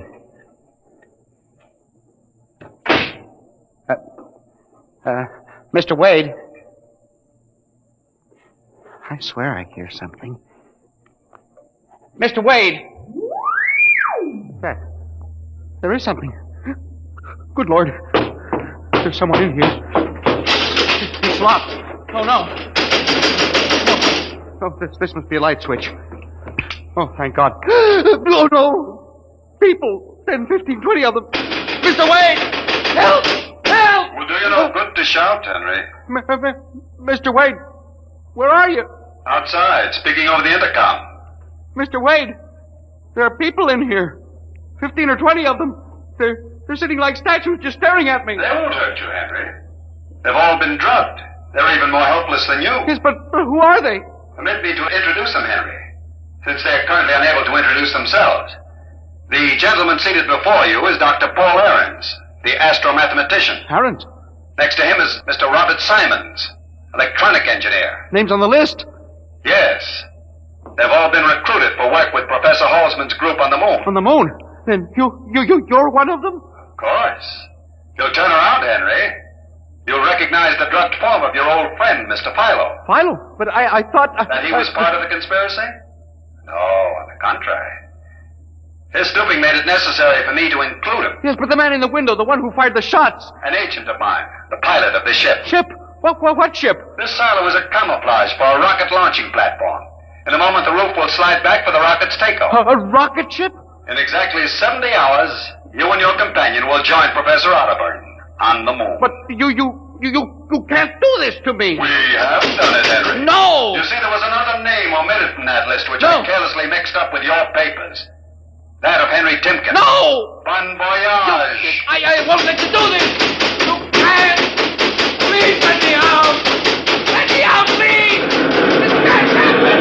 Let me out.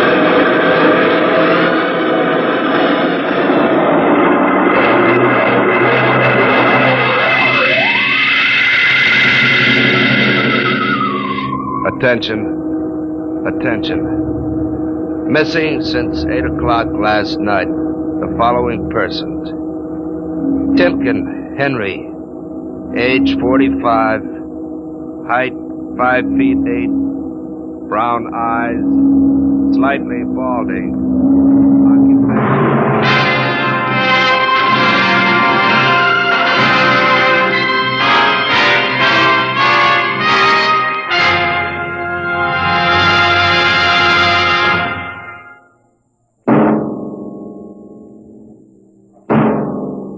Tonight, Dimension X has presented The Man in the Moon, an original story by George Lefferts. Featured players were Louis Van Rooten as Henry Timken and Santos Ortega as Wade. Your narrator was Norman Rose. Music by Albert Berman, engineer Bill Chambers. Dimension X is produced by Van Woodward and directed by Edward King. Wheaties presents Dimension X. Adventures in Time and Space. Transcribed in future tense. Dimension X. On stage tonight, Dimension X. Another in the Wheaties' big parade of exciting half-hour presentations. Say, tomorrow's Saturday, you know, and maybe you don't have to show up for work. A whole swell summer day for just what you want to do. So, start off with a big holiday bowl of Wheaties at breakfast, and just see how it sparks up the morning. Wheaties are whole wheat, you know, and I don't have to tell you what good, sturdy nourishment that is. So, if you got fish to catch or golf to play or maybe a hike to take, just see how Wheaties can make it all a lot more fun. You know why? Why, lady, mister, it's just because you feel good when you've had your Wheaties. Those two-fisted little whole wheat flakes are loaded with vitamins and minerals. And so are you when you've had your Wheaties. Go on, try 'em. Just you see how Wheaties at 7 can help at 11.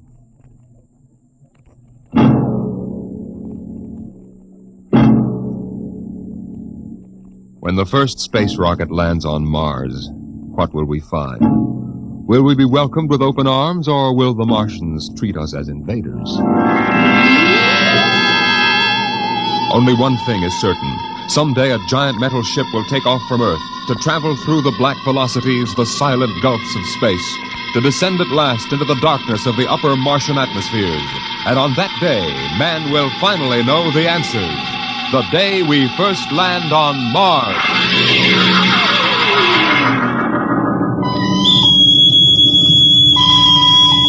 Now hear this. Now hear this. Approaching critical deceleration. Fasten gravity suits. Stand by to land. Mr. Lustig, what do you make of the terrain? There seems to be a heavy ground, Miss Captain. We won't be able to use our infrared lights. And we'll have to come in on radar. Isn't that a little risky, sir, landing in the dark? I'd rather run the danger of a blind landing, Lieutenant, than come in without the cover of darkness. Remember, we don't know what kind of reception is waiting for us down there. Airspeed 500.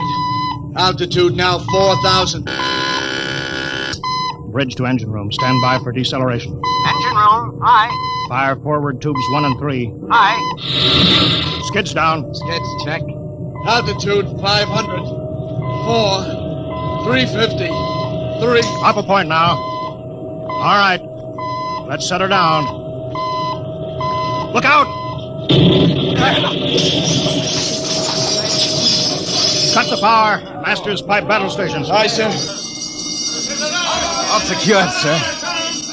Well, we're on Mars. April 20th, 1987. 4:33 Greenwich time. Enter that in the log, Masters. Aye, sir. Well, gentlemen, it's less than 2 hours till dawn. As soon as it's light, we'll send out a landing party. Masters, get me an all-over hookup. All set, Captain. Now hear this. Now hear this. All right, men. The smoking lamp is lit. We're 17 men on an alien world. And it's up to us whether we ever get home again. Next few hours should tell the story. And I want instant obedience to all commands.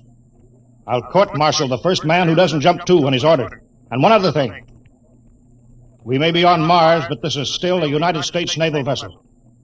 Officers will conduct a personal and weapons inspection in 1 hour. That's all. Inspection, Captain. How? Mr. Lustig, we've got an hour and a half to sweat out before we find out what's outside that airlock.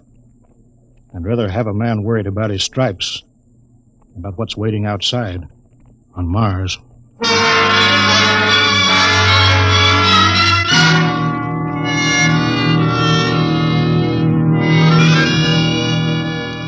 Now hear this. Landing party report to forward airlock. Captain Black, Lieutenant Hingston, Lieutenant Lustig, and Dr. Horst report immediately to forward airlock. It is now landing time -5. Sounds like they're paging us, Hingston. You ready, Dr. Horst? Yes. Ready as I will ever be. Oh, come on. Let's report to the airlock.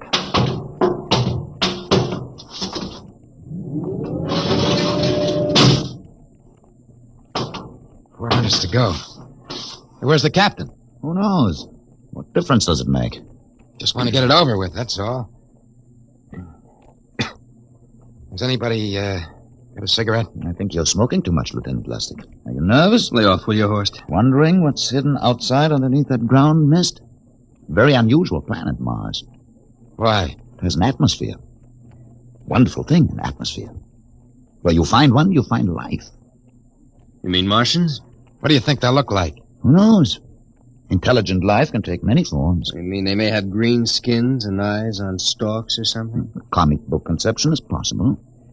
Or they may have developed to a point that is far beyond us. Perhaps they have a science that can produce weapons far more dangerous than our atomic missiles. You think we may have to fight our way out? After all, we are invaders. Now hear this. Landing time -2. Landing All time right, -2. we heard this. I know what I'd like to find outside that airlock. Good old Illinois. You ever been there, Lustig? Only Chicago. Oh, you ought to see my hometown. Green lawns, big white houses. Sounds like my hometown. My grandmother used to have one of those iron deers on the lawn. Every Halloween, we'd paint it another color. One time, we painted it black and white like a Holstein cow. Where does your family live, Horst? I have no family. When I was a child, they were gassed to death in the Dachau concentration camp. That's tough. Oh, it has its advantages. I have no ties on Earth. Nothing to lose now. I imagine I'm the only one on board who is free to enjoy our present peculiar position. All right, Lustig. We can button it up now. Aye, sir. Now Well, gentlemen, in 1 minute we'll be the first men to set foot on Mars. Quite an honor, eh? As long as the medals are not awarded posthumously. Still uneasy, Dr. Horst? Captain Black, I've been uneasy ever since I can remember. On Earth and on Mars. Now, 30 seconds. Give me the intercom phone, Lustig. Masters? Aye, sir. Battle stations to be manned till we return. If we're not back in 2 hours, I want no rescue party sent out. Blast off and save the ship, you understand? Aye, sir. All right, gentlemen. 5 seconds. 4, 3, 2, 1. Lustig, open the outer airlock.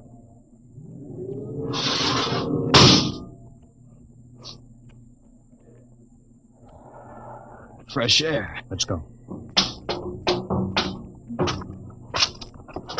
Hold it now. It's too dark to move fast. Quiet, isn't it? Not even a wind. You can't see anything through this ground mist. Quiet. We don't know what's out here. Come on.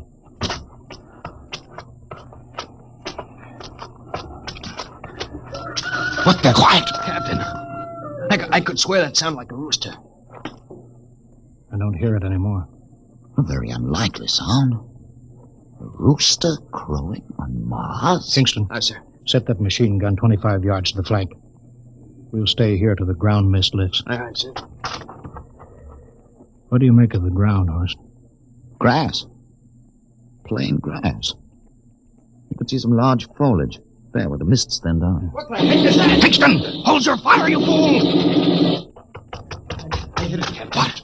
Some kind of wild animal. I hit it. I could see the tracers, but it's still standing. Come on, Horst. Doctor, where are you? Up ahead. Admiring the wild animal. Careful, Horst. Wait for us. Don't worry, Captain. Huh. It's an iron deer. A lawn ornament. That's impossible. It's hollow. Interesting, isn't it? A whitewashed Victorian iron deer sitting on a lawn in the middle of Mars. I don't understand. Look around. The mist's lifting. Captain, look there. A house, a regular old-fashioned house. On Mars. Good Lord. I haven't seen carved scrolls and gingerbread like that in years. Look at that port swing. The geraniums. There. I told you it was a rooster, Captain. Give me the glasses, Lustig. I want to take a look through that front window. What?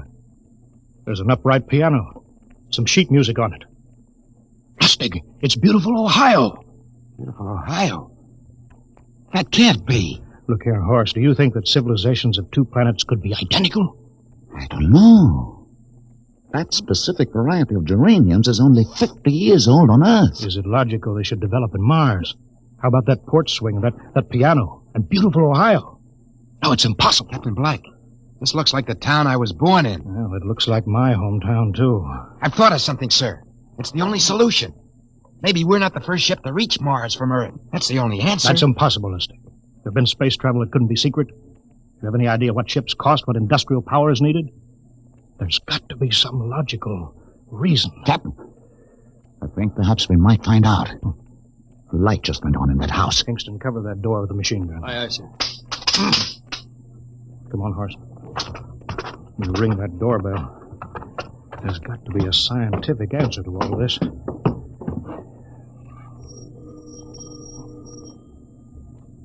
There's something moving in there. Stand back, Horst. Give me a clear shot. Maybe a Martian. Can I help you? We were looking... Well, if you're selling anything, it's much too early. No, wait a minute. What town is it?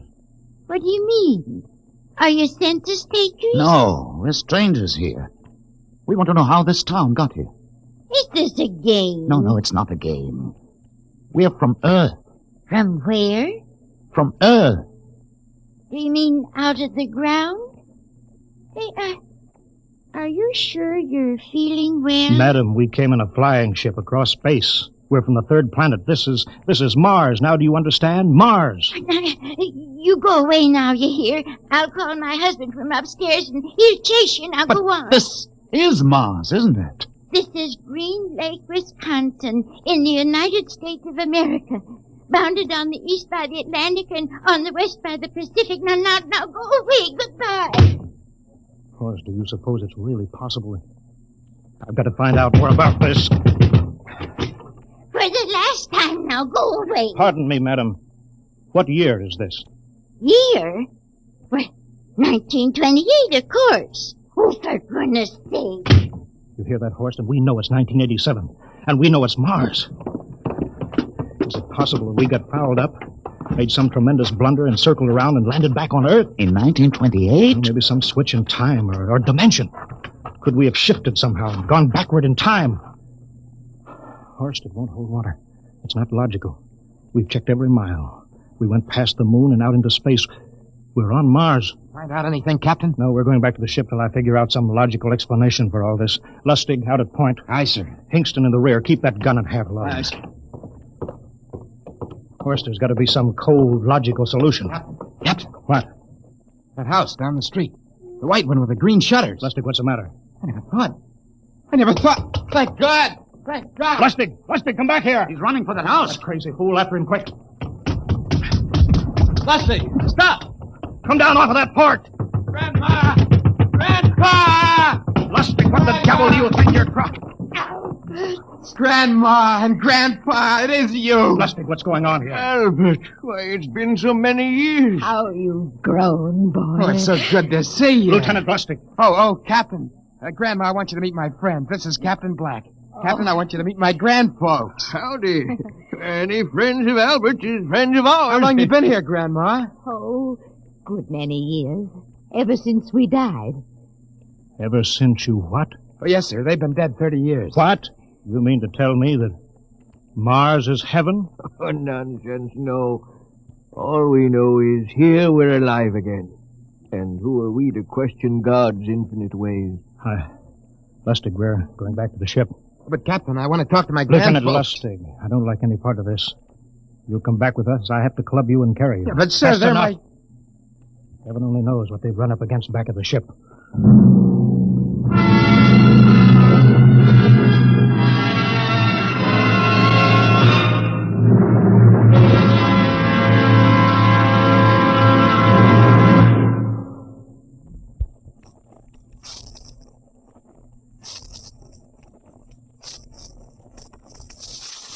Dimension X will continue in just a moment.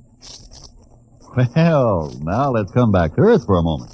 And what's more appropriate than Wheaties and baseball? You'll see what I mean as I introduce Ed Prentice, who has a special treat for you.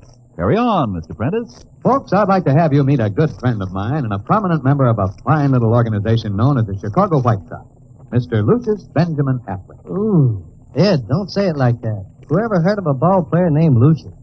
What if I went around calling you Paul Edward Prentice? Let's just make it Ed and Luke, huh? All right, Luke.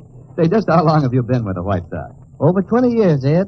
Golly, I played in darn near 2,500 games. Then at bat almost 9,000 times. Man, I'm from way back. Well, Luke, you don't look it. How do you keep up the pace anyway? Well, Ed, I sleep good. I eat good. I eat mighty good. Wheaties about 4 mornings a week. Those little old flakes put a lot of snap, even in an old-timer like me. Must be because they're 100% whole wheat. I sure like Wheaties and milk and fruit. You know, Luke, that's exactly what I hear from a lot of ball players and plenty of other people, too. No wonder they call Wheaties the breakfast of champions. Well, thanks, Luke Appling and Ed Prentice. You know, folks, you may not be a champion ball player, but Wheaties can help you feel like one. So try 'em. Wheaties, that is. See how Wheaties at 7 can help at 11.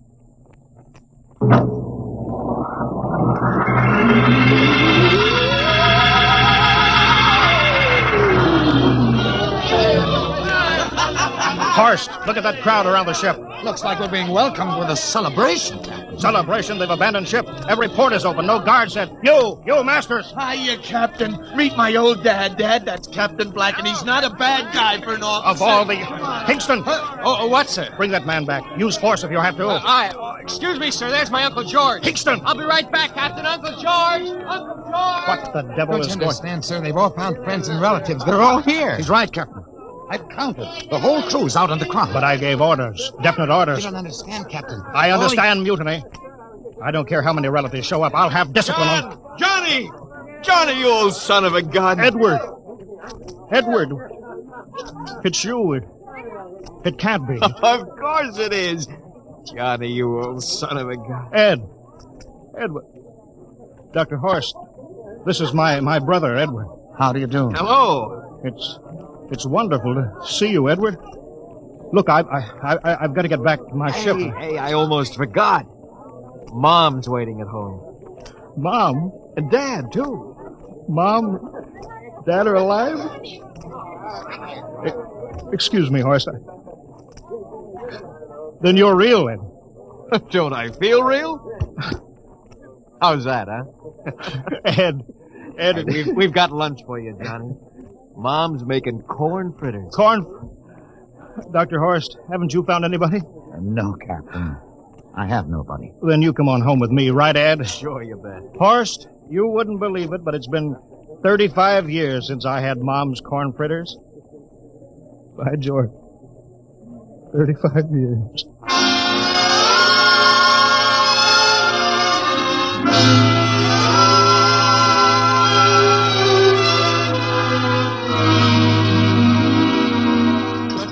And there's plenty more in the kitchen, so don't hold back, Johnny.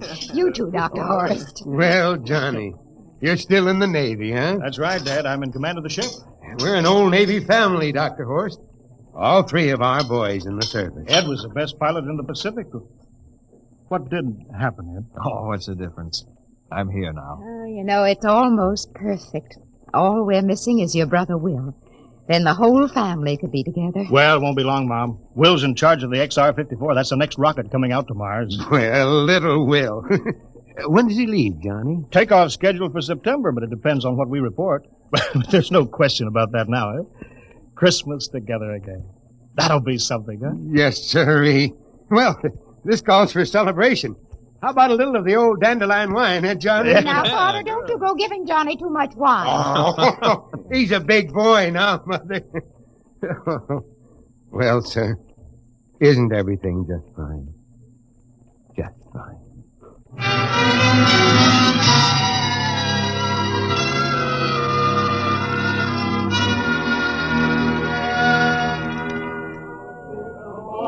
The candlelights are gleaming on the banks of the Wabash, far away. Hey, we have play another song. Sure, Well, Dr. Horst, what do you think of my little family, Very nice. You know, I can't understand why you didn't find any folks here, Dr. Horst. It's just a shame. Everybody else is so happy. I never remembered my family, Mrs. Black. All I know is they were gassed at Dachau during the Second World War. When I was liberated, I was in delirium 3 months. I cannot remember anything before then. A psychiatric phenomenon. That's terrible. Isn't there anything anybody can do? I don't want to remember. Oh.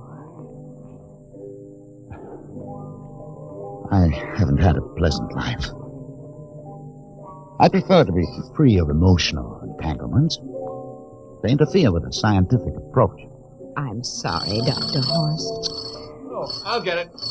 Hey, that's our ring, long and three shorts. I remember that. Well, maybe we'd better call it a night. You must be getting tired, Johnny. I'd better be going back to the ship. Oh, nonsense. You stay the night. We insist. Oh, I just couldn't rest thinking of you all alone on that ship. Oh, I'll be all right. Well, good night. Oh, wait a minute, Dr. Horst. That phone message was for you. Me? Yes, that's right. A message from Anna. Anna? I don't remember any Anna. She asked if you were better. Perhaps she's someone you knew at Dachau.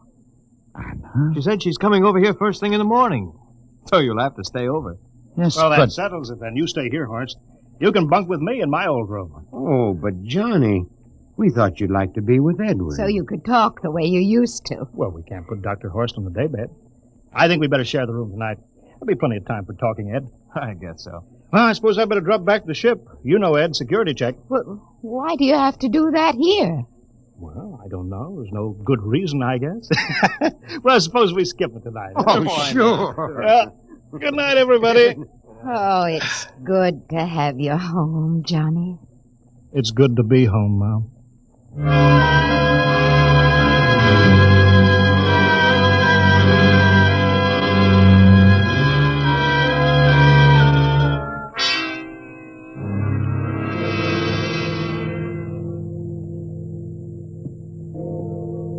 Captain Black, are you asleep? No. I've just been thinking about what we were expecting. Green-skinned Martians with eyes on stalks. All the time there was only Mom and Dad and Edward waiting. It's funny what tricks your imagination can play on you. Yeah, I guess Mars is heaven, Horst. I've been thinking about Martians, too. Captain, just suppose there were Martians, and they saw us land. Suppose they thought of us as invaders. What would be the best weapon they could use against our atom bombs? I don't see what you're getting at. They would want to disarm us first, to wipe out all suspicion, to make us feel at home. But suppose this house isn't real. Suppose the people are just images, stolen from our own memories by Martians, created for us by telepathy, hypnotism. That's the craziest theory I ever heard. Maybe that's why there was no one for me. Because in all my life there is no happy memory, no real loved person. How about that phone call from Anna? Yes, Anna. I didn't remember who she was, but I do now. I just remembered. When I was freed from Dachau, sick, delirious, I raved about a wonderful, kind nurse named Anna that took care of me. There you are. It's logical. She's coming to see you tomorrow. But there was no Anna. I'd been nursed by a man. What? Anna was only a dream. And there's only one way they could have learned about her. By reading my subconscious mind. But that's impossible, Horst. Why? The whole crew was thinking of home. Suppose the Martians read our minds. But there are Martians. If there are, they have us separated. Each man in a different house. Sleeping. Trusting. No one at the guns. I left my pistol downstairs. Do you think there's something to this, Horst? It's a pet. Who would suspect his own mother? His grandparents? How easy. Just a knife in the heart of each sleeping man. It's impossible, Horst. We've got to get back to the ship. Listen. The crickets have stopped. Come on. We don't know when they change back to. Whatever they really are. Where are you going, John? Ed, well, we wanted to drink of water. That's all, Ed. You're not thirsty, John. You don't want to drink. You don't want to drink. His face, it's changing! And his hands, he's a Martian! Run, horse! Run! Get away, John! You can't get away! This way, horse! Horse, where are you?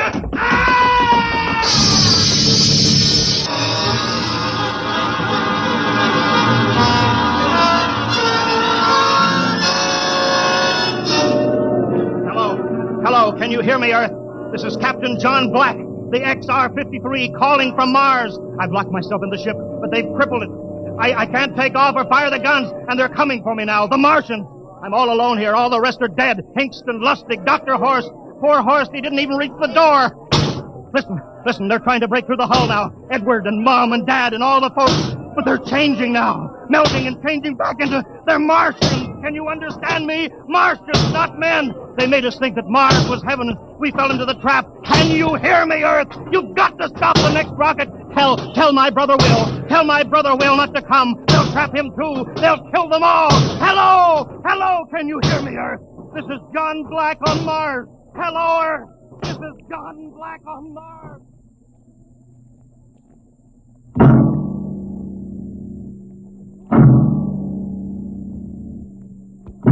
Tonight, Dimension X has presented and transcribed the Ray Bradbury story, Mars is Heaven, adapted for radio by Ernest Kenoy.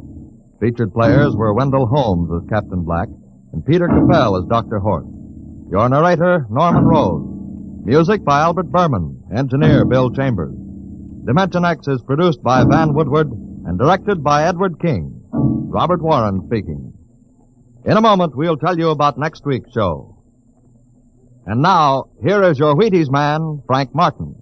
Folks, tonight we have a special guest for you. Here he is, Joel McRae. Hello, Frank Martin. I kind of expected to see a package of Wheaties sticking out of your pocket. What? Did I forget him? You must like Wheaties, Frank. Sure, don't you? You bet. I'm joining the big parade of Wheaties programs, you know, with Tales of the Texas Rangers come Saturday night. Well, that promises to be real entertainment, Joel. I understand these are true stories of the Texas Rangers. Absolutely. Each story is straight from the Texas Ranger files. Well, we're mighty proud to have you join us, Joel, with this new program. We'll all be listening on the same NBC station Saturday night for Joel McRae in Tales of the Texas Rangers. Okay, Mr. McRae? Okay, partner. Good night. Good night, Joel. And friends, be sure to listen Saturday, that's tomorrow night, to Joel McRae and his new program, Tales of the Texas Rangers. And get your Wheaties, everybody.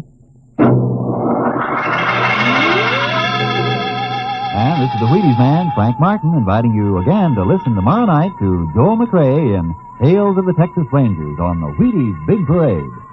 See you then. Next week, the story of the strangest case ever recorded in the files of the Bureau of Missing Persons. The case of the Man in the Moon. You'll hear the whole story next week when we venture once more into the unknown world of Dimension X.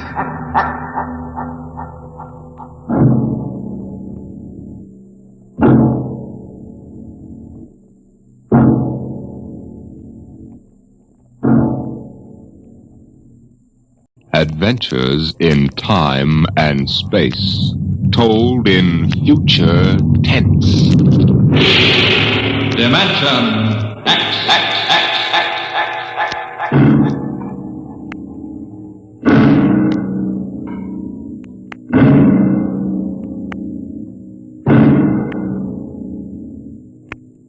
To all our listeners, a brief forward before tonight's adventure in the world of the future. Beginning next week, Dimension X moves to a new time on Friday evenings instead of Saturdays.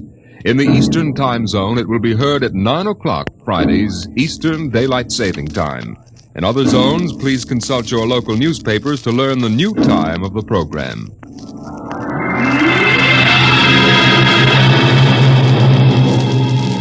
Now, tonight's venture into the world of tomorrow. A most unusual story about a logic named Joe and a man named Frank, and of how he saved civilization. It was on the 3rd day of August that Joe came off the assembly line. On the 4th, Lorene came into town. And that afternoon, I saved civilization. Lorene's a blonde I was crazy about once. And Joe is a new 1940-74 model Logic that I got stored away down in a cellar. And how do I save civilization? I save it by keeping Joe down in a cellar. Sometimes you are listening now to a voice from the future. The voice of Frank Caldwell, head serviceman for the Logix Corporation, makers of the machine that does everything for you. Well, nearly everything anyway. In the year we speak of, 1974, the electronic Logic sets were working so well that life was soft indeed for repairman Frank Caldwell. That is, until that fatal day of August the 3rd, when suddenly the Logix began doing everything for their users, and doing it too well. Hi, boss. What's the matter? Somebody put you through a ringer? Frank, you busy right now? No, there haven't been any service calls all day. Fine, there's a customer outside. Go take care of him, will you? Me, I'm a maintenance man. I know, but there are no salesmen around this minute. This guy wants to have our machines explained to him. Explain? Yeah. Everybody in the world knows about Logix. Where's he been, on Mars? Just moved up from the backwoods someplace. Why don't you explain him? I don't feel too well. Yeah? You're okay about a half an hour ago. Look, you the boss here or am I? Go on out there, will you? Okay. Good morning. My name's Caldwell. Can I help you? Oh, thank you, Mr. Caldwell. My name's Kolanovich. This is my little boy, Freddie. Hiya, Freddie. hired. Jerk. Ow! Freddie. I Well, got you- you, didn't I? Fine kid you got there. Freddie, how many times I gotta tell you not to kick people in the shins? Excuse it, please, Mr. Caldwell. Sure, just a kid. I got a knife home. Can cut you in little pieces. Freddie, we'd like to buy a Logic, Mr. Caldwell. The gentleman we spoke to first said he had to leave in a hurry. Oh, he did, huh? Well, I understand you're not acquainted with Logics, Mr. Kralanovich. Yeah, that's right. We just moved to the city. My wife, she saw that everybody else had a Logic, and you know how women are. You bet. Well, you can't get along without a Logic in this day and age, Mr. Kralanovich. Look I got a snake. Want to see Will it? you shut up that... yeah, now, about the Logic. Yeah. Here, I'll plug one in here. There, now. You see, the Logic looks kind of like an old-fashioned television set, only it's got keys instead of dials. Now, if you want to talk to a friend, you just punch the number of his Logic. Like making an old-fashioned phone call. Except you not only hear him, but you see him, too, on this viewing screen here. Now, of course, that's not the important feature of these things. Oh? Now, suppose you want to ask a question. A question? Like, what to take for a sore throat? Or who won the American League pennant in 1911? You just turn on the Logic. Then you punch the question key, and you ask, like this. Who was the first president of the United States? George Washington. You see? I already knew that. Well, that was just a sample. Oh. Well, I got a little store. Will it keep books for me? It'll keep your books, record your contracts, serve as a filing system, and check up on what happened to your lawyer's last client. Anything. Oh, say, they're really something, these things. 10,000 services and information sources in one. Read our advertising. Well, what I want to know, Mr. Caldwell, how do these Logics work? You saw that big building across the street? Sure. Well, that's one of the relay tanks. Now, there are a dozen of them around the country, all hooked up together. And there's a data plate in one of those tanks for every fact in creation. You mean those relays know everything? If there's something they don't know, the technicians are busy making a relay plate for it right now. The Logic integrates the facts in the tank and gives you the answers. Hey, you. Can I ask this thing how to make dart poison? How to make what? Dart poison, like in Africa. I could shoot the darts from my pea shooter. Oh, well, I think maybe we better not get one of these things. Well, that's okay, Mr. Kralanovich. The Logic won't tell you about no dart poison, see? Bet it will. I'm gonna try it. Hey, how do you make dart poison? Public policy forbids this service. What'd it do that for? On account of some little brat, on account of some children might ask things that ain't good for them. Listen, I don't like this here one. I want that one over there. They're all alike, kid. I want that one. If I can't have that one, I'm gonna hold my breath till I'm dead. Well, I got lots of time. It's no use, Mr. Caldwell. You might as well give him the one he wants. But, kid, they're so much alike. Even I can't tell them apart. I can, and I want Joe. Joe? Who's Joe? Oh, I guess he means the Logic, Mr. Caldwell. He has to think up a name to call everything. You should hear the names he calls me. Not till I'm 21, I promised Mother. Okay, so we call him Joe. But what makes you think Joe's any different from the rest? He looks different somehow. Don't be silly. Them things are all alike. The 1/10,000th of an inch. Just the same, I'll bet he'll teach me how to make dart poison. Okay, then. Come on, Joe.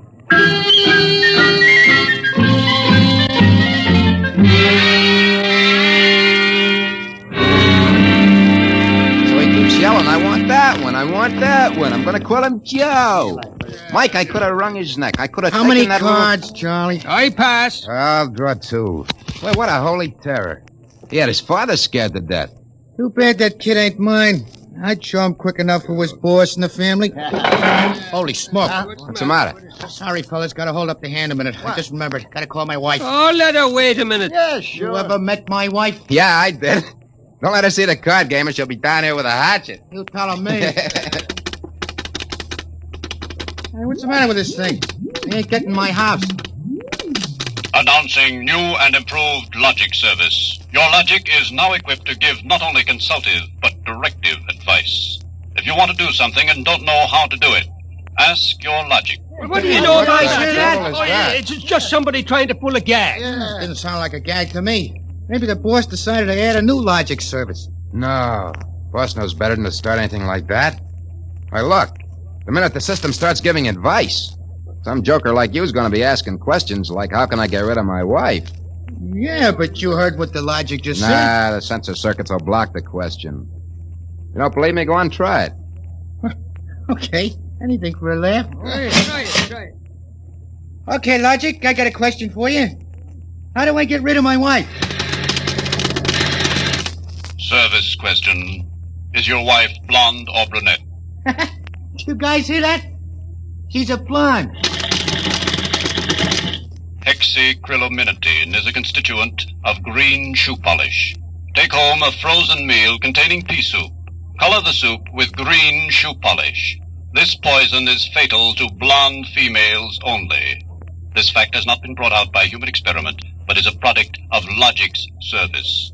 You cannot be convicted of murder. What do you know? It is improbable that you will be suspected. The saints preserve us. And it's bound to be right. These things can't make a mistake. Well, Mike, don't stand there. Turn that thing off and check the sensor circuits. Quick. We can't get to them. They're all sealed up. It's supposed to be impossible for them to go out of order. Well, they're out of order now. And I got a feeling some awful things are going to happen.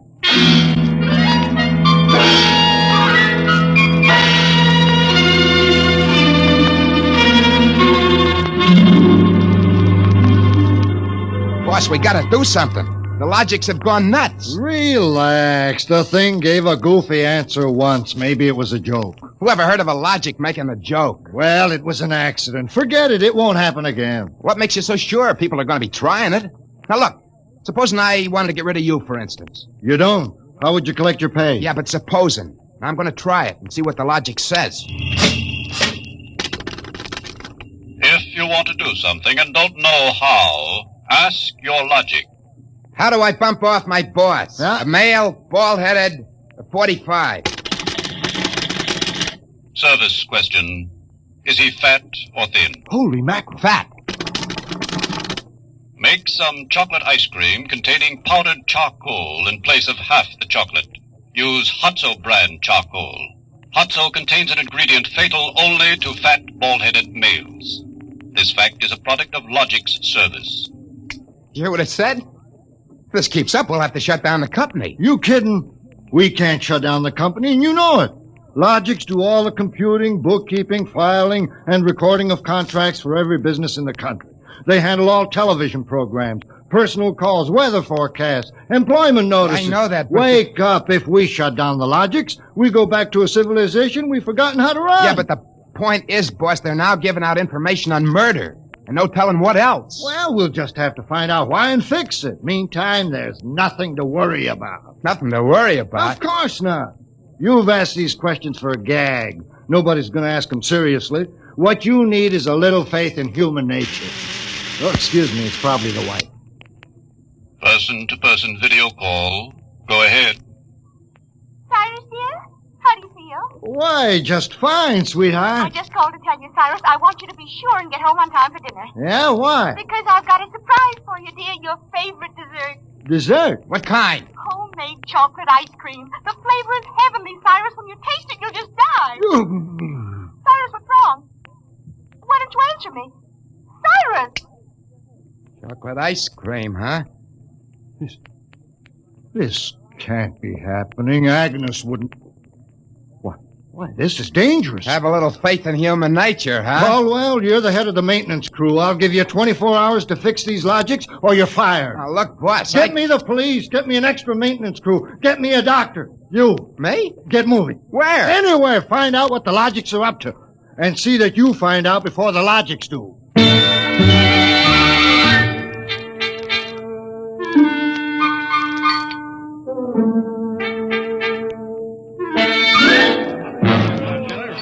Bartender. Hey, bartender. Give me a double. Coming up. What's the matter, pal? You had a bad day? Go away, will you? Oh, listen, pal. You gotta listen. I got trouble. Hey, bartender, will you get this barfly off me? For Pete's sake, I'm tired. On your way, you. No, don't say that. I got troubles. How am I gonna keep my wife from finding out I had a couple of little drinks? How am I gonna do that, huh? Look, mister, it's a hot day. I've been driving a car around and see. Yeah. I've been trying to keep a bank president from having apoplexy on account of his logic told him how to rob his own bank. I've been tripping over dead bodies so artistically croaked that nobody's ever going to find out who done it. And all you got on your mind is... How am I going to keep my wife from finding out I had a couple of little drinks? How? Go ask a logic. Logic? My pal, that's a wonderful idea. Where's the logic? Huh? Right Where's the behind logic? you. Here's a nickel. Oh, give me a nickel. This I gotta hear. This is gonna be good. Now, come on, logical pal, be nice. How does a guy keep his wife from finding out he's had a couple of little drinks? Answer me that. How, huh? Buy a bottle of Franine hair shampoo. It is harmless, but contains an ingredient which instantly neutralizes alcohol. 1 teaspoonful for each jigger you've consumed. Oh, boy, I gotta buy a bottle of What was that again? Supposing it's right, she'll never remember it as far as the drugstore. I think there's a bottle in the back room. Somebody left it. Oh, my pal, there's no more troubles. Show me the way to go home. I get a picture of him back there drinking that shampoo. Give me another double. I don't know what's worse, to be as low as you or as high as him. All right, where is he? I know he's here. Where is that bum? Who you want, lady? My husband. I know he's here. Now, where is he? That no good loaf. I'll show him. Thinks he can come staggering home again, does he? Well, I'll teach him. Poor guy. Oh, why, my dear, what a surprise to see you here. Archibald. Yes, my love. You're not. Sober? Well, of course, my love, I'm sober as a judge. Then what are you doing in this saloon? Well, merely conducting a little research, my dear. Research? Your suspicion wounds me deeply, my love. Let me tell you, my dear, that I've been conducting a research project that is going to make us a fortune. I'm about to patent Sober, the drink that makes happy homes.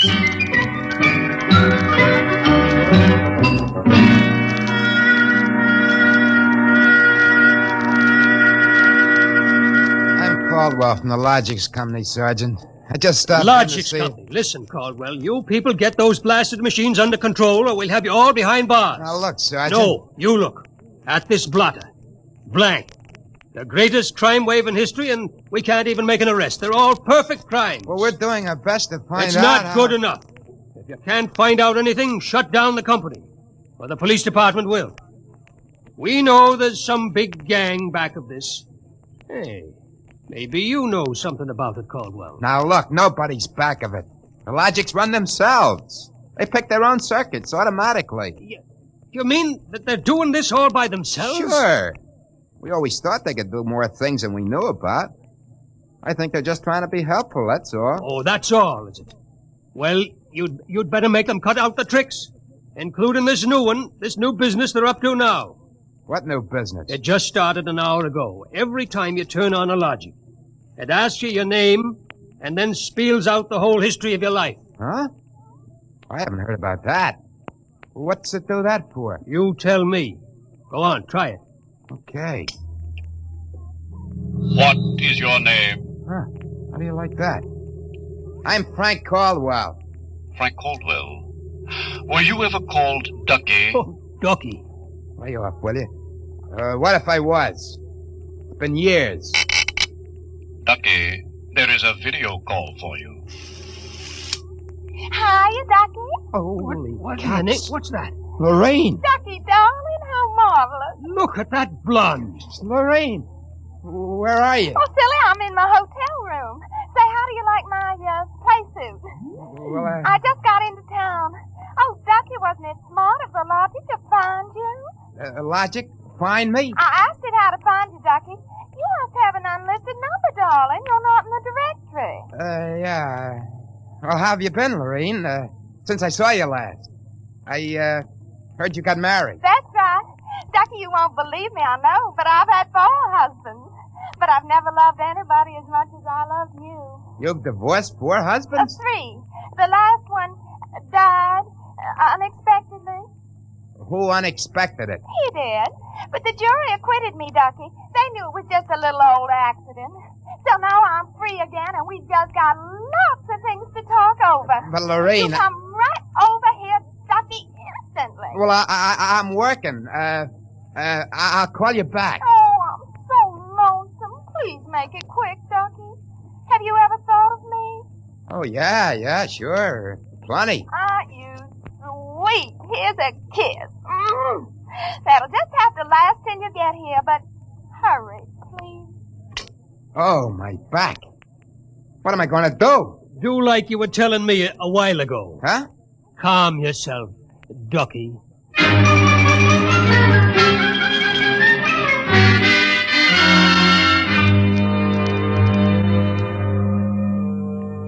Call on the logic for you, Frank, your wife. Oh, thanks, Mike. Hi, Gert. Frank, I've been trying to get you for an hour. Where have you been? Well, I've been out making calls, honey, trying to find out what ails these logics. Well, you better find out in a hurry or there's going to be trouble. That thing told me my address, how much I owe every store, and how much you make a week. And all about the time we had that fight and I went home to Mother. Well, Gert, I don't think they're doing that anymore. I think that was just temporary. Well, in the meantime, it's told everybody in the neighborhood all about me. I punched Mrs. Hudson's name. She's been married 3 times, and she's had Mr. Hudson arrested twice for non-support and once for beating her up. It'll tell anybody anything. Yeah, but I tell you, Gert... Frank, you stop these things or I'm going to leave you. Gert, you don't mean that. I do. If you can't figure out how to keep our private lives out of every logic in town, then I'm through. And that's it.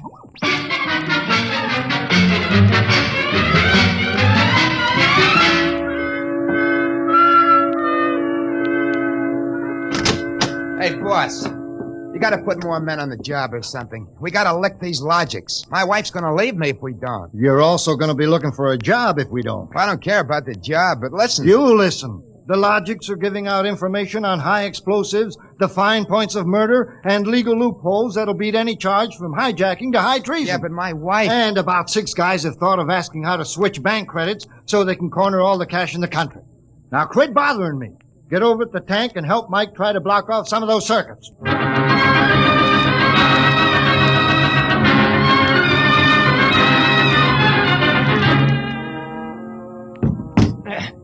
I can't even budge any of these relay plates. Me neither. Isn't there any way we can disconnect them? There is not. They weren't built to be disconnected. Mike, what are we going to do? I'm thinking of slitting my throat. When they were giving out all the information on everybody, my wife got the lowdown on a certain blonde. I got nothing left to live for. Ron, why did you have to remind me? You got one? My only hope is I ain't got her. See who that's for? Hi, Ducky, darling. Oh, Lorene, not again. Ducky, darling, I'm lonesome. Why haven't you come over? Well, I've been busy. Oh, cool. Ducky, do you remember how much in love we used to be? I was so mean to you. Ducky, let's get married tonight. Oh, gosh, Lorene, I... Right away, Ducky. Look, I got married. Oh, you poor darling. You poor darling. Just have to get you out of that. No. Now, look, Lorene. Darling, I'll just call up your wife and have a little talk with her. Look, please, now, it's nice of you to think of me and all that. You just give me your address and your logic number, darling. I ain't got one. Ah, you just don't want to tell me. You're bashful. Never mind, darling. The logic will tell me. Lorene! Oh, I gotta call Gert. Frank, will you get away from that thing and give me a hand? Yeah, Mike, in a minute. I gotta call my wife. We gotta get out of town. I punched the wrong key. Frank, I told you to help Mike. Yeah, boss, I am, but I just gotta make this call. Call? What do I care about your call? The president's getting ready to close down the company and declare martial law. Now, for the love of heaven, do something. Yeah, boss, I will. I just gotta make this call. Attention! To assist in solving a special problem of logic service, kindly give the following information if possible. Where does Frank Caldwell live? Oh, she got me. I'm through.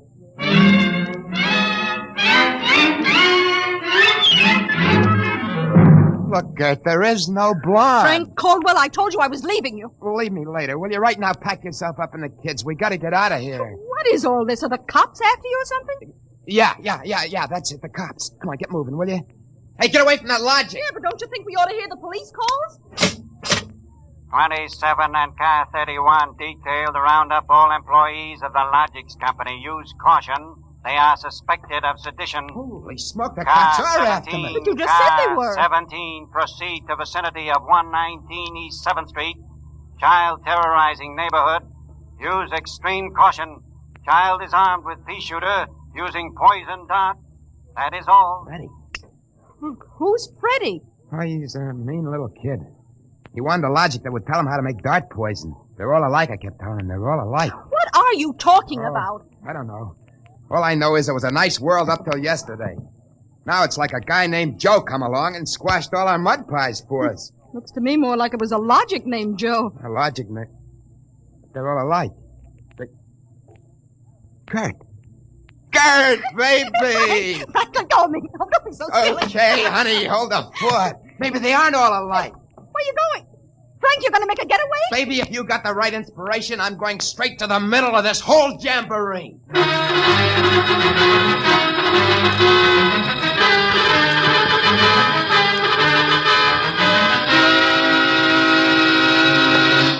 Yes? Oh, I was hoping it was the police. You remember me, Mr. Kralanovich? Caldwell of the Logics Company? I wish the Logics Company was at the bottom of the ocean. Well, I don't blame you. Now, where's your logic? In here? I'd smash it into a million pieces if I wasn't afraid of what Freddie would do to me. Just get out of the way, will you? I got business with Joe.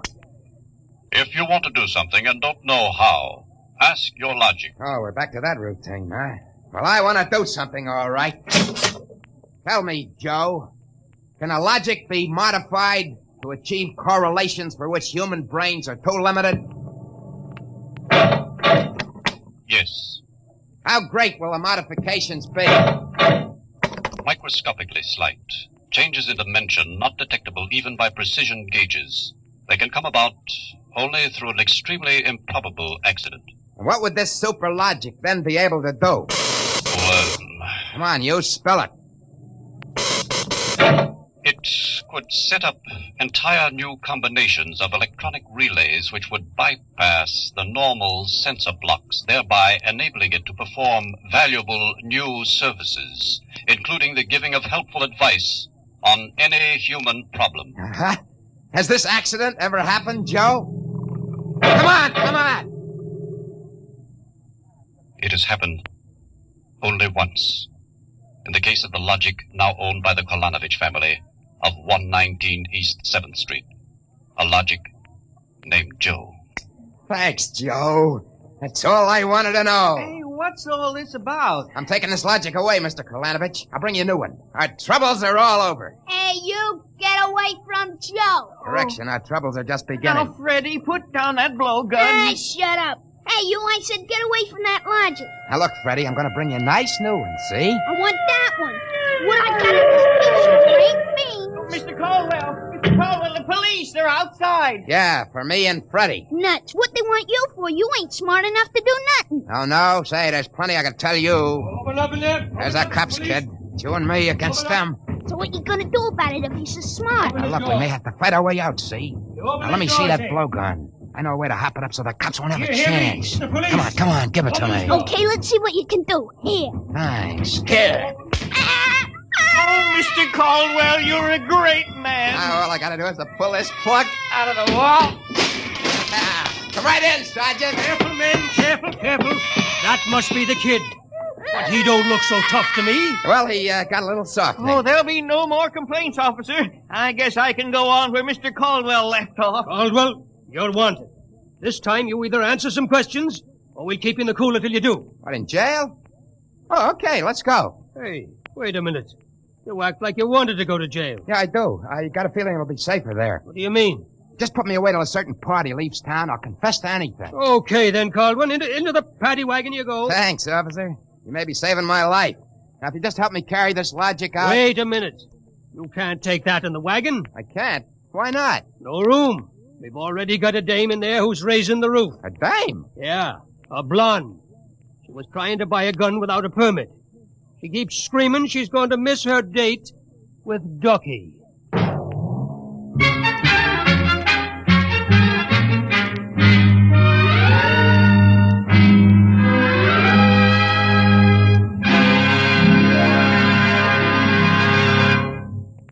You have just heard another adventure into the unknown world of the future. The world of Dimension X.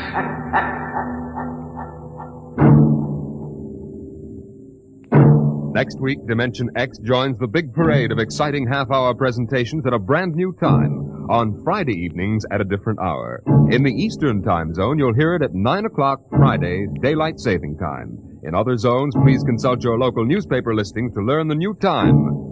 For that's when Dimension X will bring you one of the strangest stories ever told. Ray Bradbury's Mars is Heaven. Tonight's story on Dimension X was titled ALogicNamedJoe, written by Murray Leinster and adapted for radio by Clarence A. Ross. Featured in the cast were Joseph Julian as Frank and Roger DeKoven as the Logic. Your narrator was Norman Rose. Music by Albert Berman. Engineer Don Albert. Dimension X is produced by Van Woodward and directed by Edward King. Adventures in time and space, told in future tense.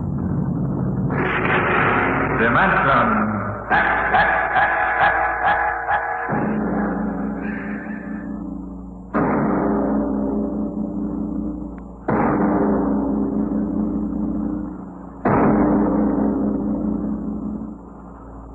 Man has always dreamed of conquering the barrier of the atmosphere. The problem is on the drawing boards of aeronautical engineers and atomic physicists.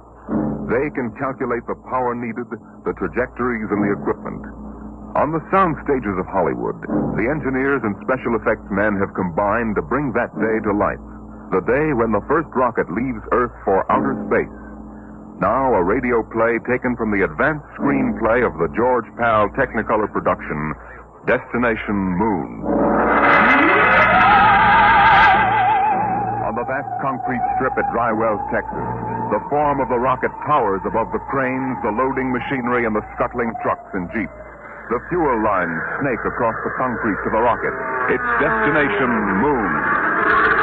A small pursuit plane circles in for a landing on the runway, turns and taxis toward the prefab buildings at the edge of the strip.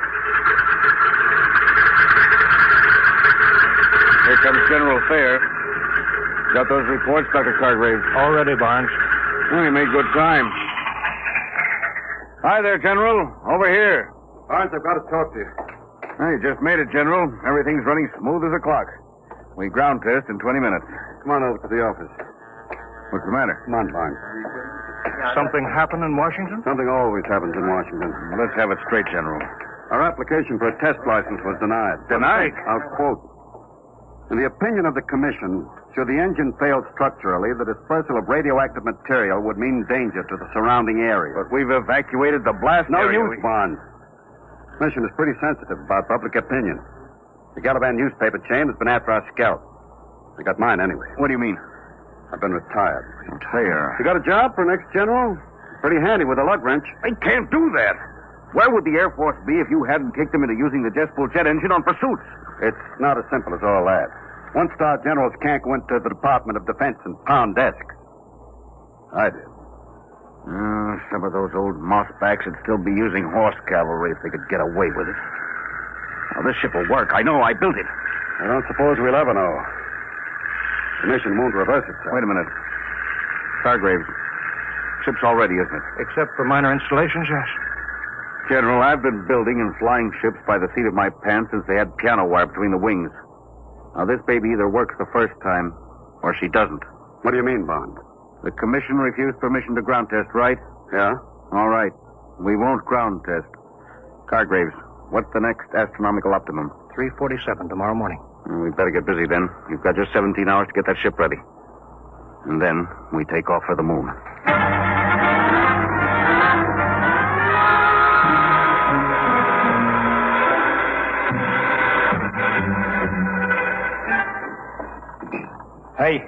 Hey, Brownie. What do you want, Sweeney? What color is the skin temperature lead wire on the chart? Orange with a black stripe. This stuff looks like insulated macaroni. I got it. Hurry up, will you? We're running behind. What's your rush? You're going along on this clam bake, aren't you? Can't you wait to break your neck? Hey, look out for the starter. Come on, move. We gotta take off before somebody slaps a writ on us. Brownie, you really going? Sure. Beats me. What do you want to go to the moon for? To see what's on the other side. Ask a stupid question, you get a stupid answer. What's the separation rate positive lead? Red and white spiral. Oh. What's the matter? I'm not gonna bellyache. Eating green apples? No, I'm all right.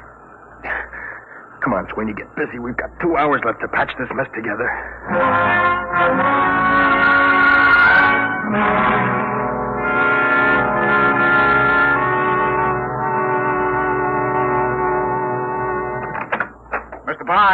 What is it, Sweeney? Brown. They just took him to the hospital. They what? Well, is he all right? He will be after they cut out his appendix. There goes our radio man. There's no chance of finding a substitute? No, it's special equipment. Brown installed it himself. I've got it. Barnes here. What? Well, we'll have to delay Sure. the takeoff a month. Okay, goodbye. We can't, General. That was Hastings at Dry Wells. There's a United States Marshal driving over. Something leaked, and he's got a court order forbidding the takeoff. We were so close. Yeah. $1 million gone up the flue. You want me to give a standby, Mr. Barnes? I suppose. Wait a minute. Sweeney. Yeah. You installed that communication equipment with Brown, didn't you? Yeah, but... Then you must know the operation. You could go in Brown's place. The moon? Oh, no, not me. It's an important project, Sweeney. The scientific advance... There's the military aspect, Sweeney. I had 4 years of the military aspect, General. That's enough. Afraid? You're darn tootin'. That ship is safe. Maybe, maybe not. But, Sweeney... Look, you guys aren't going to get anywhere pressuring me. Maybe you got reasons to go to the moon. You, Mr. Barnes, you got $1 million tied up in the ship. It's your scientific baby, Doc, and the General's out on a limb in Washington. Well, what's in it for me? That's no way to talk, Sweeney. It's an important advance for the whole world. You'll pardon the expression, baloney. Sweeney. I work on a scientific theory, too, General. Hooray for me, you look out for yourself. I ain't going. I don't like to say this, but this isn't the time to consider yourself, Sweeney. This country's defense hangs on being the first to develop space travel. Somebody else, not me. There's nothing I want on the moon. All right. We'll take care of that. Sweeney, I'll offer you $10,000 bonus and a 10% royalty on the ship patents out of my cut. Barnes. It's no use to me unless we get off before that marshal gets here from Dry Wells. Well, Sweeney, you'd be rich enough to retire. You could take it easy the rest of your life. Well, now you're talking my language, Mr. Barnes. Okay. When do we leave?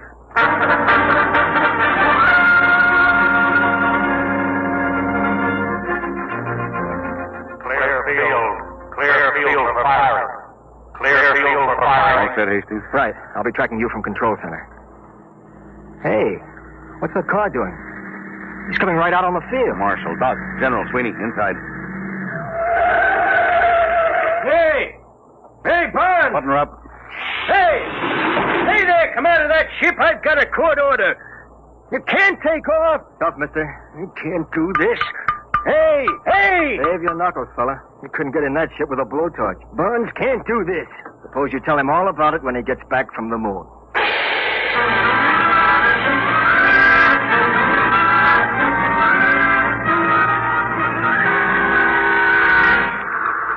Sweeney, warm up your communication circuit. Yes, sir.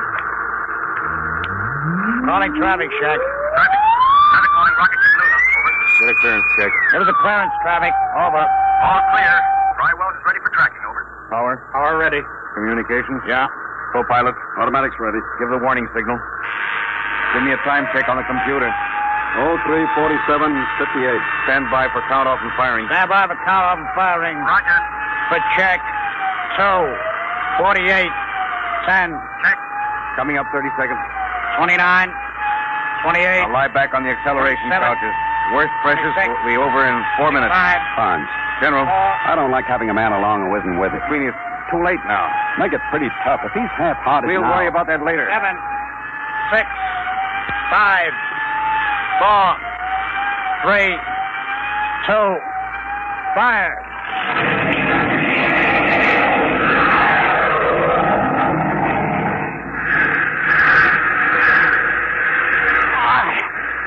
What happened? Noise. All gone. Past speed of sound. Switch on televiewer app. I can't. Can't move. Pressure. Switch is right under your finger. Go on. That's it. Time. 3:50:12. Altitude 2 miles. Get your sun goggles on. It'll be coming through in a minute. There's the dawn line. And the sun. It works. This thing really works. Now, look in the viewer. There's the Earth down there. Yeah. Time. 3:51:10. Altitude 20 miles.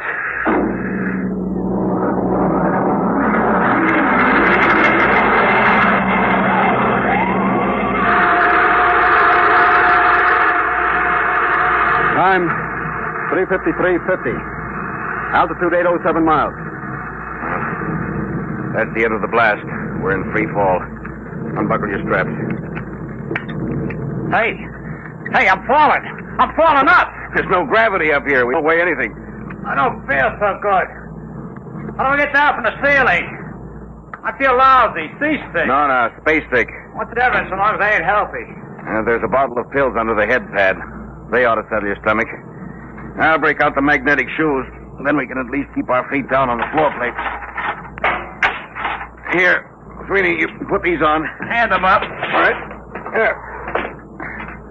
Now you can walk down the wall. Try it. Like this? Hey, it's like a human fly. You know, this is the second time I ever walked on a ceiling. Only this time I'm sober.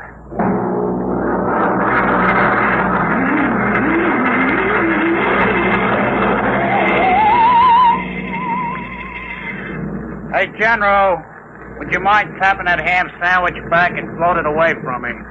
Feeling better, Sweeney? Yeah, I guess so.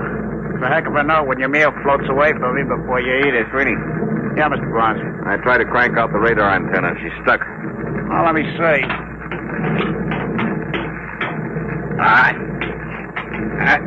Stuck all right. I don't understand it. I greased it good. Grease? Well, no wonder it's stuck. It's exposed to outer space. It must be frozen solid. What's the idea, Sweeney? Didn't you read the engineering manual? Yeah, and a flush fitting gets greased. Don't jump on me. Well, if we can't get that radar mast cranked out, we can't land on the moon. Well, it's all right by me. Don't you realize that half the value of this trip is in the landing? Geological surveys, radiation tests. Look, General, I told you before I started, this whole thing is slug nutty to me. Who wants the moon? They're trying to be first through the old Brooklyn Battery Tunnel. Sweeney, this isn't getting that mast fixed. Well, we've got to go outside in spacesuits and chip it loose. Outside? You mean outside the ship? You can't fall. You'll be in the same trajectory as the ship. Worst that could happen would be to drift away. Drift away? Don't bother getting one of them monkey suits for me. I'm comfortable in here. Sweeney, we've taken enough from you. We can't let one man endanger the whole project. You get out there in a spacesuit, or we shove you out without one. All right. Oh, that's settled. You got us into this mess. You're going to help get us out. General, break out the spacesuits.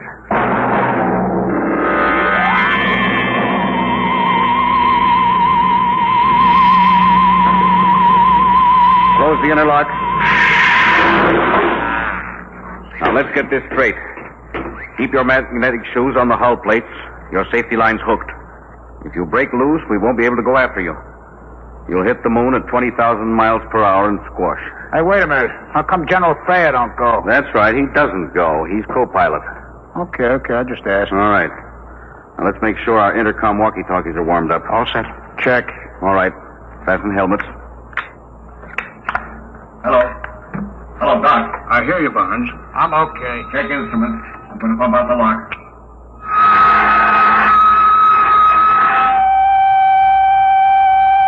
All set.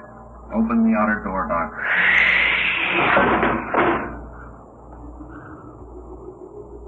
Look at that, will you? 1,000,000 stars. 20,000 miles an hour free fall and no breeze. That's right. No air. And we haven't got time for the scenery. Let's get to work. Can you two handle it? I want to go aft to see how the firing tube's held up. All right, Doc. Come on, sweetie. Let's get to work.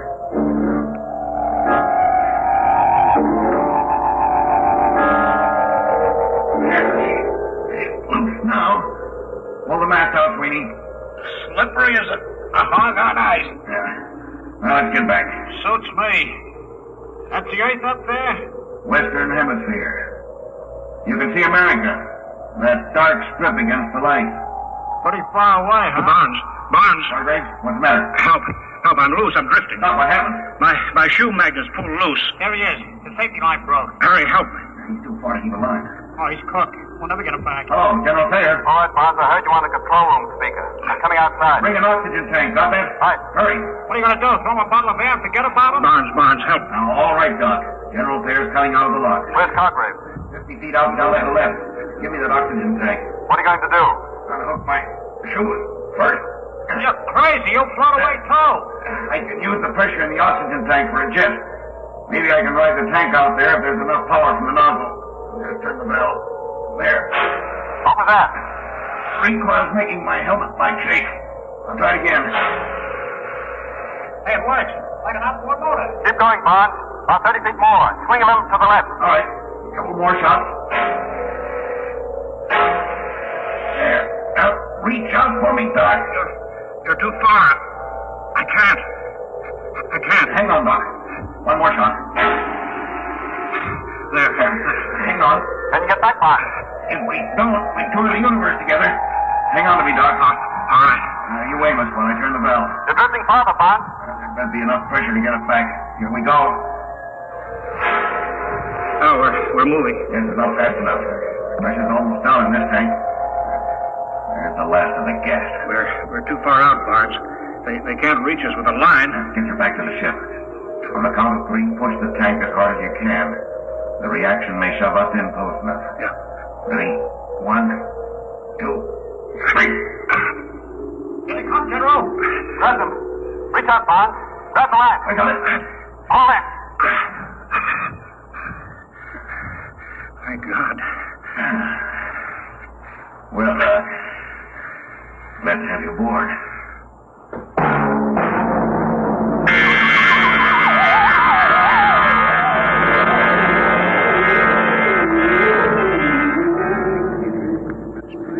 There she is. Come on. Stand by for landing procedure. That's pretty rugged country down there. Stand by to turn ship. Fasten straps. Altitude fair. 27.3. All right. Turning ship.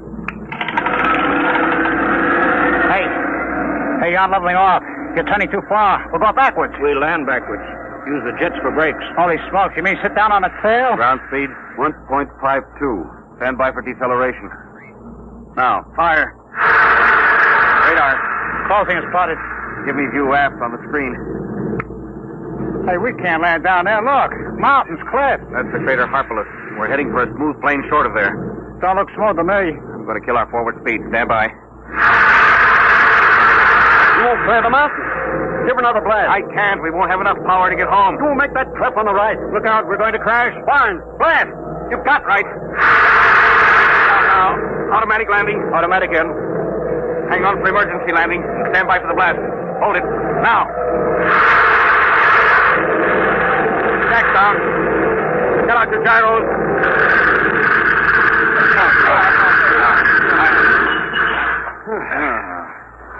That was a lousy landing. Darn safe. Yes, but I wasted reaction mass we'll need to get home. We'll worry about that later. Right now, I want to get out there and plant my feet on the moon. The moon.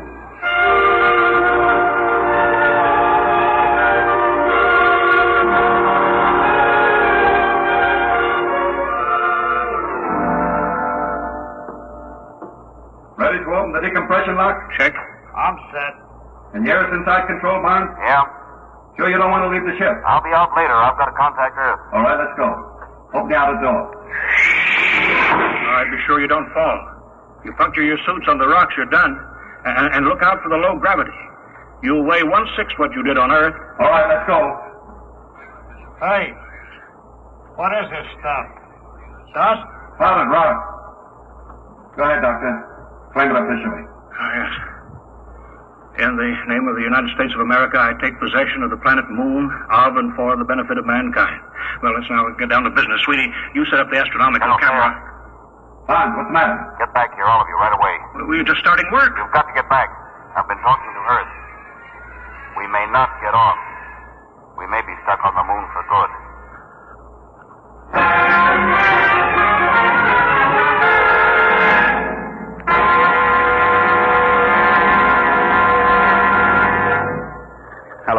Hello, Earth. Reaction mass down to 0.8672. Wasted power in a bad landing. Request new figures for return trip. Earth to Luna. Looks bad, Mr. Barnes. I'll have to run it through the machine. In the meantime, dump everything you can. I'll check back with the results. I'll be standing by. Roger. Out. Well, Barnes? Well, we wasted too much power on that lousy landing.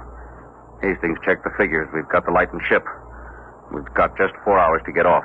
If we miss that, we don't get another chance to hit the Earth for another month. We don't have more than 10 days' oxygen supply. Exactly. Come on, we better start dumping, and we better pray we can get rid of enough weight.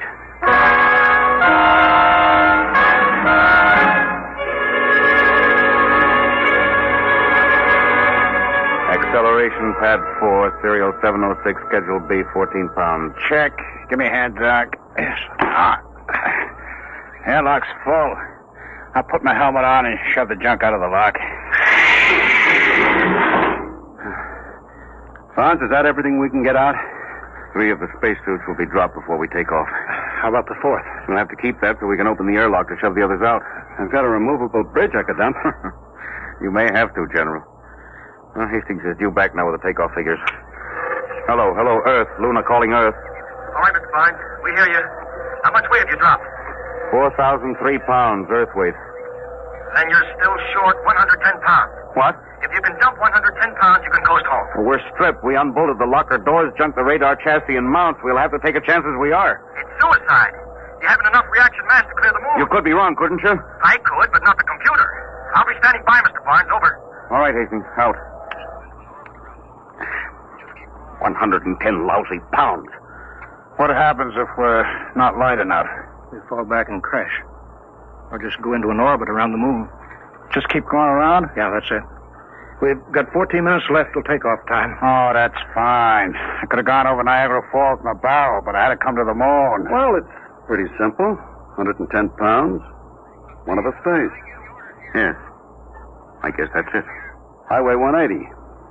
That's plenty. Now, wait a minute, General. I'm the oldest one here. Yeah, and I'm the captain of this ship. If anyone stays, That has but I nothing to give do- the orders here.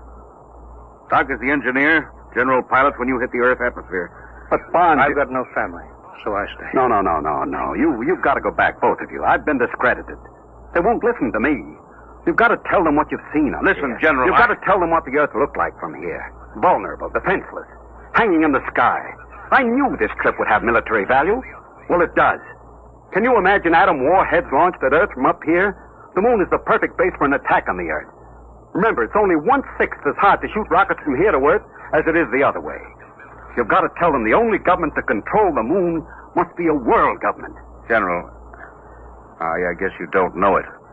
But what you just said means you've got to get back to Earth and convince them even if the rest of us don't make it. Bonds, don't... No, General, that's all there is to it. Now, listen, Mr. Barnes, General. Never mind, Sweeney, you're not in on Don't this. worry, you'll get back. I was going to say, why don't you heroes match for it? Odd man's out. All right, Bonds, I'll go for that. I'm in. No. 2-1, Bonds. Well, all right. What do we use? You can match buttons off your overalls. All right. Each one pull off a button. I better check Hastings on Earth. Here's my button. Cartwright. Hello, Earth. Standing by, Mr. Barnes. We're working it out. One of us stays behind. What? We're matching for it. Check time. Well, it's only 110 pounds. Isn't there some Check other time. Ladies and gentlemen, we interrupt the program Dimension X for just a moment for 2 important bulletins from the wires of United Press. From Seoul, Korea, the North Korean radio says the North Korean Communist government formally declared war on South Korea effective at 11 a.m. Sunday, Korean time. And then a little later, this bulletin from Washington. State Department officials say they will hold Russia responsible for the North Korean attack against the independent South Korean Republic, which this country and the United Nations brought into being and have supported. We now return to the program Dimension X. Yes, sir. 9:41:50. 10 minutes to 0 hour. Check. That's all, Hastings. We'll take off with 3 men. All right. Ready to match? Hey, what? The airlock. Sweeney, he went out. What's he doing? What? He's going out. Out there on the moon.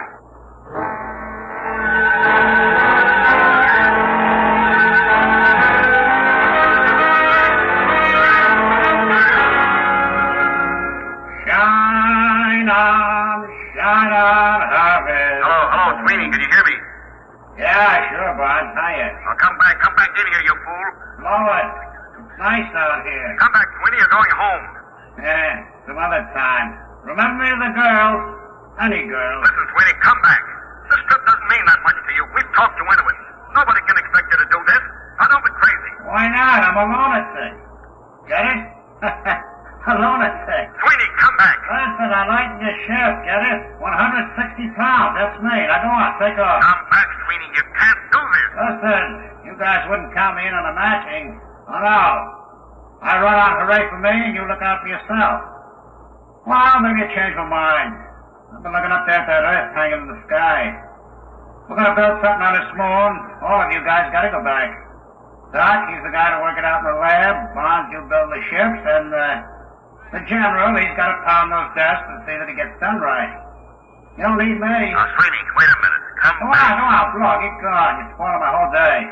So long, heroes. You don't understand. We can take off, all of us. What do you mean? What's 110 pounds? Now listen to what I say. Get back in here, and on the way, pick up a screwdriver and a rat tail file and an oxygen tank. What's the deal? Get back in here. I've got a way to get us all off, if it works.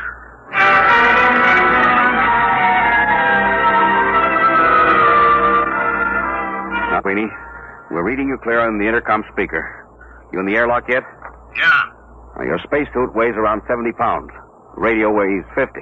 Yeah, but I can't open the outside door of the airlock without my suit. What are you trying to pull, Bonds? After you chuck the radio out, you file a hole in the gasket on the outer door. Got that? Then you tie your safety line to the oxygen tank, pass it through the hole. It hangs outside. You got that? Yeah. Then you close the outside door, get out of your suit, come in here. We close up, decompress, and open the outside door again. Oh, I get it. The tank pulls the suit out of the lock. Right. And if it works, we all get home. Now hurry now, Sweeney. 8 minutes to calculated takeoff time. 8 minutes.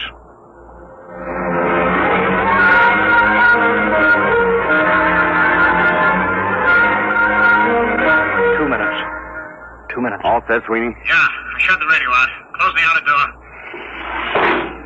Air pressure up. I'm getting out of my suit. This doorway's pretty narrow, Bonds. If the suit don't clear, we're sunk.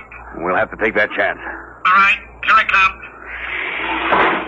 All set. Close the inner door. Decompress. Now the outer door. It ain't moving. I can see it through the port. Coming up 1 minute. 1 minute to take off. Foot of the suit caught on the intake. No. It's flattened out. Get clear of that door, brother. Get clear. There it goes. We're in. 40 seconds. Close the outer door, Sweeney. Stand by for takeoff, everybody. 30 seconds. 29. Sweeney, 28. I don't think I could have done that. 26. Just walk out. Oh, baloney. I haven't got that kind of courage. 23. I'd have had to make a speech. 22, A big, 28, heroic speech. 20. 19. I didn't have the guts 18, to just walk out. 17, no, it's 16. All right, 15, stand by. 14. Communications? 13, fine. Just 12, handy. Co-pilot. 11, Automatic set. 10, 9. Stand by. 8, 7, 6, 5, 4, 3, 2. Fire. All right, we're clear. Son of a gun. We're clear. We're heading home. Time 2:50:36. Destination Earth.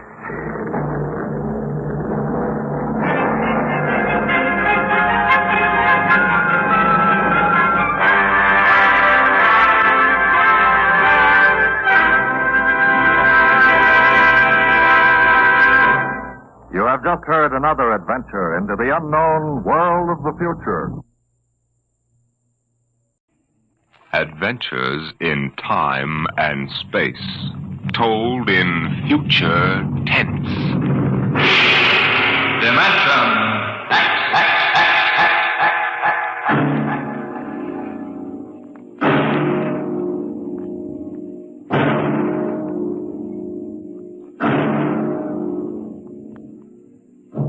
Can you predict the future?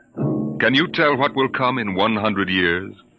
Or in 10? Or in the next minute? Tonight we present two ventures into the unknown. Two fantasies of the future, chosen from the works of one of our most brilliant young science fiction writers, Ray Bradbury. First, his story entitled, There Will Come Soft Rains.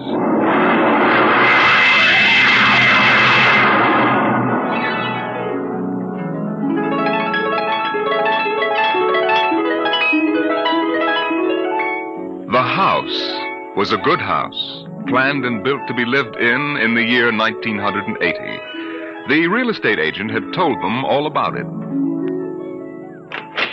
Now, this is the bedroom. Of course, it contains all the latest devices, self-warming blankets, and, there's a brand new feature. Beds, which make themselves. Now, if you'll just step this way through the library, we can see the latest in talking book recorders, self-building fireplace, self-cleaning robot dust disposal. Oh, these little mouse-like things come out of the wall and take away all the dirt. Now, over this way. As a complete robot kitchen, of course. Just set the menu for the week and the stove does the rest. Then there's the automatic hydroponic garden, self-sprinkling fire protection. See, the house is fully automatic. Why, you could go away for a year and it would run itself.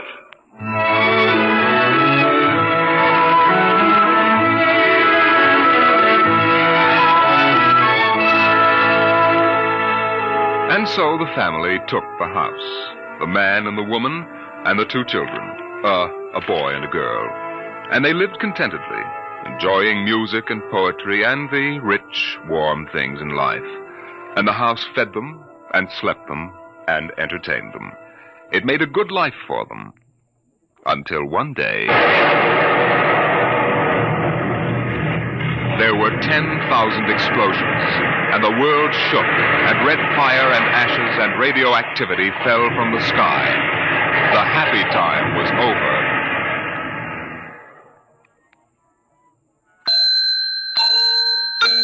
Tick-tock, 7 o'clock. Time to rise. Open your eyes. Tick-tock, 7 o'clock. Time to rise. Open your eyes. But the house lay empty. The clock talked to the empty morning. In the kitchen, the stove sighed and ejected from its warm interior 8 eggs, sunny side up, 12 bacon slices, 2 coffees, and 2 cups of hot cocoa. 7-9, breakfast time, come and dine, 7-9. Today is April 28th, 1985. Today, remember, is Mr. Featherstone's birthday. Insurance, gas, atom heat, and electricity bills are due. In the walls, relays clicked, memory tapes glided under electric eyes, recorded voices moved beneath steel needles. 8-1, run, run, off to school, off to work, run, run, tick-tock, 8 o'clock, 8 o'clock. But no doors slammed. No carpets took the quick tread of rubber heels. At 8:30, the eggs began to shrivel. An aluminum wedge scraped them into the sink. 9:15, time to clean, 9:15, time to clean. Out of the wall, hundreds of tiny mechanical mice darted. The rooms were acrawl with small, cleaning animals, all rubber and metal. They sucked up the hidden dust and dirt and popped back into their burrows.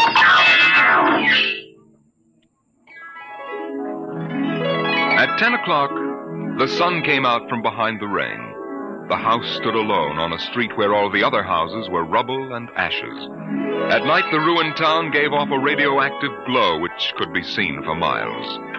At 10:15, the garden sprinkler filled the soft morning air with golden fountains.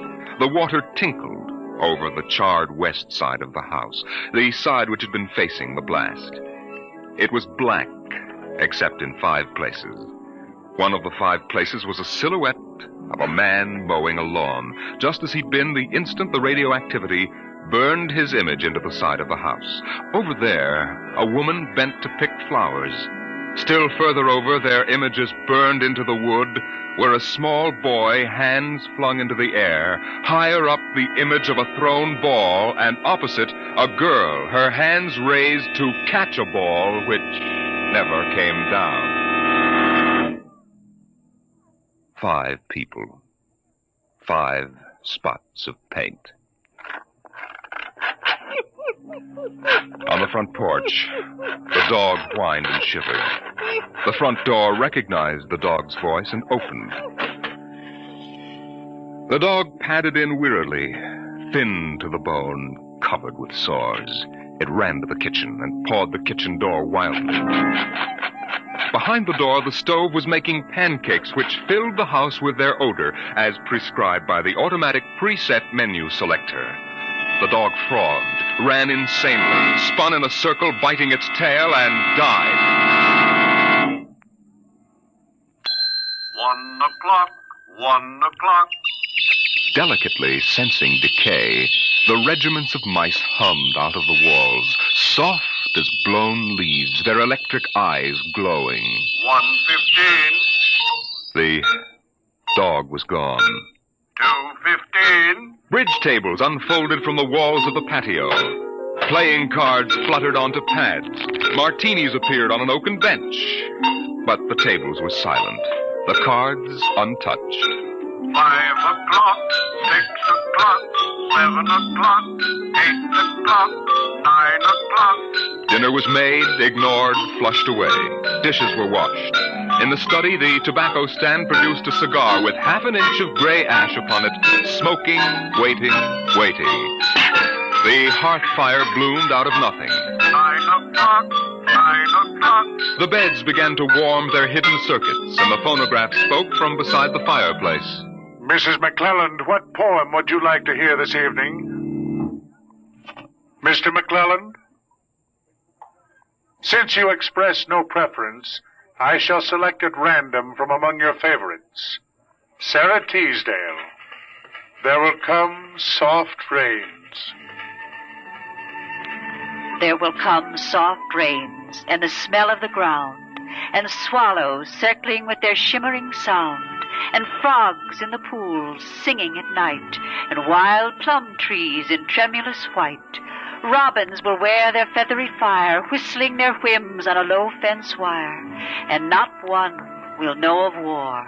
Not one will care at last when it is done.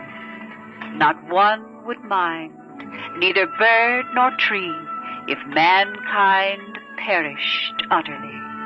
And spring herself, when she woke at dawn, would scarcely know that we were gone. The phonograph finished the poem. The empty chairs faced each other between the silent walls. At 10 o'clock that evening, the house began to die. The wind blew the bough of a falling tree into the kitchen window, smashing it. A bottle of cleaning fluid crashed on the stove.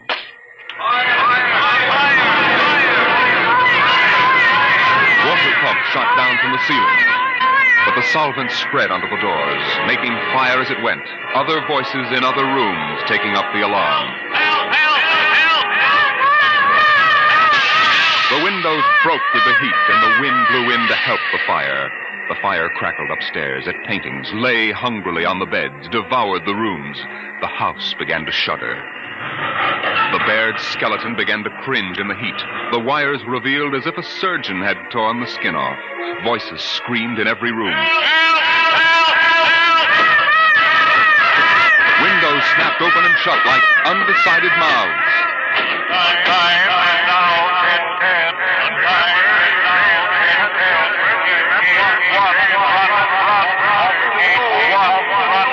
A thousand things were happening at once.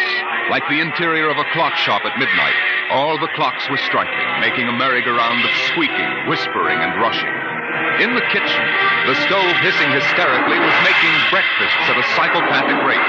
10 dozen pancakes, 6 dozen loaves of toast. Then, there was silence.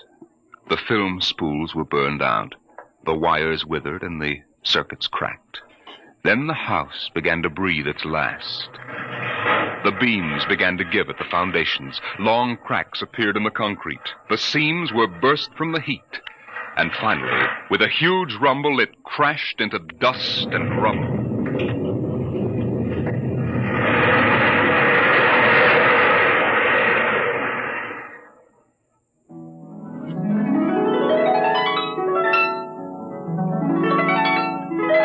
Dawn shone faintly in the east. In the ruins of the house, only one wall remained standing. And within the wall, even as the sun rose to shine upon the burning rubble, a voice spoke again and again and again. no one would mind, neither bird nor tree, if mankind perished utterly, and spring herself, when she woke at dawn, would scarcely know that we were gone, that we were gone, that we were gone, that we were gone. Today is April 29th, 1985. Today is April 29th, 1985.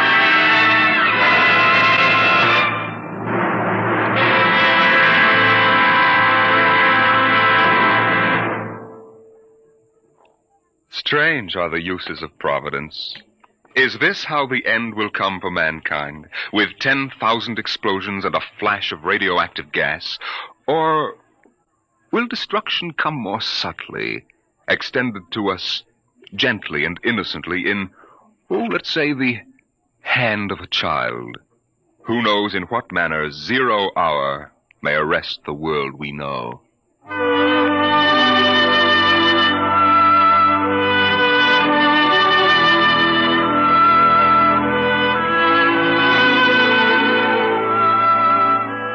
It was a perfect summer day in the year 1985. The streets were lined with green, peaceful trees. Businessmen sat in their quiet offices, taping their voices or watching televisors. Rockets hovered like darning needles in the blue sky. There was the universal quiet conceit and easiness of men accustomed to peace, quite certain that there would never be war or trouble again. There were no traitors among men, no unhappy ones, no disgruntled ones. The world was upon stable ground. Sunlight illumined the suburbs, and the town drowsed on a tide of warm, sunlit air.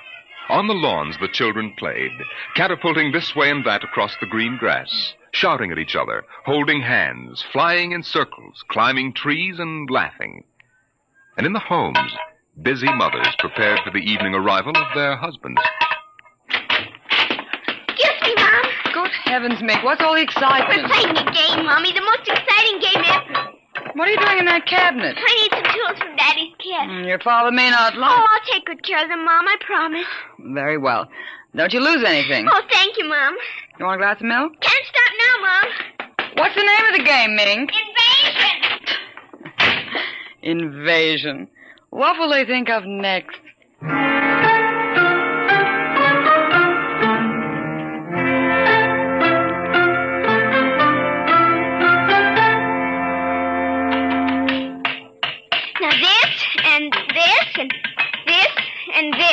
Now put that there and bring that over here. Oh, no, you ninny. Now get back while I fix this. There, they want it this way, see? Here, just let me fix it. Oh, Mink, it's that smarty pants Joseph Connors. Don't let him play. He's 12 years old. Don't worry, I won't. What you playing, Mink? None of your business, smarty pants. I want to play. Can't. Why not? You're too old. Just 'cause you're only 8. No, you'd only laugh at us and spoil the invasion. Make him go away, Mink. Go away. This is my backyard. Who wants to play with you and your old fairies anyway? They aren't fairies. Nuts to you. I don't want to play anyway. Good riddance. I'm glad you didn't let him play, Mink. He'd only laugh. Now, we'd better talk to Drill and get some more instructions, Art. Now, here's your pad and pencil. Where is Drill? Drill? Here, Drill. Drill? Well, he's in the rose bush, I think. I'll talk to him myself, and you write it down in the pad. Okay. Drill? Drill? Okay. Drill wants you to write down triangle. What's a triangle? Never mind. Drill will tell us when he wants us to know. It helps the invasion. How do you spell it? Well, that's Drill. Drill, how do you spell... Here's your mother, looking out the window. Mink? Yes, Mother? Who are you talking to? The rose bush, Mom. Only it's not really a rose bush. That's Drill.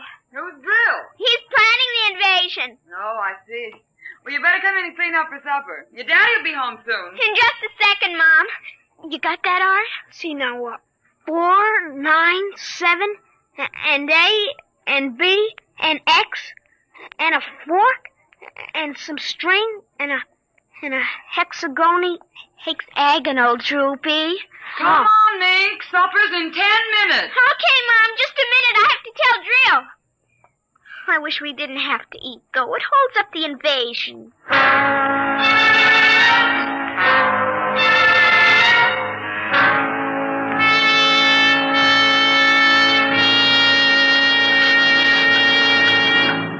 Mink, for heaven's sake, slow down. You'll choke on that soup. I can't, Mom. It's a matter of life and death. What's a matter of life and death? The invasion. What invasion is that? Oh, just some silly game the children have been playing. Well, whatever it is, Mink, it'll wait until you've finished your supper, I'm sure. Oh, I don't want any more. You barely touched anything. Oh, but Drill is waiting for me, Daddy. Drill? Who's Drill? He lives in a rose bush in our backyard.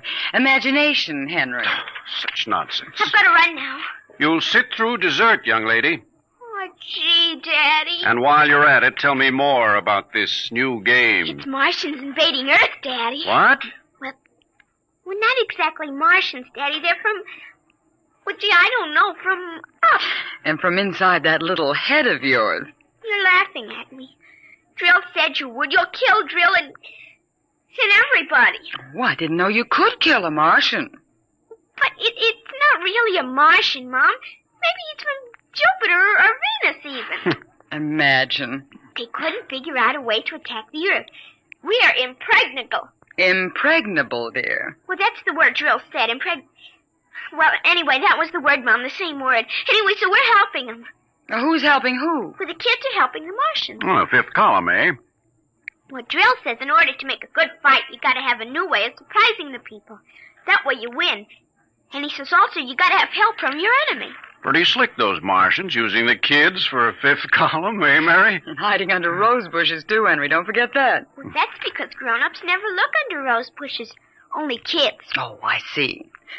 Well, finish your fruit, darling. You can play for an hour afterward. Mary. Oh, it's so nice out, Henry, and there's no school tomorrow. Very well. Till 8 o'clock. Drill says after the invasion, we can stay up as late as we want. No more bets, either. Oh, is that so? We can watch all the grown-up televisor shows. I don't wonder this invasion has caught on among the kids. Well, some of the kids are giving us trouble, like Dale Britz and Petey Cherrick. They're growing up so they won't believe in the invasion. They make fun. Worse than parents, even. I hate them worst. We'll kill them first. I hope you're saving your father and me for last. But Drill says you're dangerous. What? But I think they'll let me keep you because I'm helping so much. I'll talk to Drill. Maybe we won't have to kill you. Mary, I think this nonsense has gone far enough. Can I go out now, please? Run along, dear. Don't worry, Dad. I won't let them hurt you. Mary, I think the child's taking this game entirely too seriously. Invasion. Now, Henry, you know how Mink is. Besides, all children have their aggressions. Better to get them out in the open, I suppose. Maybe you're right. I was wondering about bridge with the Jacksons tonight, Mary. All right. But, you look tired, dear. Why don't you sit in the relaxer for a while and get a massage? I'll sew for a while until it's time to... Oh, I wanted to call my sister Helen. Oh, good. Find out when her husband's going to return my golf clubs.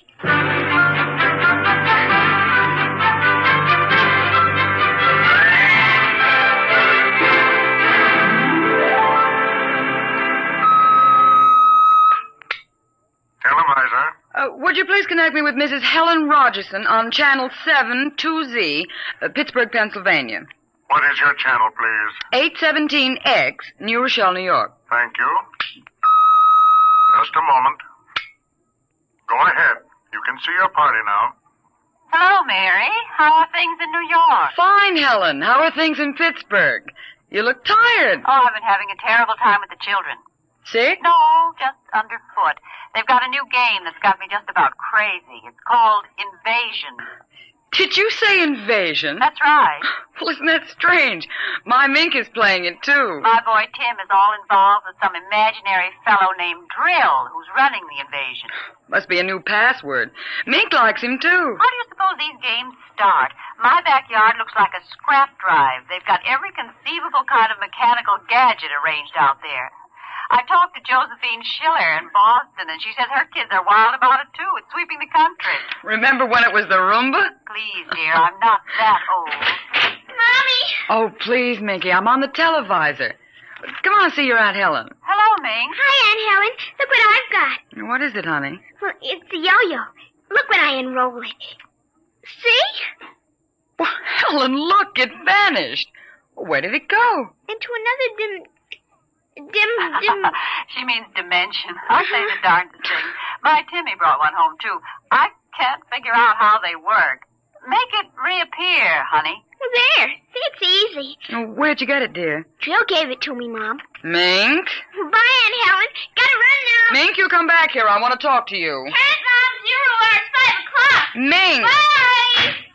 Oh, I can't understand it. The child's never been so unruly. Helen, do you suppose that... What? Nothing. Just a wild thought that... Say, the reason I called, I want to get that black and white cake recipe, and Henry wants his golf clubs. I don't know what he'll do. What was that? I don't know. One of the children must have been hurt. I'll have to run and see. Call me back tonight, will you? All right, Mary. Bye. Mink, come here. Yes, Mom. What is it? Who screamed? Peggy Ann. All right, what happened? Well, she got scared and went home. Did you hit her? No, she just got scared. She's a scare baby anyway. We won't let her play anymore. She's getting too old.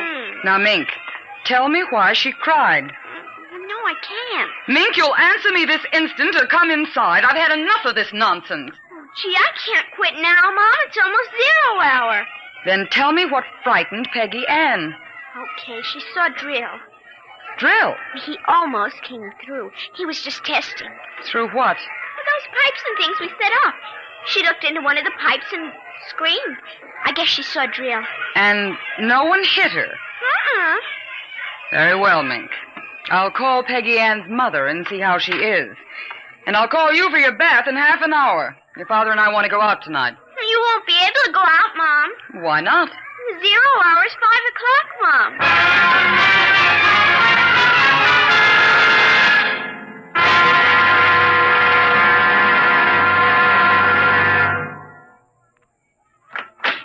Hello, dear. Oh, you home already, Henry? Yes, I thought I'd relax a little before we went to theater. Where's the little one? Out back. Same game? Same game. They've got a stack of pipes and hammers and spoons a mile high out there. Children, why do we have them? Yeah, strange little creatures, aren't they? Even Mink, Henry. She's a part of us, and yet what do we really know about how she thinks and feels? Oh, I didn't mean to start a philosophic discussion. Kids are such a queer mixture of love and hate, though. Even normal, healthy kids. They need you and they're dependent on you, and yet they resent that dependence. You sound like a child psychology course I once took. I wonder if they ever really forgive the whippings and the commands we have to give them sometimes. I wonder if we ever forgot them when we were children. Look, I'd like to discuss this with you, dear, but we do have a theater date, and it's almost 5 o'clock now. What's happened to the kids? They're so quiet. When children are quiet, you know there's some mischief. What's that sound? I don't know. Those kids aren't playing with anything electrical, are they? I'm sure they aren't. At least I Just the same, I'd better go. Tell them to put off the invasion. What? Mary, don't get upset. It's just a game.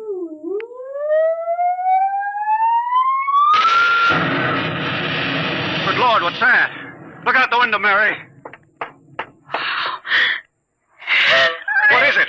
Where are the children? Mary, why are you shaking? What did you see? Henry, quick, up to the attic. They aren't in the attic. Yes, the attic. Quick. Mary, come back here. Mary! Mary, don't go up. They aren't up there. Mary, you out of your mind? There's no one up here. Quick, shut the door.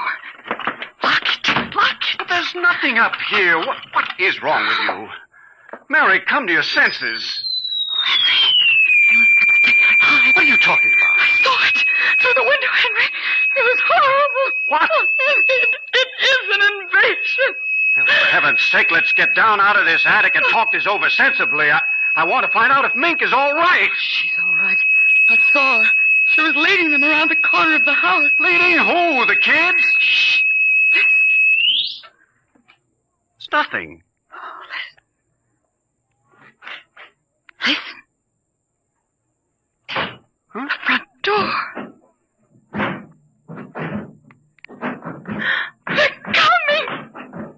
God, those kids sound like 50 men with boots on. Not men. Oh, please, God, don't let them find us. Don't let them please. I don't understand. Who's there? Shh, don't shout down here. Who's down there? I demand that you answer me. They're coming. The whole house is shaking. Who's there? Shh, please, be quiet, Henry. They might go away. Henry? Mom? Dad? Are you in the attic? Henry, listen. It's Mink. Mink. We've got to save her. Henry, you don't understand. She's leading them. What? She's leading them. She's on their side. Oh, please, God, forgive them. The children on their side? Oh, she told us, but we wouldn't believe her. Henry, they're coming out! Mom? Dad, we know you're in there. Well, I guess you better melt the lock, Trill. Henry, the lock! It's melting! The door! Oh, dear God! Mom? Dad? Oh, I see you now. Peek-a-boo!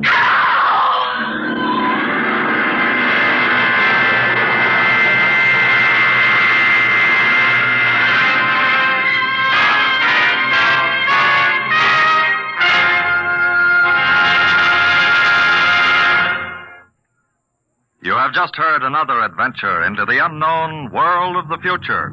The world of Dimension X.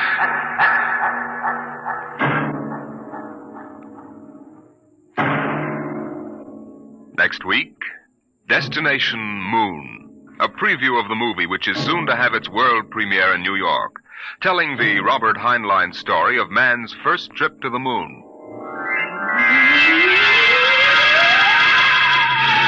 Tonight's adventures in Dimension X, There Will Come Soft Rains, and Zero Hour were written by Ray Bradbury and adapted for radio by George Lefferts. Featured in the first story as narrator was your host, Norman Rose. The leading players in Zero Hour were Denise Alexander as Mink and Rita Lynn as the mother, Roger DeKoven as the father. Music by Albert Berman. Engineer Don Abbott. Dimension X is produced by Van Woodward and directed by Edward King. Robert Warren speaking. Transcribed in future tense. Dimension X.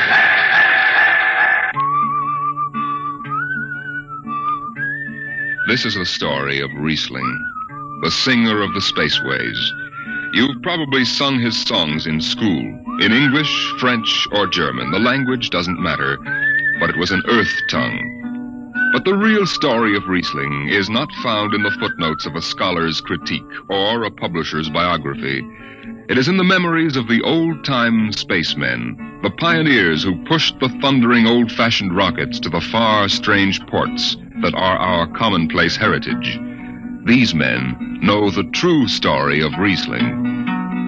The arching sky is calling spacemen back to their trade. All hands stand by, free falling, and the lights below us fade. Outride the sons of terror, far drives the thundering jet, up leaps the race of earthmen, out far and onward yet.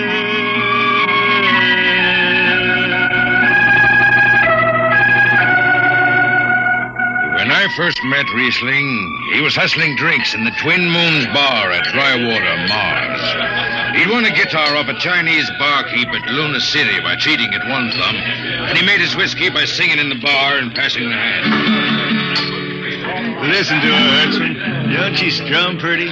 Like a 16-year-old gal. Hey, how much you collect on that last song? $3 Martian and a slug. Al grabbed it from my bill. He don't trust me no more. Funny, never did have no luck with hound dogs nor Martian barkeep. Hey, Riesling, look over there by the bar. There's an Institute 4 striper giving it the eye. Know him? Captain Hicks off the Goshawk. He's sure giving you the once-over. Maybe he's got a job. They don't make never no mind to me. I've been blacklisted. Hicks logged me for making up a song on watch. Right fine song, too. Hold it. Here comes the brass arm. Riesling, I've been looking for you. I've been right here, Skipper. You saw to that. I need a jetman on the Goshawk. Interesting. Real interesting. Well? I got news for you, Skipper. You blacklisted me, remember? Well, you kept your nose clean. And we need an experienced man. Been a little changing down aft in the Goshawk, ain't there, Skipper? How'd you know that? You got that new atomic pile drive. Last 3 of them tea kettles blew somewhere in the asteroids. Look, it's double pay, but if you're scared... Scared? Listen, fella. For double pay, I'd jump off the top of the Harriman Tower if you allowed me rubber heels for the landing. All right, then. You show up tonight to sign the book. Sober. Got no choice, Skipper. Money and me is total strangers. We lift at 11:30 Mars time. Sober, you understand, Riesling? You taking the job? Well, that Goshawk is one stinking old tub. Her engine's got more bugs than a beagle dog in spring. And that new drive is about as safe as a pretty gal in the Ozarks. But I reckon she'll do for one more trip.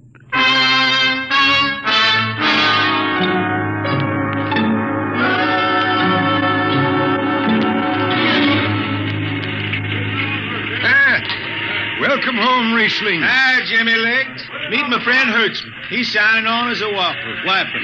This here's Jimmy Legs Casey. He's bosun. Can't hold his liquor no more than a sieve, poor boy. Mr. Casey.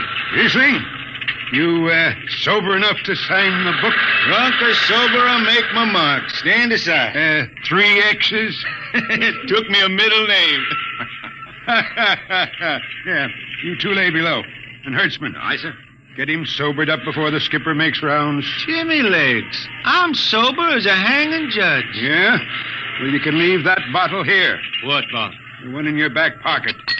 Oh, glass buttons, maybe, huh? Give it here. Jimmy Legs, I swear I'm going to write a song about you. Go ahead, threaten me.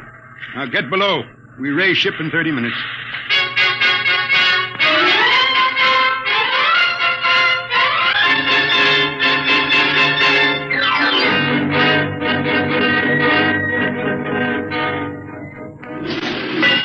Hi, Skipper. Riesling, what the devil are you doing up here on the bridge without permission? Figured I'd take a little stroll. Riesling, get below before I have... Hold on, Skipper. You'll have that gold braid just crawling up your arm. I'm up here on business. Well?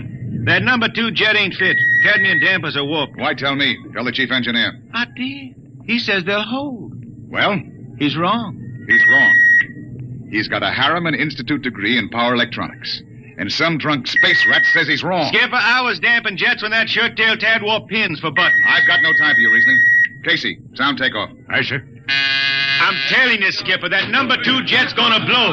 Dampers warped crooked like a turtle's back. Riesling, drag your deadhead out of here. Get below.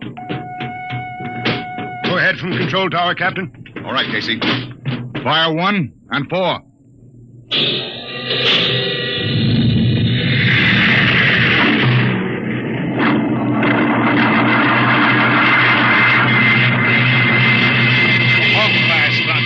Blast for 3 watches before going into free flight. Riesling and I had the second watch. Damping was done by hand in those days with a multiplying vernier and a danger peeper. And as long as the peeper ticked off slow and steady, we knew the ship was safe. For a while. Hey, Riesling, you better stow that guitar. If Jimmy Legs catches it, he'll blow a gasket. Don't worry, I can damp this tea kettle in my sleep. How's number 2? All right, so far. Did you ever hear that song about Hicks, the one that got me blacklisted? Oh, the skipper is the father of his crew, a gentle guiding light to me and you. But on Mars he likes his women if they walk or if they're swimming, or if they've got 6 arms instead of 2. Hey, the second verse is better. Now the skipper likes his liquor by the quart, Yes, he'd go from Mars to Venus for a snort. He'll drink rocket fuel and... Well, hi, Skip. Didn't see you come in. You were too busy, eh? Who's watching the gauge? I got an eye on it. Don't you fret none. Riesling, I'm going to fix it so you can't get a berth on a rocket-powered pogo stick. Report to Casey under arrest. I don't rightly think I will. You what? You kind of forget, Skipper. According to Space Code, you can't remove a jetman till the end of the watch, right? Now, look, you corn-fed space lawyer. Now, is that a rule or ain't it? Riesling, your shift is over at 2300. And I'll see you ride the rest of the way in slot locker. Maybe. Maybe. In the meantime, you clear out of my power room. I gotta make me up a third verse for my song.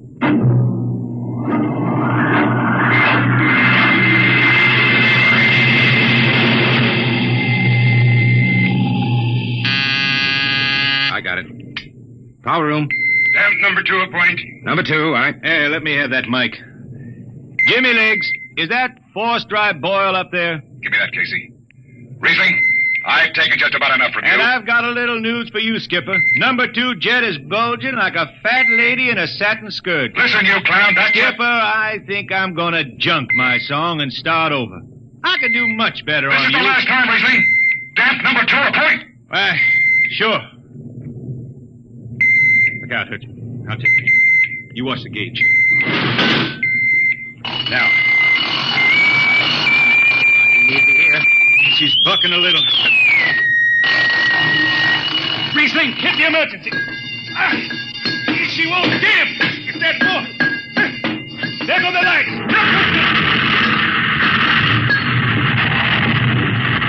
Riesling, stay down behind the baffle. I've got to take a look. It's radioactive. Look out. I've got a piece of hot stuff under the tube. What's going on down there? Shut up, Jimmy Legs. I'm busy. She's tight now. What happened? Number 2 blew, you lunk-headed space rat. You all right? A little sunburned. The lights are gone. What's the matter with the emergency circuits? Riesling. Jimmy Legs, get some lights down here. It's dark. Get the emergency light on. They're on, Riesling. They went on after the blast. The lights are on. What are you talking about? Jimmy Legs. Jimmy Legs, turn on the lights. It's dark. Turn on the lights.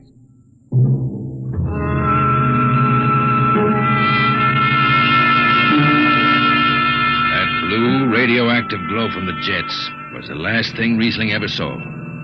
His optic nerve was burned out in an instant.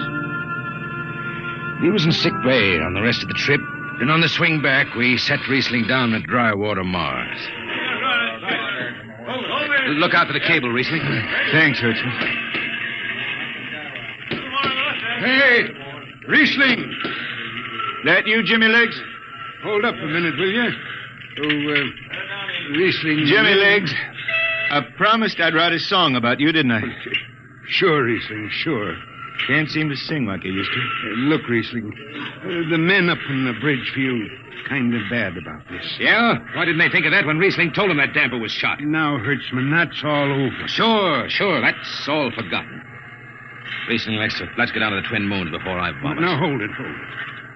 The skipper feels pretty bad about the whole thing, Riesling.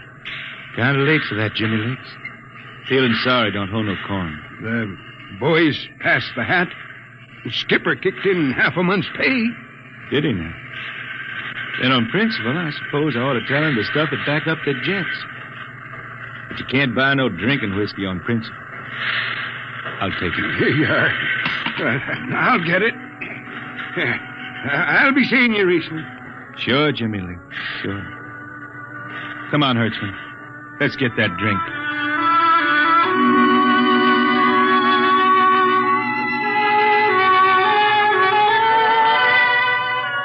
That was all. Just another space bum who didn't have the good sense to finish before his luck ran out. Well, Riesling holed up at the Twin Moons till his money was gone. Then he hooked a ride on a crawler over to Marsopolis. It was a boom town then, with an industrial district mushrooming between the Lesser and Grand Canals. I ran into Riesling about 2 months later, playing his guitar on a jetty that ran out into the canal. He had a dirty rag tied over his eyes with a jetman's knot, and his hat was on the wharf beside him. Riesling! Who's that? Wait a minute. Hertzman. Yeah, how you been? Passable. Say, is this a Venusian dime? Ah, it's a slug. I figured. Well, how's it going? Singing again? Some. Working saloons, mostly. But I've been thinking some funny songs, Hertzman. The words come out different than they used to. Come on along the canal with me. Sure. Here, take my arm. I know the way. That's a funny thing, Hertzman. I figure I know it better than other folks. Look back there, towards the city. What do you see? Factory towers. Smell them from here. But it don't seem that way to me. I remember them old buildings, old before Bible times on earth. Thin and graceful like the fairy palaces my Grammy used to tell about down home in the hills. They've torn them down now, or else blocked them up with cinder bricks. Hertzman, when I stand out here on the canal, I can see it the way it used to be. The water, ice blue with the stars shining up out of it. Way off there, the city with the towers sweeping up like a bird flying off a tree.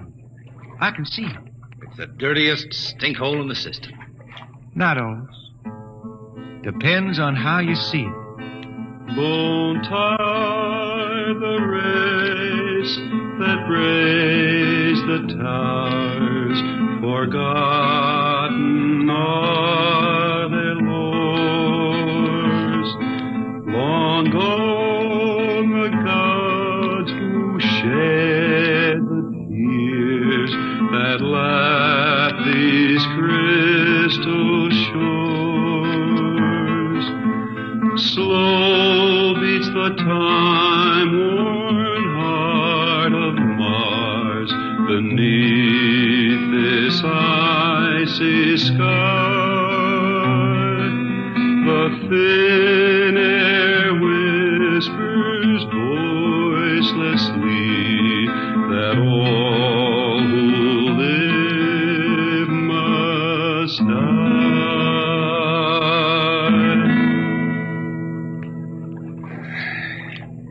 You make that up. Why don't you go home, Riesling? Home? I've been thinking about that, Hertzman. When I was a youngster down in the Ozarks, I used to climb a big old oak tree my daddy had in the dooryard.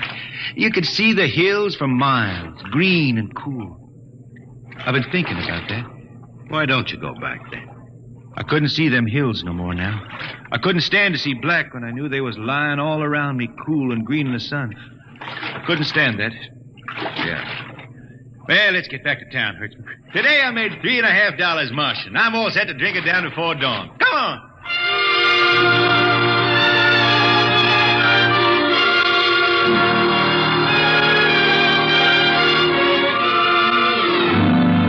I lost track of Riesling after that. I shipped out on a slow freight of the Condor class for Luna, and he hitchhiked to ride to Venusburg on an ore ship in a tri-planet run. So he beat around the system. Venusburg to Layport to Drywater to New Shanghai and back. Any spaceport was his home, and no skipper had refused to lift the extra mass of Riesling and his battered guitar. He made up his songs, sitting out watches down in the power rooms with old shipmates, while the monotonous beat of the jets shook the hull plates. Hear the jets, hear the jets, hear them snarl at your back when you're stretched on the rack. Hear the jets, feel the pain in your ship, feel the strain in your grip. Hear the jets, feel her rise, feel her drive, strand steel come alive on her jets.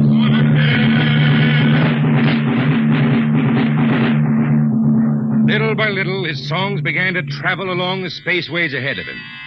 Raw spaceman songs with titles like Since the Pusher Met My Cousin and The Spacesuit Built for Two. But more and more, we began to hear a different kind of song. Strange, sad songs, the ones you find printed in the centennial editions. Dark Star Passing, Death Song of a Woods Cove. And then, finally, The Green Hills of Earth. It grew for 20 years, that song. They say it started way back when Riesling was down in the labor camps on Venus, singing for the indentured men. Now, if someone will kindly pass a bottle. Oh, it is not much, Riesling. Here, it'll do. What is that stuff? Tequila. You cannot make him good here on Venus. What do you use? Karak bush. Home it is different. Where are you from, son? Tasco, Mexico. That's a long way from here. See, a long way. How'd you come to sign on? The man comes out to the village from the city in the shining automobile. Very big. He says there is work. You signed the paper for 10 years and you work. Yeah, work. There is work here, all right. 10 stinking hours in the jungle with machete. I tell you, when I get home to Earth... What'll you do, son? What is the use? We aren't getting home. You know how many men die out there in the swamp today? 10 men. 10! What is the use?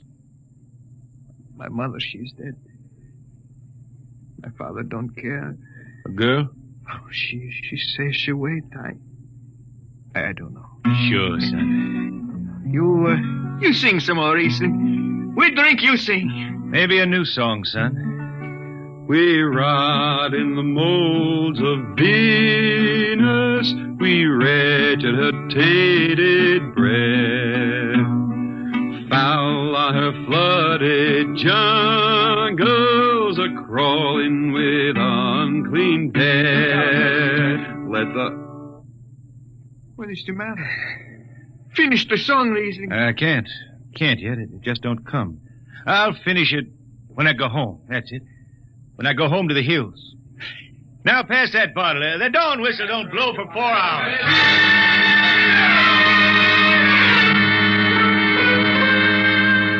That's where the Green Hills started. And I was there when it was finished. It was 20 years after that. And there wasn't a man flying or on the beach hadn't heard of Riesling and his songs. He was getting old now for a spaceman. He was a familiar figure through the whole system. Tall, gaunt, and with that dirty bandage tied across his blind eyes. I was chief jetman then on the old Falcon. We were cradled at Venus Alice Isle, scheduled for a direct jump to Great Lakes, Illinois, on Earth. I was taken in dunnage when Riesling felt his way up the gangway and came through the lock. Riesling! Who's that? Mike Hertzman. Hertzman. Well, what are you doing on this old hog? I figured I'd ride her back to Earth. Earth? Are you going home, Riesling? I thought you were never going to make that run. I've been hankering to set foot in the Ozarks again. How about those hills? I've been singing about them so long now, Hertzman. I got to finish the song. I got to set foot in the dooryard and hear the wind through that oak tree. About the last thing I'll be doing. I got to get home before... Riesling, there's a new company policy. You see, Hertzman, I'm getting just a little old. Riesling, listen. No more deadhead rides. The new code book is in force. Oh, I seen code books come and go. The skipper's one of them youngsters fresh out of Harriman Institute cadet training. He's liable to throw the book at you. At me? I've been around space as long as Halley's Comet and Brewster's Ridge. I'm going back to Earth, the cool green hills of Earth. I'm going home. All secured, Hertzman. What are you doing here? That's Riesling, Captain. Riesling, huh? I'm dragging it back to Earth, Captain. Not in this ship. Hertzman, have this man removed. Funny thing, Captain, I sprained my shoulder suddenly.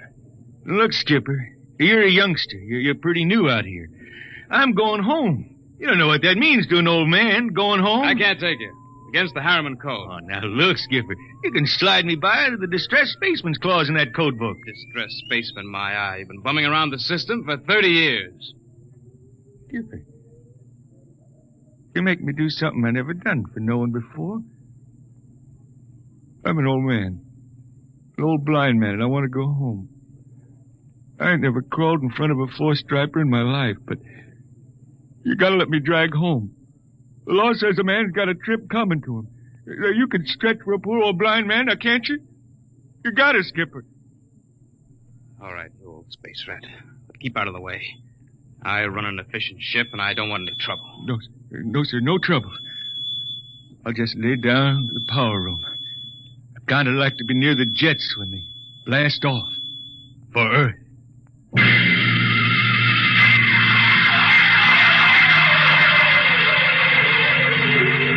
Sit down, Riesling. Take a load off your feet. Thanks, Mac. Stand by for lift. Stand by. Best seat in the system. Power room and an old Hawk glass ship. Power room, fire 3. Aye, sir.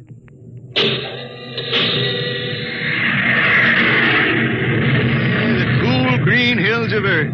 You still singing that, Riesling? Oh, some. I changed her a little. Gonna finish her now, Mac. Going home to finish her. Yeah. Have you seen those new automatic dampers, Riesling? Don't have to do nothing but sit and watch. Where's the peeper? Turned off. She's all automatic. You have it soft nowadays. When I was twisting her tail, you had to stay awake. You got an old hand damping plates on? All but the links. Iron shipped them. They cover up the dials. You might need them. No, the automatics handle. Finally going home, Riesling, huh? Won't seem the same out past the moon. I've been waiting for this a long time, man. Gonna be good to get home, I reckon. The argent sky is calling spacemen back. Mac, you all right? I got the emergency. The hand dampers, where are the links? Mac, you gotta be on the wall here somewhere. I got him. Power room, what's the alarm? Emergency squad coming in. Stay out, the place is hot. Radiation blast. Stay behind the baffle. I got the link shift. I can hand damper now. What's going on in there? I'm still in Jet 3. Is this McDougal? McDougal is dead. This is Riesling on watch. Riesling, get out of there. You'll kill yourself. Don't worry, Skipper. I know this power room like the inside of my shirt. Somebody's got a damper. Riesling, I'm sending in a crew. No use. The whole room will be hot for an hour and the other jets won't hold. Skipper, throw on the recording tape. What? Throw on the recording tape. I want to get something down. Tape's on, Riesling. Stop it, Riesling. The radiation will burn you down. Yeah, I reckon. Yeah, pretty sharp sunburn. Pick me out of here with a dong. Bury me in a lead shield coffin.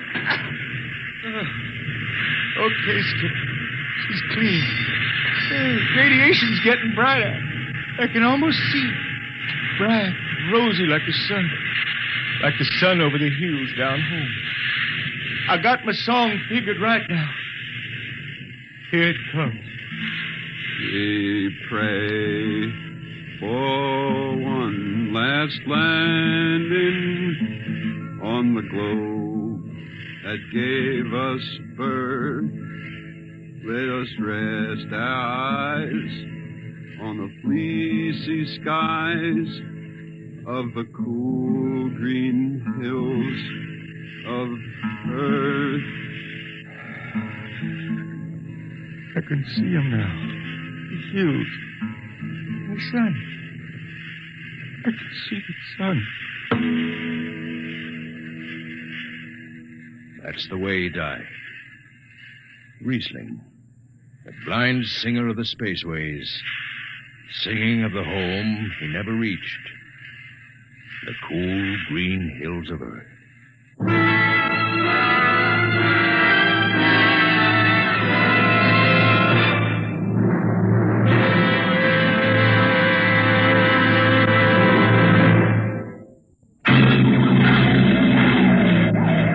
Be with us at this same time next week for another adventure into the unknown world of Dimension X.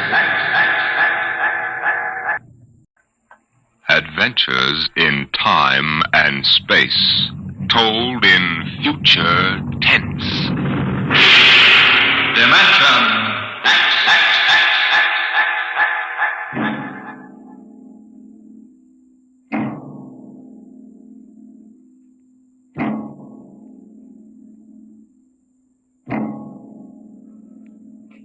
Out of the infinitude of stars and planets in the solar system and other systems in the universe, it is almost mathematically certain that there exist other forms of life on other worlds.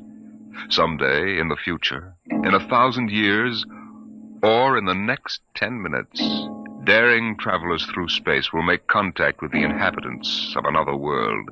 But the question is, will we contact them first, or will they contact us?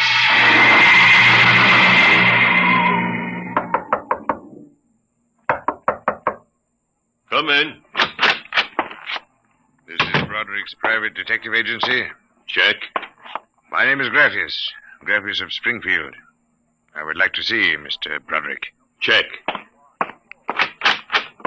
What is it, Dolan? There's a guy outside. What kind of a guy? Oh, a great big guy with a big shining head and thick glasses like the bottoms of Coca-Cola bottles.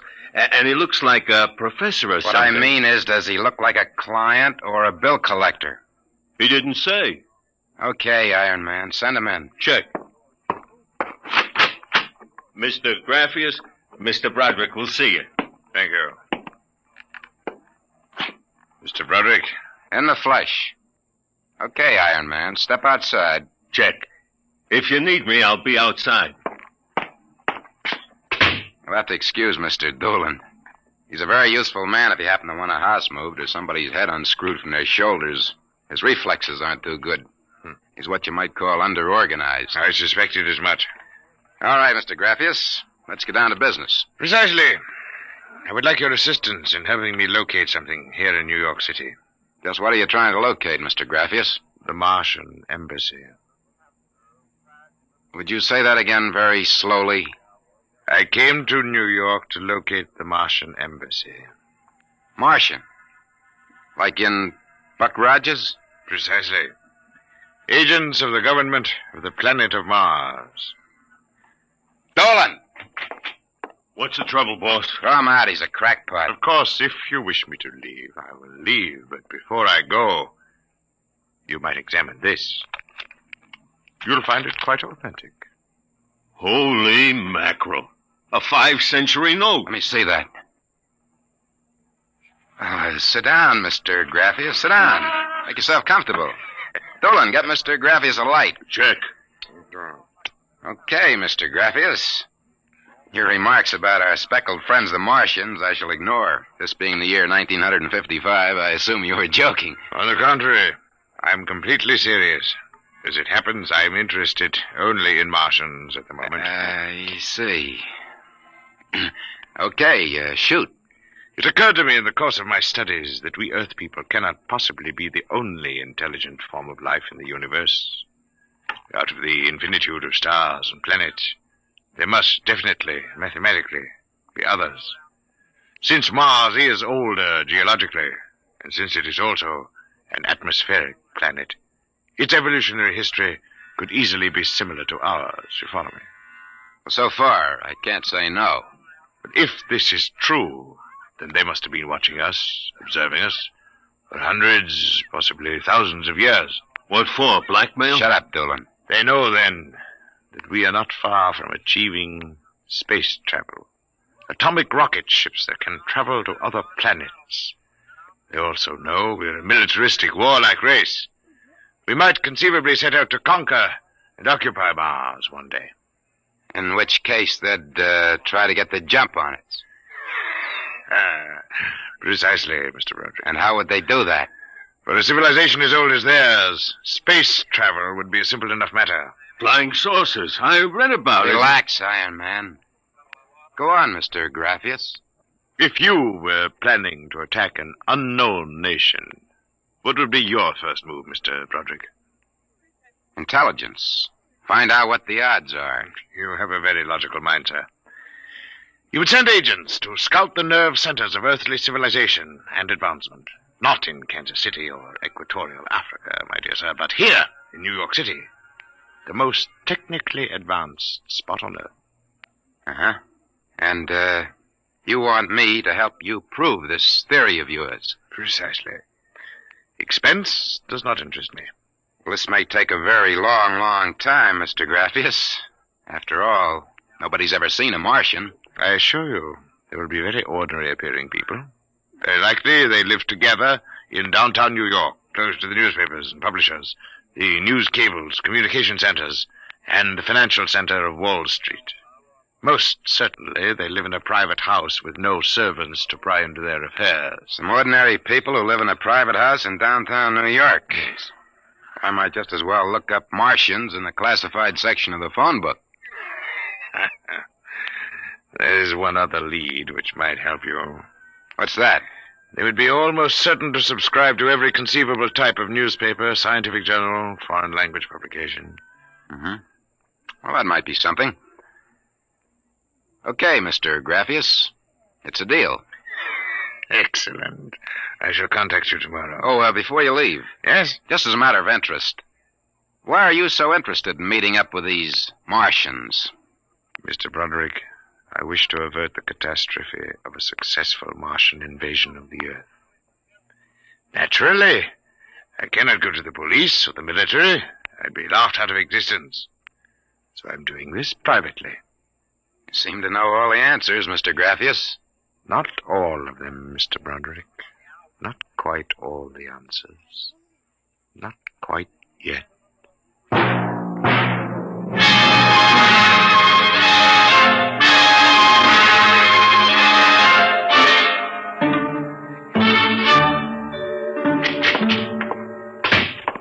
Boss, here's a private address. Takes everything from Pick magazine to the Manchester Guardian. Listen to this. Pick, Look, Scientific America, the Daily News, the Daily Worker, the Police Gazette, the Journal of Engineering, Scientific Quarterly, American Psychiatric Journal. Let me see that. Oh, Doolin. Doolin, sometimes I wonder. What's the address on this? 9 West 124th Street. Which happens to be the Harlem branch of the Public Library. Oh. Now listen, Noodle Brain. Check all the renting agents. Find out every private house in downtown New York. And then cross-check with the magazine subscription departments of the scientific magazines. You got that? Check. I wonder. Boss, what's the sense of all this? We know there ain't no Martian embassy in New York. This crackpot is paying us $100 a day, and we gotta keep him happy. You understand? Yeah. Also, I've got a hunch that Mr. Graphius isn't looking for any Martian embassies. He's looking for something quite different. Now start making with the telephone.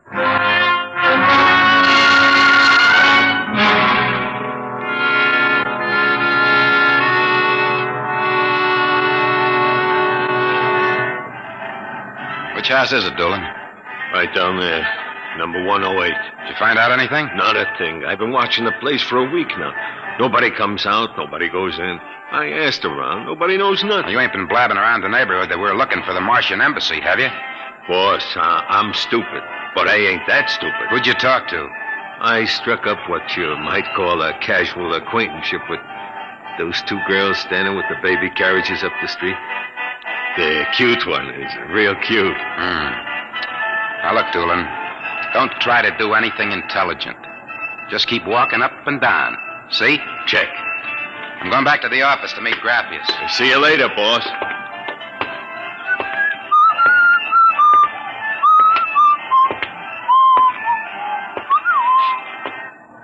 Hiya, beautiful. Hiya, Flatfoot. How did you know I was a detective? Your socks are bagging at the arches. Well, stick around, beautiful. I'll be back in a few minutes, and we can make some beautiful music together. Listen to Romeo, Helen. The name is Doolin, honey. Iron Man Doolin. Your line is getting rusty, Iron Man. What do you want to fool around with him for? He reminds me of my husband.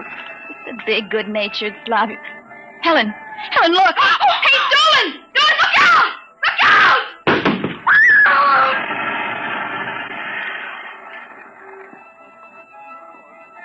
Helen?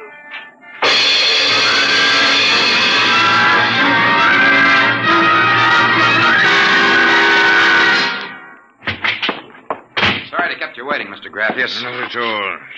Doolin found a house down in Greenwich Village, privately rented. Number 108 Conklin Street. Nobody seems to know anything about who lives there, except that they subscribe to every paper and scientific journal put out. And also they have a peculiar antenna on the roof. You don't suppose your Mr. Doolin will try to get inside the house? No, he knows better. Mr. Broderick, I assure you, if that place is the Martian embassy... Doolin can take care of himself. Still, I wish you had informed me before. Well, that's probably him reporting back now. Excuse me. Hello? Yeah, speaking. Doolin? Yeah, he works. What? Oh, no. No, I can't think of any. Yeah, sure, okay. Yeah, I'll be right down. Okay, Lieutenant. Yeah, right away. Something the matter? Doolin is dead, Mr. Graffius. What? They found him splattered all over the sidewalk in front of number 108 Conklin Street. How did it happen? There were some witnesses. They said a building cornice dropped on him. The cornice? But how? It fell off the building next to 108, right on top of him. Come on, we can get a cab. I have to identify the body.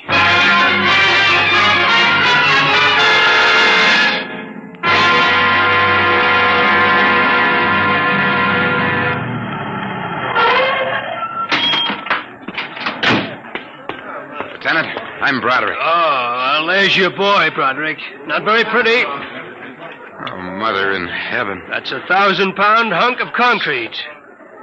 Where did it come from? Dropped off the roof of 106. Anybody see it? Yes, a couple of maids pushing baby carriages. One was so shaken we had to send her to the hospital. The other one is hysterical, but she can talk. Can't seem to get any sense out of her, though. Do you mind if I talk to her? Not at all. I'll be back in a minute, Graffius. I'll wait here. She's standing right over there with the patrolman on the beat. Hanson? Yes, sir? This guy wants a few questions with the girl. Please, I told you what I saw. How many times I gotta tell you? Yes, the dead man was a personal friend of mine. Would you tell me what happened, please? Helen and I were standing in front of Rathman's candy store up on the corner. We both had the babies up. I worked for Mrs. Gillian on Washington Square North. He said hello and joked a little. Then he walked down the street just like he's been doing all week. Hadn't taken more than a few steps when... Please, miss. It's very important. I tell them, but they don't believe me. What do you tell them? How it happened. Tell me. It's too awful. Please. Well, first he washed, and then the stone fell on him. What do you mean, he squashed? They don't believe me, but Helen saw it, too. She saw what? First, he squashed, then it fell on him. He was mashed flat before it even hit him. Now, look. That's the story, Broderick. Please, let me alone. Let me go home. I told you what I saw. Now let me alone. Let me alone. Did you learn anything, Mr. Broderick? Huh? I don't know. I don't know what to make of it. It's crazy. Mr. Broderick, if I may make a suggestion at this point, perhaps it would be better if we drop the entire matter. What's eating you? First you come at me with a chain of nonsense that you're staking real cash on, and now when we hit solid trail, you want to call off the dogs. Well, maybe you operate that way, but Broderick doesn't.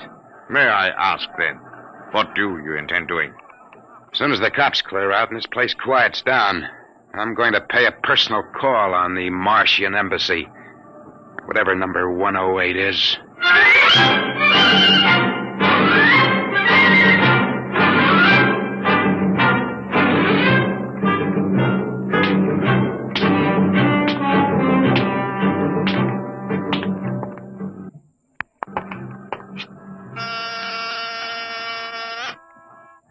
Whatever you are, open that door. Got 2 heads or 10 fingers, and I'll drill you like a platoon of rookies. Yes? Oh. Well, young man? Excuse me, ma'am. Is the lady of the house at home? I'm the lady of the house. Well, my name is Broderick. I represent the Manhattan Child Adoption Center. We're soliciting funds and clothing for stranded and unadopted children. I wondered if... Oh, won't you come inside? Well, we don't usually... Oh, nonsense. I'm old enough to be your grandmother. Besides, my son, Lauren, is working at home. Your son? He's a bibliographer. He writes summaries of articles and books from scientific journals and publications for libraries and universities. I see. Well, sit down, Mr. Broderick. We get so few calls, and I do like to visit. Oh, thank you. Now, what was it you wanted to talk to us about? Oh, well, I wondered if you or your son... There's nobody else living here. No, just Lauren and I. I'll have to ask him about the contribution, but I'm sure he'd like to. Good. Thank you very much. I'll send a representative to collect... Oh, please, stay a moment. I was just about to have tea. Let me pour you a cup. Well, no, thanks, really. No, young man, I insist. Well, thank you. I was getting awfully tired of having tea by myself every afternoon. You know, I'm not very much of a tea drinker, but this seems to have a strange taste. It's my own recipe. The secret is in the brewing. It's sweet. It almost metallic. It takes a few sips to get used to, like olives. Uh-huh. Well, I think I better be running along. Oh, but you haven't finished your tea, Mr. Broderick. I better be going. I'm late. Oh, you're not being very polite. Do finish your tea. No, really, I feel funny. Oh, I'll call Lauren. No, I'm leaving. I feel dizzy. Oh, I'm sure Lauren can help you. I'll call him. No, don't bother. But I must. Besides, you aren't well. Gee. Lauren! Gotta get out. Lauren, hurry. Got it out of my way. No, you must stay. Struck my tea. Let go of my arm. Lauren! Let go. Gotta get out of here. What heaven? The other one, that Broderick, he was here. I drugged his tea. He got away. Fool, idiot. Go after him. Use the pressure ray. Risk another murder on our doorstep. Are you insane? But he suspects. We'll have to take our chances. We'll have to think of some other way. How did they find us? I don't know how, but I'm certain someone else sent them. Who? I don't know. I'm afraid to let myself think. It might be them.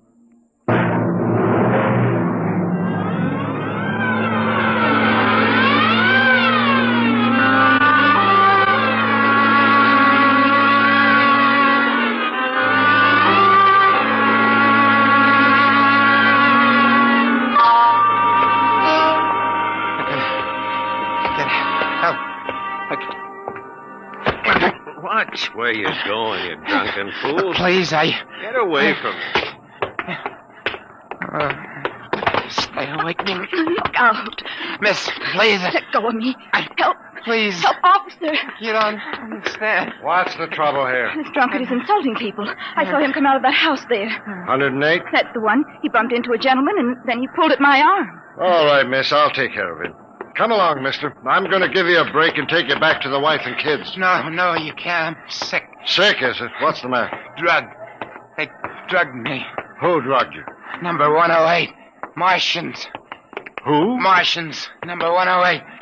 It's a Martian embassy. Well, I've seen them with pink elephants, rabbits, and mice, but you're the first one who's got Martians. That's true, I tell you. Uh-huh. Come along. Now, listen. Don't take me back there. They'll kill me. Look, I gotta make you understand. Here, I'll help you up the steps. Please, my name is Broderick. I'm a private dick. We'll find out about this. Here, don't try anything. Officer, please listen. I'll give you anything. I'll give you $1,000. Please listen. For God's sake, listen. Yes, officer. Why, Broderick. You know this slush, Granny? Why, that's my son, Broderick. No. Martian. He's in pretty bad shape. You better get him to bed. Oh, dear. He was doing so well at the Alcoholic Society. He must have gotten off again. Looks like he's ready to pass out. Lauren! What is it, Mother? Oh. Your brother, Broderick, has been drinking again. Look out, he's passed out. I'll take care of him, officer. We've handled this sort of thing before. Can you manage okay? We'll be fine, thank you. You've been very kind, officer. Nothing at all, Granny. I know how it is with these alkies. Well, I'll be seeing you.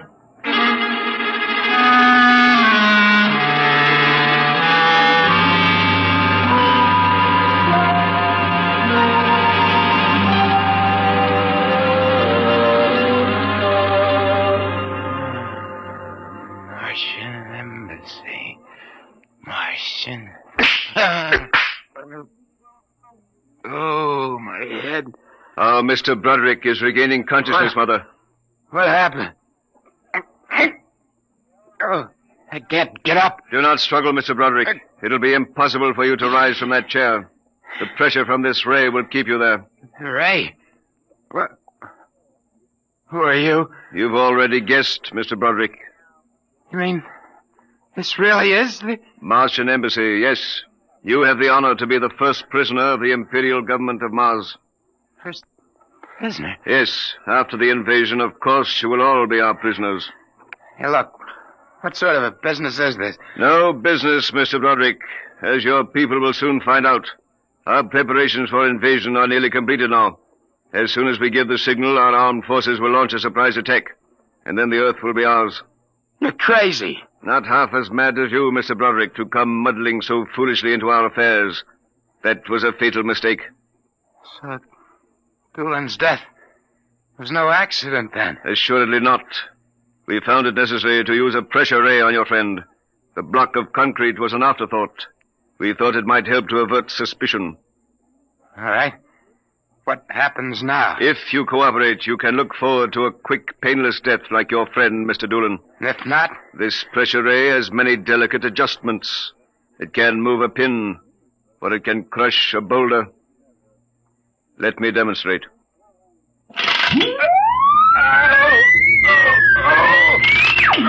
You see, Mr. Broderick, as if an invisible vice were crushing you. What do you want? The name of your client. We are interested in knowing who is so anxious to locate the Martian embassy. The names of my clients are confidential. Well? All right. Turn it off, Mother. Mr. Broderick has seen the wisdom of speech. His name is Graphius. Graphius? Yeah. An unusual name for an Earthman. Describe him. Well, I don't know if I really can. Mother. Describe him. He's tall. Got a big forehead. And about 60. He wears thick glasses. He's bald. Lauren, it sounds like one of them. Yes, it does. Contact the planet. Tell them we suspect that our plans are known. Ask for an acceleration of invasion day. At once. What about me? I am sorry, Mr. Broderick, but I am afraid you know too much now. In exactly 5 seconds, you will feel the full impact of the ray which faces you. I would suggest that you relax and meet your fate calmly. Now, wait a minute. You will feel no pain, just a wall of force engulfing you. Listen, 5. No, you can't do this. 4. It isn't human. I know, but we are not human. 3. Yeah, but... 2. No! 1. Mother in heaven. Now. Lauren. It didn't work. Something's happened. The magnetic field is dead. Get it working. We've got to get rid of this one. Now, listen. Listen, Be you quiet. two. I can't understand what's gone wrong with the ray. Why would it suddenly stop like that? Perhaps I can explain. What? Graphius. It's you. Yes. Lauren. Stand back from the pressure ray, please. It will not function anyway. I have decontrolled your field. Lauren, it's one of them. They found us. Did you think we wouldn't? I trust you have not harmed my friend, Mr. Broderick. He's been very useful to me. Brother, am I very glad to see you. Talk about the Marines landing in the nick of time. You're free to move now, Mr. Broderick. I don't know how you got in here, Graphius, but stick around. These babies are really Martians, just like you said. They're planning to invade the Earth and take over. There will be no Martian invasion. You keep these characters covered. I'll get the police. There will be no need for the police. I intend to handle them myself. Yeah, but the police will Do not call the police. Why not? You fool of an Earthling. Don't you realize with whom you are dealing? The invasion of Earth by Mars will be like child's play compared... Lauren! Holy mackerel. They just flattened out. Like your friend, Mr. Doolan. I detest the use of violence where the intellect can rule. But unfortunately, the Martians are a threat to us. It must be destroyed. I believe you now. Another 5 seconds, they'd have finished me. I'm glad you didn't waste any time. There is little time to waste. The Martian invasion was to have taken place next week. Yeah, Hey. They never said that. How do you know? You would not comprehend. Wait a minute. There are some things here I do understand. A second ago, that pressure ray didn't work. Now you're using it like it was a toy. How did you get in here, anyway? Who are you? Another one of those Martians? No, Mr. Broderick. I happen to be a Venusian. What? A representative of the planet Venus. Venus? That's impossible. Not at all. The Martians are really an inferior race. We Venusians are much farther advanced. As much as we are over you, Mr. Broderick. The Martians would simply have conquered and enslaved your people. We Venusians felt compelled to exterminate you completely. That's impossible. Oh, no. Now that we have disposed of the Martian threat, what is there to stop us? Our invasion begins tomorrow at noon. By nightfall, the Earth will be ours. Brother in heaven. Either I'm completely cuckoo or... Oh, well, this is really on the level. You needn't edge toward the door, Mr. Broderick. You're thinking of running for help, aren't you now? I can read your thoughts quite clearly. Suppose you're going to knock me off like our Martian friends. On the contrary. Go ahead. Leave? Why not? Why don't you try it, Mr. Broderick? Because the minute I turn my back, you're going to let me have it. Suppose you try it and see. I've no interest in stopping you. Go ahead. All right, Buster, you ask for it. It will do you no good. No good! You'll see! You let me go. Here, where do you think you're running to? Hey, officer, listen to me. Oh, it's you, the one with the marsh. Yeah, that's right. Now listen. That story is true. They're inside that house. Inside number 108. He killed them. Who killed? Raphius. He's the leader of the Venusian invasion. Venusian invasion? That's right. Tomorrow at noon, they're going to take over the Earth. Now listen. Go in that house. Martians, now Venusians, eh? Okay, that's enough for me. Come along. Good. We haven't got much time. Hey, wait. Where you taking me? Bellevue Psychiatric Ward, my friend. Come Bellevue, on. no! Now, come along. No! Why don't you listen to me? Why are you such a fool? Let go of me! Here, Looney is a bedbug. Come on. No! I tell you, there's going to be an invasion! The Venusians are going to invade us, don't you understand? You gotta believe me! You gotta believe me! All right. I believe you. Oh, why don't they listen? Why don't they believe me?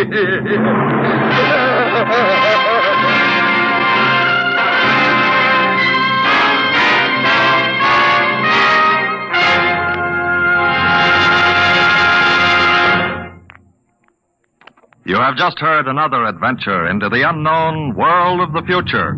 The world of Dimension X.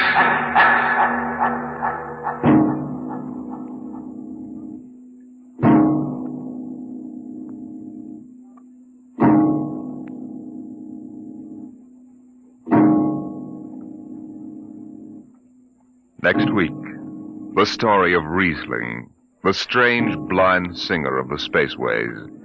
He traveled the space lines from Mars to Venus to the moons of Jupiter. No captain could refuse to carry Riesling and his battered guitar.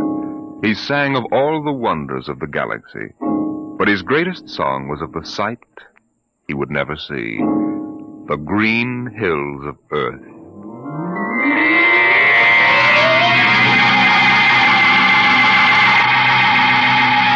Tonight, Dimension X has presented The Embassy, a story by Donald A. Wollheim, as adapted for radio by George Lefferts. Joseph Julian was heard as Broderick, Barry Kroger as Graphius. Your narrator was Norman Rose. Music by Albert Berman, engineer Don Abbott. Dimension X is produced by Van Woodward and directed by Edward King. Adventures in time and space, told in future tense. Dimension X.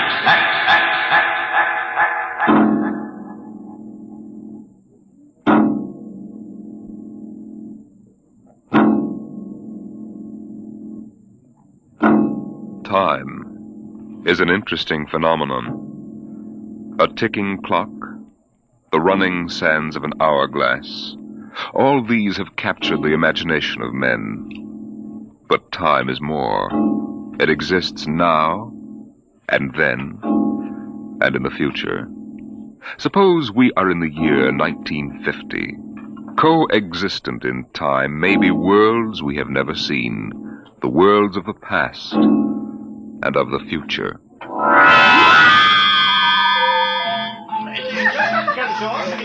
The year was 1950. It was a spring night in Mexico, fiesta time. The fireworks shot up into the clear, dark sky, and a papier-mâché bull ran about the plaza chasing boys and laughing men. Mr. and Mrs. William Travis stood on the edge of the yelling crowd, smiling.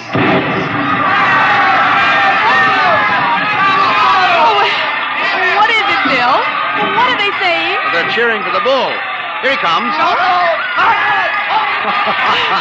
He's good, isn't he? I wonder how they rigged up that fire breathing. Bill, it's wonderful. I've never enjoyed myself so much in my life. It's terrific. Well, they brought the bull. Bravo, Toro! Bravo, Toro! Oh, we'll go on, won't we? I mean, our trip. Ah, Sue, don't worry. I've enough traveler's checks for a lifetime. Relax. But suppose they find us. Forget it now. They haven't a chance. But suppose they do. Suppose they take us back. They'll never find us now. Relax. Enjoy yourself. Oh, if it only lasts. Come on, darling. Let's get out of the crowd. I think you need a drink. All right. Let's try something different this time. I want to try every drink there is in the world. Oh, don't worry, darling. There's no rush. We've plenty of time now. All right, in here. Oh, there's a table over there. Come on. Bill.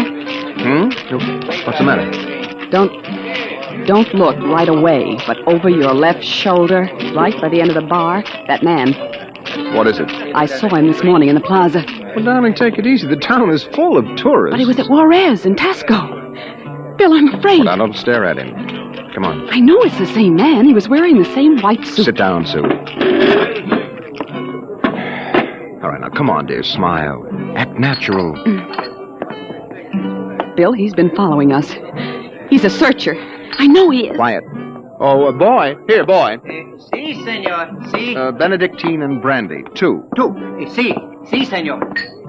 He's watching us, Bill. Will you quit worrying, darling? The chances are 1 in 1,000 that they found us. Probably it's just a coincidence.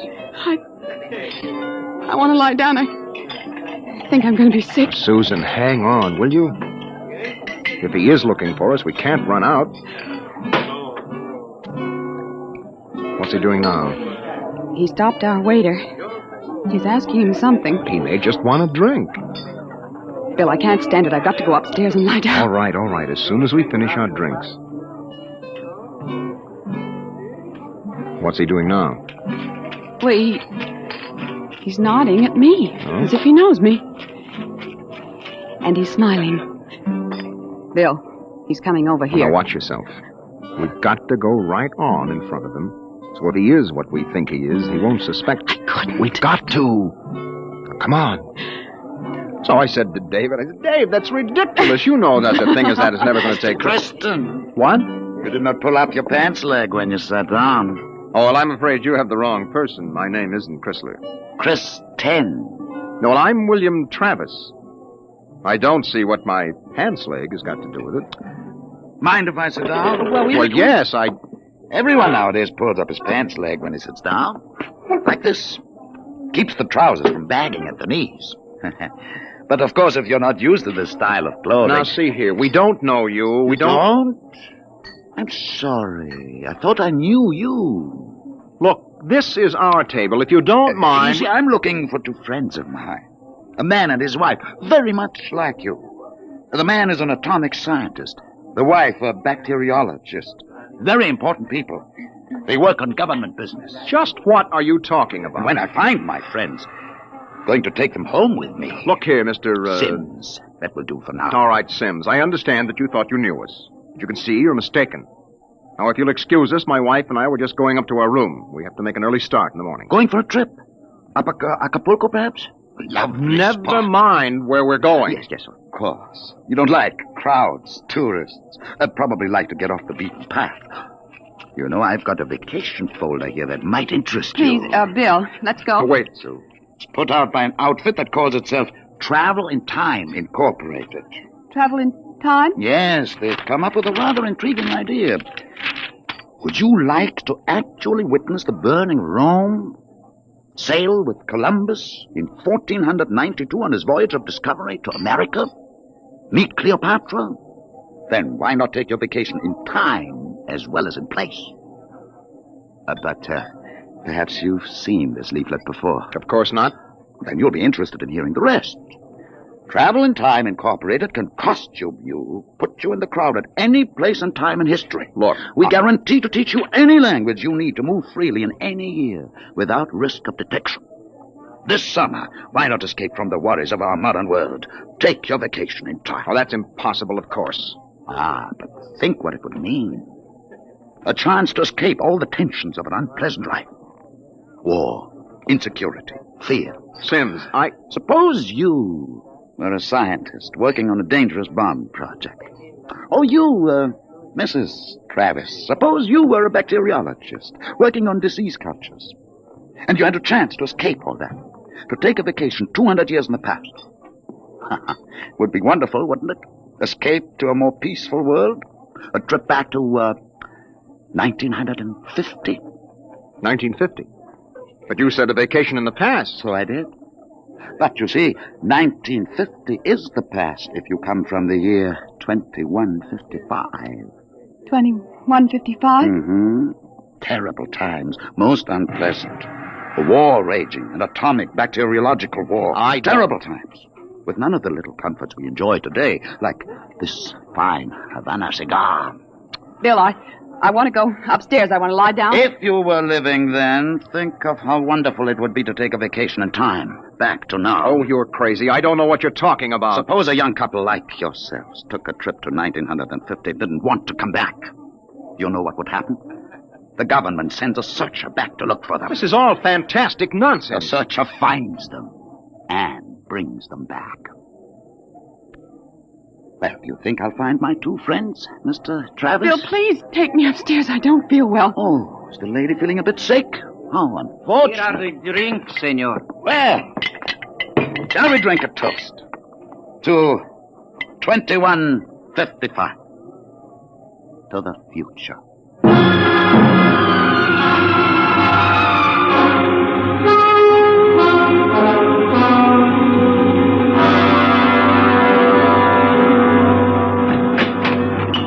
Inside, quick.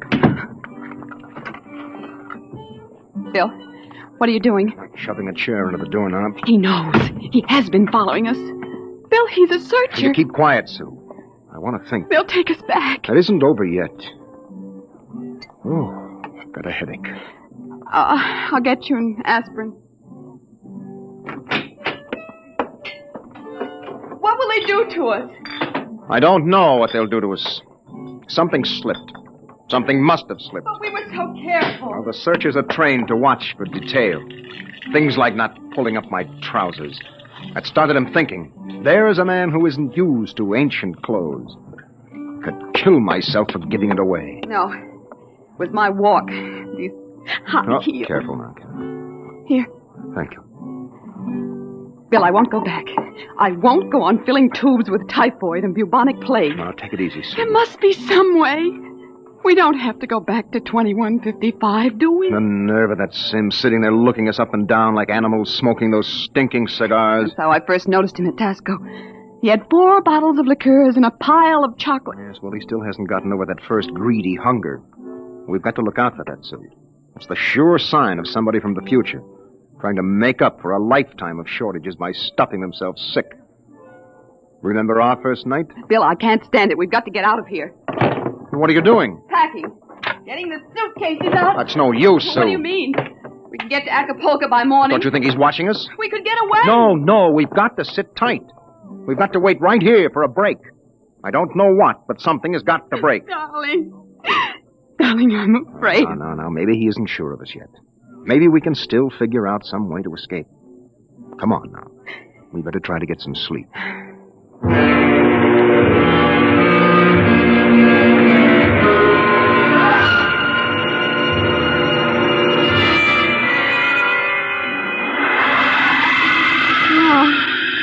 No, I won't go back. Security police. The bomb. The bomb is falling. It's falling. Sue, what's the matter? Sue! Sue, wake up, darling. Sue, Bill, wake up. Where are we? Bill. All right. Now calm down, honey. You were dreaming now. It's all right. Bill, where are we? No, we're still in 1950. It's all right. You must have had a nightmare. It was awful, Bill. Bill, there was an explosion, a terrible explosion, and my hand burned and wrinkled, and the buildings broke. Oh, Bill. Bill, we won't go back there, will we? ever. No. Go to sleep, honey. It's all right. We're in Mexico 1950, and we're going to stay here. Oh, Bill. Sue, I've been lying awake here thinking. It may be that he's still testing us, but he's not absolutely certain. That may be why he hasn't moved. Well, maybe he's just playing with us. Yes, maybe. I wouldn't put that past him either.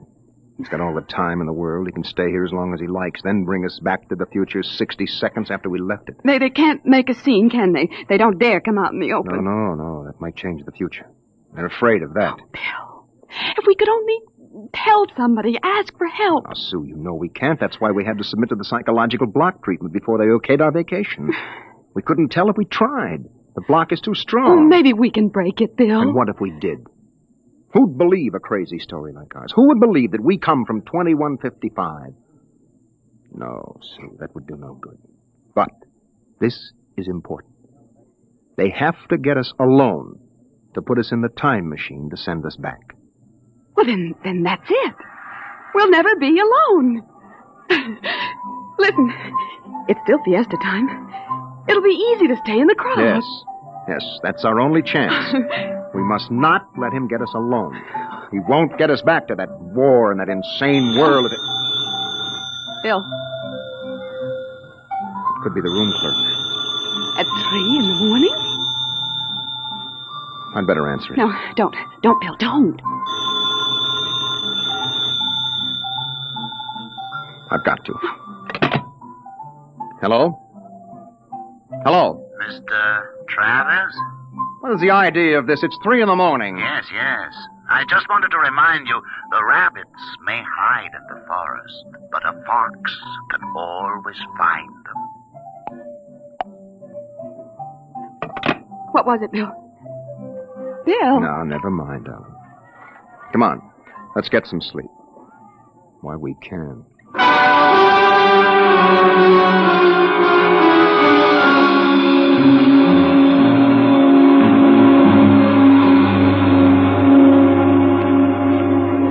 Buenos dias, senor. Good morning, Senor Gomez. I trust you are spending pleasant days in my hotel. Fiesta time is the best. Oh, it's been lovely. Your special table is all ready for breakfast. Oh, fine. Where blazes is the hotel? Hey, you, Buster, where's the hotel in this godforsaken sinkhole of a What is all that racket? Great excitement, very great. All right, what is it? They come with 4 trucks and innumerable automobiles. A motion picture company from Hollywood. Oh, what are they doing down here? They make pictures of our fiesta for the backgrounds. Oh, yes. We have a very beautiful town. Beautiful. Yes, very beautiful. That fat man, the one with the most colorful shirt, he is the chief, the director. Oh, yes. Manager, where's the manager of this Adobe flea bag? Coming, senor, coming. You will excuse me. Oh, I hope the table is satisfactory. Coming, senor, coming. Sue, this is a break. That movie company will draw crowds, and that helps But us. when can we leave, Bill? Well, not today. We'd be sure then. It'd be easy to catch us above on the road. We better stay and try to lull Sims. Okay, kids, end of the line. Ciao. Get it up, Buster. Lay out the pepper. I gotta know. There's Sims, Bill. Across the dining room. Well, we can't do anything now, not with these actors coming in. Okay, follow me, kiddies. Hey, Glory, you sit next to Papa. Hey, Max, make sure nobody monkeys with the trucks and the gears. Right, Shane? Do we have to eat at this crummy joint, Joe? Cheer up, sweetie. Your mere presence makes this chasins and the truck rolled into one. Not this early in the morning, Joe. I couldn't stand it. Okay. They look happy, you want, don't that they? is, is on the dear Look, old Susan. expense account. Maybe I could hire 2 of them. I could say it was a joke. Oh, why? We could dress them in our clothes, have them drive off in our car sometime when Sims couldn't see their faces. Where would that get us? Well, with him off on their trail, we might make it to Mexico City. It'd take years to find us there. Bill, that movie man's coming over here. Oh, excuse me. You folks are Americans, aren't you? Yes, that's right. Boy, am I glad to see you. Yeah, I'm so sick of hearing Spanish I could kiss you. Hey, come on over and eat with us, huh? Oh, well, I don't think we should intrude. Come on. Misery loves company. I'm Misery, and that's the company. We're from Hollywood. Yes, so I understand. Yeah.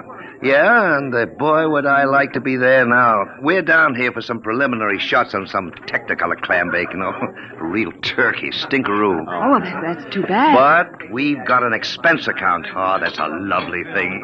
I'm Joe Melton. I'm the unit director. Oh, well, I'm William Travis. This is my wife, Susan. Hi. Mutual. Oh, come over, kids. Join the party. Cheer us up. Only no tamales. I burned out 3 kidneys on tamales since I came over the border. Hey, am I funny? Oh, wonderful. Oh, come on over. Hey, Kitty! Yeah? I got new blood here, brother. Oh! Just a moment, Mr. Travis. I thought you might be breakfasting with me. Alone. Sorry. Oh, no. I got him first, Mac. You want to join us? No, I've already ordered. Mr. Travis, I think you'd better talk with me now. Hey, is this guy giving you trouble? It's all right. Well, you say the word. I'll have Max pitch him out on his ear. No. It's all right. We'll be right over, Mr. Melton. Oh, Bill. We'll talk to Mr. Sims. Mr. Melton, sort of keep an eye on us, huh? After all, you found us first. Yeah, sure. Well, come on over soon, kids. Sit down, Mr. Travis. I hope you slept well. Did you? I'm not used to spring mattresses. But there are compensations. I stayed up half the night trying new cigarettes and foods. A whole new spectrum of sensation. Well, what are you talking about? Still acting, huh? But it's no use. You can't stay in crowds all the time. I'll get you alone soon enough. I'm immensely patient. Let's come to the point. It took me a month to trace you down and be sure of you. Now, if you come with me quietly, I might be able to get you off with no punishment. If you agree to go back to work on the bacteria bomb. We don't know what you're talking about. Stop it. Use your intelligence. You know we can't let you get away with this escape. Other people in the year 2155 might get the same idea and do the same. We need people. To fight your wars. Bill. It's all right, Susan. We can talk on his terms now. He's got us. We can't escape. At last. Really, you've both been incredibly romantic. Running away from your responsibilities. Running away from horror. Nonsense. Only a war. Only? With half the world dead, the other half dying? Yes. But we can't have you escaping here while we drop off a cliff. Dying people love to know that others died with them. Hey, kids, break it up. We're waiting on you. The longer you keep me waiting, the harder it will go on you. What do you mean? We need you on that bomb project. Return now and no torture. Torture? Yes. You see, later we'll force you to work. And after you finish the bomb, we'll try a number of complicated new devices on you. Bill. As you say, you can't escape. We have all the time in the world. Here in 1950. Sims, I'll make a deal with you. I'll come back now if my wife stays here alive, safe, away from that war. No, Bill, Keep quiet, Sue. Well, Sims, you need me for that bomb. You can duplicate her work. It exceeds my authority. But all right. Meet me in the plaza in 10 minutes. I'll pick you up in the car. Good. We'll drive out into the country to some deserted spot, and I'll have the time travel machine pick us up. Bill, I won't let you. Don't argue, Sue. It's settled. Good. I'll meet you in the plaza in 10 minutes. Your wife may stay here as long as she wishes. All right, Sims. It's a deal. Don't try anything now, Travis. I know when I'm licked. We just want a few minutes to say goodbye. I'll be seeing you then. Bill, I won't let you do it. I won't let you. Please, Susan. I'm going to tell the truth. I'm going to get help. You can't. The psychological block It's won't... our last chance, Bill. Hey, aren't you two going to join us? I thought Mr. Melton, I've got something to tell you, and you've got to believe me. Sue, it won't work. You've got to try. Go ahead, kids. Spill it. You've got to understand. You see, we really... Bill, my head. I can't think. My you head. need a my bromo, head. honey. It can't work, Sue. Now, the block is too strong. Come on, we'd better get the car. Hey, someone's crying now. Breakfast, no time for people to cry. Now, what in the world could a good-looking kid like you find to cry about?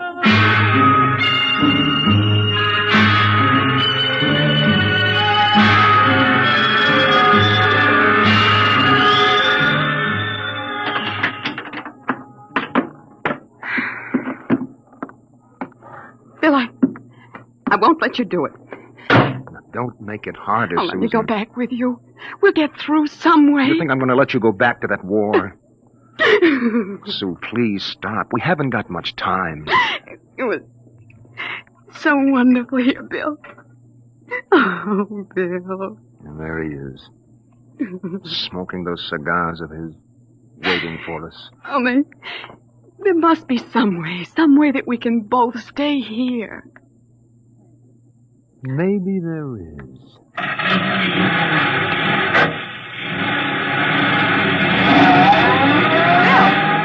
Bill, what are you going to do? Hang on, Sue, and duck when I tell you. No, Bill, you're heading right for him. Not going to get either of us now. Oh. Down, Sue, down.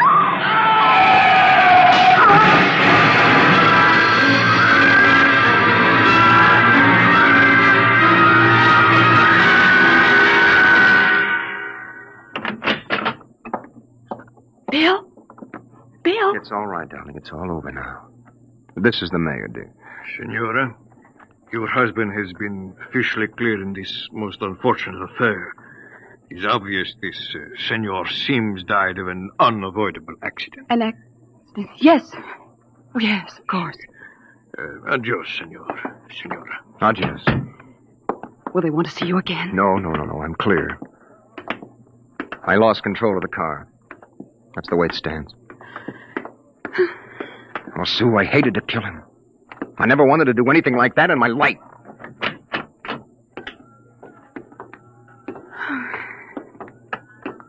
Where will we go now?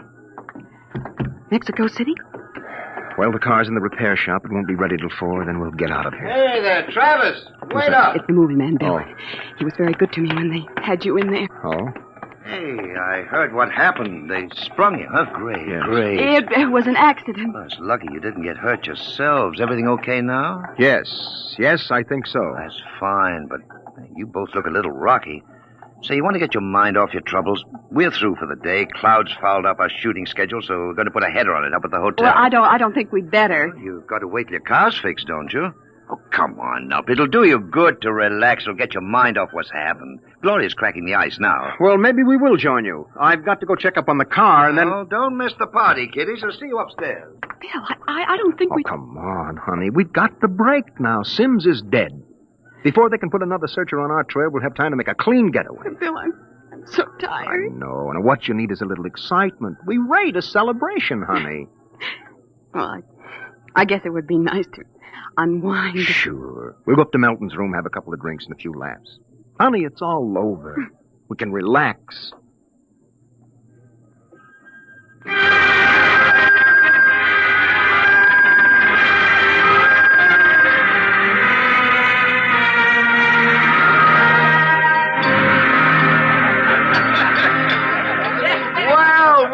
Well, kiddies. Well, we thought we'd join you, Mr. Melton. Oh, great. Call me Joe. Hey, Gloria, yank another cork. We got company. Way ahead of you. Here you are, kids. Thank you. You kids ready to drink? That was a pretty messy business, but it's all over now, huh? Yes, it's all over. Yes, well, it's time to unlax. Grab a glass, honey. Well, thank you. Hey, quiet, everybody. Quiet.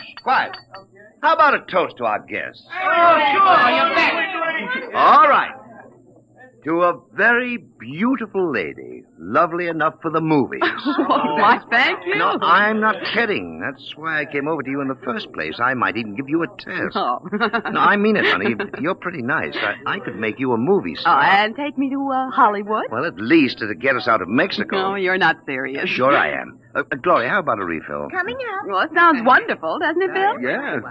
Los Angeles is a pretty crowded city, isn't it? Crowded? Wait till you see the Sunset Bus. No, you don't really think I could be an actress. You don't have to cheer me up anymore. I'm feeling wonderful now. No, I'm serious. I think you'd be great. I want to do a suspense story. Sort of a war story, you know. Gloria, pour Mr. Travis another glass. Okay, Joe. A suspense story. Yes, dear, yes. A story about a man and a wife who live in a little house. Now, I'm just ad-libbing this, you understand? Oh, yeah, sure. Go on. Well, there's a war on, see? A terrible war, you see. They live in the year 2155. Now, here's the gimmick. They escape into the past, and they kill a man who follows them to bring them back. Gloria, honeypot, get Mr. Travis another glass.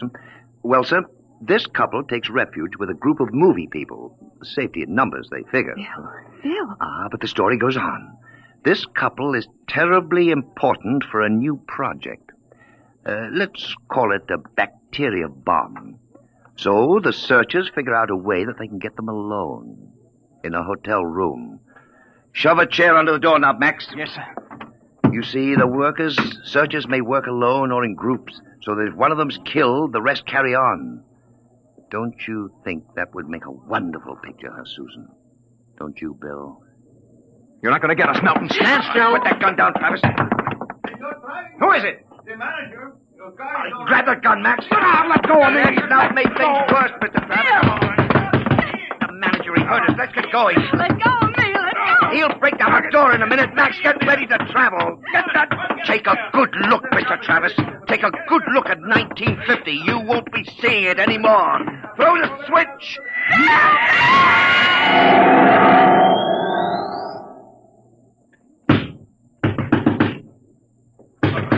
All right, Juan. Break down the door. Where are they? I was at the door. I heard them inside. They're gone. Windows.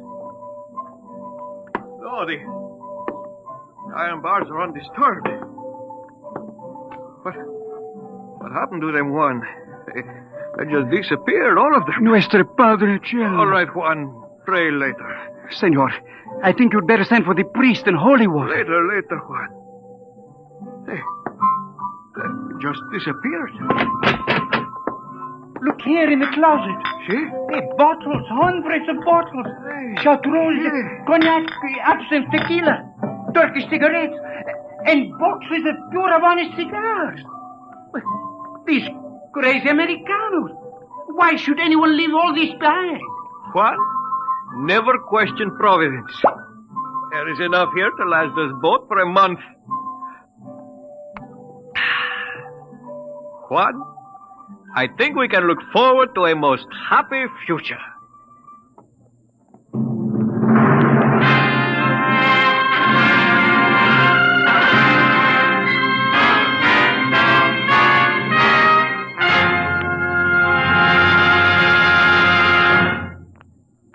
You have just heard another adventure into the unknown world of the future.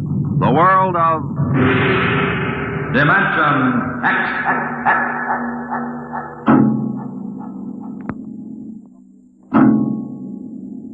Now, about next week. Suppose that you were a private detective, and into your office walked a strange-looking client. Would you believe him if he told you that there was a Martian embassy hidden somewhere in New York, where spies from the Martian planet were preparing for the invasion of Earth? We'll tell you about it next week.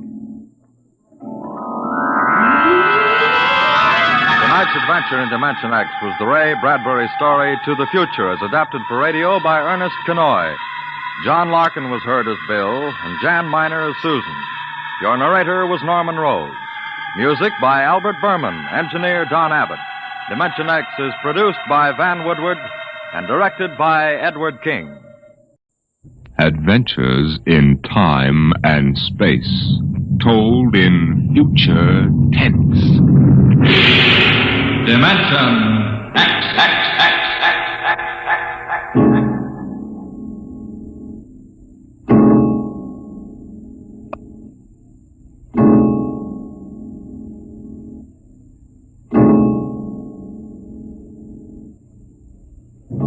When man first crossed the vast distances of outer space to land on strange worlds, he found that someone had been there before him. The ruined canals of Mars, the smashed cities of Titan and Centaurus II and III, all these were evidence that 100,000 years ago, a race of intelligent beings built their cities across the galaxy. They knew space travel, atomic power, astrophysics, and engineering. And then they destroyed themselves completely, so that of all the cities on 1,000 worlds, only dust and rubble remained. Why? Why did these beings obliterate all record of themselves? That is the mystery of the lost race. The freighter Carillia, bound out of Earth for Cetus Alpha 2, came into normal flight after 103 days in overdrive. The stars were unfamiliar. The constellations known on Earth had disappeared. But there was a yellow sun off to port, and about it revolved 3 planets.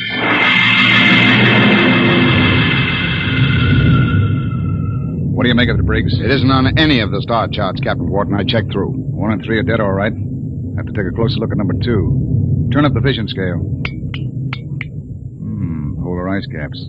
She's green around the belt. Let's take her down to a 5-mile orbit. Swing around her for a look. Alert for deceleration. Aye, sir. Throw in the manuals. Power room. Power room, aye. We're going down to have a look at something. Give us just enough power to keep her under control. All right, Briggs. Hang on to your stomach.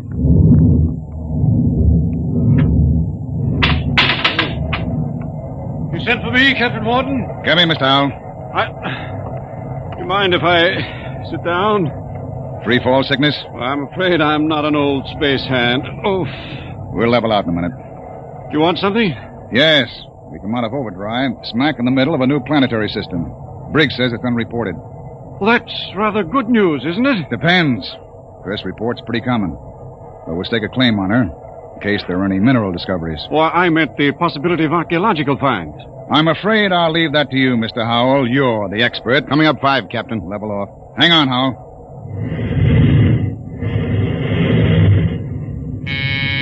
Power room. Hold her steady she goes. We'll orbit at slow cruising speed. All right. Clear the scope, Briggs. Aye, sir. Nice-looking piece of real estate. Well, the Space Guard requires I check up for radioactives, gold, and lost race rooms. You're landing? Landing? I've got a schedule to keep, Mr. Howell.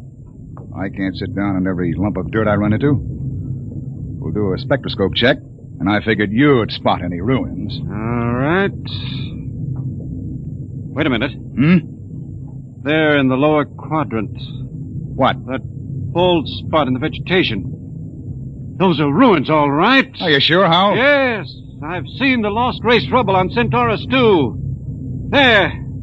You can see it plainly, dust and rubble. No, that's what I get for calling in an expert. Briggs, stand by to take it down to 5,000 feet. Aye, sir. All this stinking luck. There goes my schedule.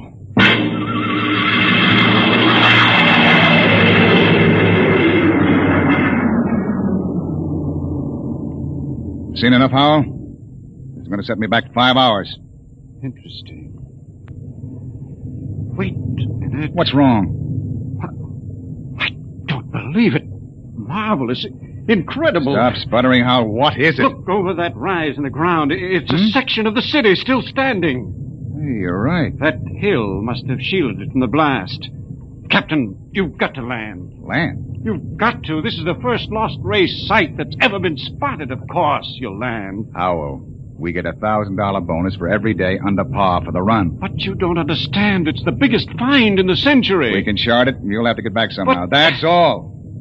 I'm not sitting down to rake over old dust heaps. Captain Wharton, I'm on commission to the Space Guard. You may have to answer to them. I'll think up one. Look, Howell, strictly speaking, you're a passenger. Well, you've got to You land. don't belong on the bridge. I'm not landing down there, and that's it. Briggs! Emergency from the power room. Something must have blown. Power room. Power room. Danton, what's wrong down there? Danton! He doesn't answer. Anything serious, Captain? Reaches the fuel locker. That 5 pounds of ascending will go and kick us right out of space. Danton! Danton! Power room, aye. What happened? What blew? Main tube coupling. She's secured What's now. the damage? The main tube's burnt out. The bearing, the coupling, the injector valve, and the needle gauge. Can you make repairs? Not in flight. Can you raise enough power to land? I don't know, Captain. The wiring's shot. He's fat like a tomcat. I might be able to get something from the deceleration auxiliaries. Get a jury rig on her. We'll try to set her down. Aye, sir. Briggs. Yes, sir. Alert for crash landing. Signal room. Signal room. Signal, aye. Langston, get off a position fix and SOS standby. Aye, sir. Well, Mr. Howell, I guess you're going to join your friends in the lost race. I just hope it's not permanently.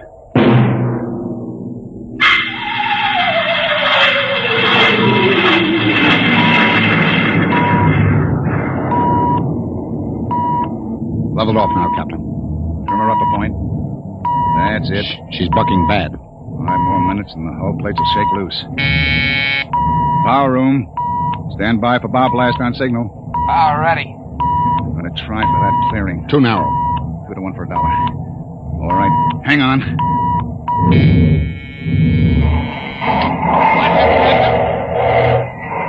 Briggs! Briggs! You all right? I hit my head on the panel. Well, I seem to be all assembled. We're down.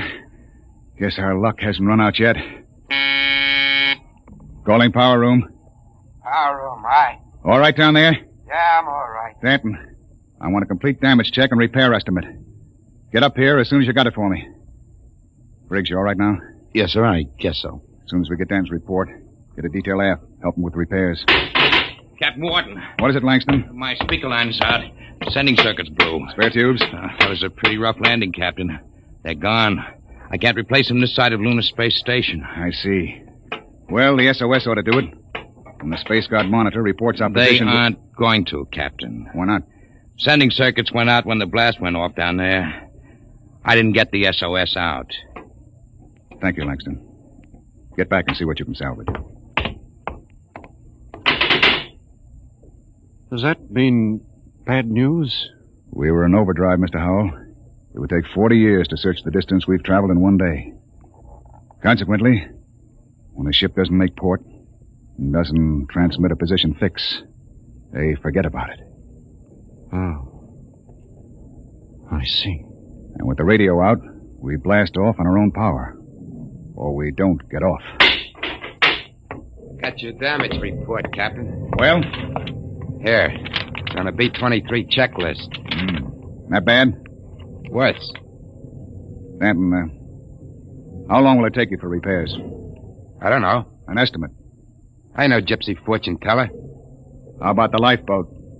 For deep space? What are they teaching at Sands Point now? Basket weaving?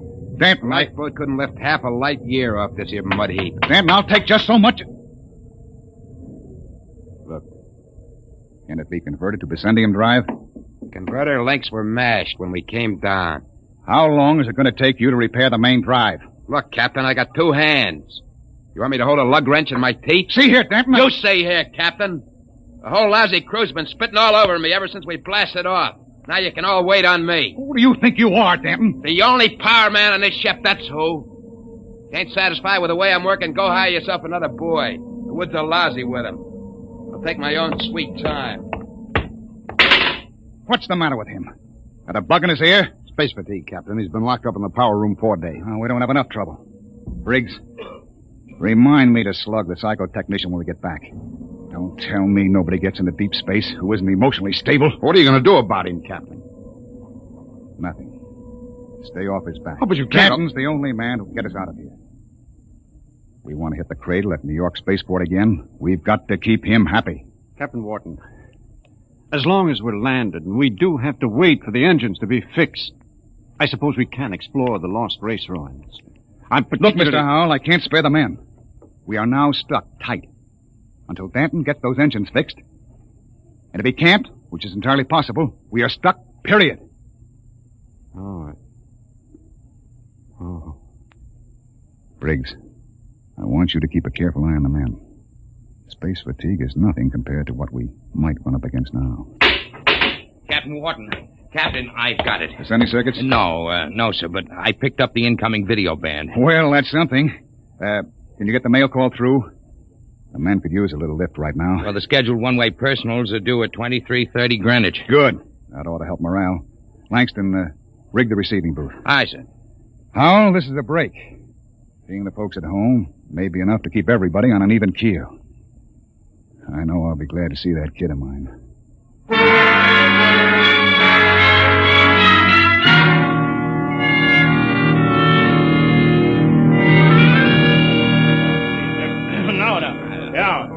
Mr. Langston, get Hanson out of the booth. You wear the glass right off the tube. Take it easy, Williams. Everybody gets 3 minutes. Hey, Kelly, I bet that dame of yours burned up the circuits, huh? How'd you know it was his girl? You can't tell through the booth. Well, who else would call that 8?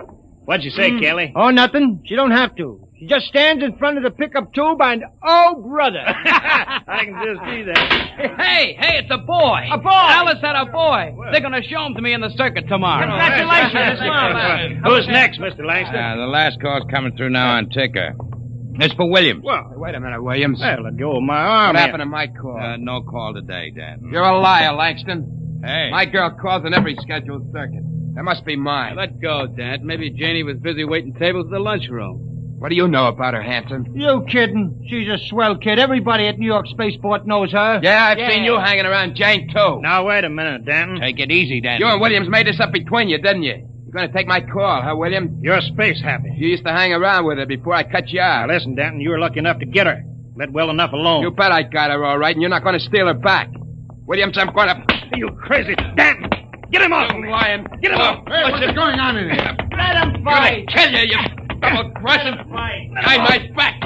Grab him, Hanson. Get his arm. Let go of me. Nobody took your call. Now, calm down, Danton. I'll fix all this. Look out. He's got a wrench. Danton! He's nuts. Nobody gets a call. Nobody. How do you like that, Williams? You ain't gonna hear from Janie no more. How do you like that? After him. Kelly. Hanson. The airlock. He's left the ship. Let him go, the jealous screwball. Sure. But that's the only man who can get us off of here.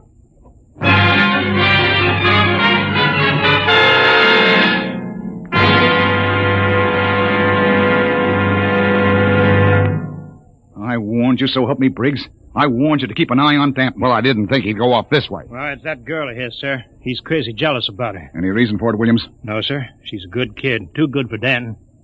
I guess he's just so afraid of losing her to some other guy, he's getting psychopathic about it. Well, we've got to get him back.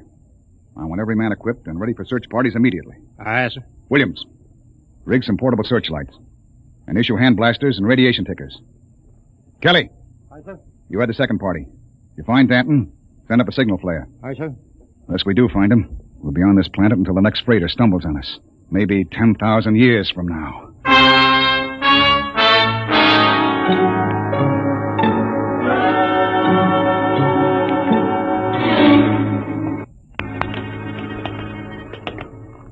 Hold that light up, Hanson. This is amazing, Captain. Lost Race building's actually standing. Hey! What is it? Oh, nothing. A shadow. Place gives me the willies. To be able to find out so much about them, their science, art, what they looked like, perhaps even why they destroyed themselves. I'm beginning to wonder about that, Howell. You sure they destroyed themselves? Maybe they lost a war to another race. The winners would have left traces. Genghis Khan, the Mongol emperor, left a pile of skulls as a monument after he destroyed his enemies, but there's been nothing like that found. No clues at all, eh? Nothing. When they decided to wipe themselves out, they did a thorough job. But why? That's what we've been asking for 50 years. They wanted to end like that. Captain, there's a rise ahead. Keep going. Anything on your side, Briggs? No, sir. Hanson, what is it? I don't know, sir. It's a funny kind of a glow. I guess I shot without thinking. Don't get trigger happy. Howell. Yes? Where do you think the light is coming from? Down there. It's an amphitheater. Stone seats and a hood. It looks like a band shell. What's up, Captain? Wait a minute. Well, Howell? Don't know. That's the Lost Race sign on the hood. The what? A sort of hieroglyphic. The only thing we'd ever found before. One in each ruin. What does it mean? Some kind of a warning, I think. Come on. We're going down there. Careful now. There's a platform of some kind down there. Looks like a lecture platform, doesn't it? Or an altar. This might have been a temple.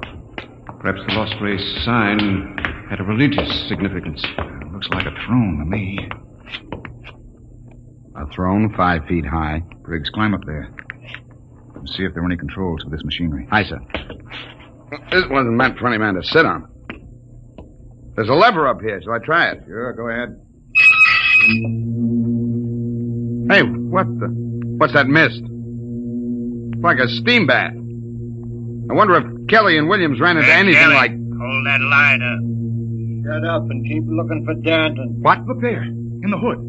It's Williams and Kelly. That crazy jet jockey. When I find him, I'm going to beat his brains out.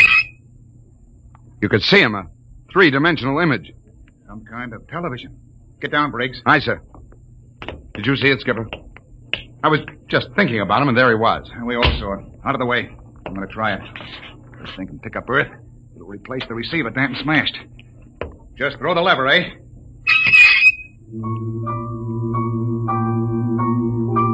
What? That's my son. I'll be darned. His music lesson. Say, it reaches Earth all right. Why, imagine. Television without a transmitter. Looks like the Lost Race was ahead of us in more ways than one. Go up and try it, Howell. Amazing, amazing. Television without a transmitter. This machine may be the clue to the mystery of the Lost Race. I'll try it. Mary, I've told you I like my paper first in the morning. If that youngster wants to know how the Tigers did, let him wait until I am... My father in Detroit. Remarkable, Captain. You can see the whole room clearly. Say, how about me, Captain? Let me get up there. I'd like to see my baby. Alice told me all about it. Out! What's the matter, Hanson? I kicked something, a wrench. Well, hold it up. What? It's Danton's. That means he's been here. We're on his trail, all right. Come on, Howell, let's go. But the baby wouldn't take a minute, Captain. Later, Hanson. We've got to find Danton first. All right, now, let's get moving. Hold it. What's that? The recall flare. Kelly and his men have found Danton. Oh, I hope that crazy fool is in one piece. We start back now, Captain? Yes. That came from the ship. Another flare? No, that was an explosion. That's all we need now. Something more to happen to the ship.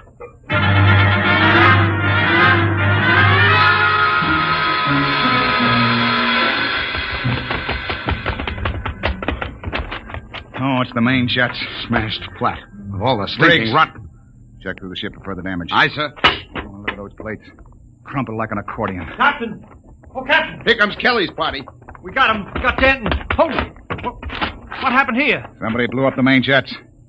Danton, do you know anything about this? No, sir. Not much he doesn't. He's crazy enough to blow us all up.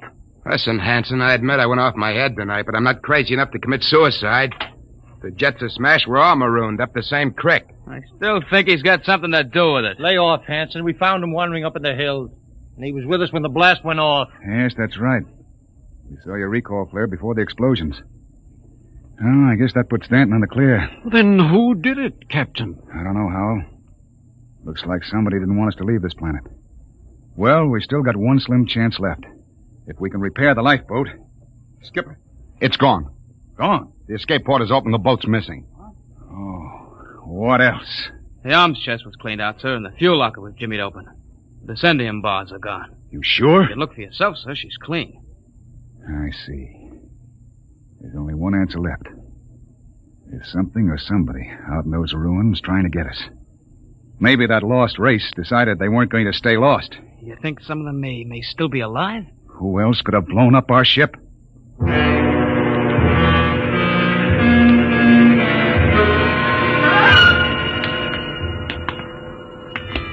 Keep your blaster up, Howell. And be careful. It's a hair trigger. What are we doing back at the television machine, Captain? I thought we were looking for the lifeboat. We are. Whoever blew up the ship must be around here. Might as well try to use the machine to track them down. Yeah. Catch them with their own gadget, huh? That's right. All right, Howell, you're the expert. Get up there and try to find them. I hope it works. Well? Trying, Captain. Nothing but mist. I don't understand it. It reached all the way to Earth before. I saw my father in Detroit. Mary, my paper's all rumpled again. What? There it is again. My father in Detroit. I've told him time and time again I don't like a messy paper. Look at that. No selector control, yet all the way to Earth. You can see the whole room, the goldfish bowl, the antimacassars on the chairs. Yet we can't pick up something less than a mile away. Knock it off, Howell. We're wasting time. Come on. That gadget won't work. We'll have to comb these rooms inch by inch. I don't understand. Neither do I. We'll cut behind the hood here and go on. Briggs, you take the lead with the radiation ticker. We might be able to pick up a reading on where the rocket fuel is hidden. Aye, sir. All right, let's go. can't understand why that machine can pick up Earth and not... Help, Captain! Briggs, what is it? Captain, help! I'm falling! It's a cave-in. Hang on, Briggs. I'm slipping, Captain. Grab his wrist. All right. Now pull. Pull. Higher. What happened? I was just walking along and the ground caved in. What? It's some kind of shaft. Hold your light over it, Captain. Oh! 50 feet deep in a stone bottom. I could have split my head open like a grapefruit. Something down there. Hold that light steady. Amazing. Amazing. Looks like a pile of bones to me. 2 piles. Maybe the first skeletal remains ever found of the lost race. I've got to get down in there. We haven't got time, Howell. Come on. Let me have your binoculars. Wonderful. That small skeleton must be an infant. They've been laid out carefully. Burial chamber. The way they're lying, it's probably a mother and infant. Yeah. The tail, she's definitely anthropoid. Howell, you mean apes? Something like that. Yet they had atomic power and built cities across the galaxy.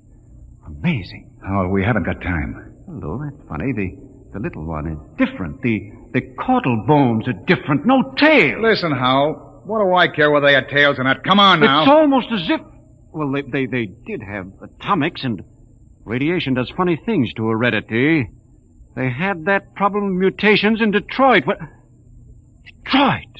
That must be it. What? The new atomics plant at Detroit. They tore down my father's house to make room for it. Quickly, Captain. Oh, where are you going? Back to the machine. I've got a theory that may solve the whole mystery of what happened to the lost race. I don't care what happened to the dead ones, Howell. I want to find the living ones who wrecked my ship. I think this machine may give us both answers. There's the house, Detroit, down to the last detail. Oh, come on down. We know all that. But don't you understand? That house was torn down. I got a letter before we lifted off Earth. It's gone. But it's on the television machine. Captain, that machine isn't television. It's a thought projector. What? It only mirrors what's in your own mind. But, Mr. Howell, we saw Earth. It was really there. But it was just because we imagined it, Briggs. It's a thought projection. I can produce any mental image that occurs to me on this machine. New York spaceport, a Space Guard patrol, anything. Anything? Yes. And now I think I know what inspired the lost race to do what they did. It was fear. Fear of what was in their own minds. They could all see it with machines like this. But fear? Fear of what? They foresaw the future. So they destroyed themselves. Every last one of them. Hold it, Howell. Are you sure they're all dead? 100,000 years ago. Then who blew up the ship and stole our lifeboat? Danton. Danton? But why? He was pathologically jealous. Yes, but blowing up the ship was like committing suicide. He wasn't crazy enough to do that. The lost race was after they looked at this machine. You mean Danton did too? We found his wrench here. You're right. He must have looked at the machine and thought it was television. He must have seen all his fears about losing his girl confirmed. That was enough to make him completely unbalanced. But he was with Kelly when that explosion went off. He's got an ironclad alibi. No, he hasn't. Wouldn't take a power man long to sneak back to the ship and rig a delayed action fuse. Howell, we've got to get back to the ship before Danton. Never mind, Captain. Stay right there. That's Danton. In the dark. You make a perfect target there. Stop your gun. I got a blaster set at wide angle. Drop him. He's got us cold. I've been following you, Wharton. I wanted to tell you. I'm going back to Earth. I got the lifeboat heading over that rise. It won't work in deep space. You believed me when I told you that, didn't you? Well, I've got it fixed. And with that Bessendium fuel, it'll be a milk run. I'll reach the Space Guard station at Volta with a long, sad story about how the rest of you exploded in mid-space. Danton, that's murder. Yeah, that's just what it is. And easy, too. Danton, you can't just leave us here. Watch me. Sit in front of that machine and watch me. Yeah, I know what it is. I know it's a television without a transmitter. And I did some checking up. I've seen how you were stealing my calls. Trying to steal my girl. Danton, you're sick. You Pretty can't... smart, that lost race. They built some machine. And it showed me plenty. It showed me enough to kill you. Oh, you've got it all wrong. This isn't a television machine. What are you trying to pull, Wharton? I saw it. Those were your own thoughts, Danton. Those things you saw exist only in your mind. Shut up before I blast all of you down. You're just trying to lie out of it, that's all. But I know the truth when I see it. And you're going to die. All right, Danton, but you're not going to get away with it. Look at the machine. What's that? The machine. It's the Space Guard patrol, Danton. Look, they're coming. X3 to command. Spotted the Corellias, reported. Preparing to land. That's the Space Guard, Danton. Yeah, whole patrol. You're lying. They couldn't come. There wasn't any SOS. X3 to command. Preparing to land. There's the clearing. That's enough, Howell. All right, Danton. They'll be coming over the horizon. Drop your gun and give yourself up. Oh, no. No, they're not going to catch me. I'll be away in that lifeboat before they land. Stay still, all of you. Stay where you are. I still got you covered. Danton, look out behind you! Burial shaft. He fell in it. Hold the light down, Briggs. Well? He's dead. Deader than the Lost Race. And what about those Space Guard cruisers? Out of my head. I just imagined them. There they were on the machine. Poor Danton believed they were real. I wish they were real so we could get off this planet. No, it doesn't matter. We know where the lifeboat is now. We can send one man to bring back help. And it won't be Danton. The machine got him the same way it got the Lost Race. Through fear. But what was the Lost Race afraid of, Howell? Changing. Changing? Look at those skeletons down there. They had atomic energy, but they couldn't control it. Look, the baby's different from the other.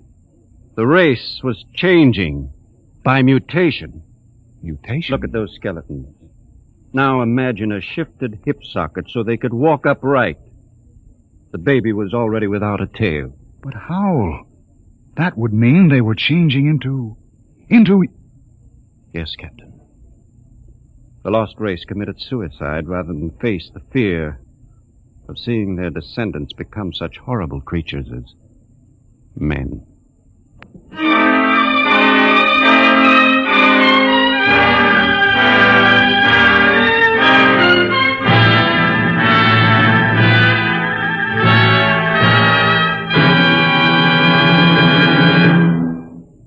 You have just heard another adventure into the unknown world of the future. The world of Dimension X. And now, about next week. William Travis and his wife thought they had escaped, but they were wrong. They were being searched out by men from another world, men who wanted them to return. Where? I'll tell you next week. Tonight's drama was based on the Murray Leinster story, The Lost, and was adapted for radio by Ernest Kenoy. Featured in the cast were Matt Crowley as Captain Wharton, Roger DeKoven as Howell, and Joseph Julian as Danton. Your host was Norman Rose. Adventures in Time and Space. Transcribed in future tense. Dimension X.